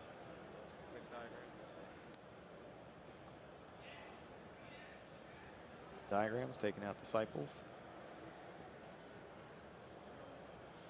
Is that Majesty Maiden? Yep. Oh, it's Looks like Majesty it. Maiden. Haven't seen a lot of that one. Today, at least. We see her a lot as a one-of index. Some Yeah. people who run the Demise version might play 2, but generally not too many. True Draco's Heritage. Okay. The smaller True Dracos are kind of based on the different tribes of monsters that the Draco Slayers interacted with over the previous year's worth of sets. So Majesty Maiden is related to the Magispectors, for example. She's Wind, she's Majesty. And you can see in the lower right corner of the box, it has that swirling wind effect from Yeah. Magispector Tempest. That's cool. So he uses his regular normal summon for the turn to tribute True King's Return for Majesty Maiden. Yeah, it draws lose 1 turn and skill drain. Pretty good. Yeah, really good. Zodiac already has a hard time dealing with those traps, and where Wathathondrigue is at, I don't think he can climb out of it. Then he uses his extra tribute, tributing lose 1 turn for Masterpiece. Yeah, I feel like I wouldn't be inclined to tribute lose 1 turn, even though No. skill drain is better, just because I wouldn't want to show Wathathondrigue lose 1 turn at this point in the game where I'm pretty sure I would have it That's a locked up. surprise. Skill drain isn't. Exactly, yeah. 4750 78. I was going to mix it. Yeah, Wathathondrigue sees the writing on the wall. All right, so we saw something really fascinating over from Isala's side. That opening was really interesting. Yeah. Maybe in the pure Zodiac mirror, that's like an ideal opening with Rat Pierre. I don't know though, because he basically gave up Daigusto Emerald, which. So the big payoff that he got via that combo was getting the Broadwell out with a material to where if it lived, he got additional searches, right? And he gets to send combo to the graveyard, which means he gets to recycle resources. But if his goal is to recycle resources and get an additional card, I think Daigusto Emerald accomplishes both those things. Oh, it certainly does. Yeah, so that's what interested me as to why that might be better. But yeah, I'm sure he also, I guess he gets the added protection of Hammer Kong for a turn. But maybe that's just the opening he has decided is the best if he knows for sure he doesn't have any trap cards. Because he can't guarantee drawing a trap with Daigusto Emerald. Right, so it's the safer play as opposed to playing something that might be a little stronger if you draw a trap and then Yeah. chancing it.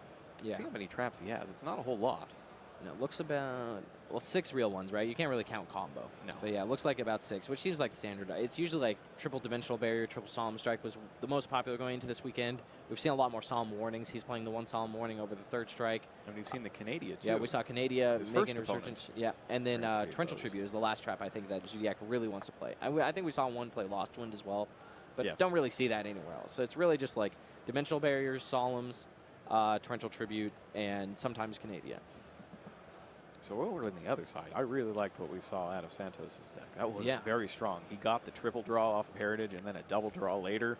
Yeah, he it had was Pot of Desires go off and a couple Pot of Battles. He just drew so many bonus cards off of all of those effects. And a lot of it was enabled by doing things that just broke Asala's field apart. Such a strong deck. Yeah, definitely. And just the extra summons you get too. Man, it's going to be tough. Yeah. Tough time for Zodiac players. Yeah, no, definitely. And that's why I was so surprised to see how many Zodiacs were still undefeated after round 5. It was like a good over 60%, like 66%, I think, of the players at 5-0 were playing a pure Zodiac strategy. But seeing how well the True Draco deck fights against it, I just can't get my head completely around it just yet. Going into the understand, I like asking that one. It's all right. I'm really just trying to focus on that. Stone blade. All right. All right, so looks Contragate is choosing to go first, but his hand is far from ideal. Looks like 2 copies of, it's Zodiac Combo, Solemn Strike, Twin Twisters, Raigeki, and Gamma Seal the Sea Turtle Kaiju. Oh boy. Yeah. Well, the Twin Twisters could keep him in it for a little bit, depending on what Santos has got. Yeah. It's going to be a sad day if he takes a visit to Double Diagram. Definitely. Santos' hand is strange. That is very strange. And triple Heritage, Ignis Heat. Terraforming. I mean, I feel like it's better than Water Contragate's hand. Oh, he just did nothing. He just passed. Yeah, well, I guess he doesn't want to lose out to Lose all of his cards. Yeah. That makes sense. But that does mean Diagram is going to go unopposed. Yeah, but I don't know. This is sort of the problem with the pure True Draco deck, though, is that there's not a lot of things to destroy with Diagram that sort of like give you additional stuff if your opponent hasn't done anything, right? Because you want to be destroying these True Draco spell and traps to destroy your opponent's cards. That's why you hybridize it with the Zoo cards. Exactly, that's yeah. a It gives you proactive more start. things. Exactly. Or like how we've seen like Baobabun, for example, things like that. So this deck is a little worse at going first. But, I mean, I think this opening's still fine.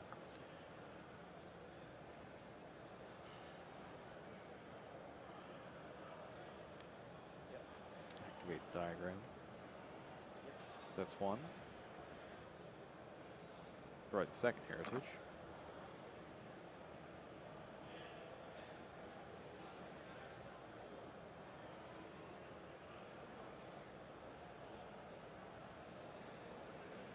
Affects his hand twice. It looks like he's deciding on True King's Return. Yeah.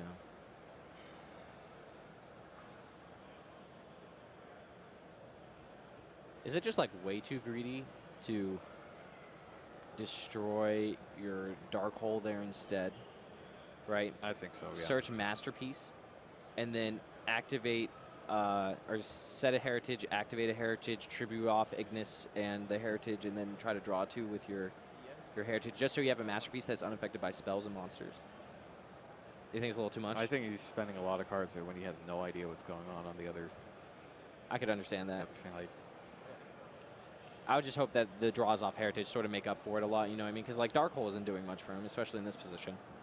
That's why I would be willing to give it away, but I don't know. That's kind of a tough choice. It's Yeah. tempting to get another copy of Diagram just in case, but I think the I kinda like monster. Dynamite, yeah. Yeah, the monster's a good choice. Yeah. How about now using your additional summon? Tributing the monster, you get to draw 2, right? You're basically just replacing the monster with a fresh Yeah, card in your and you hand, and want you get Dynamite Dynamite to get instead of traps. Ignis. Yeah. Oh, that's interesting. This way he has a faster clock but draws no cards.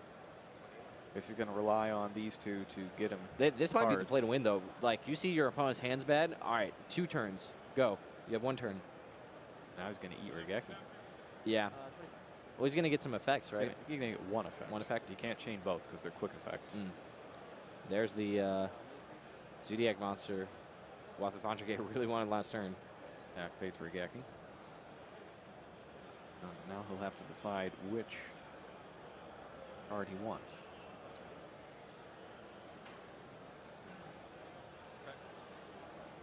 And he takes Ignis. Interesting. Is his other set card the return? It is, yeah. Yeah. So he's going to search Disciples of the Draco Phoenix. And put it in his hand. Yeah. Yeah, he doesn't want to leave that open to destruction. Yeah, so he's probably just trying to recycle the resources. He's gone through 3 copies of Heritage, a couple True Dracos, and this deck is slim on monsters. He plays 9 total, but one of those is a maxi, so you can't really even count that. Nope. Summons Whiptail.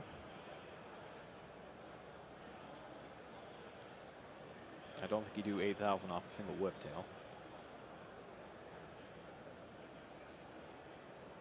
Definitely not. If it was a Rapier, he could. He has Gaga Samurai in his deck. Yeah. So actually, if it was Rapier, it was just game right there. But, or no, it's return, right? So Yeah, he could it's just return, special summon return. back a monster. So never mind. You can block. Yeah. But that's exactly what I'm talking about. Ooh, I like this Gaga Samurai. I didn't see that before, but I'm glad Wathathontrike is on that.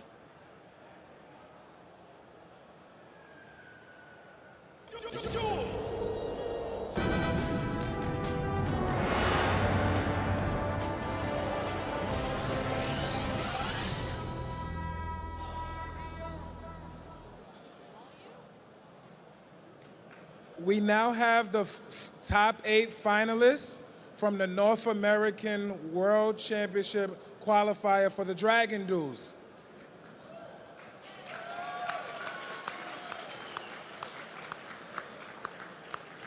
In 8th place, Diego Diaz.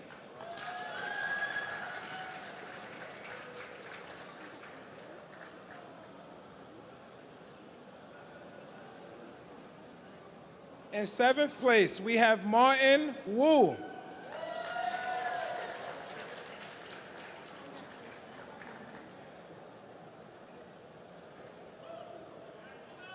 In 6th place, we have John Wilkin.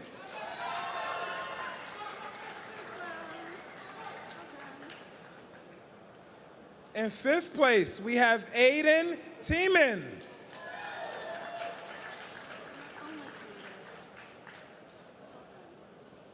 In 4th place, we have Carlo Welsh.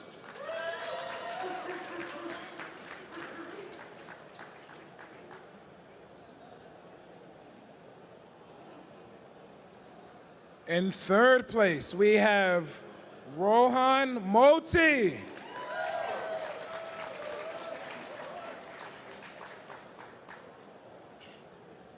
And in top 2, these 2 competitors will be representing us in the World Championship this year that will be held in Japan. In 2nd place, we have Charlie Foch.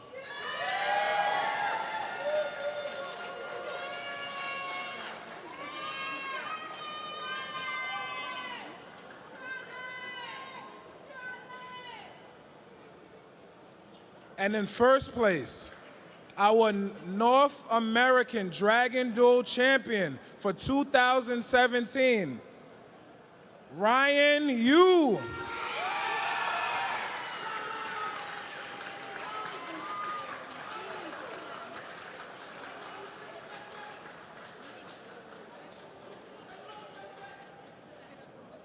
Give it up one more time for these 8 finalists and our 2 representatives for the World Championship.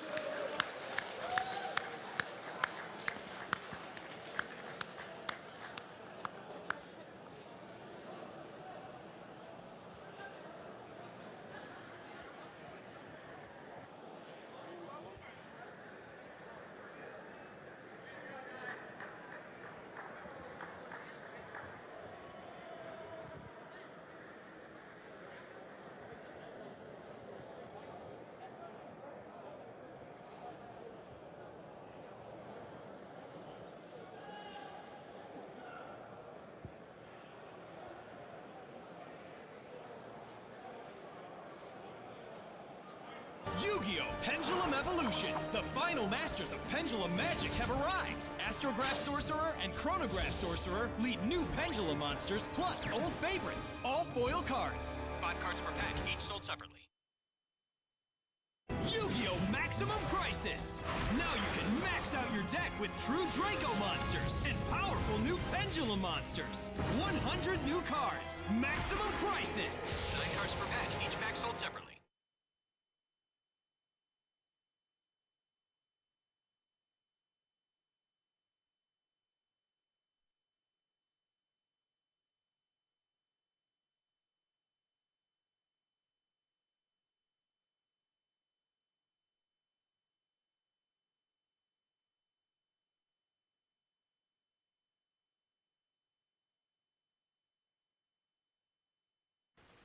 The True Dracos from Maximum Crisis have proven to be extremely popular, so much so that they're even the game mat that the top cut finishers at this year's World Championship qualifiers will receive. However, the other thing we've received is a lot of questions on them, as they are a little bit different than many monsters you would have dealt with in the past. So the True Dracos are mainly a tribute summon-based theme, but one of the main mechanics of them is that you don't always have to tribute monsters for them. In fact, you can contribute continuous spell or trap cards to summon the main True Draco monsters. So we've received a bunch of questions on these, and I have compiled all the most frequent ones. I got 2 pages of them. You can see they're very popular. So I figured I would just go ahead and answer these so that we're all on the same page. So the first one pertains to the 3 smaller True Draco monsters, Ignis Heat, Majesty Maiden, and Dynamite Knight. And the question is, what kind of effects are the search effects of these cards? So each of these, when your opponent activates something, anything, you can search your deck for another card that is specified by the card in question. So Majesty Maiden gets monsters, Ignis Heat gets spells, and Dynamite Knight gets traps. And for the spells and traps, you can either add them to your hand or activate them straight to the field. So question 1 is, what kind of effect is that? That effect is a quick effect, and you can tell because in the text down here you see once per turn during either player's turn. That during either player's turn is the clue in the card text that you're dealing with a quick effect.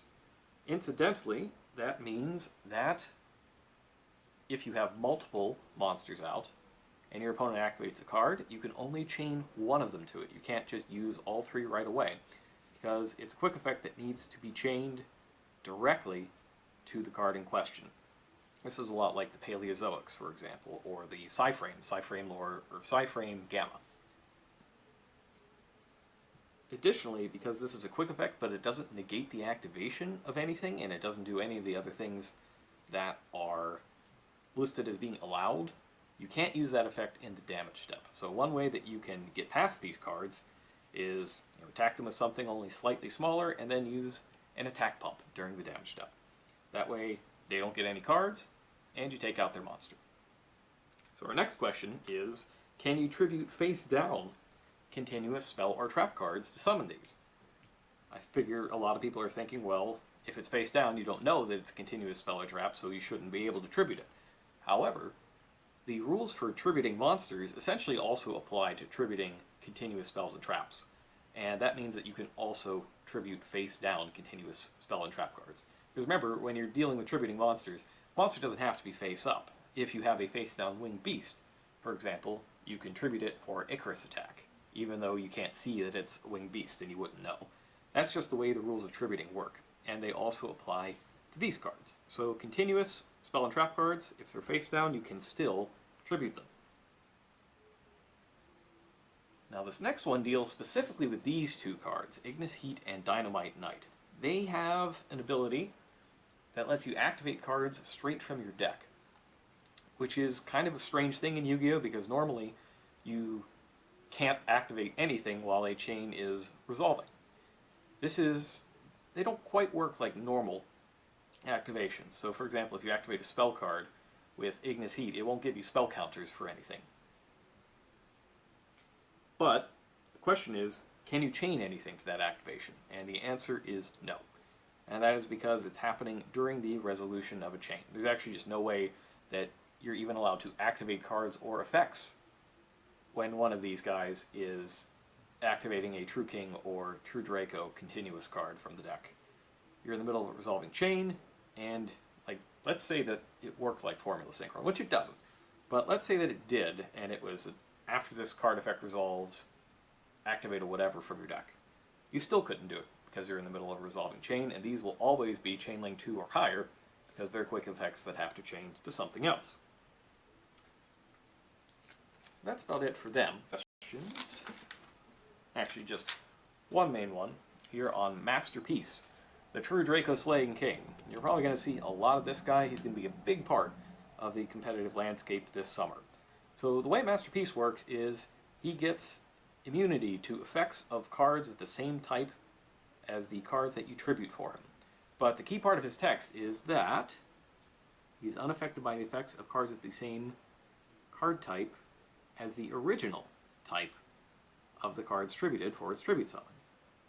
So if you have, for example, a Crystal Beast, which has turned into a continuous spell card, and you tribute it for Masterpiece, Masterpiece becomes immune to monster effects, because the original card type of it is monster. Which leads to our question, is what happens if I tribute a Pendulum monster for Masterpiece? So there's two important things here. One is that a card that is in your Pendulum zone is not a continuous spell. It's a spell card, but it is a Pendulum monster card in your Pendulum zone that is a spell card. It is not a continuous spell. So you can't tribute that for Masterpiece at all. But let's say you just have a Pendulum monster on the field, and you tribute it for Masterpiece. Well, Masterpiece is immune to monster effects. Just because you could play a Pendulum monster card as a spell card doesn't mean that its original card type is spell. It's a monster. So you'll only ever get immunity to monster effects out of it that way. Moving on, we had a couple questions on the True Draco spell cards. First off, True Draco Heritage. This card says, during your main phase, you can draw cards equal to the number of True Draco and True King card types, monster, spell, or trap, that are sent from the field to the graveyard this turn. And the question is, does this count cards that were sent to my opponent's graveyard? So say my opponent has True King Revival, and he uses it to special summon a True Draco monster, and then tributes both of them for Masterpiece.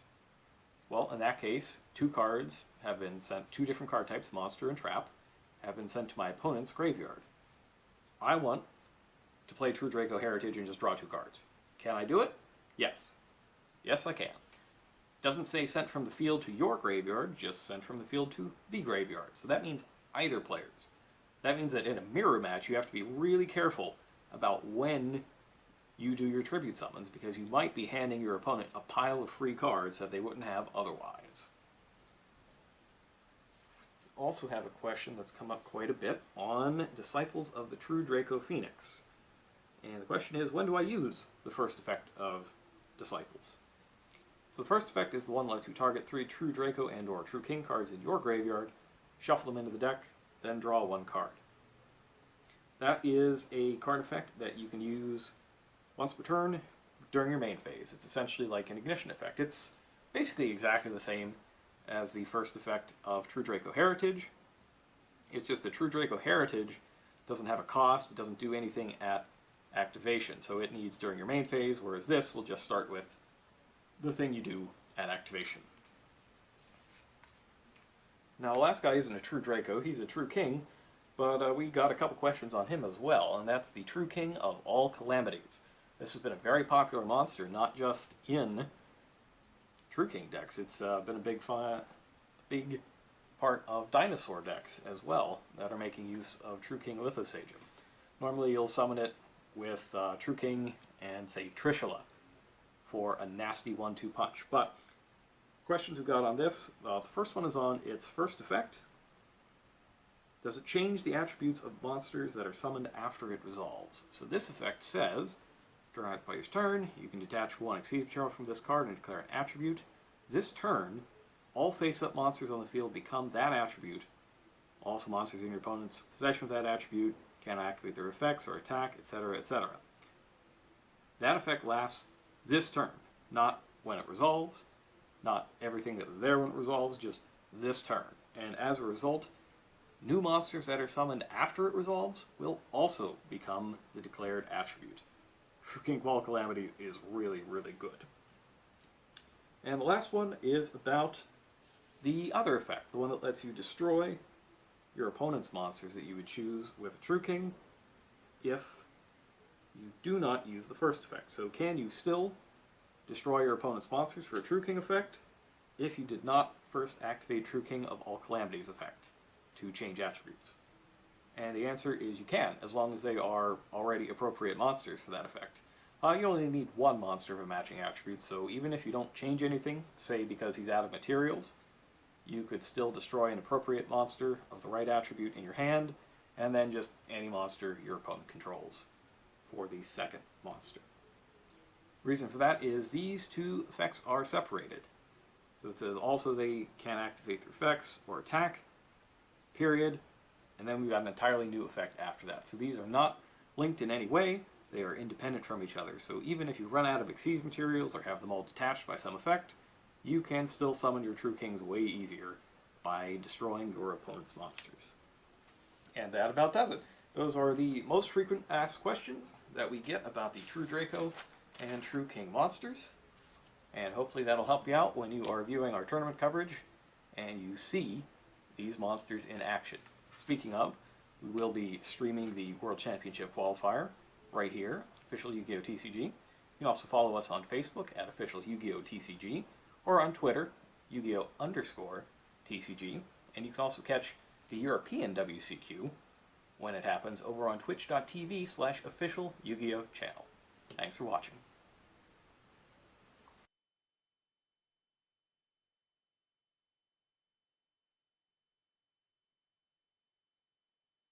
Code of the Duelist is the first booster set that will include the new Link monsters. They were first introduced in Starter Deck Link Strike, but the first full wave of them comes out in August in Code of the Duelist. Now, we didn't get much action from the extra deck in that first duel, but there should be plenty of it this time around because the World Chalice theme is based pretty much exclusively on using the new Link monsters. So if you want to use a lot of cards from your extra deck really fast, this could be the deck for you.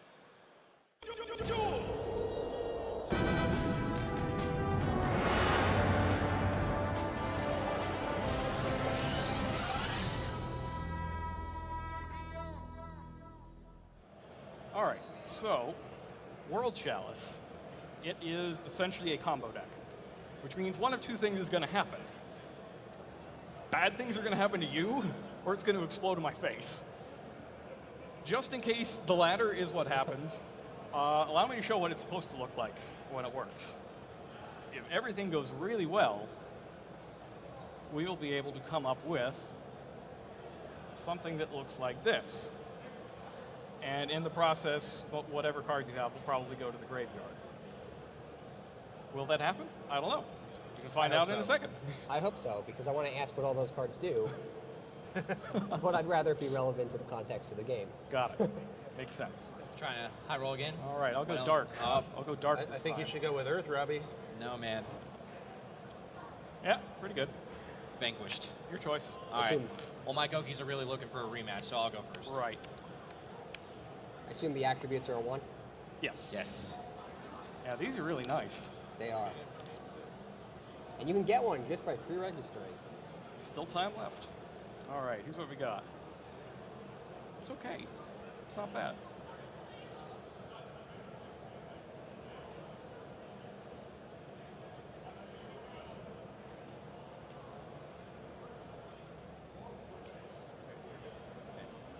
I'm going to start with reinforcement of the army. Yes. And go ahead and add.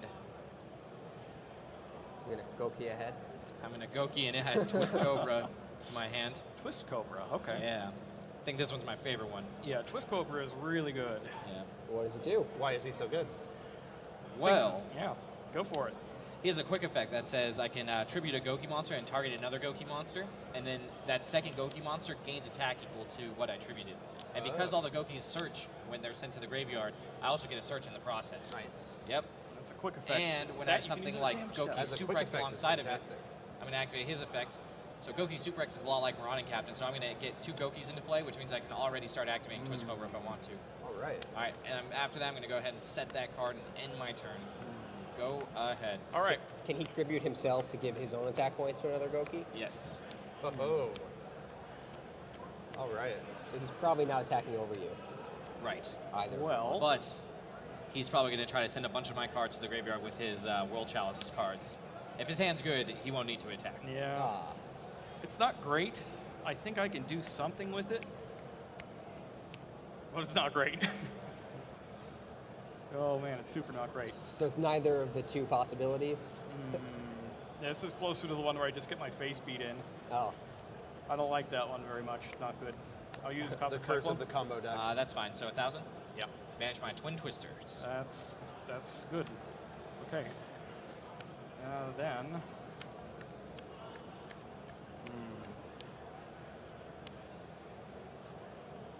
Yeah, Twist Cobra is also really good against cards that would like get rid of one of my Gokis, for example. If he tries to send one, I can distribute it off, pump the other one. Still with enemy controller? Yeah, things like that. All right, I will normal summon Chosen by the World Chalice. Ooh, sure. Okay, so that's a normal monster. Yes. So this deck can do some interesting things with its normal monsters. All right. It has a Link monster that is used that way. Then I will go ahead and activate a field spell. Is World Legacy Discovery. So one of the things you need to look out for with this deck is that the spells and traps are not part of the main theme. Yeah, so it doesn't say monsters- World Chalice in the name. Right. These are World Chalice. This is World Legacy. Okay.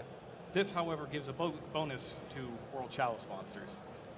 And also, if one of them leaves the field because it was destroyed by battle, or leaves the field by the opponent's card effect, I can just summon one back from my grave in defense once per turn. That's amazing. It's pretty good, I think. So now you have a 1900 monster that will come back if it's destroyed. Right. Comes back in defense mode? In defense. Do they all have 0 defense? No. Okay. I'll set one, and I think that's it. All right, my turn? Yes. Okay, I'll draw. So this, can I read this with you? Yeah. So this gives your monsters 300 attack and defense. Yes. And then once per turn, if it faces a World Chalice monster you control is destroyed by battle or leaves the field because of the opponent's card effect, you can target one World Chalice monster in your graveyard and special summon in defense. Huh? So it doesn't even have to be destroyed. It has to leave the field by an opponent's effect. Yes. It could be returned to the hand and still activate World Legacy Discovery. Sure. That's amazing. If I had one in the graveyard. Right. As it stands, though, basically my best bet is that he just has to attack and I get to block Yeah. with something else. Even that's pretty valuable. The good thing, though, is with the boost, I'm now ahead of both of his monsters, so he Yes. has to do something. I'm going to normal summon Card Trooper. That's something. Yep. Activates effect to send 3 cards That from was his deck to quick. the grave. Yep. Super X, back to the front, and Call of the Haunted. Then I'm going to go ahead and move to battle phase and try to attack with my Card Trooper. With Card Trooper, I will Storm and Mirror Force. That's a good one. That is return them to my hand? Yes. All right. Do I want to activate my Twist Cobra in response? What do I gain out of this? I guess it's actually not that bad. I just get another Goki in my grave and I get to search a different one. Yes. But I kind of want to have Super X. I think I'm fine actually letting these go back. Okay. Go ahead and set a card, and it's your turn. Okay. Draw. Oh, yeah. He's it's wide still not open, great. Jerome. Let's see the cool stuff this deck can do. That looks like a real Heart of the Cards top deck. Well. You know what 3 of those cards in hand are? Yeah. The worrisome thing is that. Let's check my extra deck, see if I have anything that might be able to make it go away. A lot of blue monsters in that extra deck. These are Link monsters. I'm pretty sure there are.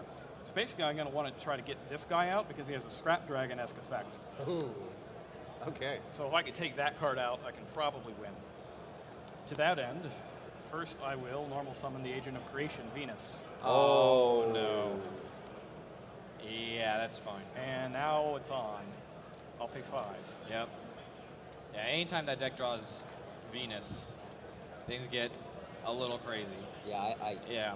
I think we're Check my about to hand. see some of this deck's potential. And I will use this to link summon. I'll start with Imduk. All right. So that's the first monster we've seen hit the extra monster zone. So what is that and what does it do? Right. So first things first, if you don't know yet, these new zones are where your monsters from the extra deck are going to go starting when starter deck Link Strike comes out. Right. When's that? 21st, July 21st. Link monsters are summoned essentially by sending face-up monsters. You need a number equal to the Link rating down here at the bottom.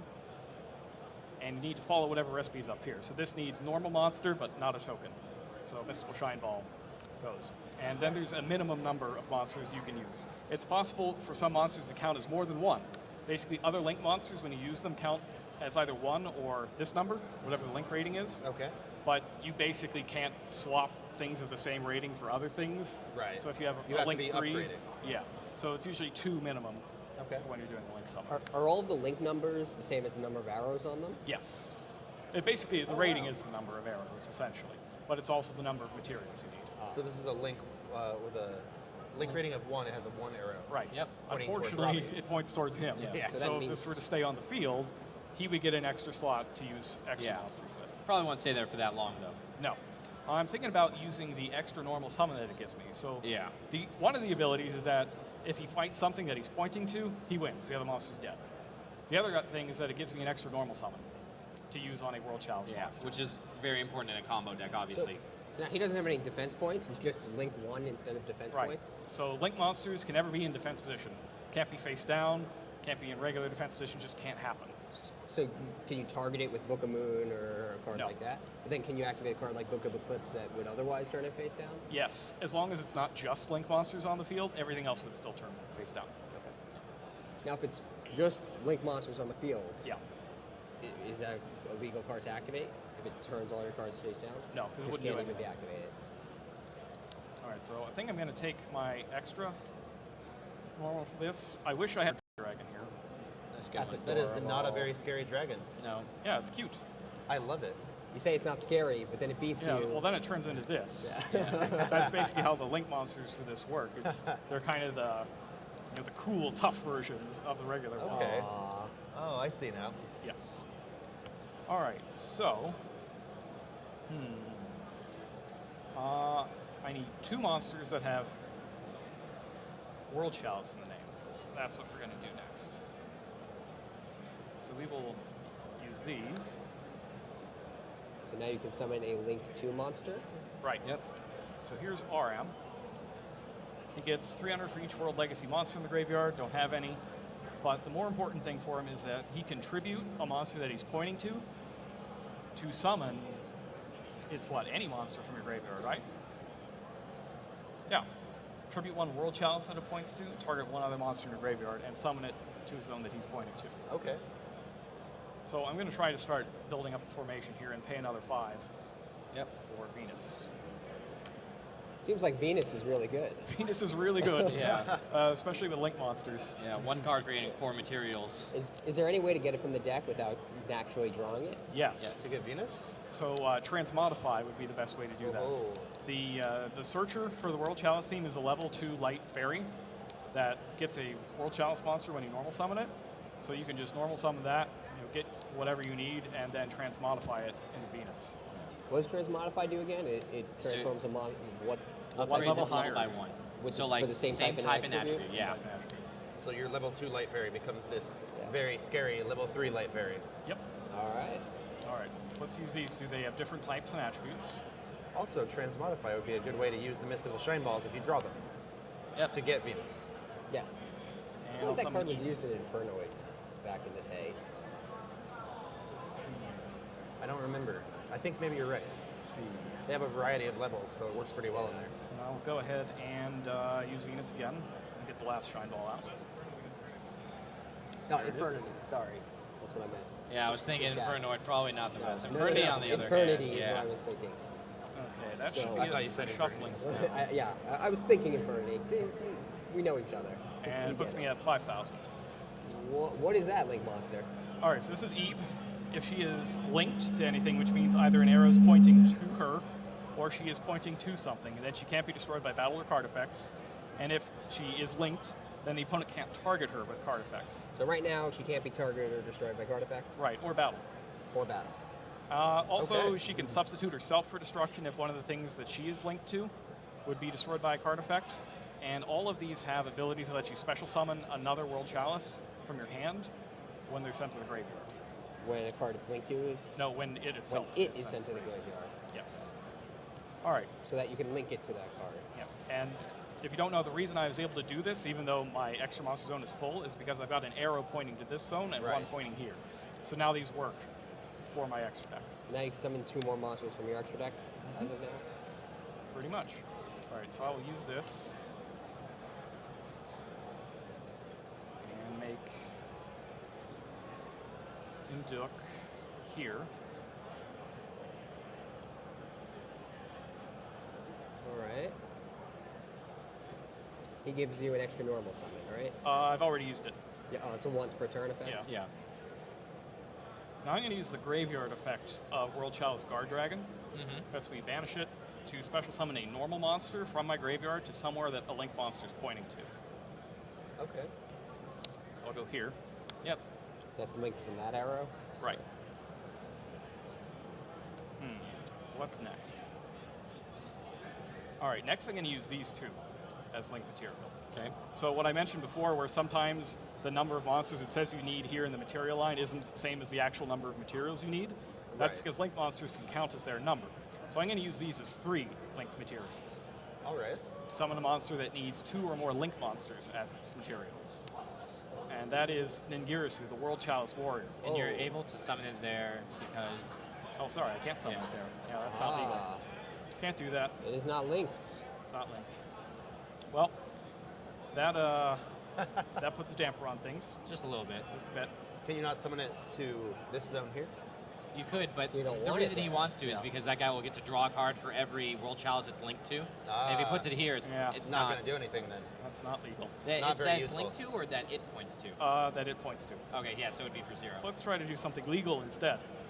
Might be good. That'd be important. Start here. All right. I guess you could just ib there and then do the same thing, right? And then just so you basically got around it. Yeah. It's It's just a little basically the less same move. powerful, It's yeah. one of the things you'll have to get used to, essentially, as you start playing with these cards, is that the positional stuff is weird. Takes a little bit to get used to. Yeah, ib's definitely the big payoff card. All right, so now you'll get 2 cards. Yes. So this has a mandatory effect when it's link summoned. Draw cards equal number of World Chalice monsters that it points to. Now these have optional effects that can activate when you send them to the graveyard to summon from the hand. So if I had another monster in my hand, the Right. chain would be ordered Chain Link 1, Chain Link 2, and I could summon something here and then draw cards, including that. Oh, hey. I will get 2 though. I So see then- how that would work. So now you can summon this because that links to that, and then that links to that zone? Well, no, it's just because Right. this one points. This one Right. doesn't even, technically, if this was not here and this one pointed there, he could still use it. It's wherever Wait, these so arrows if point to. this were in here... If this weren't here, he wouldn't be able to put But this that here. were there, you could so special let's summon extra deck Right, monsters yeah. to So your let's say main I would zone. destroy this, right? He could still special summon to these both those zones because he has a link monster there pointing to those Oh, zones. really? Yeah. Yep. With the extra monster zone empty? Yes, he gets to choose. Interesting. Yeah. Basically, the first one has to go in the extra monster zone, but if you have other zones that are being pointed at, then you get to choose where you put it. The only reason this has to be the first one is because you have no zones being pointed to. It's basically the only free unlocked zone. It's to get then things once started. that guy's there, you already have these 2 unlocked, so you get to choose from your unlocked ones. Oh. Yeah. All right, so let's see what's going on in here. It's nothing super great. I could really use another monster.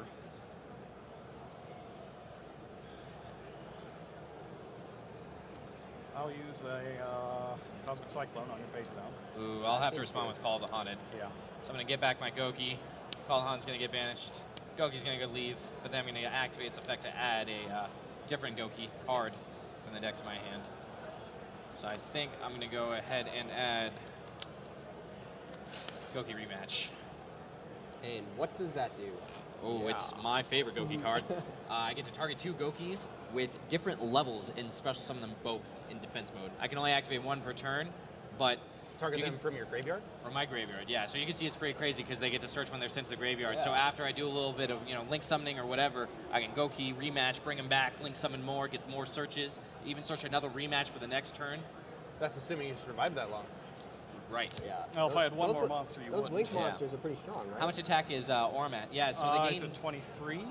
23, but he doesn't gain additional for... No, because I don't have any World Legacy.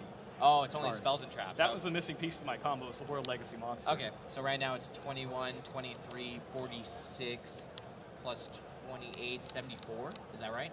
No. Thinking if I can do the 72, last couple. right? Maybe it what would we be should- 72. 72? If I attacked right now. 63. So close. 63. Yeah. Oh, it's He's frustrating. gonna have that Ukazi. It's All right, frustrating. it's now my comeback time. Or a couple Mystic Shine Balls. Well, I will battle. All right. I'll attack for 21. Yep. 23. Yep. 28. Yep. Put you at big 8. Just Super X. Just Super X. But you know about a few cards in my hand. I do. 4 of them, to be exact. And then in main phase 2, I'm going to go ahead and use Auram's effect. Sure. I'll tribute Priestess to summon the other Priestess. And the reason I'm doing this is to activate Priestess's effect to summon a World Chalice from my hand. Okay. That'll be this. Oh, that's the good one. Ooh. So this is a World Legacy and a World Chalice Yes. card. What is the significance of summoning this right now, though?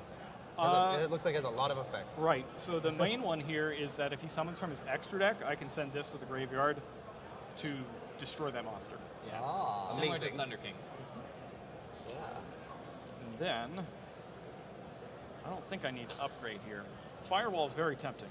It's very, very tempting. Yeah. But I don't think it's the right choice because I'd rather have my Legacy Discovery in play to get me some good stuff. Firewall seems like it would be good at protecting you. Is that card my turn? Yep. All right, I'll draw. So, did any of these have effects that would matter during my turn? I know it does, right? Yes, so this can't be destroyed by battle or card effects. Uh-huh. And if you try to take this guy out with You a can card destroy effect, this I can instead? send her instead. Okay, but that's the only thing that's super relevant to me right now? This. Oh, yeah, when I Because special it summon can- from the extra deck, you can send? Right. Send, is it negate or just destroy? I think it just destroys. It's just destroy. Yeah, tribute this, send the monsters to the graveyards. It doesn't even destroy, it sends. Oh, wow. That's crazy. Okay, well, I don't have too many options. I'm going to start with Goki Super X. Yes. Activate its effect. Yes. Special summon Twist Cobra. Yes. And so will he do anything if I just try to destroy by battle? If you just kill him? No. Yeah. No? He's fine. But then this will activate, right? Yes. And you get to special summon back any World Chalice card? Yes. Including your Link monsters? Well, it has to be in defense. Okay. Oh, so it can't be couldn't Link the monsters. Okay. But you can bring him back. But I could just bring this back. Yeah. So then You could have to kill it twice. Yeah, Still yeah, stuck. That answers a question I had. Could you use back to the front on a Link monster? You cannot. No, that's an interesting design thing that it gives us. One of the ways we can balance things out to make them not work with Link monsters is to have it stick whatever the monster is in defense. All right. Is this a once per turn effect to revive a monster? Yeah. All right. It's got 3 hundo. I'm Lots going of to have to defense. move Battle Phase, and I'm going to declare an attack with my Twist Cobra on your Chalice. Sure. This guy explodes. Discovery activates. Yep. And I will pull back.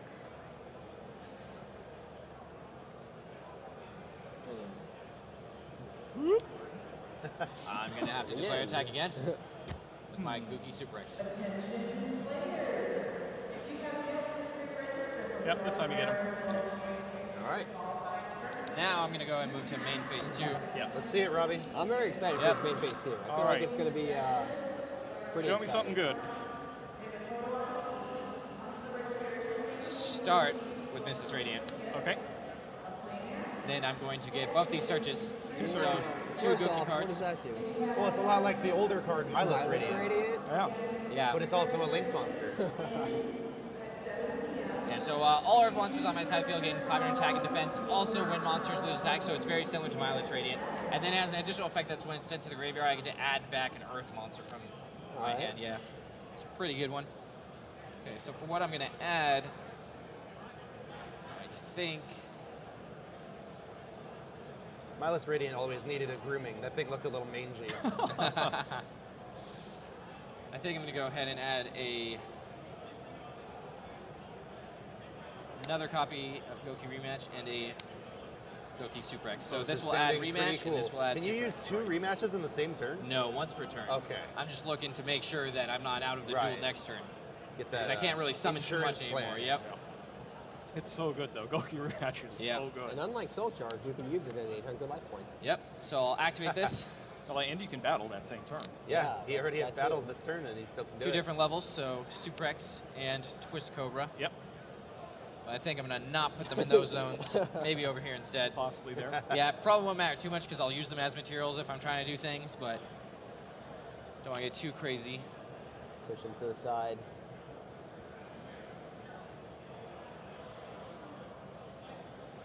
Yeah, actually, I think ultimately where I'm going to need to put them is probably right around here. Right there? Yeah, I think I'm going to choose right here. Okay. And then I'm going to go ahead and Blink Summon again. Okay. Oh, maybe not actually, because this guy requires two Yeah, Goki I monsters. think you just Ooh. read Goki. Yep.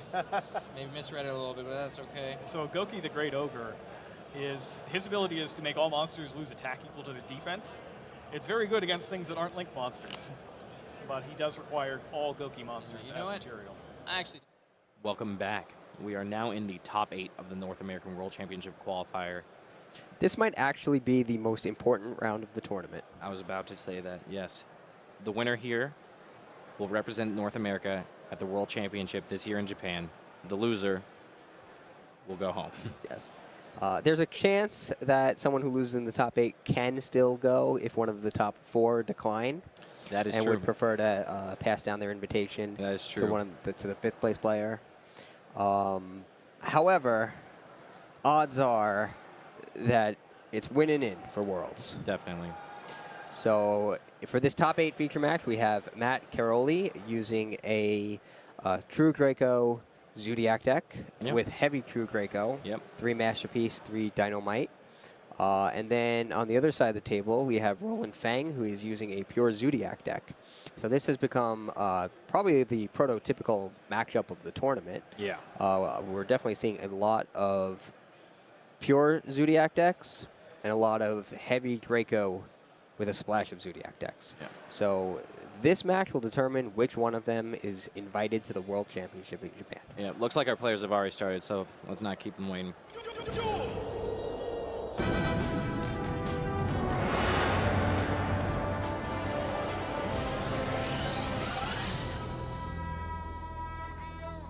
Fang started with Thoroughblade. Looks like he discarded Thoroughblade to draw a card, got Flying Seed, and now he activated Desires, banishing 10 cards to draw 2 more. Soul Charge and My Body as a Shield are the 2 cards he drew.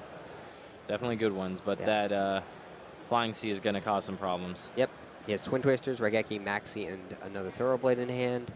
Actually, no, he does not have another Thoroughblade. No, Just wasn't Thoroughblade updated. got discarded. Twin Twisters, Soul Charge, Regeki, My Body as a Shield at Max C. He set Twin Twisters and My Body as a Shield. Yep. Unable to exceed summon due to Flying C, he passed his turn to Caroli, who has Dynamite Knight, Dimensional Barrier, Barrage, Dark Hole, Flying Sea, and Whiptail. I think the Flying Sea is probably already on the table, though. You're right. It's just not updated. The Flying Sea is on Fang's field. So Whiptail strikes, and then Zodiac Broadbull goes over it. Broadbull's effect activates, allowing him to search for a Beast Warrior.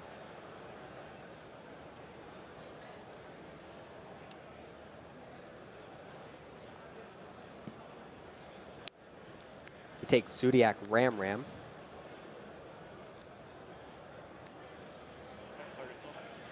Zodiac Barrage happens next. He uses it to destroy the barrage itself. And Fang has Maxi, so I assume he's going to pull the trigger here, yeah. He does. Barrage goes to the graveyard for a brief moment. Looks like Hero's going to choose to summon a Thoroughblade of his own. Fang draws his own Zodiac Barrage.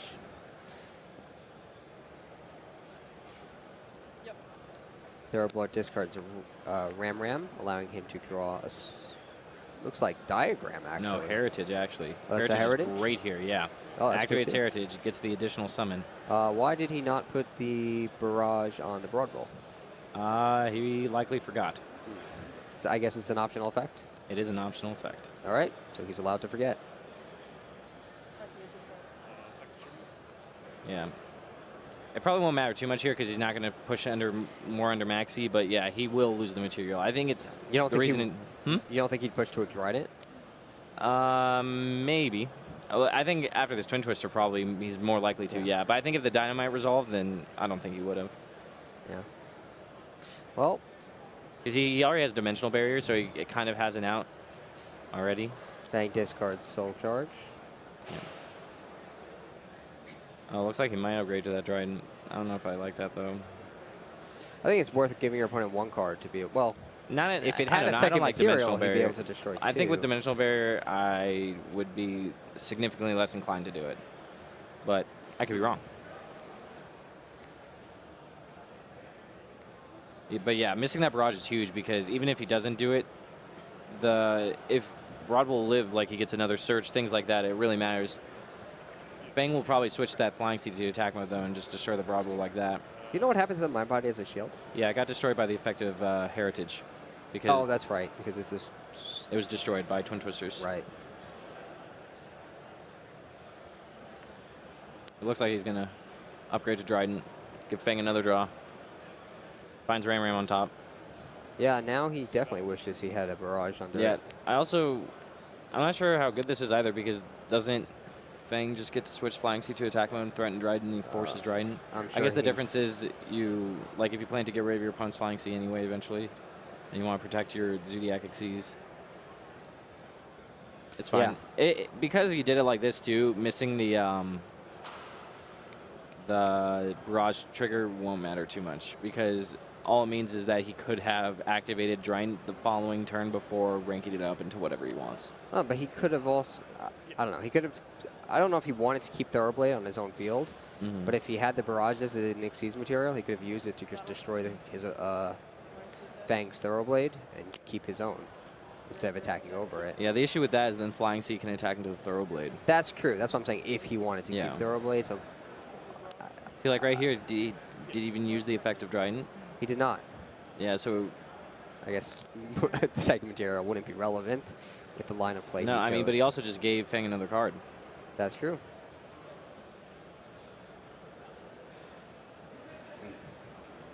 Barrage for the Flying C that Caroli gave him. Always a powerful play.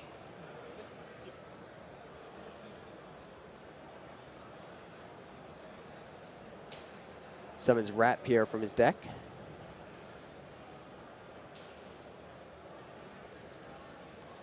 Hammer Khan goes on top of Rat Pier, followed by Broadbull. Broadbull's effect will activate. Not sure if that was to search for a card to summon a Rat Pier. Either way, it was shut down by Dimensional Barrier. But Fang has his own Dimensional Barrier that he'll set before passing. I'm seeing a lot of the same cards on both sides of the table, even though their decks are pretty different. Tanky off the top for Caroli. That's a pretty good draw.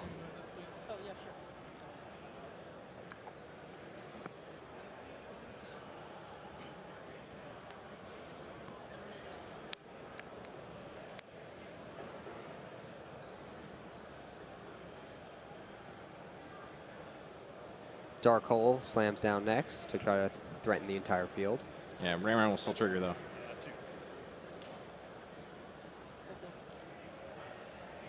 That is true.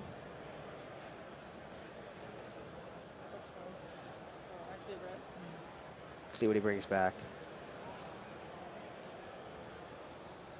Looks like Thoroughblade. Strongest monster, makes sense. Thoroughblade it is. Rat Pierre for Caroli. Fang said is Dimensional Barrier, correct? Yes, it is. Yeah, that's going to be rough. So Ram Ram's now in the graveyard, and Dimensional Barrier is going to stop all Xyz summons. He could have contributed the Tanky for Dynamite Knight, the true Draco fighter. Looks like Caroli's just going to concede. He's conceding instead. Yeah. He knows he lost way too much tempo off of that trade. I Go to wonder, game 2. you think he would have been in good shape if he had, instead of summoning Rapier, summoned Dynamite? Dynamite? Maybe. It doesn't seem like a solid line. Plays around Dimensional Barrier better. Right. That's the one thing it does. Obviously, we know Fang has Dimensional Barrier. Yeah. I mean, even Solemn Strike right there, though, probably does almost the same thing. Right. He's vulnerable either way to the strike. Yeah, so Dynamite Actually, he's less Could've been vulnerable better. with Dynamite, right? To strike? Yeah, that's why I was saying Dynamite is probably just better. Yeah, unless he activates the effect, obviously. Yeah, but I don't think Fang has anything to make the effect trigger. No. So. Yep. So looking at side decks on Fang's side, we have Gamma Seal, the Sea Turtle Kaiju. We could see that coming in. Imperial Order if he really wants it. Solemn Warning, I assume that's coming in. Then he has some Mass Destruction. Probably isn't the best here. Could see Forbidden Chalice maybe, but most of the time the Masterpiece is also unaffected by spells, so it's probably not too strong. You could also side Ash Blossom and Joy Spring, but it really doesn't line up too well against anything but Terraforming, I would think. From the other end on Caroli's side, Solemn Strike is probably going to come in. That's a great card against Pure Zodiac, as well as Dark Hole, Twin Twisters, and the third copy of Flying Sea. He has 2 in his main deck, so that's why he was able to get that initial lead in the beginning, but we saw Fang was able to pull it out.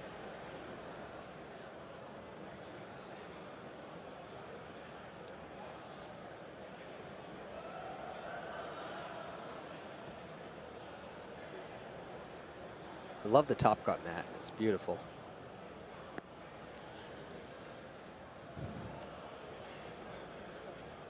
Oh yeah, no, I definitely agree. It's fitting that it features the true Draco monsters as well, as we're seeing a lot of them at the top tables in the Top Cut.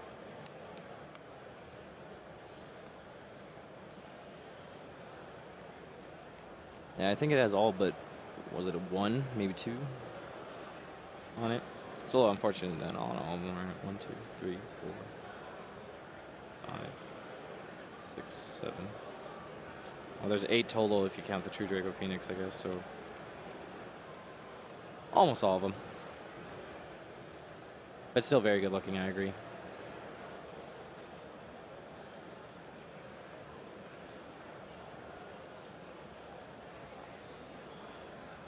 I'll start. Look.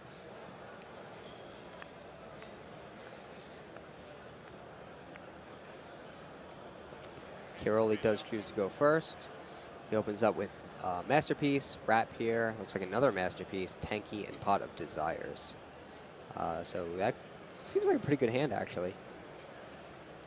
You might need to get some draws off that Pot of Desires to make it really good. Yeah, I mean, I mean, it's fine. All he really wants is traps, right? And yeah. Is that 2 copies of Masterpiece or an Yes. Ash Blossom and a Masterpiece? I Okay. think it's 2 Masterpieces. Okay, that's a little worse. I thought one was an Ash Blossom. If one was an Ash Blossom, that hand's fine, but not so much. He'll still get to do a lot, though.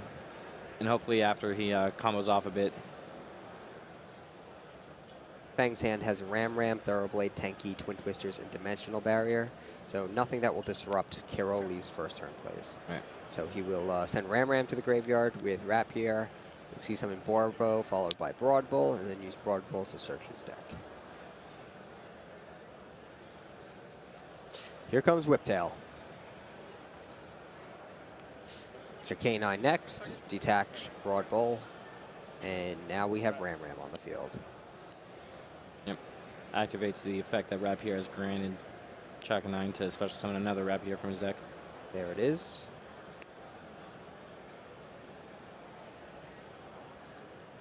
Power Formation Tanky up next.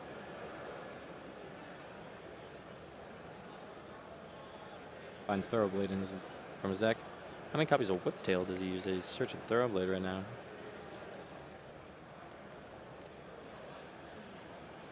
One. Wow, I have not seen that yet. Only 1 copy of Zodiac Whiptail in Matt Carroll's deck. That's interesting. Yeah, that's very interesting. All right, Pod Desires next.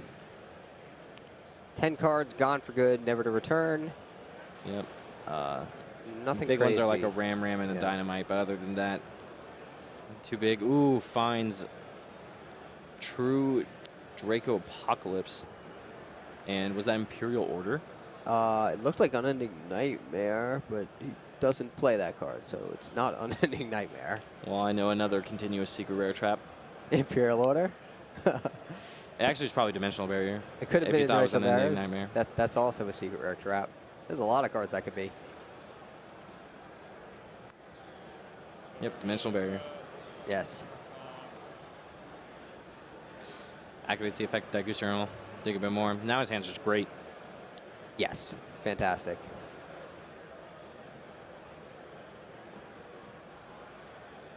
Fang's hand, on the other hand, does not line up well against Caroli's. He has Twin Twisters, but Dimensional Barrier will just be chained to it to basically stun his entire turn.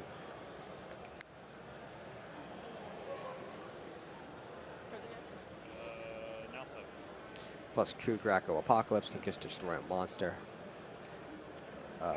When it's sent to the graveyard, contribute Summon Masterpiece on his opponent's turn. So he's... Caroli's way ahead. I think that's safe to say. Now Fang has a second Twin Twisters, which is not really a useful draw, as there are only 2 relevant face-down cards on Caroli's field. So he will discard the first Twin Twisters to activate the second one. And depending on when he activated that, Carol can respond. It looks like it was during the draw phase. Otherwise, I assume he would have pulled the trigger on the True Draco Apocalypse. Maybe. Yeah. No, you're right. Did he chain the barrier? Yeah, he chained the barrier. Okay, so now his Trident is stopped. Oh, I believe he chained the barrier. I don't see why he wouldn't. Well, I guess he wouldn't so that he could protect his Trident's effect. Yeah, but I think that the amount that Fang could possibly do in the turn versus your 1 Trident activation, you can give up the Trident. I think you're right.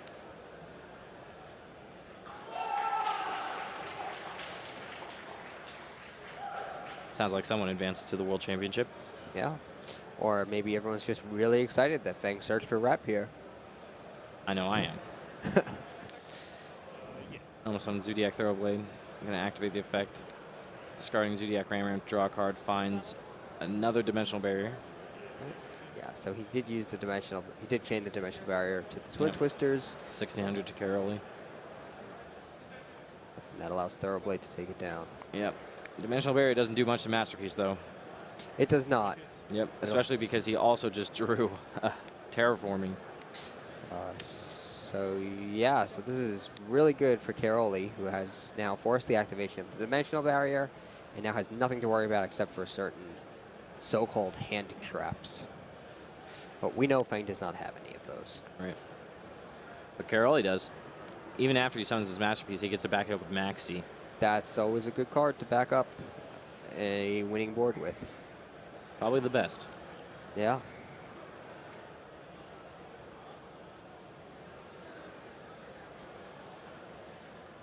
Diagram hits the field spell card zone. Activates it, destroying, looks like Masterpiece from his hand? Yeah, he probably wants Because to he draw has a the card second with one? Heritage and has the second one.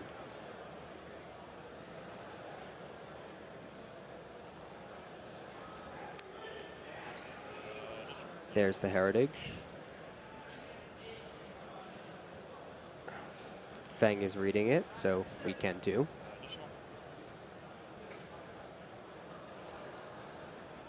Oh, so it's only from the field to the graveyard. So destroying the Masterpiece from the hand, it wasn't relevant there. But he probably just figured he only needs 1. Wasn't relevant to the draw, that is.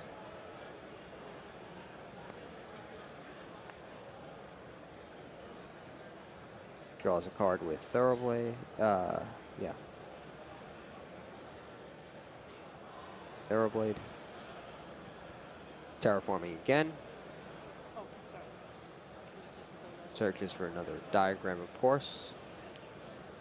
Looks like he's going to replace the old one with a new one. Get another activation, destroy Heritage.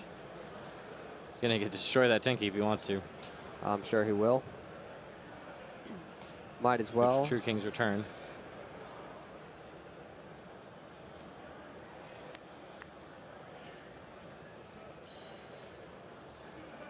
True King's Return will at least get him a large body next turn. Masterpiece destroys Thoroughblade with its effect. Now direct attacks are going to drop Fang down by 45, 50 life points.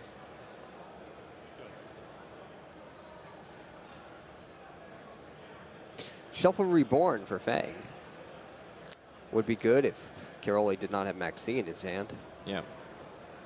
He's definitely going to start with the Shuffle Reborn.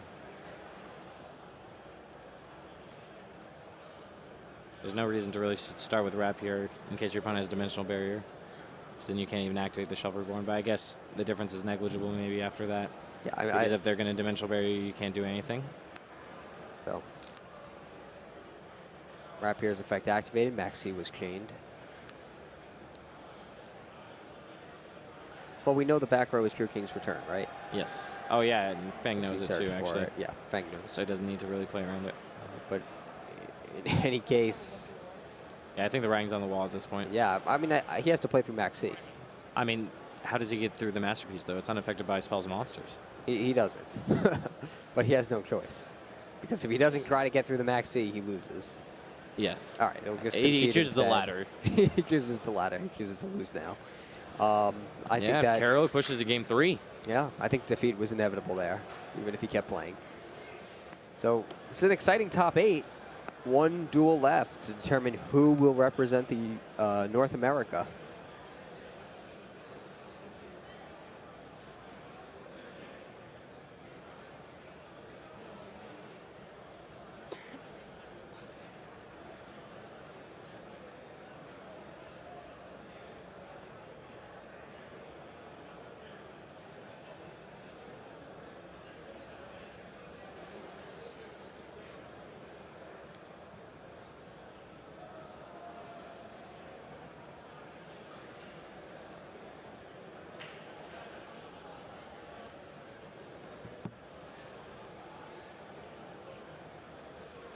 Duelists are preparing to side deck again. And we'll probably just adjust based on Fang going first and Carroll going second now. Yeah, that's fairly standard in this format.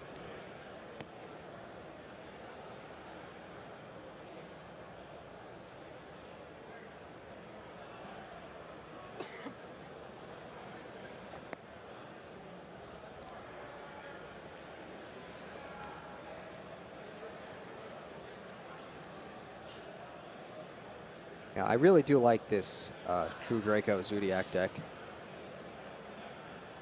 Yeah, me too. It's similar to Furman's, Caroli's deck. Yeah, they're actually pretty good friends. Oh, yeah? Yeah. Is it identical?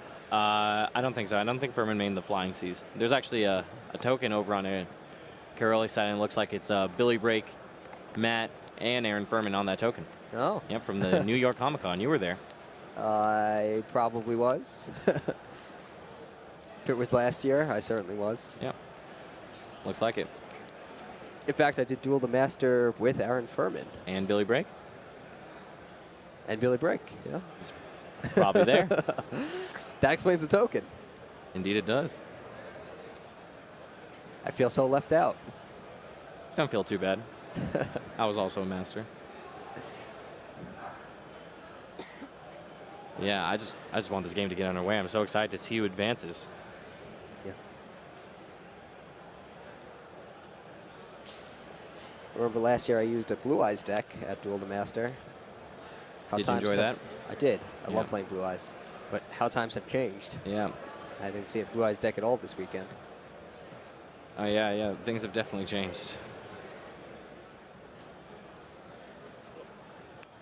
All right. We'll shake hands. Things are underway.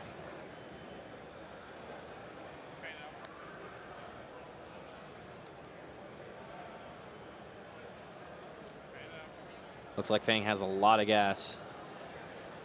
Carola's hand isn't bad, but is it good enough to overcome what Fang can do in a single turn with all those spell cards?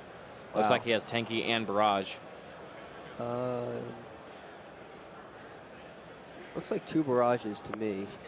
That could No, be the case, you're but I right. think it's a Fire Formation You're Tenki. right. Yeah, oh, his Barrage and Pot of Desires. Wow, that's a great hand. Yep. Thoroughblade, Tenki, Pot Desire, Shuffle Reborn, and Zodiac Barrage.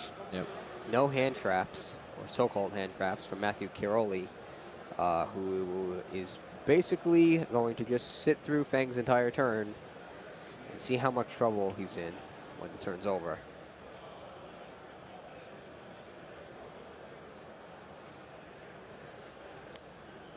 Just send Zodiac combo. Yep, that's with Rat Pierce effect on its normal summon. Yeah, he could have also gone with sending Ram with that and then Chakanai it back and then using the Barrage to destroy it, but it looks like he's going to use the Barrage to try to get the Ram, and that's his Yes. plan. Yep. So might as well take the combo so you have a card that will recover some of your Xyz materials and draw. Goes into Hammer Kong, followed by Broad Bull. Broad Bull's effect activates. He'd attack his Hammer Kong. Now he gets Ram Ram to his hand. Huh.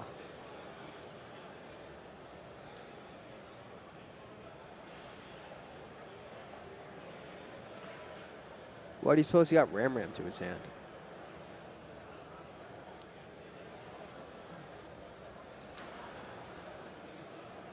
I suppose we'll see soon.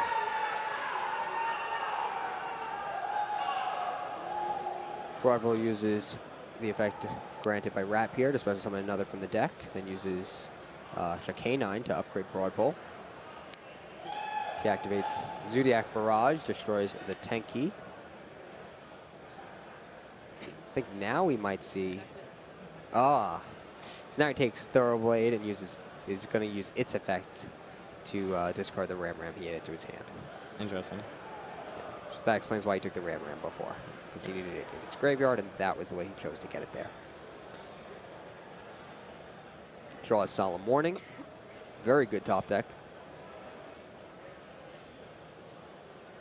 Just the trap card he needed to this way he secure his actually, I leading think he position. extends the combo. This is the full combo. He gets the Daigusto Emerald back, a Rapier, and then Tiger Mortar, the Rapier back under the Chakanine and use it to get it again. So then he gets to end with Daigusto Emerald and Tornado Dragon.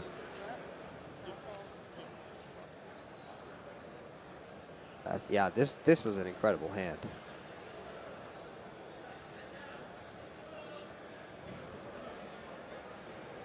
Won't be easy for Caroli to break through this. At least not with the hand he currently has.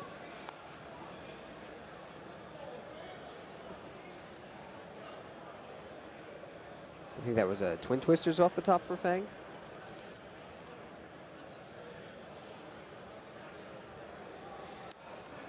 Tiger Mortar over to K9. And then he puts Rapier on the Tiger Mortar and uses his effect to special summon one more Rapier. Yep.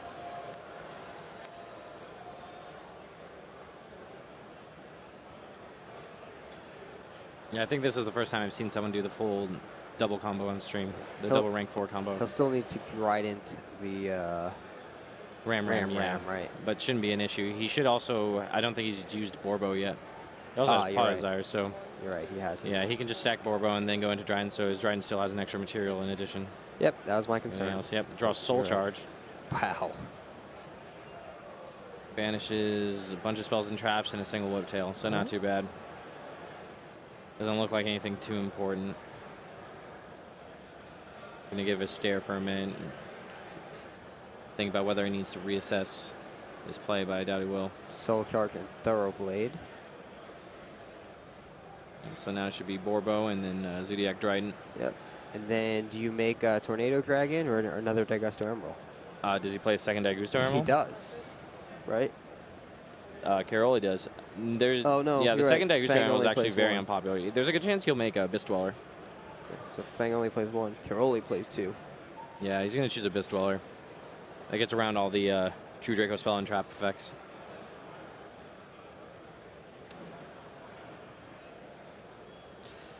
I don't know if it's better than Tornado Dragon, though, but maybe. Looks like he's going to set 4 cards, too. Yeah, this was a crazy opening by Fang. Although 3 of those cards are pretty much bluffs. Sure. It's the Solemn Warning and then 3 spells you can't activate. Well, he has a Twin Twisters there as well. So really 2 of them are bluffs. 2 of them are normal spells he can't use on his opponent's turn. Caroli summons Thoroughblade, and he's looking to get some of those Zodiac monsters out of his hand. I think we will see him discard one of them. If he's able to activate its effect. Yeah, Fang's considering using Strike. I think Strike's probably it's fine. Warning in his hand, not Oh, Strike. Warning? Warning face down, rather. Oh, no, if it's Warning, then he needs to save it for sure. Yeah. So he just uses Dryden to destroy it immediately. Caroli's able to use the effect of the Thoroughblade. Yeah, the only issue I have with this is that now Diagram's better at resolving, but I guess you can play around 2 Diagrams anyway, and that's why he chose not to use the Dryden. Oh, he could have because of Twin Twister, actually, but maybe he just felt like it was too many resources. So Diagram activates, Abyss Dweller's effect is chained. Yep. And is he going to chain anything else? Is he going to use that Twin Twisters? Nope, decides not to. That's the last card he could use. The Ram Ram won't activate, though. Nope. thanks to Abyss Dweller. So he will add the Graco, the Masterpiece, true Graco Slaying King to his hand. Ram will be stopped by Abyss Dweller.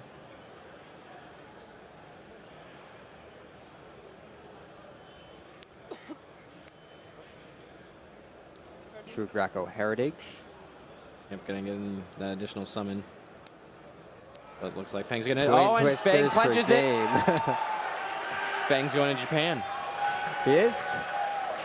That was a tight one, but Fang's opener was just so strong. That's the first time I've seen anyone do the full double combo on stream, even though it only really takes, I'm pretty sure, Barrage Tenki. I think it's just Barrage Tenki. You might have to, no, it's just Barrage Tenki, right? Because you Tenki for the Rap here, and then you Broad Bull for the Ram, and then you Barrage for the Thoroughblade. So I'm pretty sure it's just Tenki Barrage, or it could also be Rap here Barrage.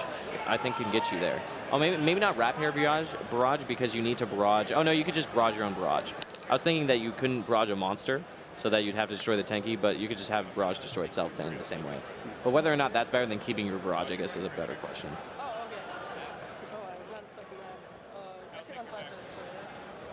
But yeah, congratulations to Fang.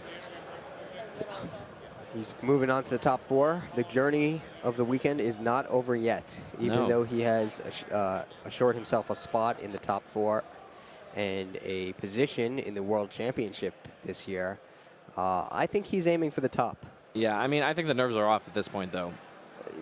To an extent, yes. I've having been there. Yeah, when you qualified for World Championship, where did you lose? Did you lose in the finals? I lost in the finals. Okay, yeah, yes. That's a little different, I guess. Yes. I feel like if you win in top 8 going into top 4, I wouldn't care too much. But in the finals, I would start caring, if that makes sense. Like the top 4 matches, oh, I've already got my trip to Japan. If I win, yeah, that's great. If I lose, oh, it's okay. But then once I win once, then I can imagine hungering for the going all the way. Every duelist wants to be the champion. Yeah. You want to be the ultimate duelist. This is not the ultimate duelist series, but I'd rather be the king of games, but close. Yeah, king of games, even better. And that's the title this weekend, or that's the title at Worlds. Yep. All right, well, congratulations, Fang. Looks like we're going to toss a quick break. Stay tuned. We'll be back. Code of the Duelist is the first booster set that will include the new Link monsters. They were first introduced in Starter Deck Link Strike, but the first full wave of them comes out in August in Code of the Duelist. Now, we didn't get much action. Code of the Duelist is the first booster set that will include the new Link monsters.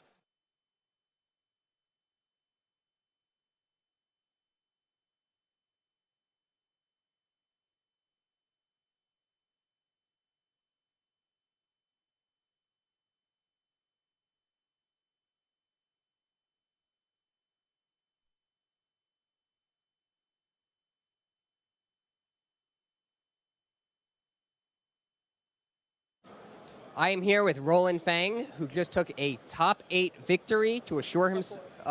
Top 8 victory. It made me think I was wrong there. To assure himself a spot in the top 4 and a position at the World Championship 2017 in Japan this year. How does it feel? It feels amazing. I was really close last year, but I lost in top 16. But now it's like unreal. It's like a dream that I finally made it. So you made it with a Zodiac deck this weekend, and a pure Zodiac deck, and in this last round you beat a true Graco deck. What went into your decision to run the Zodiac monsters without the support of the true Dracos?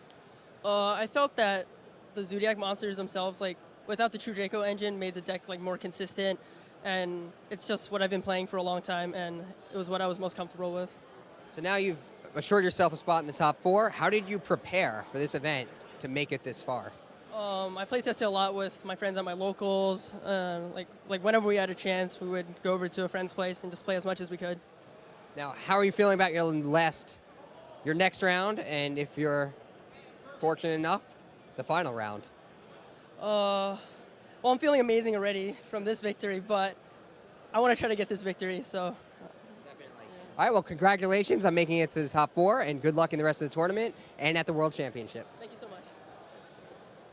Yu-Gi-Oh! Battles of Legend, Light's Revenge. Dozens of new cards you can add to your deck, plus old favorites from every Yu-Gi-Oh! Era.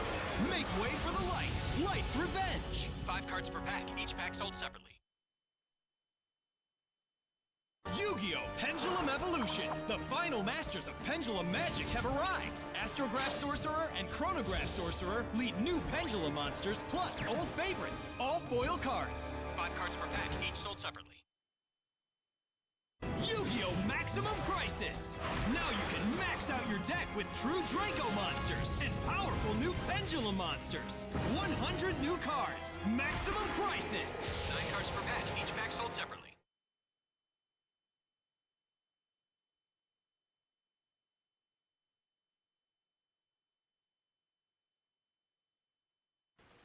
The True Dracos from Maximum Crisis have proven to be extremely popular, so much so that they're even the game mat that the top cut finishers at this year's World Championship qualifiers will receive.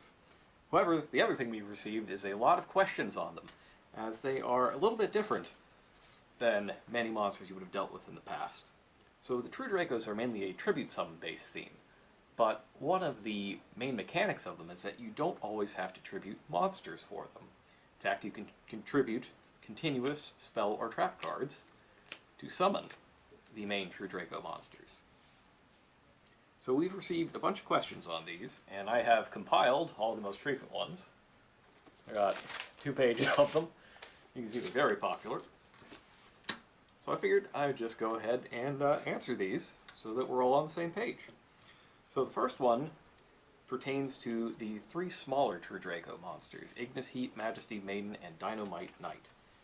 And the question is, what kind of effects are the search effects of these cards? So each of these, when your opponent activates something, anything, you can search your deck for another card that is specified by the card in question. So Majesty Maiden gets monsters, Ignis Heat gets spells, and Dynamite Knight gets traps.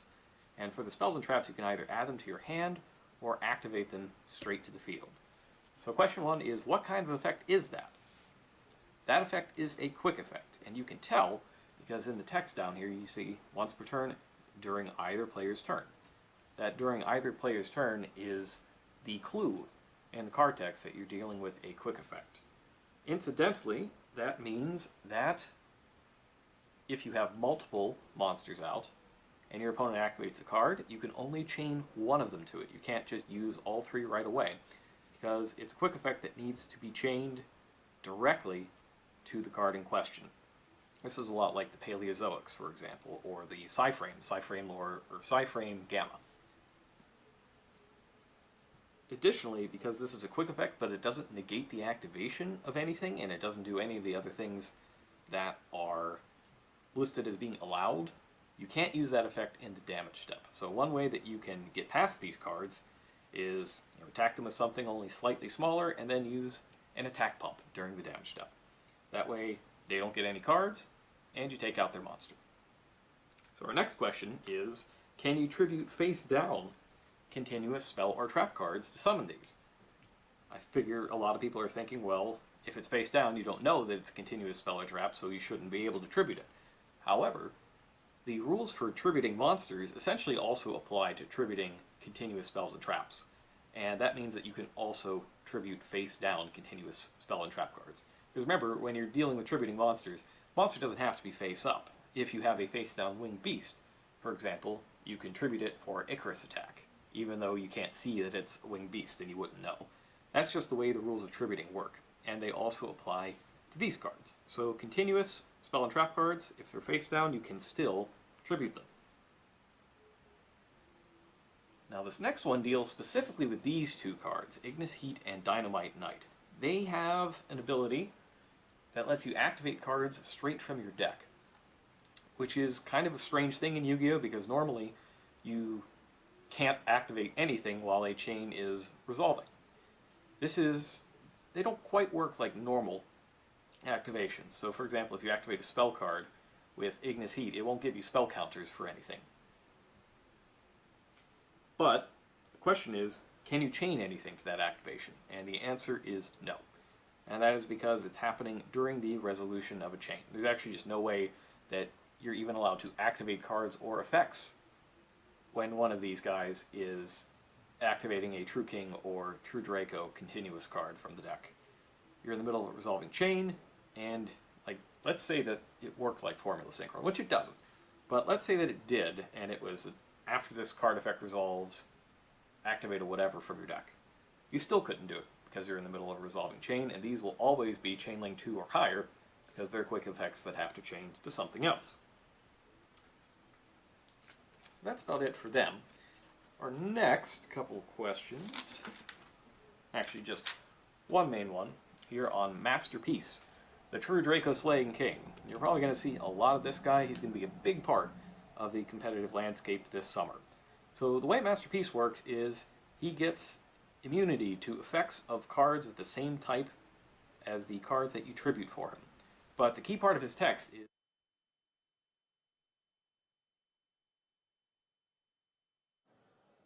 Okay. Good afternoon. Nope. Good afternoon. Mine's on. Good afternoon, ladies and gentlemen. We would now like to announce the 4 finalists for the Yu-Gi-Oh! Trading Card Game World Championship Qualifier of 2017.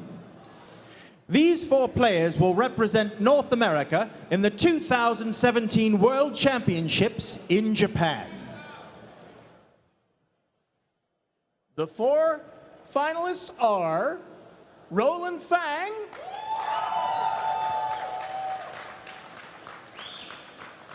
Kenny Nguyen,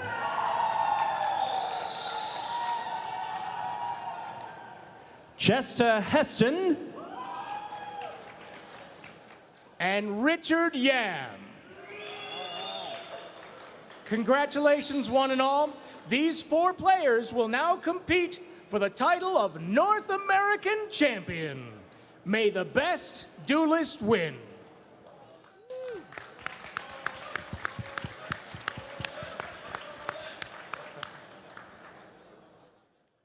I hope I get it.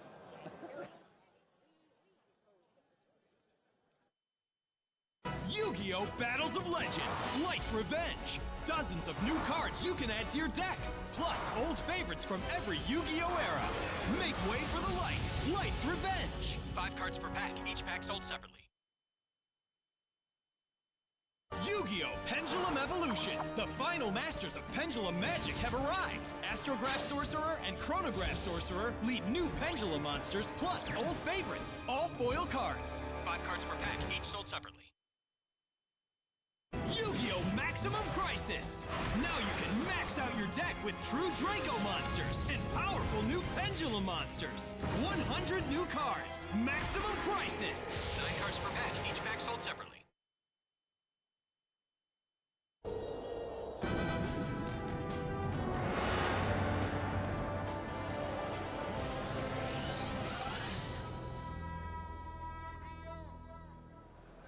I think the most interesting thing about Butler's deck is I have not seen a deck that uses that Grasslook Screener since it became limited. Yep. And he is using a 60-card deck with 1 copy of that Grasslook Screener and 3 copies of Left Arm Offering to search for it. So he is not letting the limitation on that Grasslook Screener get to him. And unlike the old days where that Grasslook Screener was at 3 and pretty much most players were playing a 60-card deck or close to it, now he's in a field of 40-card decks. So that is now a powerful card for him to use in the current metagame. Yeah, the bigger issue is that Ash Blossom Joyous Spring just completely destroys Left Arm Offering, and it negates that Grasslook Screener. But he has a lot of other very cool cards in his deck, like Predator Plant, offers Scorpio. Yeah, and Darling Cobra. Yep. Darling Tonya Cobra. Yep. If you aren't familiar with these ones, Scorpio basically lets you discard a monster, special summon another Predator Planet from your deck, and when Darling Cobra special summon, you get to add a fusion card from your deck to your hand, so you get Brilliant Fusion, which we've seen a lot of decks build themselves around Brilliant Fusion. It's going. Ooh, he also plays the new Bujin. This is a sweet deck. Yeah, he has a lot of really cool cards. We can bring up Bujin Hiroko.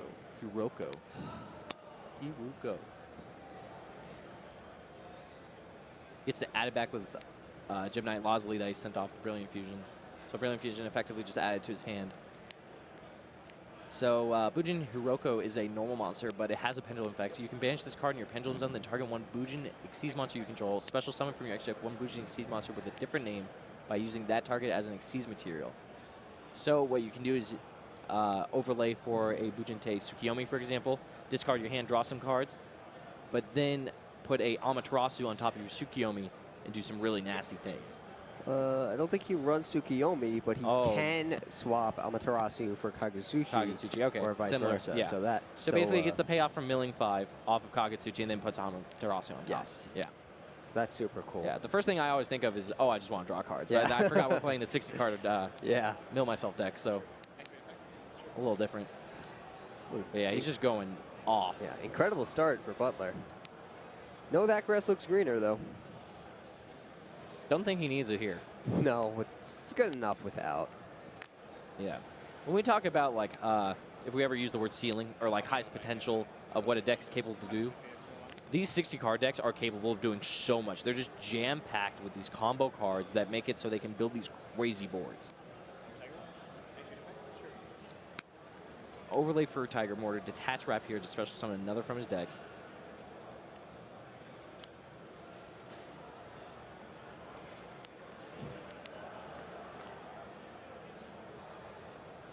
Is it okay if I use a diet mark?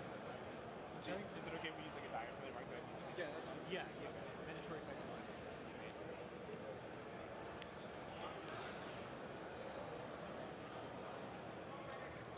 See what he chooses to do next.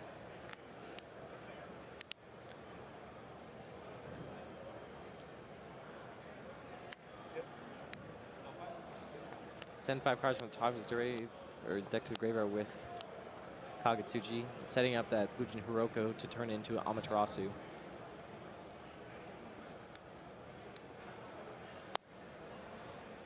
Also use that fancy new attribute dice that you get as a pre-registration incentive at the NAWCQ this year. Very cool. You get 1 at random. Yep. Blind polybagged. Yeah. Pretty awesome. Overlays for Zodiac Broadbull. Attaches a material to activate its effect. Gonna find a Beast Warrior. Let's see what he searches.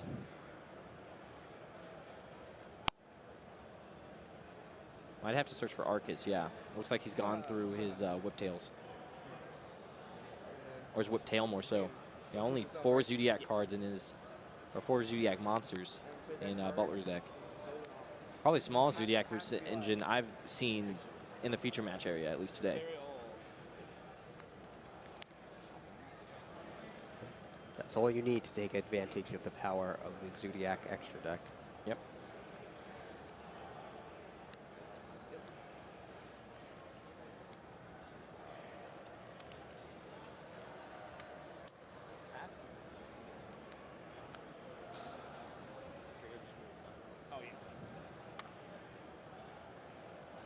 On LeBlanc's side, he has 2 copies of Fire Formation Tenki, My Body's a Shield, Pot of Desire, Shuffle Reborn, and Zodiac Rapier. No way to clear the board yet. Yeah. So back. Well, he has the My Body as a shield, which lines up nicely against Trident.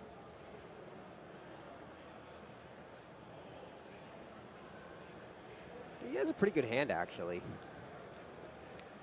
Wow, he drops the Tenki here.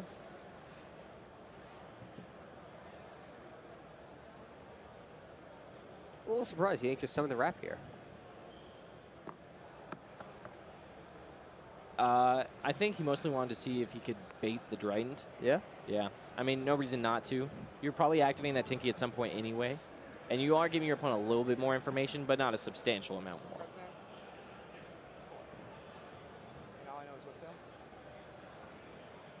Thought maybe he just want to bait the Trident into hitting a monster since he has My Body. Which is not a quick play, right? Although I guess with 2 Tenkis in his hand, he's not missing much. Yeah, things are getting serious on Butler's end. Glasses are on.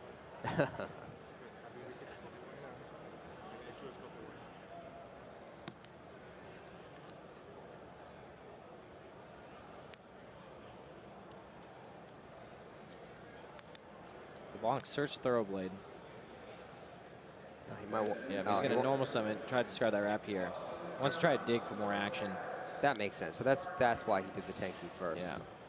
I'm just going to let it get destroyed because he has the Shuffle Reborn in his hand. Draws a card, draws Zodiac Whiptail. Oh, that's right. I didn't notice the Shuffle Reborn. So he Yeah. didn't even need to protect it with my body as a shield. Nope, not if he didn't want to. Nope, you got that though. That's good. Yeah.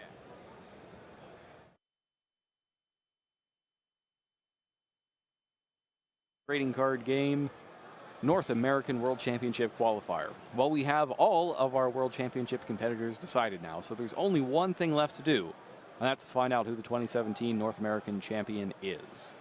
Yep, and in this top 4 feature match, we will decide who advances to the finals in another duel of True Dracos using Zodiac monsters against pure Zodiacs. It's Chester Henson versus Kenny Wynn, and it starts now.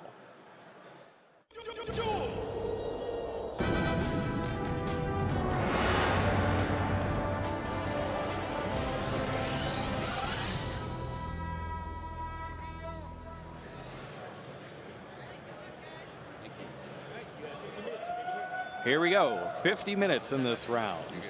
Time extended for the semifinals. Wynn starts off. He has Whiptail, My Body as a shield, Raigeki, Shuffle Reborn, and Solemn Strike in hand. He summons the Whiptail and upgrades it into Hammer Kong. That Raigeki has been the death of so many True Draco duelists this weekend. That and Book of Moon. Yep. Broadwell's effect is activated. He's going to search for a Beast Warrior that can be normal summoned. And he chooses Zodiac Rapier. Having already normal summoned this turn, though. He's got Strike. He's got My Body. He'll be able to do a few more upgrades. But Henson does have Max C in his hand, along with Thoroughblade Whiptail, True King's Return, and Dynamite Knight, the True Draco Fighter. So that Max C will certainly disrupt Wynn's plays. The K9's effect activates. Henson chains Max C, and he draws a card when Hammer Kong hits the field. That's not stopping Wynn from continuing his turn and upgrading his K9 into Trident to give Henson another card. Probably about as far as this goes, though. It is. He sets Solemn Strike, Shuffle Reborn, Raigeki, and My Body as a shield, leaving the Rapier in his hand and ending his turn. Henson draws, picks up Ram. What he really needs is Dragonic Diagram. Yeah. I think a Raigeki would be nice, too. Well, run into My Body as a shield. That's still 15 points off. Oh, that's true. I forgot he had that already. Nevertheless, he does need to answer that Trident somehow or overpower it with so many cards that Trident can't destroy all of them. Tinky? That's okay, he says. And he goes for Zodiac Rapier.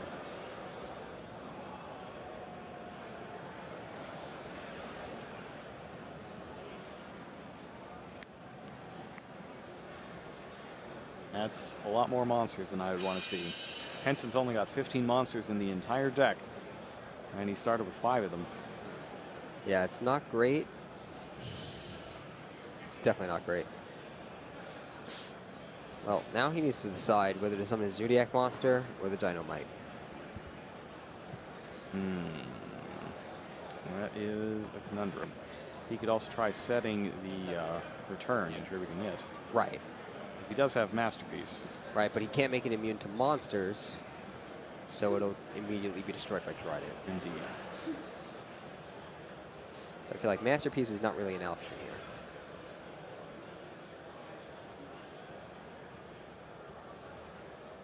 Summons Thoroughblade. That can at least let him dig for another card. Yeah, that seems important. It also lets him discard the Ram. But Solemn Strike is going to stop its effect and destroy it. This is pretty rough for Henson. Yeah, there's just too many monsters. Yeah. All he can do is set True King's Return.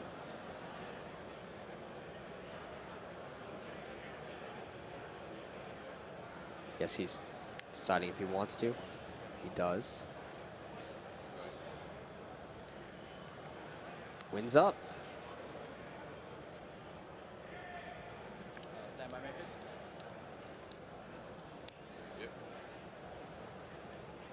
Main phase, and oof. Wow. Wind draws Dimensional Barrier and summons Rapier.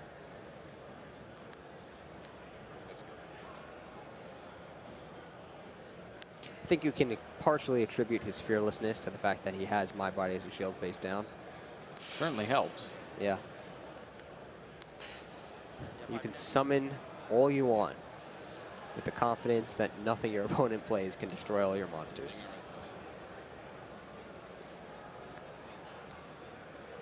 Sends combo to the graveyard with Rapier.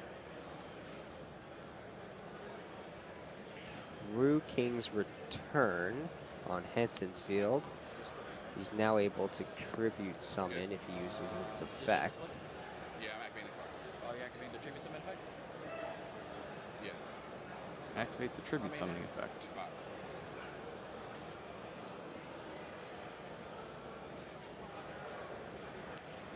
Interesting. Wynn uses Trident's effect to destroy the True King's Return to stop him from tribute summoning with it. But instead, he'll be able to use True King's Return to destroy a monster on the field, since it's sent to the graveyard. No, he'd be able to do that anyways, because he's going to tribute it. That's true.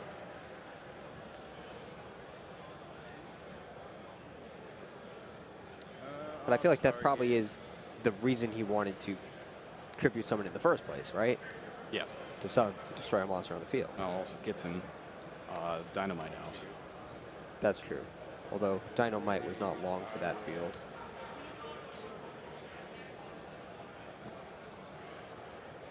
Dryden's going down. Interesting.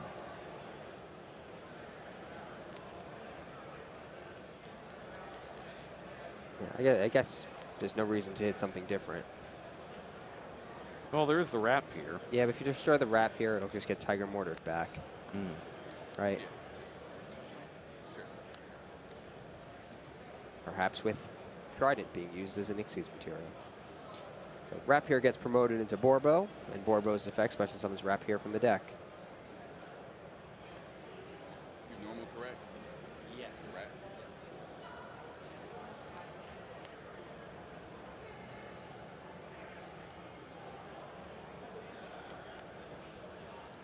Borbo into Broadbull. Broadbull's effect activates. Yep. Wynn gets Ram from his deck. Adds it to his hand.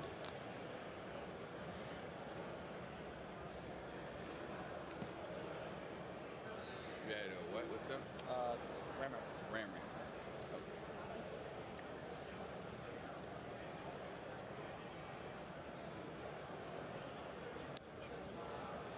K9 over Broadbull. K9's effect. Special summon Trident's back to the field. Perhaps we'll see Tiger Mortar put an Xyz material on Trident. He's going for double Trident here. Yes. He's going to put one material on it with Tiger Mortar and then turn one of his other monsters into the second Trident. Yep. What's on the credit? Yes.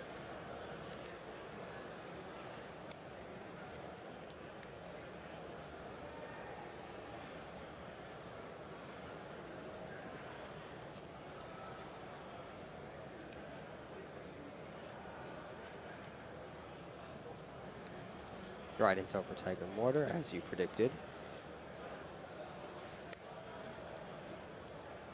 He'll set the Dimensional Barrier and pass. Hensing draws True Greco Heritage. That's interesting. He still just really needs to. I mean, he can't even get a diagram through at this point. Double Trident makes that basically impossible. Yeah, this is not good for him. It hasn't been good for him all duel.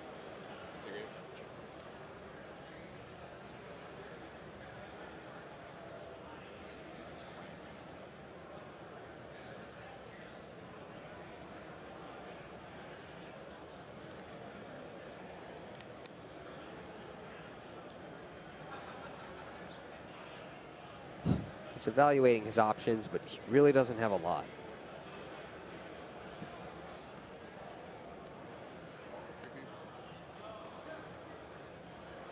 Tributes Tenki for Dynamite now.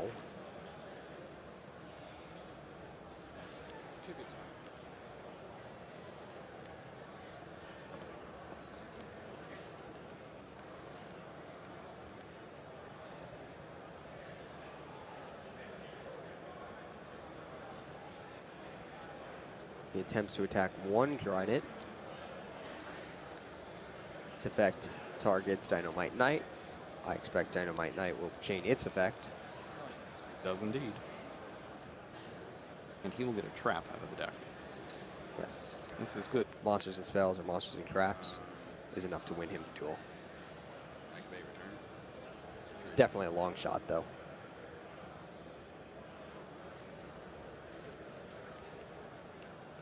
Looks like he's using Return's effect to try to tribute summon.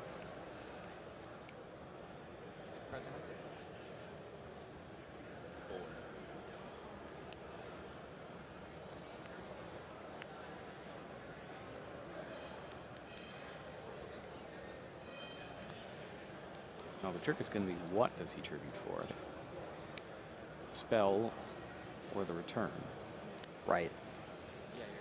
One way you get Regeki'd or hit by my body as a shield, and the other way you don't. Yeah, and he might have set the spell for that purpose because he's planning to tribute it here. Whereas if the Trident's used now, depends on what it's used against. That's true too. What if Trident's effect is changed to destroy Dynamite? Will he have to tribute the trap and the spell? Right. So that's probably the best. He goes Monster Spell. For Masterpiece. Now we will see what that will destroy. If there's a way to turn this duel around, that was it. Yeah, Masterpiece is a very good start. Yeah. If you would like to turn a duel around. Win has 8 cards on the field. It's possible none of them can hit a Masterpiece. Well, Masterpiece that is immune to monsters and spells is pretty good. Right. I think he already used the strike earlier in the game. Dimensional Barrier is irrelevant. No, it could be relevant next turn, though. Sure, since Henson has all those Zodiacs in his hand.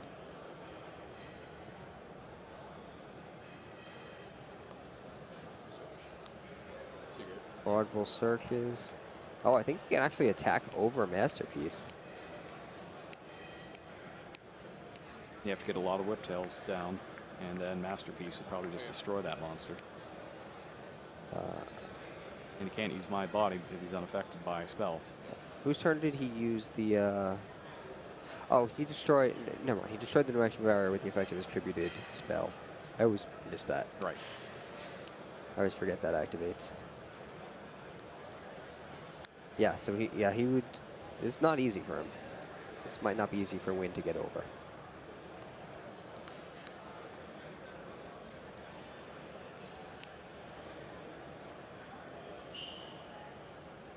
Masterpiece is just a really strong card.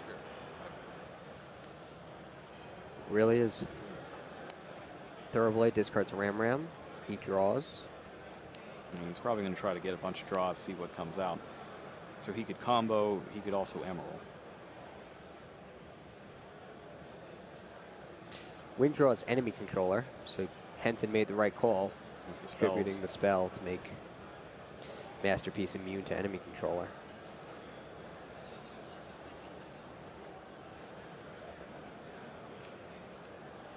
Yeah, it's just without any... this is very difficult to beat, the Masterpiece that's been tribute summoned using monsters and spells, since that's what most decks consist of. It really is. Entirely. Let's see what he has. Solemn Warning won't help, since the monster's already on the field. He'd need a second strike. Yeah, he needs a second strike after baiting the activation of Masterpiece, although it should be fairly easy to bait. He just has to summon a strong enough monster to destroy it in battle. He may have sided in his Kaijus. This is game this is game 1. He certainly did not, but he might in I hope future not. games. If he had them in his main deck right now, there's a problem. He may side in his Kaijus in later games. Yeah, there's just not a lot of answers.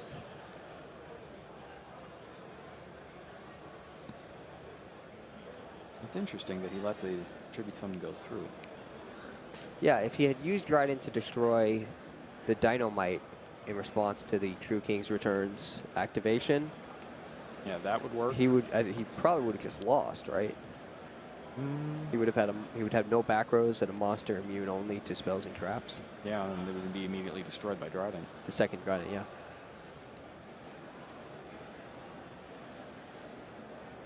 All right. Thoroughblade this turn, right? Yep. And there is the Emerald.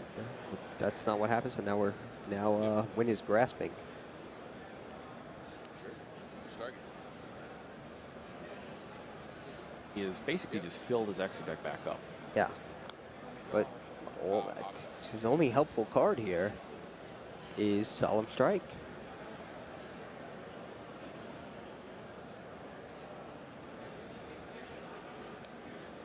I just keep looking for things that would be useful here. I'm not finding them. Same. What's his life points? 8,000? Can't Borbo. I was thinking maybe you can Borbo for the full amount. Yeah, not happening. The triple whiptail alpha strike isn't going to do it.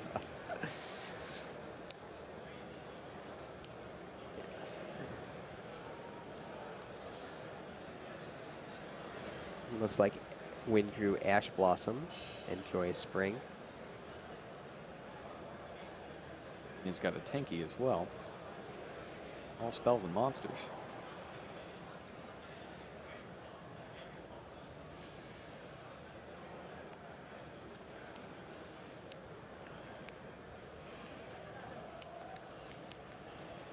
Throws down Tanky. At this point, I feel like he's just thinning the deck. I guess what he could do is, if he can run Henson out of continuous cards in his graveyard, and then go for the multi-whiptail. That could happen. Yeah, I don't know how many Henson has in his graveyard. I think it's 2. All right, so that could happen. Spell and a trap.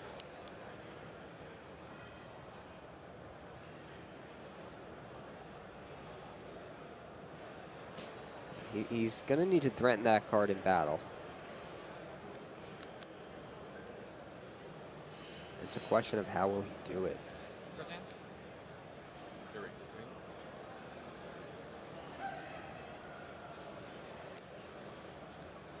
Definitely saw a Heritage and a Tanky when he went through his graveyard. Ah, that's right. The Tanky's there too, so he should have 3. What's the third one? Tanky, Heritage, and didn't he already have a True King Return? This is. I think you're right, actually. The second one off of Dynamite. You're right. Goes to K9. Rain? Hold on. 65 to 8, right? Yes. Tries to bring Ram back with a K9. Henson allows it, and now it's special summon to the field.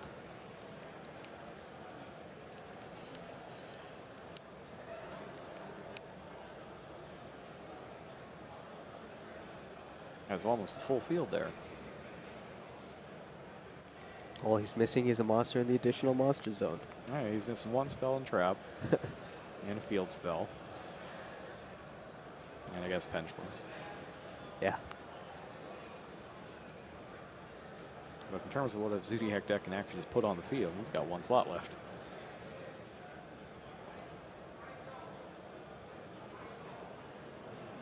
Yep. Trident over K9. I think if he wants, he can just try to pick off both Tridents. Yeah. Win doesn't have a lot of time to try and answer that masterpiece. Combo has been used. Henson, Win only plays 1 copy of Degusto Emerald, so once that's gone, it's not coming back. The other thing is, this duel is taking quite a bit of time. It is. They do get the extended time, though. Right. For being in the top 4. True King's Return takes down Trident in the end phase. Yeah, he doesn't want to destroy the return. That's interesting. He can't have that many cards left in his deck, right? Cards in. think priority one is taking out Trident and seeing if you can force your Zeus stuff through. Uses Pod Desires.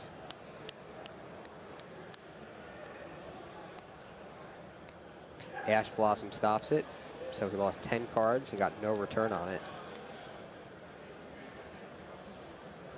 And he sees what he's missing now.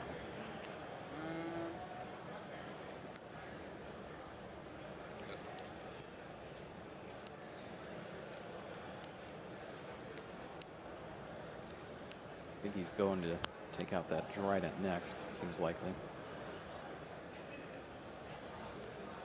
I think he'll be taking out the Trident and the Emerald. Normal summon Ram Ram.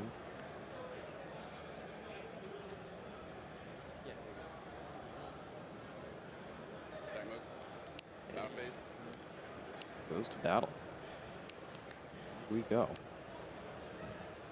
Some sort of Mirror Force would be nice here. But we know Wynn does not have any. Attacks Emerald.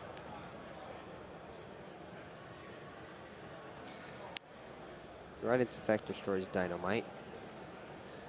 Targeting this.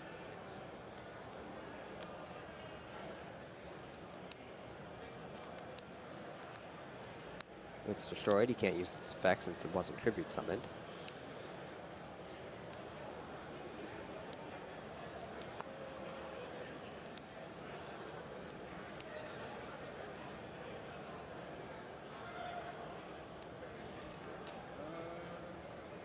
Masterpiece attacks. I feel like it should hit the Emerald. Ram Ram attacks Emerald? Is that what he's doing? Looks like it. I guess he wants to special summon another monster from his graveyard. 14? Yeah? 66? Yep. It was 1,400 life points, and let's see what he special summons. He's only got Wrap here, right? No, it's Thoroughblade. That's right. That's very good. And now he can use its effect. Discards Wrap here. Draws one. And that's a Dynamite Knight. Oh, that's not bad at all. He can summon it on his opponent's turn. He's on his opponent's turn if he really needs to. Takes down Trident. He leaves the Emerald. I'm a little surprised about that. I feel like Wynn is just digging for a card that will help him. And it's fairly obvious he can't do anything at the moment. You got two, right? Yes. I feel like he could have cleared out all of these monsters. Well, 3 out of 4 monsters and just left Ram Ram.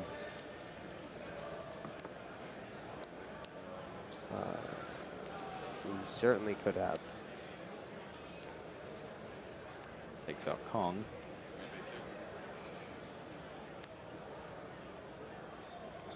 We're on the main phase 2. Maybe he's planning to make it happen with Trident.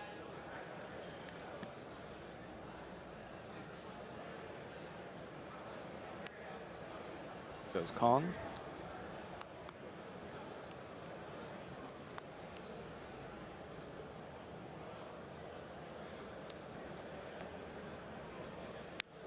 Tiger. Tiger Mortar's effect activates. Gonna put Rat. Attaches, and that's when Max C hits it. And so we'll special summon Wrap here. Then Wynn will draw 1 card. Soul Charge for Wynn. Not the card he needed.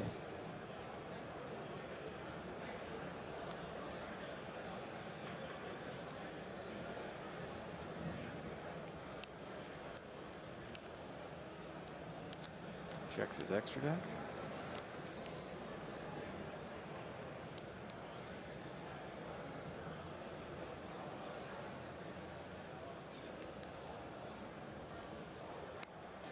We'll go into Trident. Wynn draws a Thoroughblade. And now he destroys the Emerald with Trident, or at least he attempts to. My Body as a Shield stops it. He can still take it out with Masterpiece. He could. I think he'll lose one of his last 2 remaining continuous cards, though, right? Use the effect to bring back 5,000 Right, this. Despite summons Dynamite with Crew King's Return. I totally forgot. Oh, he forgot about the Max C. Whoops. Wind drew an extra card. It was a Twin Twisters. And Wind draws my body as a shield. And he's still not using Masterpiece. Yeah, I guess he's letting him use Daigusto Emerald one more time. It's interesting he didn't destroy it in battle. I feel like that would have been the... I thought that would have been the first monster he takes down. Especially when you're just putting cards in the graveyard for him to put back in his extra deck. Yeah. Seems like that would have been highest priority. Still, I'm still not seeing anything that outs Masterpiece, though. It's just Solemn Strike. He just needs to draw into it and then get a monster big enough to attack over Masterpiece. But then that's still hard because True King's Return can then tribute summon on Wind's turn, and then by tributing the True King's Return, it'll destroy the monster that threatens Masterpiece. Maybe he needs to just start piercing through defense things like Rapier with Thoroughblade-enabled monsters. He could do that as well. Yeah, so that'll at least deal some damage or force the activation of Masterpiece, so that eventually he runs out of continuous filling trap cards. Oh, this is tough. That Masterpiece really turned it around. It looked like Wynn had a tremendous advantage because he had so many more cards than Henson. And he still does. And he still does, but he's clearly behind right now.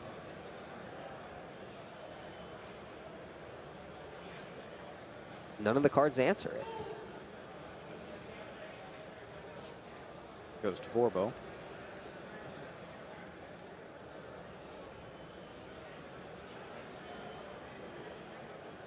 Sure. That's fine. Hammer Kong.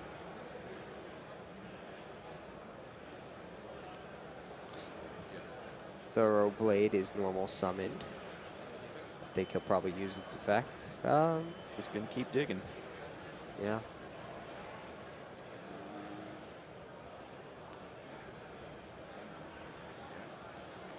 Yeah. Discards Whiptail. It's a trap, but I can't. A barrier or a... he's got at least one barrier. It's a second barrier. Mm. Not the trap he wanted.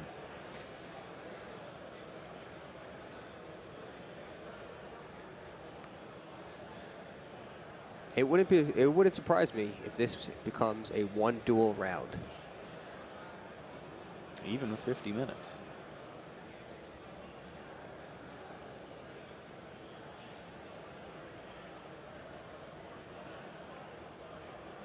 I feel like eventually Wynn's just going to run out of resources.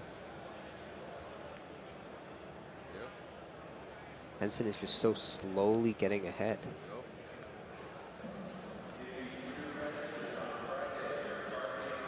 Wrigley's from Broad Bull into Tiger Mortar uses this effect to put another Thoroughblade under Tiger Mortar. And that Hammer Kong is protecting Tiger Mortar so that he can start getting damage through. Yes. Masterpiece has to target it. Vorbo. Oh, you're right. That's an answer too. So we have left Chakanine, Dryden. Yeah. It's a creative way to beat the Masterpiece. The problem, of course, is that True King's Return is still face up, and Henson has a card in his hand to tribute summon by using that True King's Return as a tribute material. And he has to hit Hammer Kong if he wants to hit a Zodiac. Yes, no choice at this point.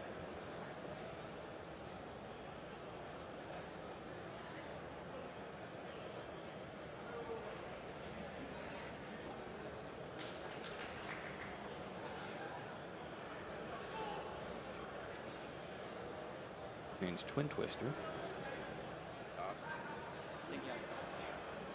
About 5,066. Well, it's important which phase we're in here.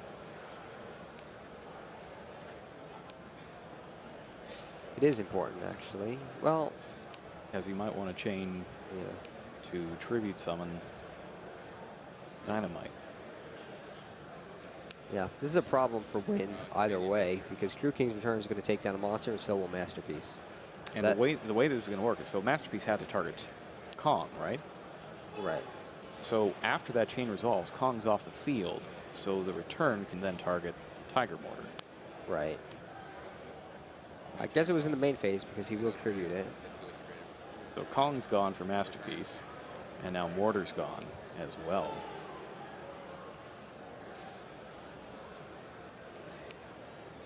And can't my body that. Not the activation of a trap.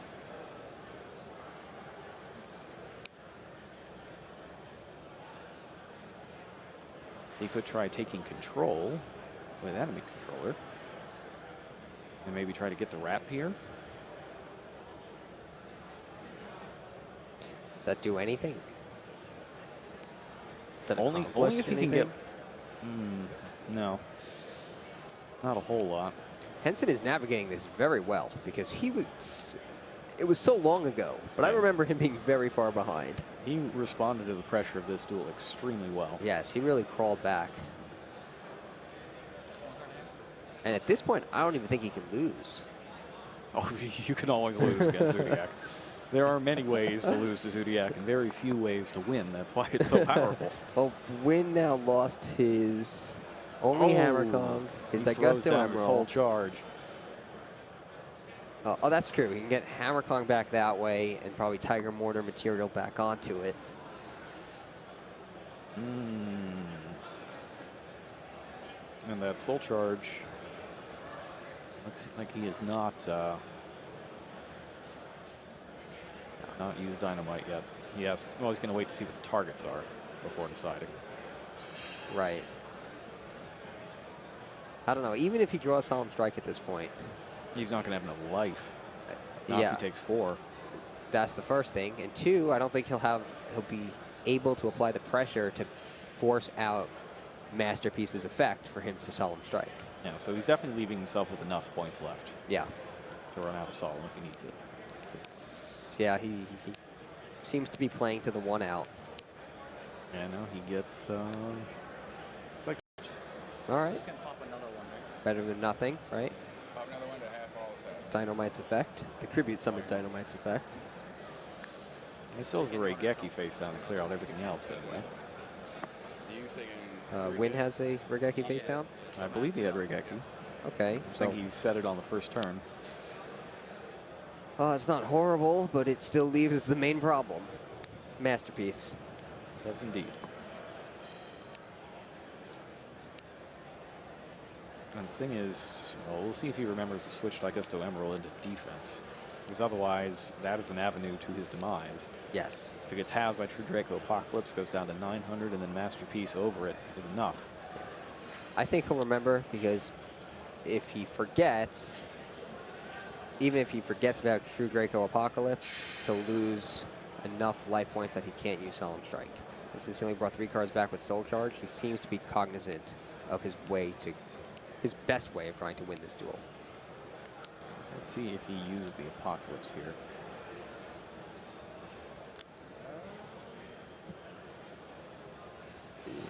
Is there a reason not to? I can't think of one. Are the effects negated? Just half. No, just half. Okay. All right, so Daigusto Emerald's down to 900. That's till the end of the turn? I believe it's permanent, but we can bring it up. Yes, permanent. Yeah, that's really cool. It wouldn't be relevant if it were till the end of the turn since he's Soul Charged, you can't attack.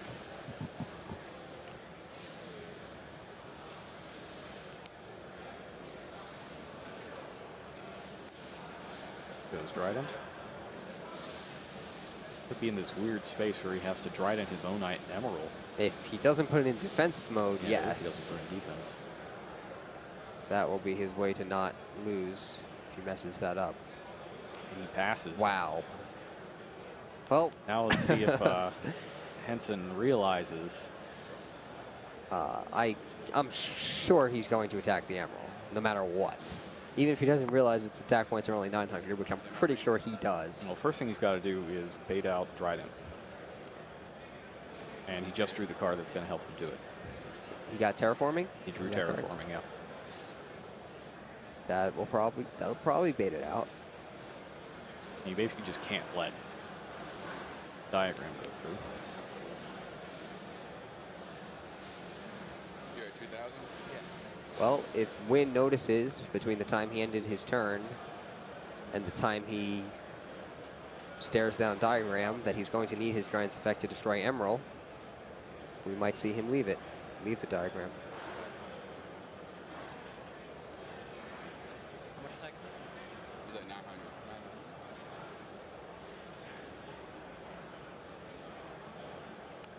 I don't know why he didn't try to bait the Trident first.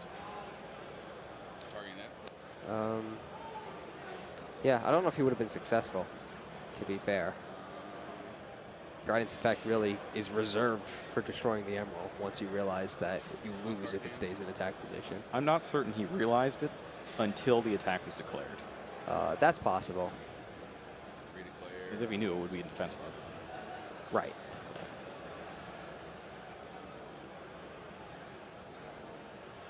Yeah. All right, well, Masterpiece gets a replay. And take on Whiptail this time. That works. Whiptail's gone.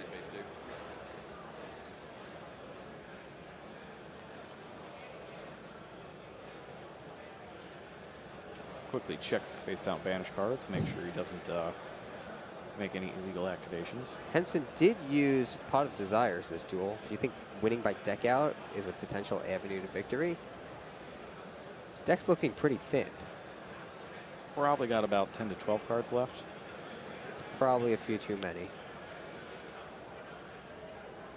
Especially if you can put any of them back into the deck. He Is does run Digesto Emerald, for example, so he could put some cards That's back true. in. He has one copy of that. Here's Diagram. Activate diagram. Sure.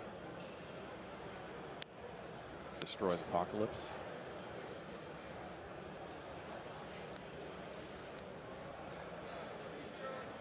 Yeah, you're right. If he was going to do that, he definitely should have done it in his first main phase.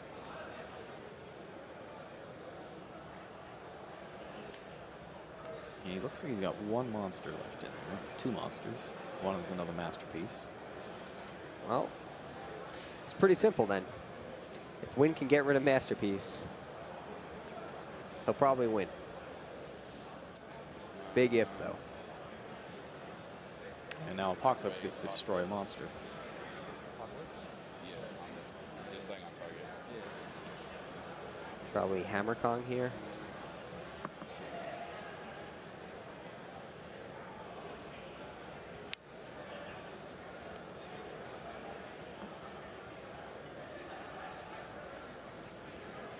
Yeah, I don't know if Win has a Tiger Mortar left, but if he does, you don't want him to be able to put Onyx's material on the Hammer Kong. Except Dark Hole. That could be useful since his monster is spell immune. Yep. He could do the old Dan Posey Odin combo. Odin, that's a card I haven't seen in a while. Oh yeah, his old combo from the extravaganza was, my guy's immune to stuff, Dark Hole. 5D's era. Mm-hmm. I think that's the last time we actually got him to play in something. He's moved on from Dark Necrofear. Yep. Oh, we got him on the Nordics for the special preview event then.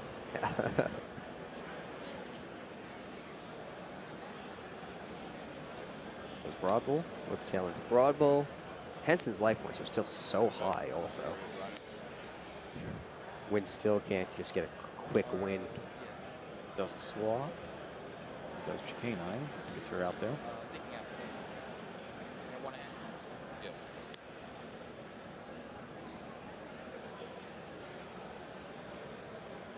Dimensional Barrier is activated. Interesting he let the Trident hit the field. A little bit curious about that. If he Dark Holes, he wins, right? Not this turn, because Ram's down there. So if he Oh, Dark you're Holes right. on his next turn. Well, he could Dark Hole then Masterpiece? Right, he would Dark Hole. Well, yeah, but he's already attacked this turn. Oh. Remember, he went after Digesto. Oh, the Emerald was this turn. And now his monster's up to. Well, no, it's not up to because it's immune to spells. Sorry, it's been a long game. It has been a long game. Broad Bull over Trident. He activates, Win activates Broad Bull's effect. And did we see what he got for turn? Do we know what he drew? I do not, but we'll see pretty soon. Looks like Whiptail. Oh, he just searched for it. Oh, no, he also drew a Whiptail? Yeah, I think he has 2 Whiptails and a Mind Body as a shield in his hand. Yeah.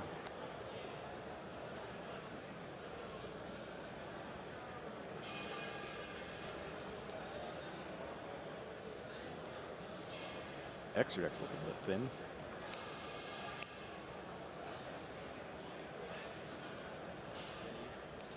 That's it. Win concedes. Yeah, he probably just saw the time. He's like, you know, I don't have time to wait for the solemn strike that might never come. He definitely needs that second duel to get started. That was a huge, huge comeback victory for Chester Henson. It was, and it was all thanks to Masterpiece. Masterpiece. The true Extremely Draco-slaying powerful. king. Extremely powerful monster. Yeah.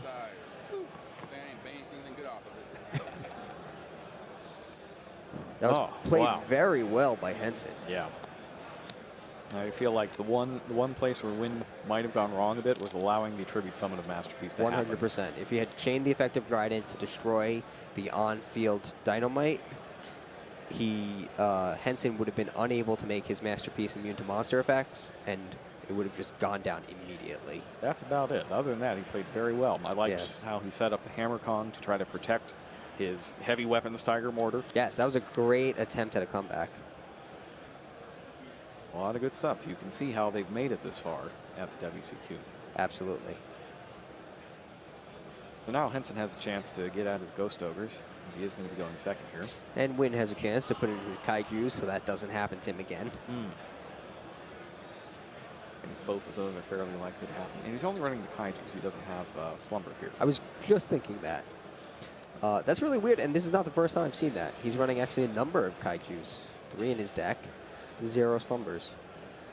But he does play 2 Dark Holes in his side deck. Yep, to go with the Reigeki in his main deck. Yeah. Those cards have been very successful against True Draco Duelists so far, but most of them we've seen haven't been able to get Masterpiece onto the field immune to spells. No, not, yeah. Kind of the goal of the whole exercise. Man, but when it happens, it's pretty good. And as you can see right there, you can have a billion cards, and if none of them can stop Masterpiece, you're not going anywhere. Yeah, I mean, that rendered 37, actually 40 of the 42 deck cards in Win's deck pretty much useless. Just the 2 remaining strikes.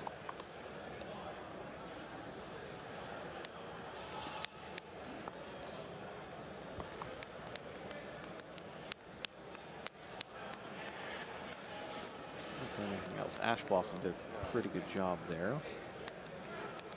Last time around. Cosmic Cyclones. Cyclone's almost definitely coming in. I like Cosmic Cyclone a lot. My opinion of that card keeps going up. Yeah, Cosmic Cyclone's really Yeah. good.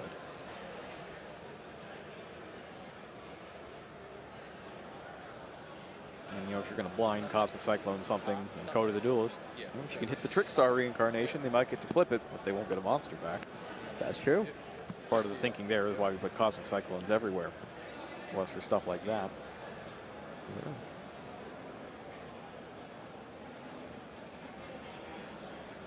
All right, here we go. You see the Pot of Desires once again over on Henson's side. Does Win have the Ash Blossom this time? Be able to get 2 cards out of it.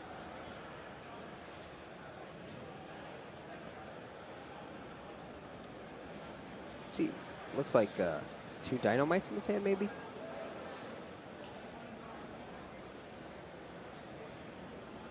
No, actually, Looks 2 like- Ignis Heats Looks like in his hand. Ignis, 2 Ignis and a Dynamite. Notably does not play Majesty Maiden. Starts with Thoroughblade, discarding Whiptail and drawing My Body as a Shield. He also has Jizakuru, the Star Destroying Kaiju. Another My Body as a Shield, and Dimensional Barrier in hand. He upgrades to Borbo, followed by Broad Bull. We're going to see Broad Bull's effect activate.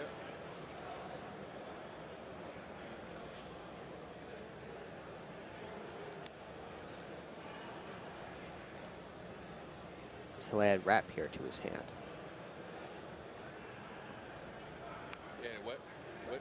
Oh, rat. Yes.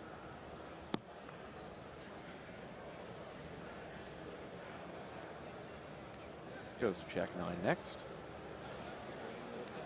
Sure. Brings back Whiptail.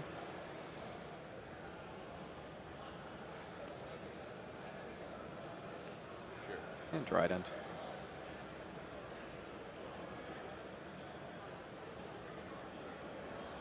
It's not as visually impressive a start as the previous game, but I like it. Yeah. Especially with that Kaiju backup. It's pretty strong. Henson has 2 copies of Ignis Heat, the True Draco Warrior, Dynamite Knight, the True Draco Apocalypse, and Pot of Desires. He adds True Draco Heritage to his hand. Yeah, that Apocalypse, the True Draco Heritage is a great draw here. Yeah. He's going to be able to tribute this off and force Dryden out, which is going to get him a spell. Good. I'm thinking. Okay. Yeah. Effective Apocalypse, targeting Dryden. Target's Trident.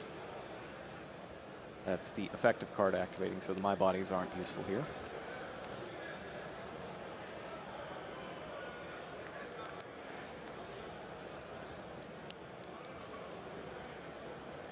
Dryden's effect is chained to try to destroy Ignis Heat, and Ignis Heat's effect is chained to play a spell card from the deck. Yeah, Henson's in actually just a really great position here. Yeah. He could conceivably get the draw 3 off of his Heritage. Yeah, he's at 2 already, right? He's at 2, and he can tribute off Disciples for Dynamite. Wow, that's insane. Does Win have anything that stops Heritage? Twin Twisters, Cosmic No, Cyclone? he's got No? 2 My Bodies as a shield. He's got a Dimensional Barrier. Yep. All right. That's it. This is great for Henson. Henson's in a really good position. Ooh. He activates Heritage next. He's playing a little more cautiously here into the back row cards.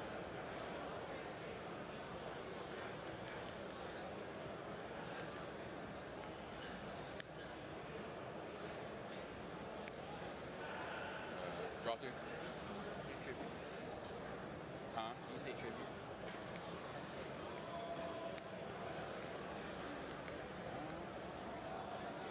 Let's bring up Heritage.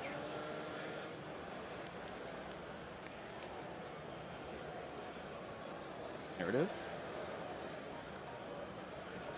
I think the issue is he said tribute when he meant to draw. I thought he said draw 2. 0 and 3.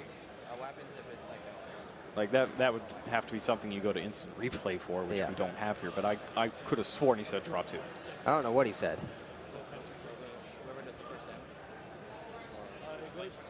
But it looks like he wanted to draw the cards. Yeah. But might now be getting forced to tribute. I don't agree with that. My ears heard draw 2. Heritage effects. I definitely didn't hear tribute. But, well, this is the way it's going to play out, unfortunately for Henson. Activate the Desires. And now that time has been called, he's going to need to get some damage in. Oh, he draws Max C is fantastic and right now. Masterpiece. Maxi and Masterpiece, and he's still got the Disciples.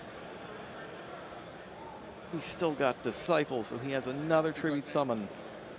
And he's loaded with spells and traps. Wow, that was really good.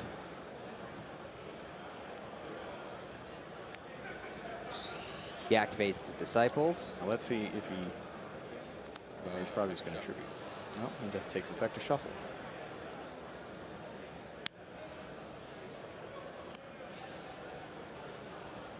Yeah, I don't see why not. He's going to have a continuous spell card in the graveyard when he tributes for Masterpiece anyway. Right, but he could have a lot more. That's true. The duel won't last too much longer, though. And did he pick up Diagram? I He think he did. drew Diagram. Wow, Draconic Diagram off the top. Now, the one time maybe you don't need Diagram, there it is. But I think Henson needs to think about what got him there in the last game. and do it again here. I think and just so. try to burn out those last turns, forcing Win to search for an answer to Masterpiece. Although we know Win does have Juzukuru in his hand. Right. So he actually has the answer. But then he'll need an answer to the Juzukuru. He has a Wrap here. Maxi's problematic, though. He's playing for damage here instead. All right. You know, I'm okay with that. Yeah. Because if he anticipates that the Kaijus are sided in, then going wider makes sense. And he was right about that. This is, given the cards Win has, this is his best play. So he's making an excellent read here and displaying the appropriate amount of caution for sure.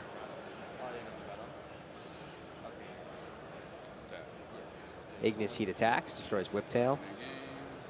I do wonder why he didn't put down the diagram first. Every point of damage counts here.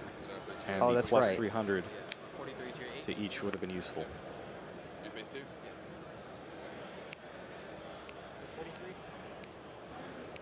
Yes. And he now does. Yeah. The extra 600 seems like Destroys Ignis really Heat. good. And he's likely going to search for E. Well, he could get the draw 3, or he could get the return. He'll take the return because that's going to help him wall up if he needs to. Yeah, I guess in time that's really good. Draw 3 seems amazing though. On the plus side, he's got max C though, so he's probably gonna draw that's 3 right. at least. How many turns is this? It's just 3 additional turns? It's only 3 once you've hit day 2. So this is Win's second to last turn. Yes, he gets 2 attacking turns here. So Kaiju hits the First, field. Gives him Yuzakiro. Oh, it's going to contributed for Masterpiece. And actually, Win gets the last turn, right? He does. So Henson probably should have just dropped Max C immediately. Because this is the only time it's going to be relevant. Yeah. Then he would have gotten a draw off the Kaiju.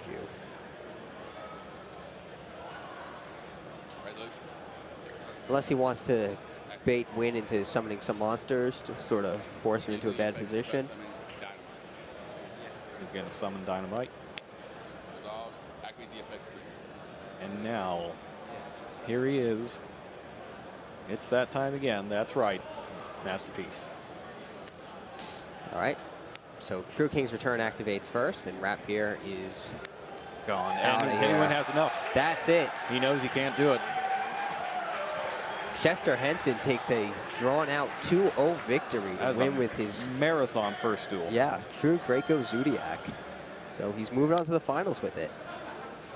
That was very impressive play from Henson. It was. He played very well throughout Even that though entire match.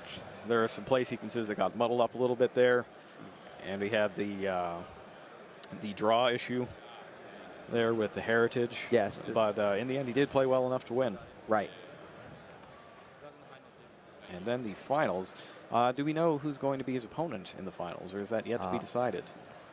I don't know, but we will certainly find out very shortly, as we will be streaming the final match, and all the viewers at home can see who made it to the finals. There's only one left, so Henson's going to take that guy on, whichever one is left. You can count on it. And I do like to see that my pick for the deck to win this weekend is still in there in the end. It's nice to have a chance. I never get Yes. this right at any of the events. But maybe this time, this will be the time. Good. And I think a lot of people were predicting a pure Zodiac deck would win. Well, yeah, so. I mean, if you just have to pick based on the pure numbers Yes. that enter, you would always pick pure Zodiacs. That's but the most represented deck True by far. Draco is very powerful. The is. entire engine is very strong. And we saw right there, Masterpiece is just the capstone on an already deadly strategy. Yeah. All right, so we are going to take a brief break and then interview the winner of that match, Chester Henson, and we will return very soon for the final match of the 2017 North America WCQ. Don't go away. Yu-Gi-Oh! Battles of Legend, Light's Revenge. Dozens of new cards you can add to your deck, plus old favorites from every Yu-Gi-Oh! Era. Make way for the Light, Light's Revenge. 5 cards per pack, each pack sold separately. Yu-Gi-Oh! Pendulum Evolution! The final masters of Pendulum Magic have arrived! Astrograph Sorcerer and Chronograph Sorcerer lead new Pendulum monsters plus old favorites. All foil cards. 5 cards per pack, each sold separately. Yu-Gi-Oh! Maximum Crisis! Now you can max out your deck with true Draco monsters and powerful new Pendulum monsters. 100 new cards. Maximum Crisis! 9 cards per pack, each pack sold separately.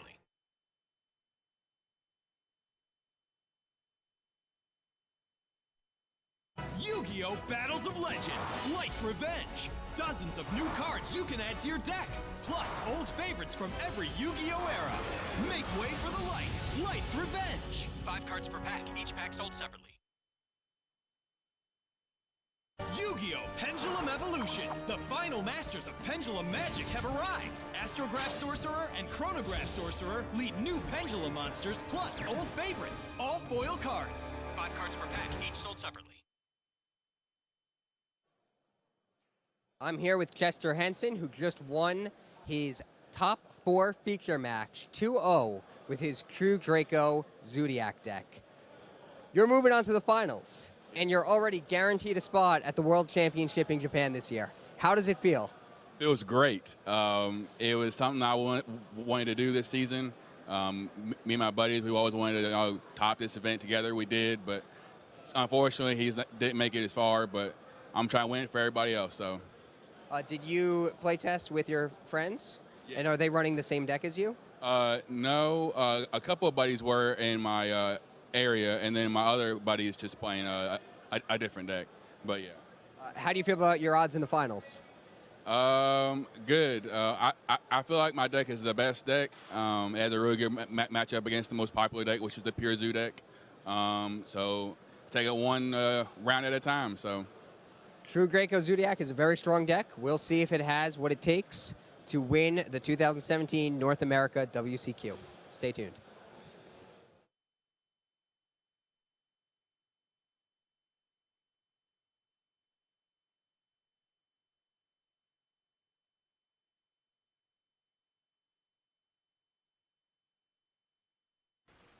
The True Dracos from Maximum Crisis have proven to be extremely popular. So much so that they're even the game mat that the top cut finishers at this year's World Championship qualifiers will receive.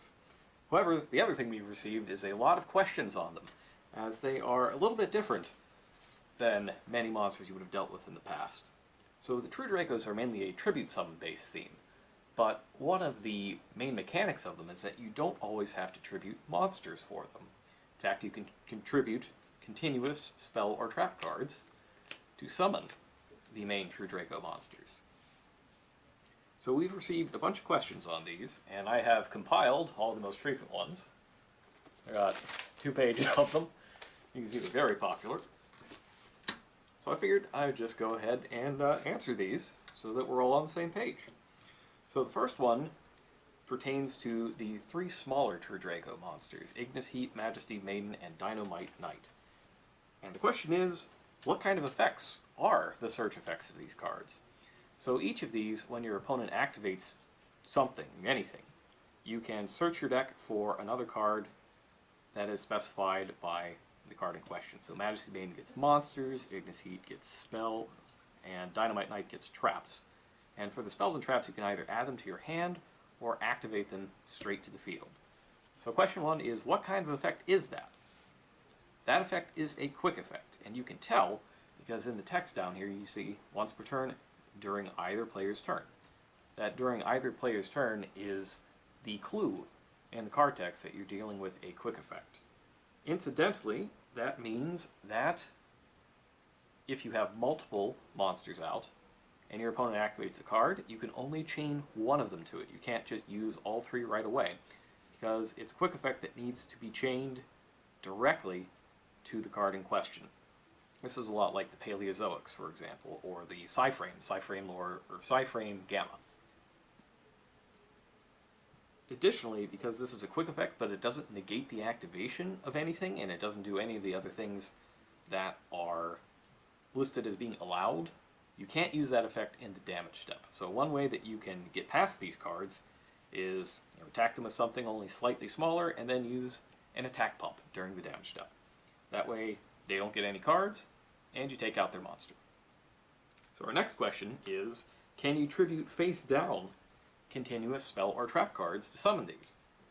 I figure a lot of people are thinking, well, if it's face down, you don't know that it's a continuous spell or trap, so you shouldn't be able to tribute it.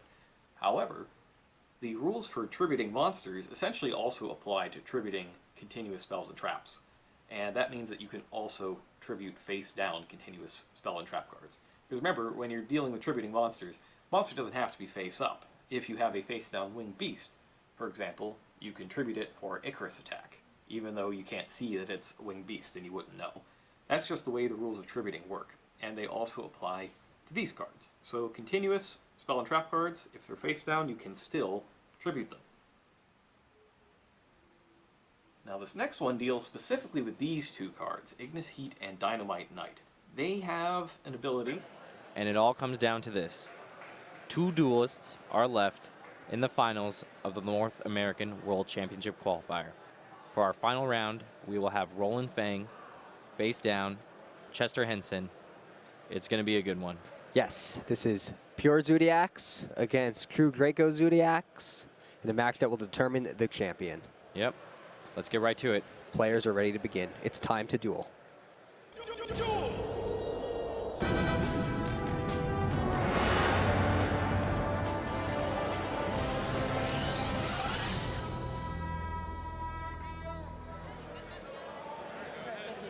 So we already talked about Roland Fang's deck early on the stream. It's very, very standard. Nothing really crazy. He mains 3 Ghost Ogre, 1 Maxi, no copies of Ash Blossom and Joy Spring. He plays a full 3 copy of Thoroughblade. That's probably the most unique aspect to his deck. 3 strike, 3 dimensional barrier. Other than that, nothing we haven't seen. Like the common 2 shuffle reborn, 2 enemy controller we've seen in just about every Zodiac deck. Same thing with 2 Potted Desires. He's just looking for the most consistent way to play the strategy. Yes. However, on Chester Henson's side, he's playing the True Draco Zodiac hybrid, heavy on the True Draco, but he has some interesting choices that we maybe didn't see too much of. For example, Ignis. Yes. We haven't seen too many Ignis in the hybrid version of the deck. Well, we saw him summon 2 in the last feature match, so we saw them in his deck. Yes. But you're right. In terms of True Draco decks, we normally only see Masterpiece and Dynamite. Yeah. So, but the duel's underway. Fang starts out with Rapier, sends combo to the graveyard, upgrades to Hammer Kong. Oh, and he has... Upgrades to Broad Bull, adds a, I believe a Whiptail to his, a Ram to his hand. Yeah, no, he's doing the... and then special summons Rapier. Yeah, he's doing the double rank 4 combo. All you need to do this is access to a Zodiac Rapier, so that can be either Rapier or Fire Formation Tenki, and Zodiac Barrage. Yep, here it goes. Yep. The bigger question is whether he wants his second rank 4 to be Tornado Dragon or Abyss Dweller. Because at this point in the tournament, he knows what Henson's playing. Yes, he must know. Yeah, so he could just summon a Dweller turn 1 and then activate during the draw phase if he wants to cut Henson off like that. That's pretty good. So now he'll put the Barrage on the Broad Bull, giving it an extra Xyz material.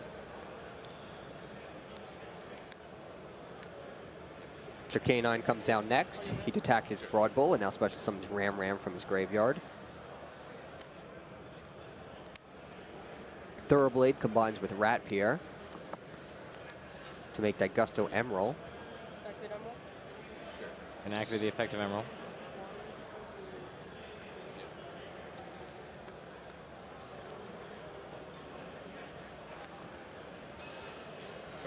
He'll send back 1 Rapier plus 2 Xyz monsters to draw 1 more card.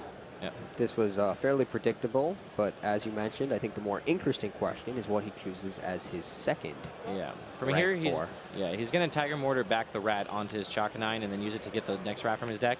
And then he's probably going to Pot of Desires to see what extra cards he gets and then make the decision on what rank 4 he's going to summon. He does have Solemn Strike already in his hand, so in light of that, it wouldn't surprise me if he just goes for the Dweller.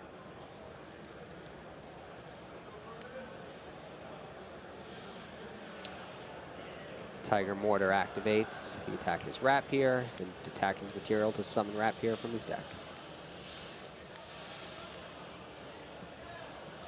We'll probably see him promote into Trident now. No, Pot of Desires first for sure. Oh, the Desires first. Yeah. He also might put an extra material between the Tiger Mortar and the Trident if he wants to. He hasn't used Borbo yet, for example. But because he has Zodiac Barrage, he might not do it. It really just depends. Right. He already has 2 materials for when he upgrades into Trident. Right.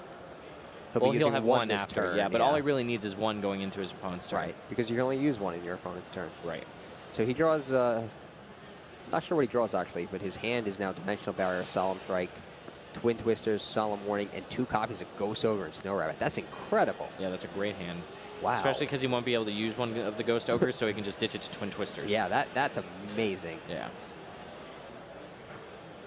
Henson does have a very good hand, though. Yep, chooses to stack that Borbo in between. He wants the extra material. Gonna destroy his own Ram. Special summon back. Rapier. Yep.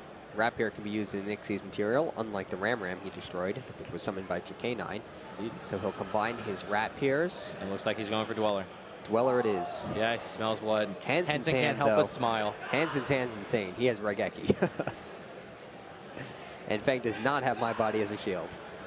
No, but he also didn't use... Even after Raigeki, he'll have 6 cards. So, won't be too bad. He also still has Zodiac combo in the grave, right? Because he got to send it with Rapier. That's true. But Fang sets, what, Twin Twisters, Solemn Strike, Solemn Warning, and Dimensional Barrier? Yeah. So it was pretty incredible. With 2 Ghost Ogres in his hand, backing them up. Yeah, what he really needs, though, is going to be more gas. He gets 2 draws between Zodiac combo and his draw phase, and he really just wants to draw a Zodiac monster. That's true. At the moment, the Raigeki's going to, yeah, as you were going to say, the Raigeki's going to basically remove all of his resources. Any proactive thing he can do the following turn. Yeah, at the moment, he has no monster to summon. Yep. Start with Zodiac Ram. That's interesting. That is interesting. He's giving his opponent the opportunity to destroy it with Trident. Sure. Why did he do that? I'm unsure. I guess he wanted to see if Fang would let him upgrade it into Trident. I don't see why he would want to Trident. I don't know. Maybe try to bait out of my body as a shield in case Fang had it? Maybe, but I feel like that might be too next level. Maybe he was baiting Trident so he could use the... Ghost Ogre hits the barrage. Yeah, I don't know. He's inevitably going to Raigeki. Does he have... Is his last spell Soul Charge or is it Heritage? It is definitely not Soul Charge. Okay, so it's Heritage. It's a Heritage. He must think his opponent has my body as a shield. So now he reluctantly slams down the Raigeki. And it'll soon become obvious that none of Fang's back rows were my body as a shield. Yeah. Oh, he actually says, wow. And expresses his surprise. Yeah, I mean, he was probably doing exactly what you said, trying to bait on my body. Yeah, but that was not going to be easy to do, though. Yeah. It was sort of foreseeable that it would play out the way it did. It's not like that Dryden was really clean. Yeah. And then through all those other back row, he's bound to have some spell or trap card removal or something to interact with Barrage if he's going to be so, like, if he's using Dryden so willingly. Because otherwise he would have just let the Ram turn into something, use a trap on that. Yeah, but well, that's the path he chose, and now he is stuck with the outcome of it.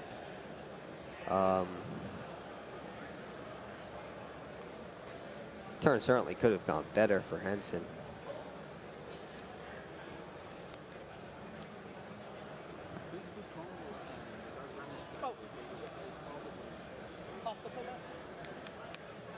Zodiac combo will draw Fang 1 card. Picks up, it looks like, is that a Tenki? It's a, so we'll draw Fang 1 card. Twin Twisters during the end phase. Oh, and That's Henson concedes. Henson doesn't even want to keep playing. Yeah, Fang's amazing turn 1, showing off the double rank 4 combo. Even after Raigeki still has 6 cards, goes to 7 thanks to combo, 8 for turn. Wow. Yeah, Fang had a very good hand. I think Henson was a little disheartened by the way that his first turn played out as well, with Fang not having my body as a shield and him trying to play around it.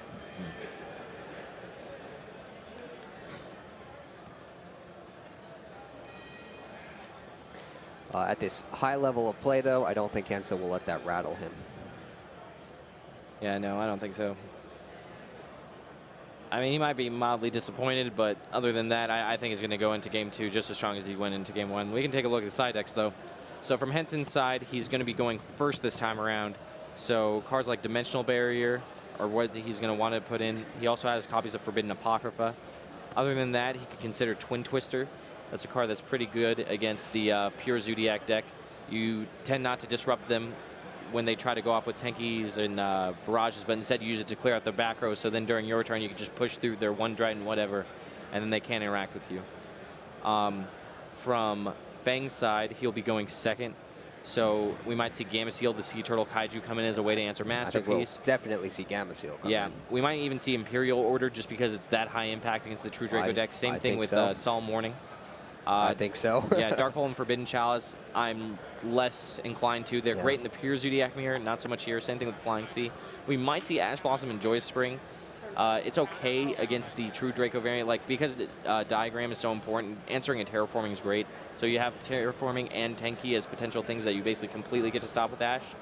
But so now, I would definitely, without a question, want to put in the 3 Gameciels, the Imperial Order, and the Solemn Warning, at a minimum. Yeah. So what cards do you take out if you're Fang? Yeah, so the first things I would go to is Enemy Control. Enemy Controller is not going to be the best. Right. That's there for the Zodiac Mirror match. Right. Same thing with My Body's a Shield. It's going to be a little weaker. The issue is that Henson is still playing a small Zodiac, so these cards are still okay. Right. But they're just not the best. And that's the bigger issue. Also, Dimensional Barrier is another card you really don't want. Yeah, so because Fang's going second, he might just remove the strikes and Dimensional Barriers, just those 6 cards, because he just doesn't want those traps. He'd rather have more things that let him interact going second, because cards like Enemy Controller and My Body's Shield, being quick play spells, means that him going second, he's not as at a disadvantage with them. You would take out the strikes, even though that's sometimes one of your few answers to Masterpiece? Yes, if I was bringing in the Gameciels. Yeah. I just think Strike doesn't line up well because you have it set, and they end up just setting their 2 Draco spell, right? And tributing for Dynamite, tributing for Ignis, and all of a sudden, like, you have to respond with some effect and then try to strike their monster, and you're still just not trading that well. Yeah, it's... it could be okay, though. Like, I think Dimensional Barrier is the card you really want out, especially going second. I agree. So maybe you could keep in, like, 2 strikes if you really wanted to.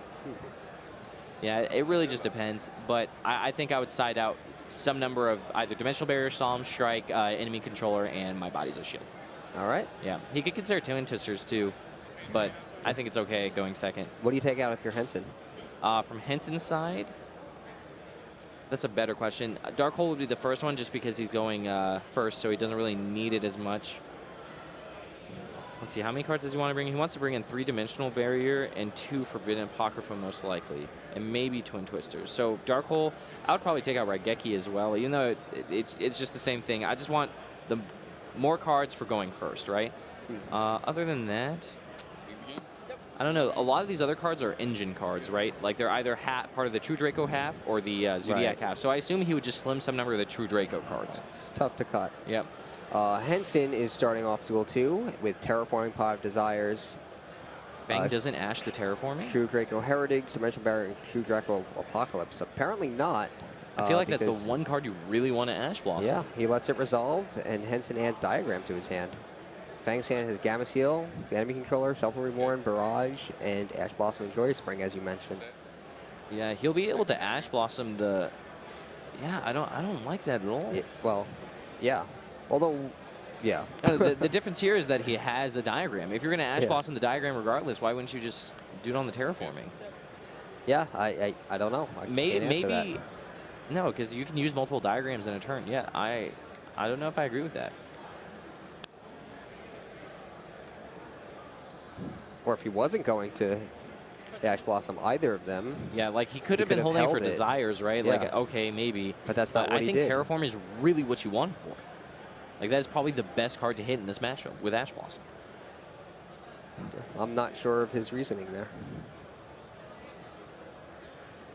Yeah, see, he kept an Enemy Controller, and that's going to work out fine just because he's Henson drew the Zodiac half, or Zodiac part of his deck. Henson throws down Rapier, uses its effect to send Ram to the graveyard, and then Ixie summons Hammer Kong over it. Broadbull comes next and uses its effect to attack Hammer Kong. Yep, playing around Maxi a little bit, not using the Hammer Kong to special summon the Rapier. So he'll add Thoroughblade to his hand.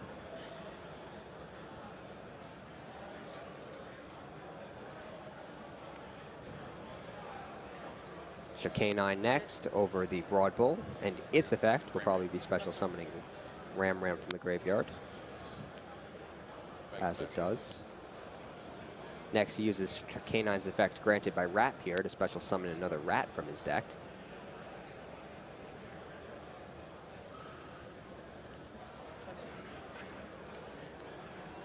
Yeah, this is just the regular Zodiac bread and butter that we've been talking about. He's going to ultimately Daigusto Emerald, draw some cards. He has Dimensional Barrier, which is going to be a beating for Fang.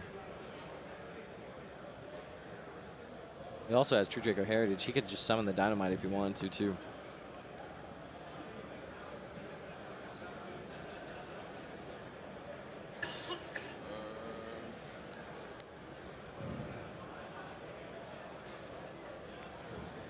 He activates the Heritage.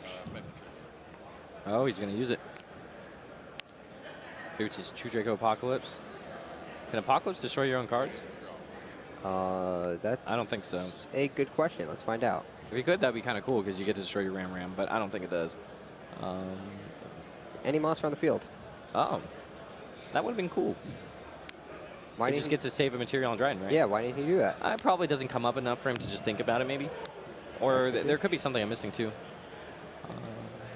Diagram? Yeah, no, I don't think I'm missing anything, actually. But, oh, he also just gets destroyed with Diagram. He probably just has so many cards to destroy with, it doesn't really matter. Like, if he doesn't have to use Driving, if he had the second Diagram, then it's basically the same thing, I guess. Yeah, also, actually, no, this is better because the Diagram has to destroy something, right? So you'd rather use the Ram to destroy for the Diagram because that's basically like the cost you're paying for it in a way, right? It's not actual cost, but it uses up a resource. Yes. So this is just better. Yeah, I didn't realize he had a second Diagram. Yeah. Yeah, no, we were just too into the free pop, trying to save a material on that Dryden. Looks like he's going to digest there a little bit. Oh, Karen Gorgon is what he flicked to the front. Karen Gorgon. Yeah, it's pretty good against the True Draco deck just because targeting. It redirects targeting. So you get to redirect all those True Draco traps, things like that. Get to redirect Dryden. You can redirect Barrage. Interesting. But he goes for Daigusto Emerald. Yeah, I think with how strong his opening is, what he really wants to do is just make sure he doesn't run out of cards. So that way, even if Fang manages to overcome how strong of a field Henson was able to put out, Henson still just has gas in his hand to push back the next turn. He's with Dimensional Barrier in his hand already. Fang can't do too much. Top deck's Dynamite.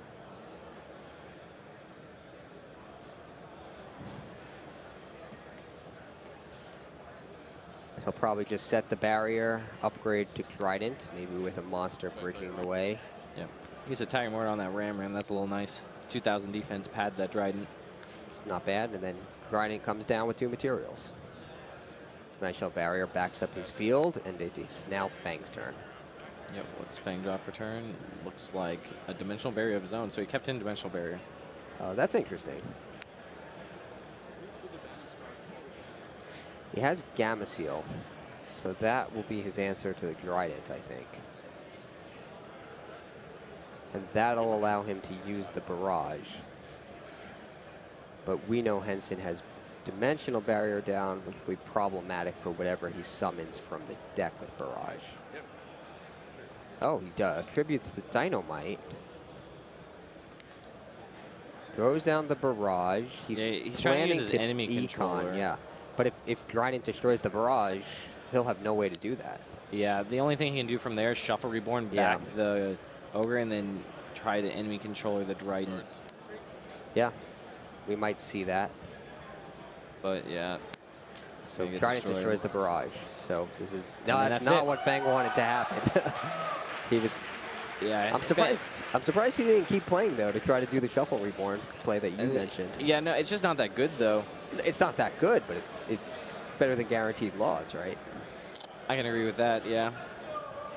Let's see. He Shuffle Reborns back the level 3, right? Then enemy controllers the Dryden. He gets hit by Dimensional Barrier at that point, so he just loses, I think. Yeah, I mean, he just loses Dimensional Barrier, but he loses a Barrier Strike, right? Right.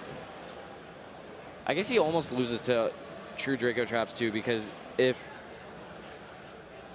Henson has a True Draco trap. He can activate it, right, and then tribute summon the monster for it, and then use its effect to destroy it. So it's like if the backer was anything, Fang probably lost. Yeah, but Fang didn't know if it was anything. That is true. So, but I guess he didn't want to find out. Nope, I think he's just eager to do a double rank 4 combo again. Get things over with. Let's see if he can. In the third and final duel of the entire tournament. Yep. I am excited. Yeah, going back to side deck, so they're going to adjust again. Henson is going to compensate for going second, so we could see Ghost Ogre and Snow Rabbit come in. I would assume so. Twin Twister is still great here. Maybe not Dimensional Barrier. Maybe Forbidden Apocrypha, because that card's still good going second. But Dimensional Barrier is just so high impact that if you ever get back the field and you have Dimensional Barrier, it's usually game. That's true. Yeah, so he might want to keep it in. It just really depends. We were talking about how sort of it's difficult to side with Henson's deck just because of how large the True Draco engine is. So he's probably just going to have to slim chunks of it. On Fang's end, he wants more cards for going first, so we'll definitely see Imperial Order this time. Solemn Warning, both of those we're keeping in. We might not see Gamma Seal, basically. He's probably going to trade that out for something else. You think so, just because he's first? Yeah, I would think so. It's so good, though, against Masterpiece.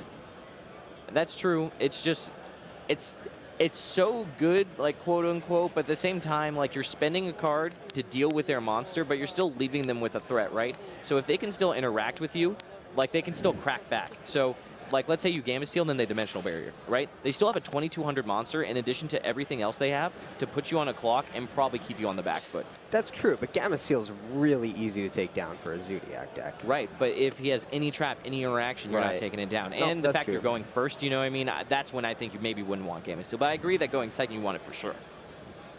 All right, well. Because we saw even there, he just Gamma Sealed a Dynamite, and that was worth it to him because he wanted to deny Henson, like, the additional trap. So maybe he does keep it, or maybe he slims it down to, like, 2, right? Like, right. that could be it. That could be.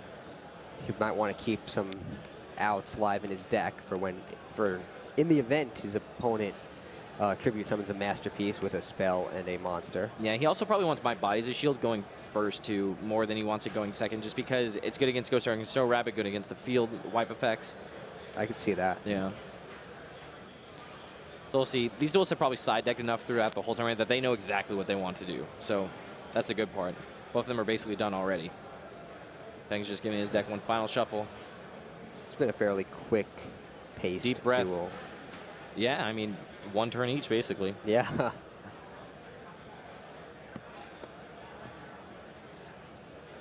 It's good. He's maintaining eye contact during his shuffle, as you always should. Yep. I'll go first. Luck. Yep. We'll wish each other luck. I can't help but get tingles. Oh, Henson has Maxi. Here it goes. I don't even know what Fang's hand is yet, but that Maxi is going to be huge. I don't see a single monster in Henson's hand. He might have a barrage, though. Yeah, those spells are tricky because a good 6 of them are monsters. Fang's looking at it pretty hard.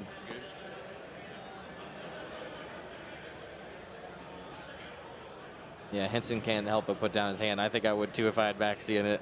I don't want my opponent thinking anything. Henson has Thoroughblade, Whiptail, Maxi, Cosmic Cyclone, and Dynamite Knight, the true Draco fighter. Yeah, so not the best hand, but the Maxi just helps so much because he can, even summoning Thoroughblade just gets him to Zodiac. We've been talking about all weekend how one Zodiac can do so much. So it's just so much gas in one card that he doesn't really need anything else. Fang does have Barrage along with Twin Twisters, My Body as a Shield, Dimensional Barrier, and Imperial Order. It's a pretty strong hand. That is but very Maxi strong. is certainly a problem. Yeah, I don't know how far you go here. I don't know. He plays the Barrage, popped it off. Henson chained Maxi, and now Fang is stuck special summoning at least one monster. Yeah, I think he might just stop at Ram. I think that's what I would do, but it's rough because he doesn't have any other gas, right? Yeah, I mean, you're not backing it up with Trident. Yeah, I mean, he has Imperial Order and Dimensional Barrier, like, that's the upside, but he needs his monster to live. Yeah, that's okay, I guess, but if your opponent just goes set a trap, summon Dynamite, you're pretty much done. That's true, but you usually get to trade Imperial Order for at least one card.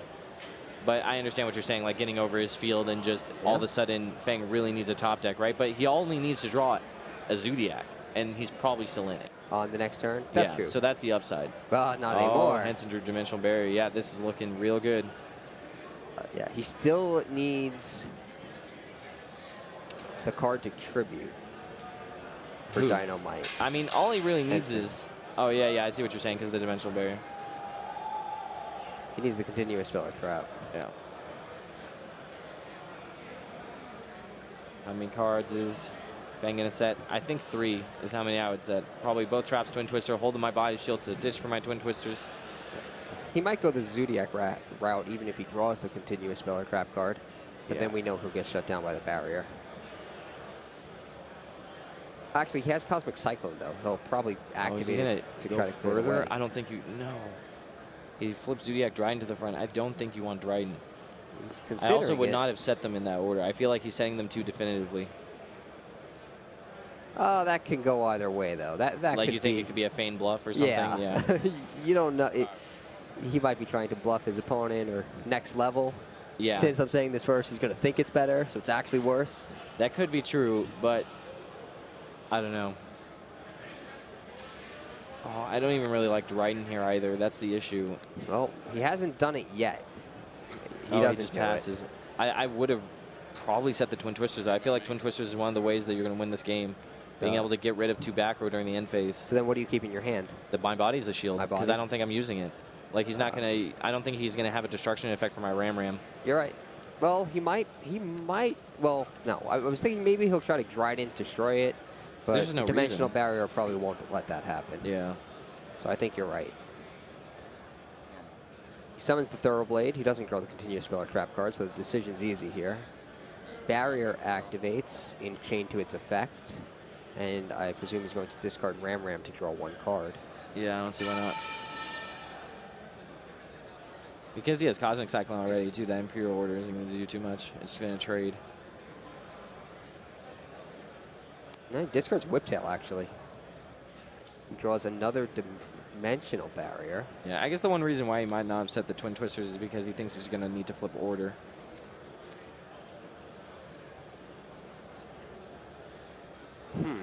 Well, that could be.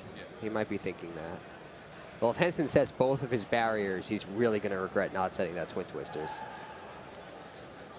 This is true. I don't think he'll end up setting 2 barriers, though. I guess maybe he might set all 3 cards. He might do that. Yeah, he might just set the 2 barriers, playing around Cosmic Cyclone? Cyclone. Maybe. I feel like you just play right into Twin Twisters like that, though. Yeah. I could see all 3 being set, Because though. like because you can only use 1 per turn too, so you don't really have I would go with 3. Yeah, I think that's the best play here. It's just the safest. That's what he does. Yeah, didn't set Twin Twisters. Oh, what's he draw? Another copy of Twin Twisters. And now he'll have to discard 1 for the other if he wants to use it. Well, first things first, I would stack into a Hammer Kong. Or not a Hammer Kong, a Broad Bull. I'm not a Broad Bull. I said the wrong one like 3 times. I would stack into Borbo, I think, would be my first one. Well, he goes for K9. I think it's effectively the same thing. Because I would just stack into one that is not... He wanted to use K9's effect to bring back the Ramran he's attacking, but with no Zodiac cards in his graveyard, he can't do that. No, yeah, there needs to be definitely a a misstep. For sure. Now he's stuck. He's already used his K9, so that's just not happening this is turn. effectively what I would have tried to done, but my K9 I think would have been a Borbo. Yeah. Because it's still not that bad, because you end up with a 2,000 defense Broad Bull, which isn't, it still does something, but... What are his 2 sets still? It's, My body is a shield and an Imperial Order. Yes. And now he's adding a Twin Twisters to it. Yeah. Does Cosmic Cyclone come during the end phase for Henson? I think I would. Yeah, because it's likely to be another dimensional barrier. He hits the Twin Twisters. Fang could have Imperial Ordered. Yeah, but then it would just stop the Twin Twisters. Yeah, it probably wasn't. Yeah, it wouldn't have been worth it. Yeah, he would rather save it for something real. But now Henson drew a True King's Return. So that means he can set it. Oh, that's really go off. good. This is probably. I think this is Henson's. Yeah, that was a good top deck. Fang doesn't have anything good to interact right here.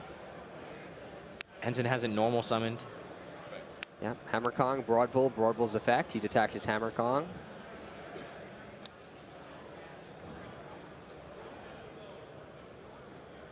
I think you're right. Henson searches for Wrap here.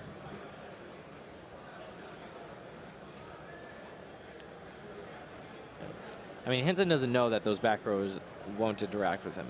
But the more he presses, the more he realizes they're probably not the best. Yeah.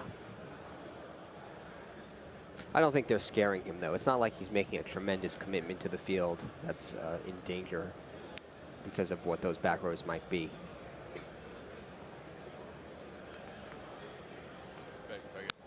Tiger Mortar's effect. He puts a whip tail on Tiger Mortar.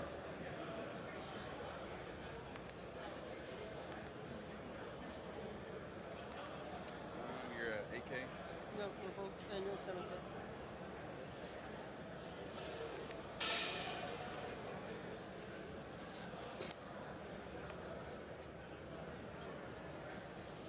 Dryden comes down next. Yeah. Oh, this is rough.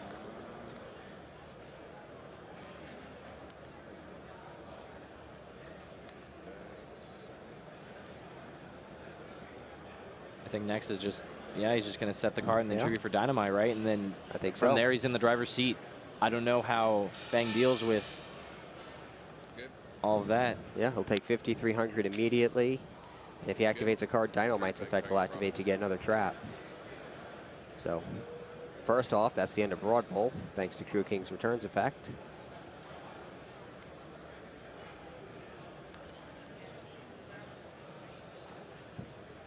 Bring up My Body as a Shield, which is powerless to stop it.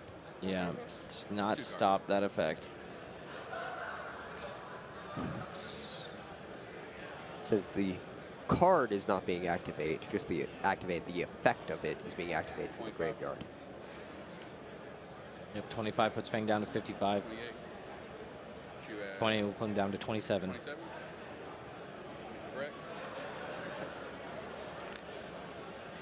Fang is going to need an incredible top deck here. I mean, Henson has Dimensional Barrier set, so I don't think he can do anything. Tell you, Shuffle Reborn certainly won't do it.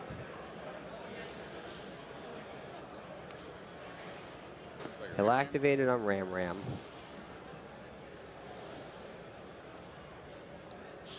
I mean, you just let it resolve. Or, oh, yeah, I guess you activate Dynamite. But ultimately, I think he's just going to Dryden the Ram Ram.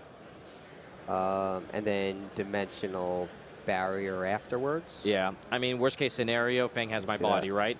Whatever. I flip Dimensional Barrier, it doesn't matter. He has Econ, whatever. That'll Flip Dimensional actually- Barrier, doesn't yeah. matter, right? And he actually does have My Body, so that might actually play out pretty nicely for Henson, who baits Yeah. the My Body. It's not really a bait because No, I Fairy's mean, not he's supposed just trying to use his monster. effect before his... oh, he could also Dryden his own return, actually, and then trigger the return to destroy Ram Ram if he's trying to play around My Body as a shield. That would be interesting. He could do that. That doesn't seem worth it, though. Yeah, no, I mean, because of Dimensional Barrier, it doesn't really seem worth it, Right. but it just depends how scared Henson is.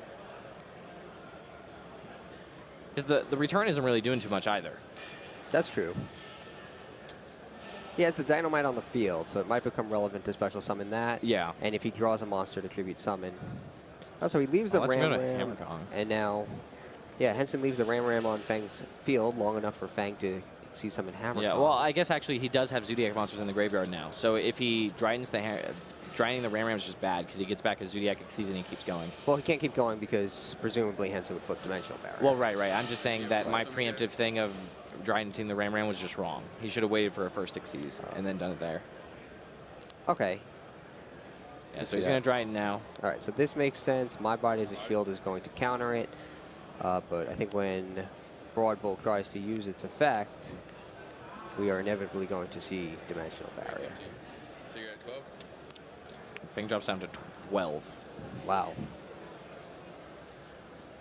This victory is so close for Henson. Broad Bolt activates, Dimensional Barrier negates its effect. I'm Fang. I just set that Twin Twister and acts like it is the best card I could have ever drawn. I think it's too late for that. He's already given a slight tell to his opponent that that was devastating Dimensional Barrier. He banishes Shuffle Reborn. Can I read it?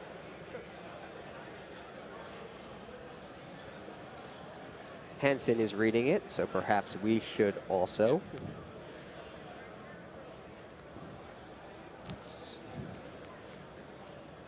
You can banish it from the graveyard, then target one card you control, shuffle it into the deck, then draw a card. So he's sending back the Twin Twisters he just set and hoping to get something better. Then he needs to banish a card from his hand in the end phase. It's a dimensional barrier off the top. Again, that's not too useful because Dynamite's on Henson's field. Yeah. Goes Ignis. Wow. Yeah, you can just tribute away. It's done. That's it. That's it. True King's Return's effect will activate in the graveyard to destroy Broadwell. Yeah, I mean, you gotta take this Oni. You can't use Solemn Warning. What is he gonna do? Yeah. No cards in hand. Short of some obscure Mirror Force card that's far from typical in a Zodiac deck, it's over. Yep. And there's Henson it. knows it. That's the match. Oh my goodness. After an insane game one where Feng completely runs it over, Henson manages to win the back two and become the 2017 North American champion. Yes, it was an impressive victory for him, and contrary to popular belief, the pure Zodiac deck did not win this weekend. No. The true Draco heavy Zodiac hybrid deck won. Yes. He played very well in all the matches that we got the privilege of watching. Yeah. And I think he will be a strong representative for the United States, for North America, at the World Championship next month. Yep. I mean, not to count Feng either, right? Like, Feng played very well. He was one of the best pure Zodiac players I saw all weekend. Definitely. You know, maybe a little slippery in the end, but not bad enough where I can really count him out, right? Yeah. I think it's a strong North American team this year. Yeah, I'm excited. Right? And then someone rushes the stage. And you can't forget, we also have Asala and Billy Brake qualified for the World Championship. Yeah, this year I'm feeling the North American. Yeah. Oh, I'm hoping. Yeah, Henson can't believe it, I'm sure. It's just surreal. I know the feeling. It's crazy. Maybe not. Actually, I don't know this feeling. This is an extra good feeling, but I can only imagine. Yeah. So he must be very happy. I believe this was the largest North America WCQ ever. I believe you're right. right. Is that correct? I so believe now so. He's the champion of the largest North America WCQ ever. I think it was over 2,300 players. Do you know the exact count? I do not know the exact count. That sounds just about right. It was big. It was big, and he has taken first place. Man, oh man, what a weekend. Yeah. I mean, everyone expected pure Zodiac to be the dominating force, but we sort of made the read that a lot of players were shifting to this more true Draco heavy strategy, capitalizing on like Zodiac basically inbreeding to beat itself in the metagame. Yeah, we saw a lot of Pendulum decks also that I think were unexpected. Pendulum Evolution really bumped things up. And I heard that Pendulums actually won the Dragon Duels. Indeed they did, yep. In the hands of Ryan Yu, I believe. Yep. All right, so that's all we got for right now. We're going to cut to a quick break, get an interview with Henson. Make sure to stay tuned. Yu-Gi-Oh! Battles of Legend, Light's Revenge. Dozens of new cards you can add to your deck, plus old favorites from every Yu-Gi-Oh! Era. Make way for the light, Light's Revenge. 5 cards per pack, each pack sold separately. Yu-Gi-Oh! Pendulum Evolution. The final masters of Pendulum Magic have arrived. Astrograph Sorcerer and Chronograph Sorcerer lead new Pendulum monsters, plus old favorites. All foil cards. 5 cards per pack, each sold separately. Yu-Gi-Oh! Maximum Crisis. Now you can max out your deck with true Draco monsters and powerful new Pendulum monsters. 100 new cards. Maximum Crisis. 9 cards per pack, each pack sold separately. I'm here with the current reigning North American champion, Chester Henson. Congratulations, bud. Thank you. Yeah, how does it feel? It feels amazing. You know, from day one, I always wanted, you know, to be this successful, to win Nats, win it for my friends, my family. It's an honor. I'm glad to hear it, man. I know you're going to represent us well at the World Championship this year in Japan. Everyone's behind you, I'm sure. Is there anything from the last game or anything from this tournament you want to mention, like strategy-wise, deck-building-wise, any other notes, or are you just overcome with emotion you don't even know right now? All I can say is Max C is the best card in the game. I can feel you there, man. Well, congratulations. You deserve it. That's all for us at the North American World Championship qualifier this year. We'll see you next time. Thank you.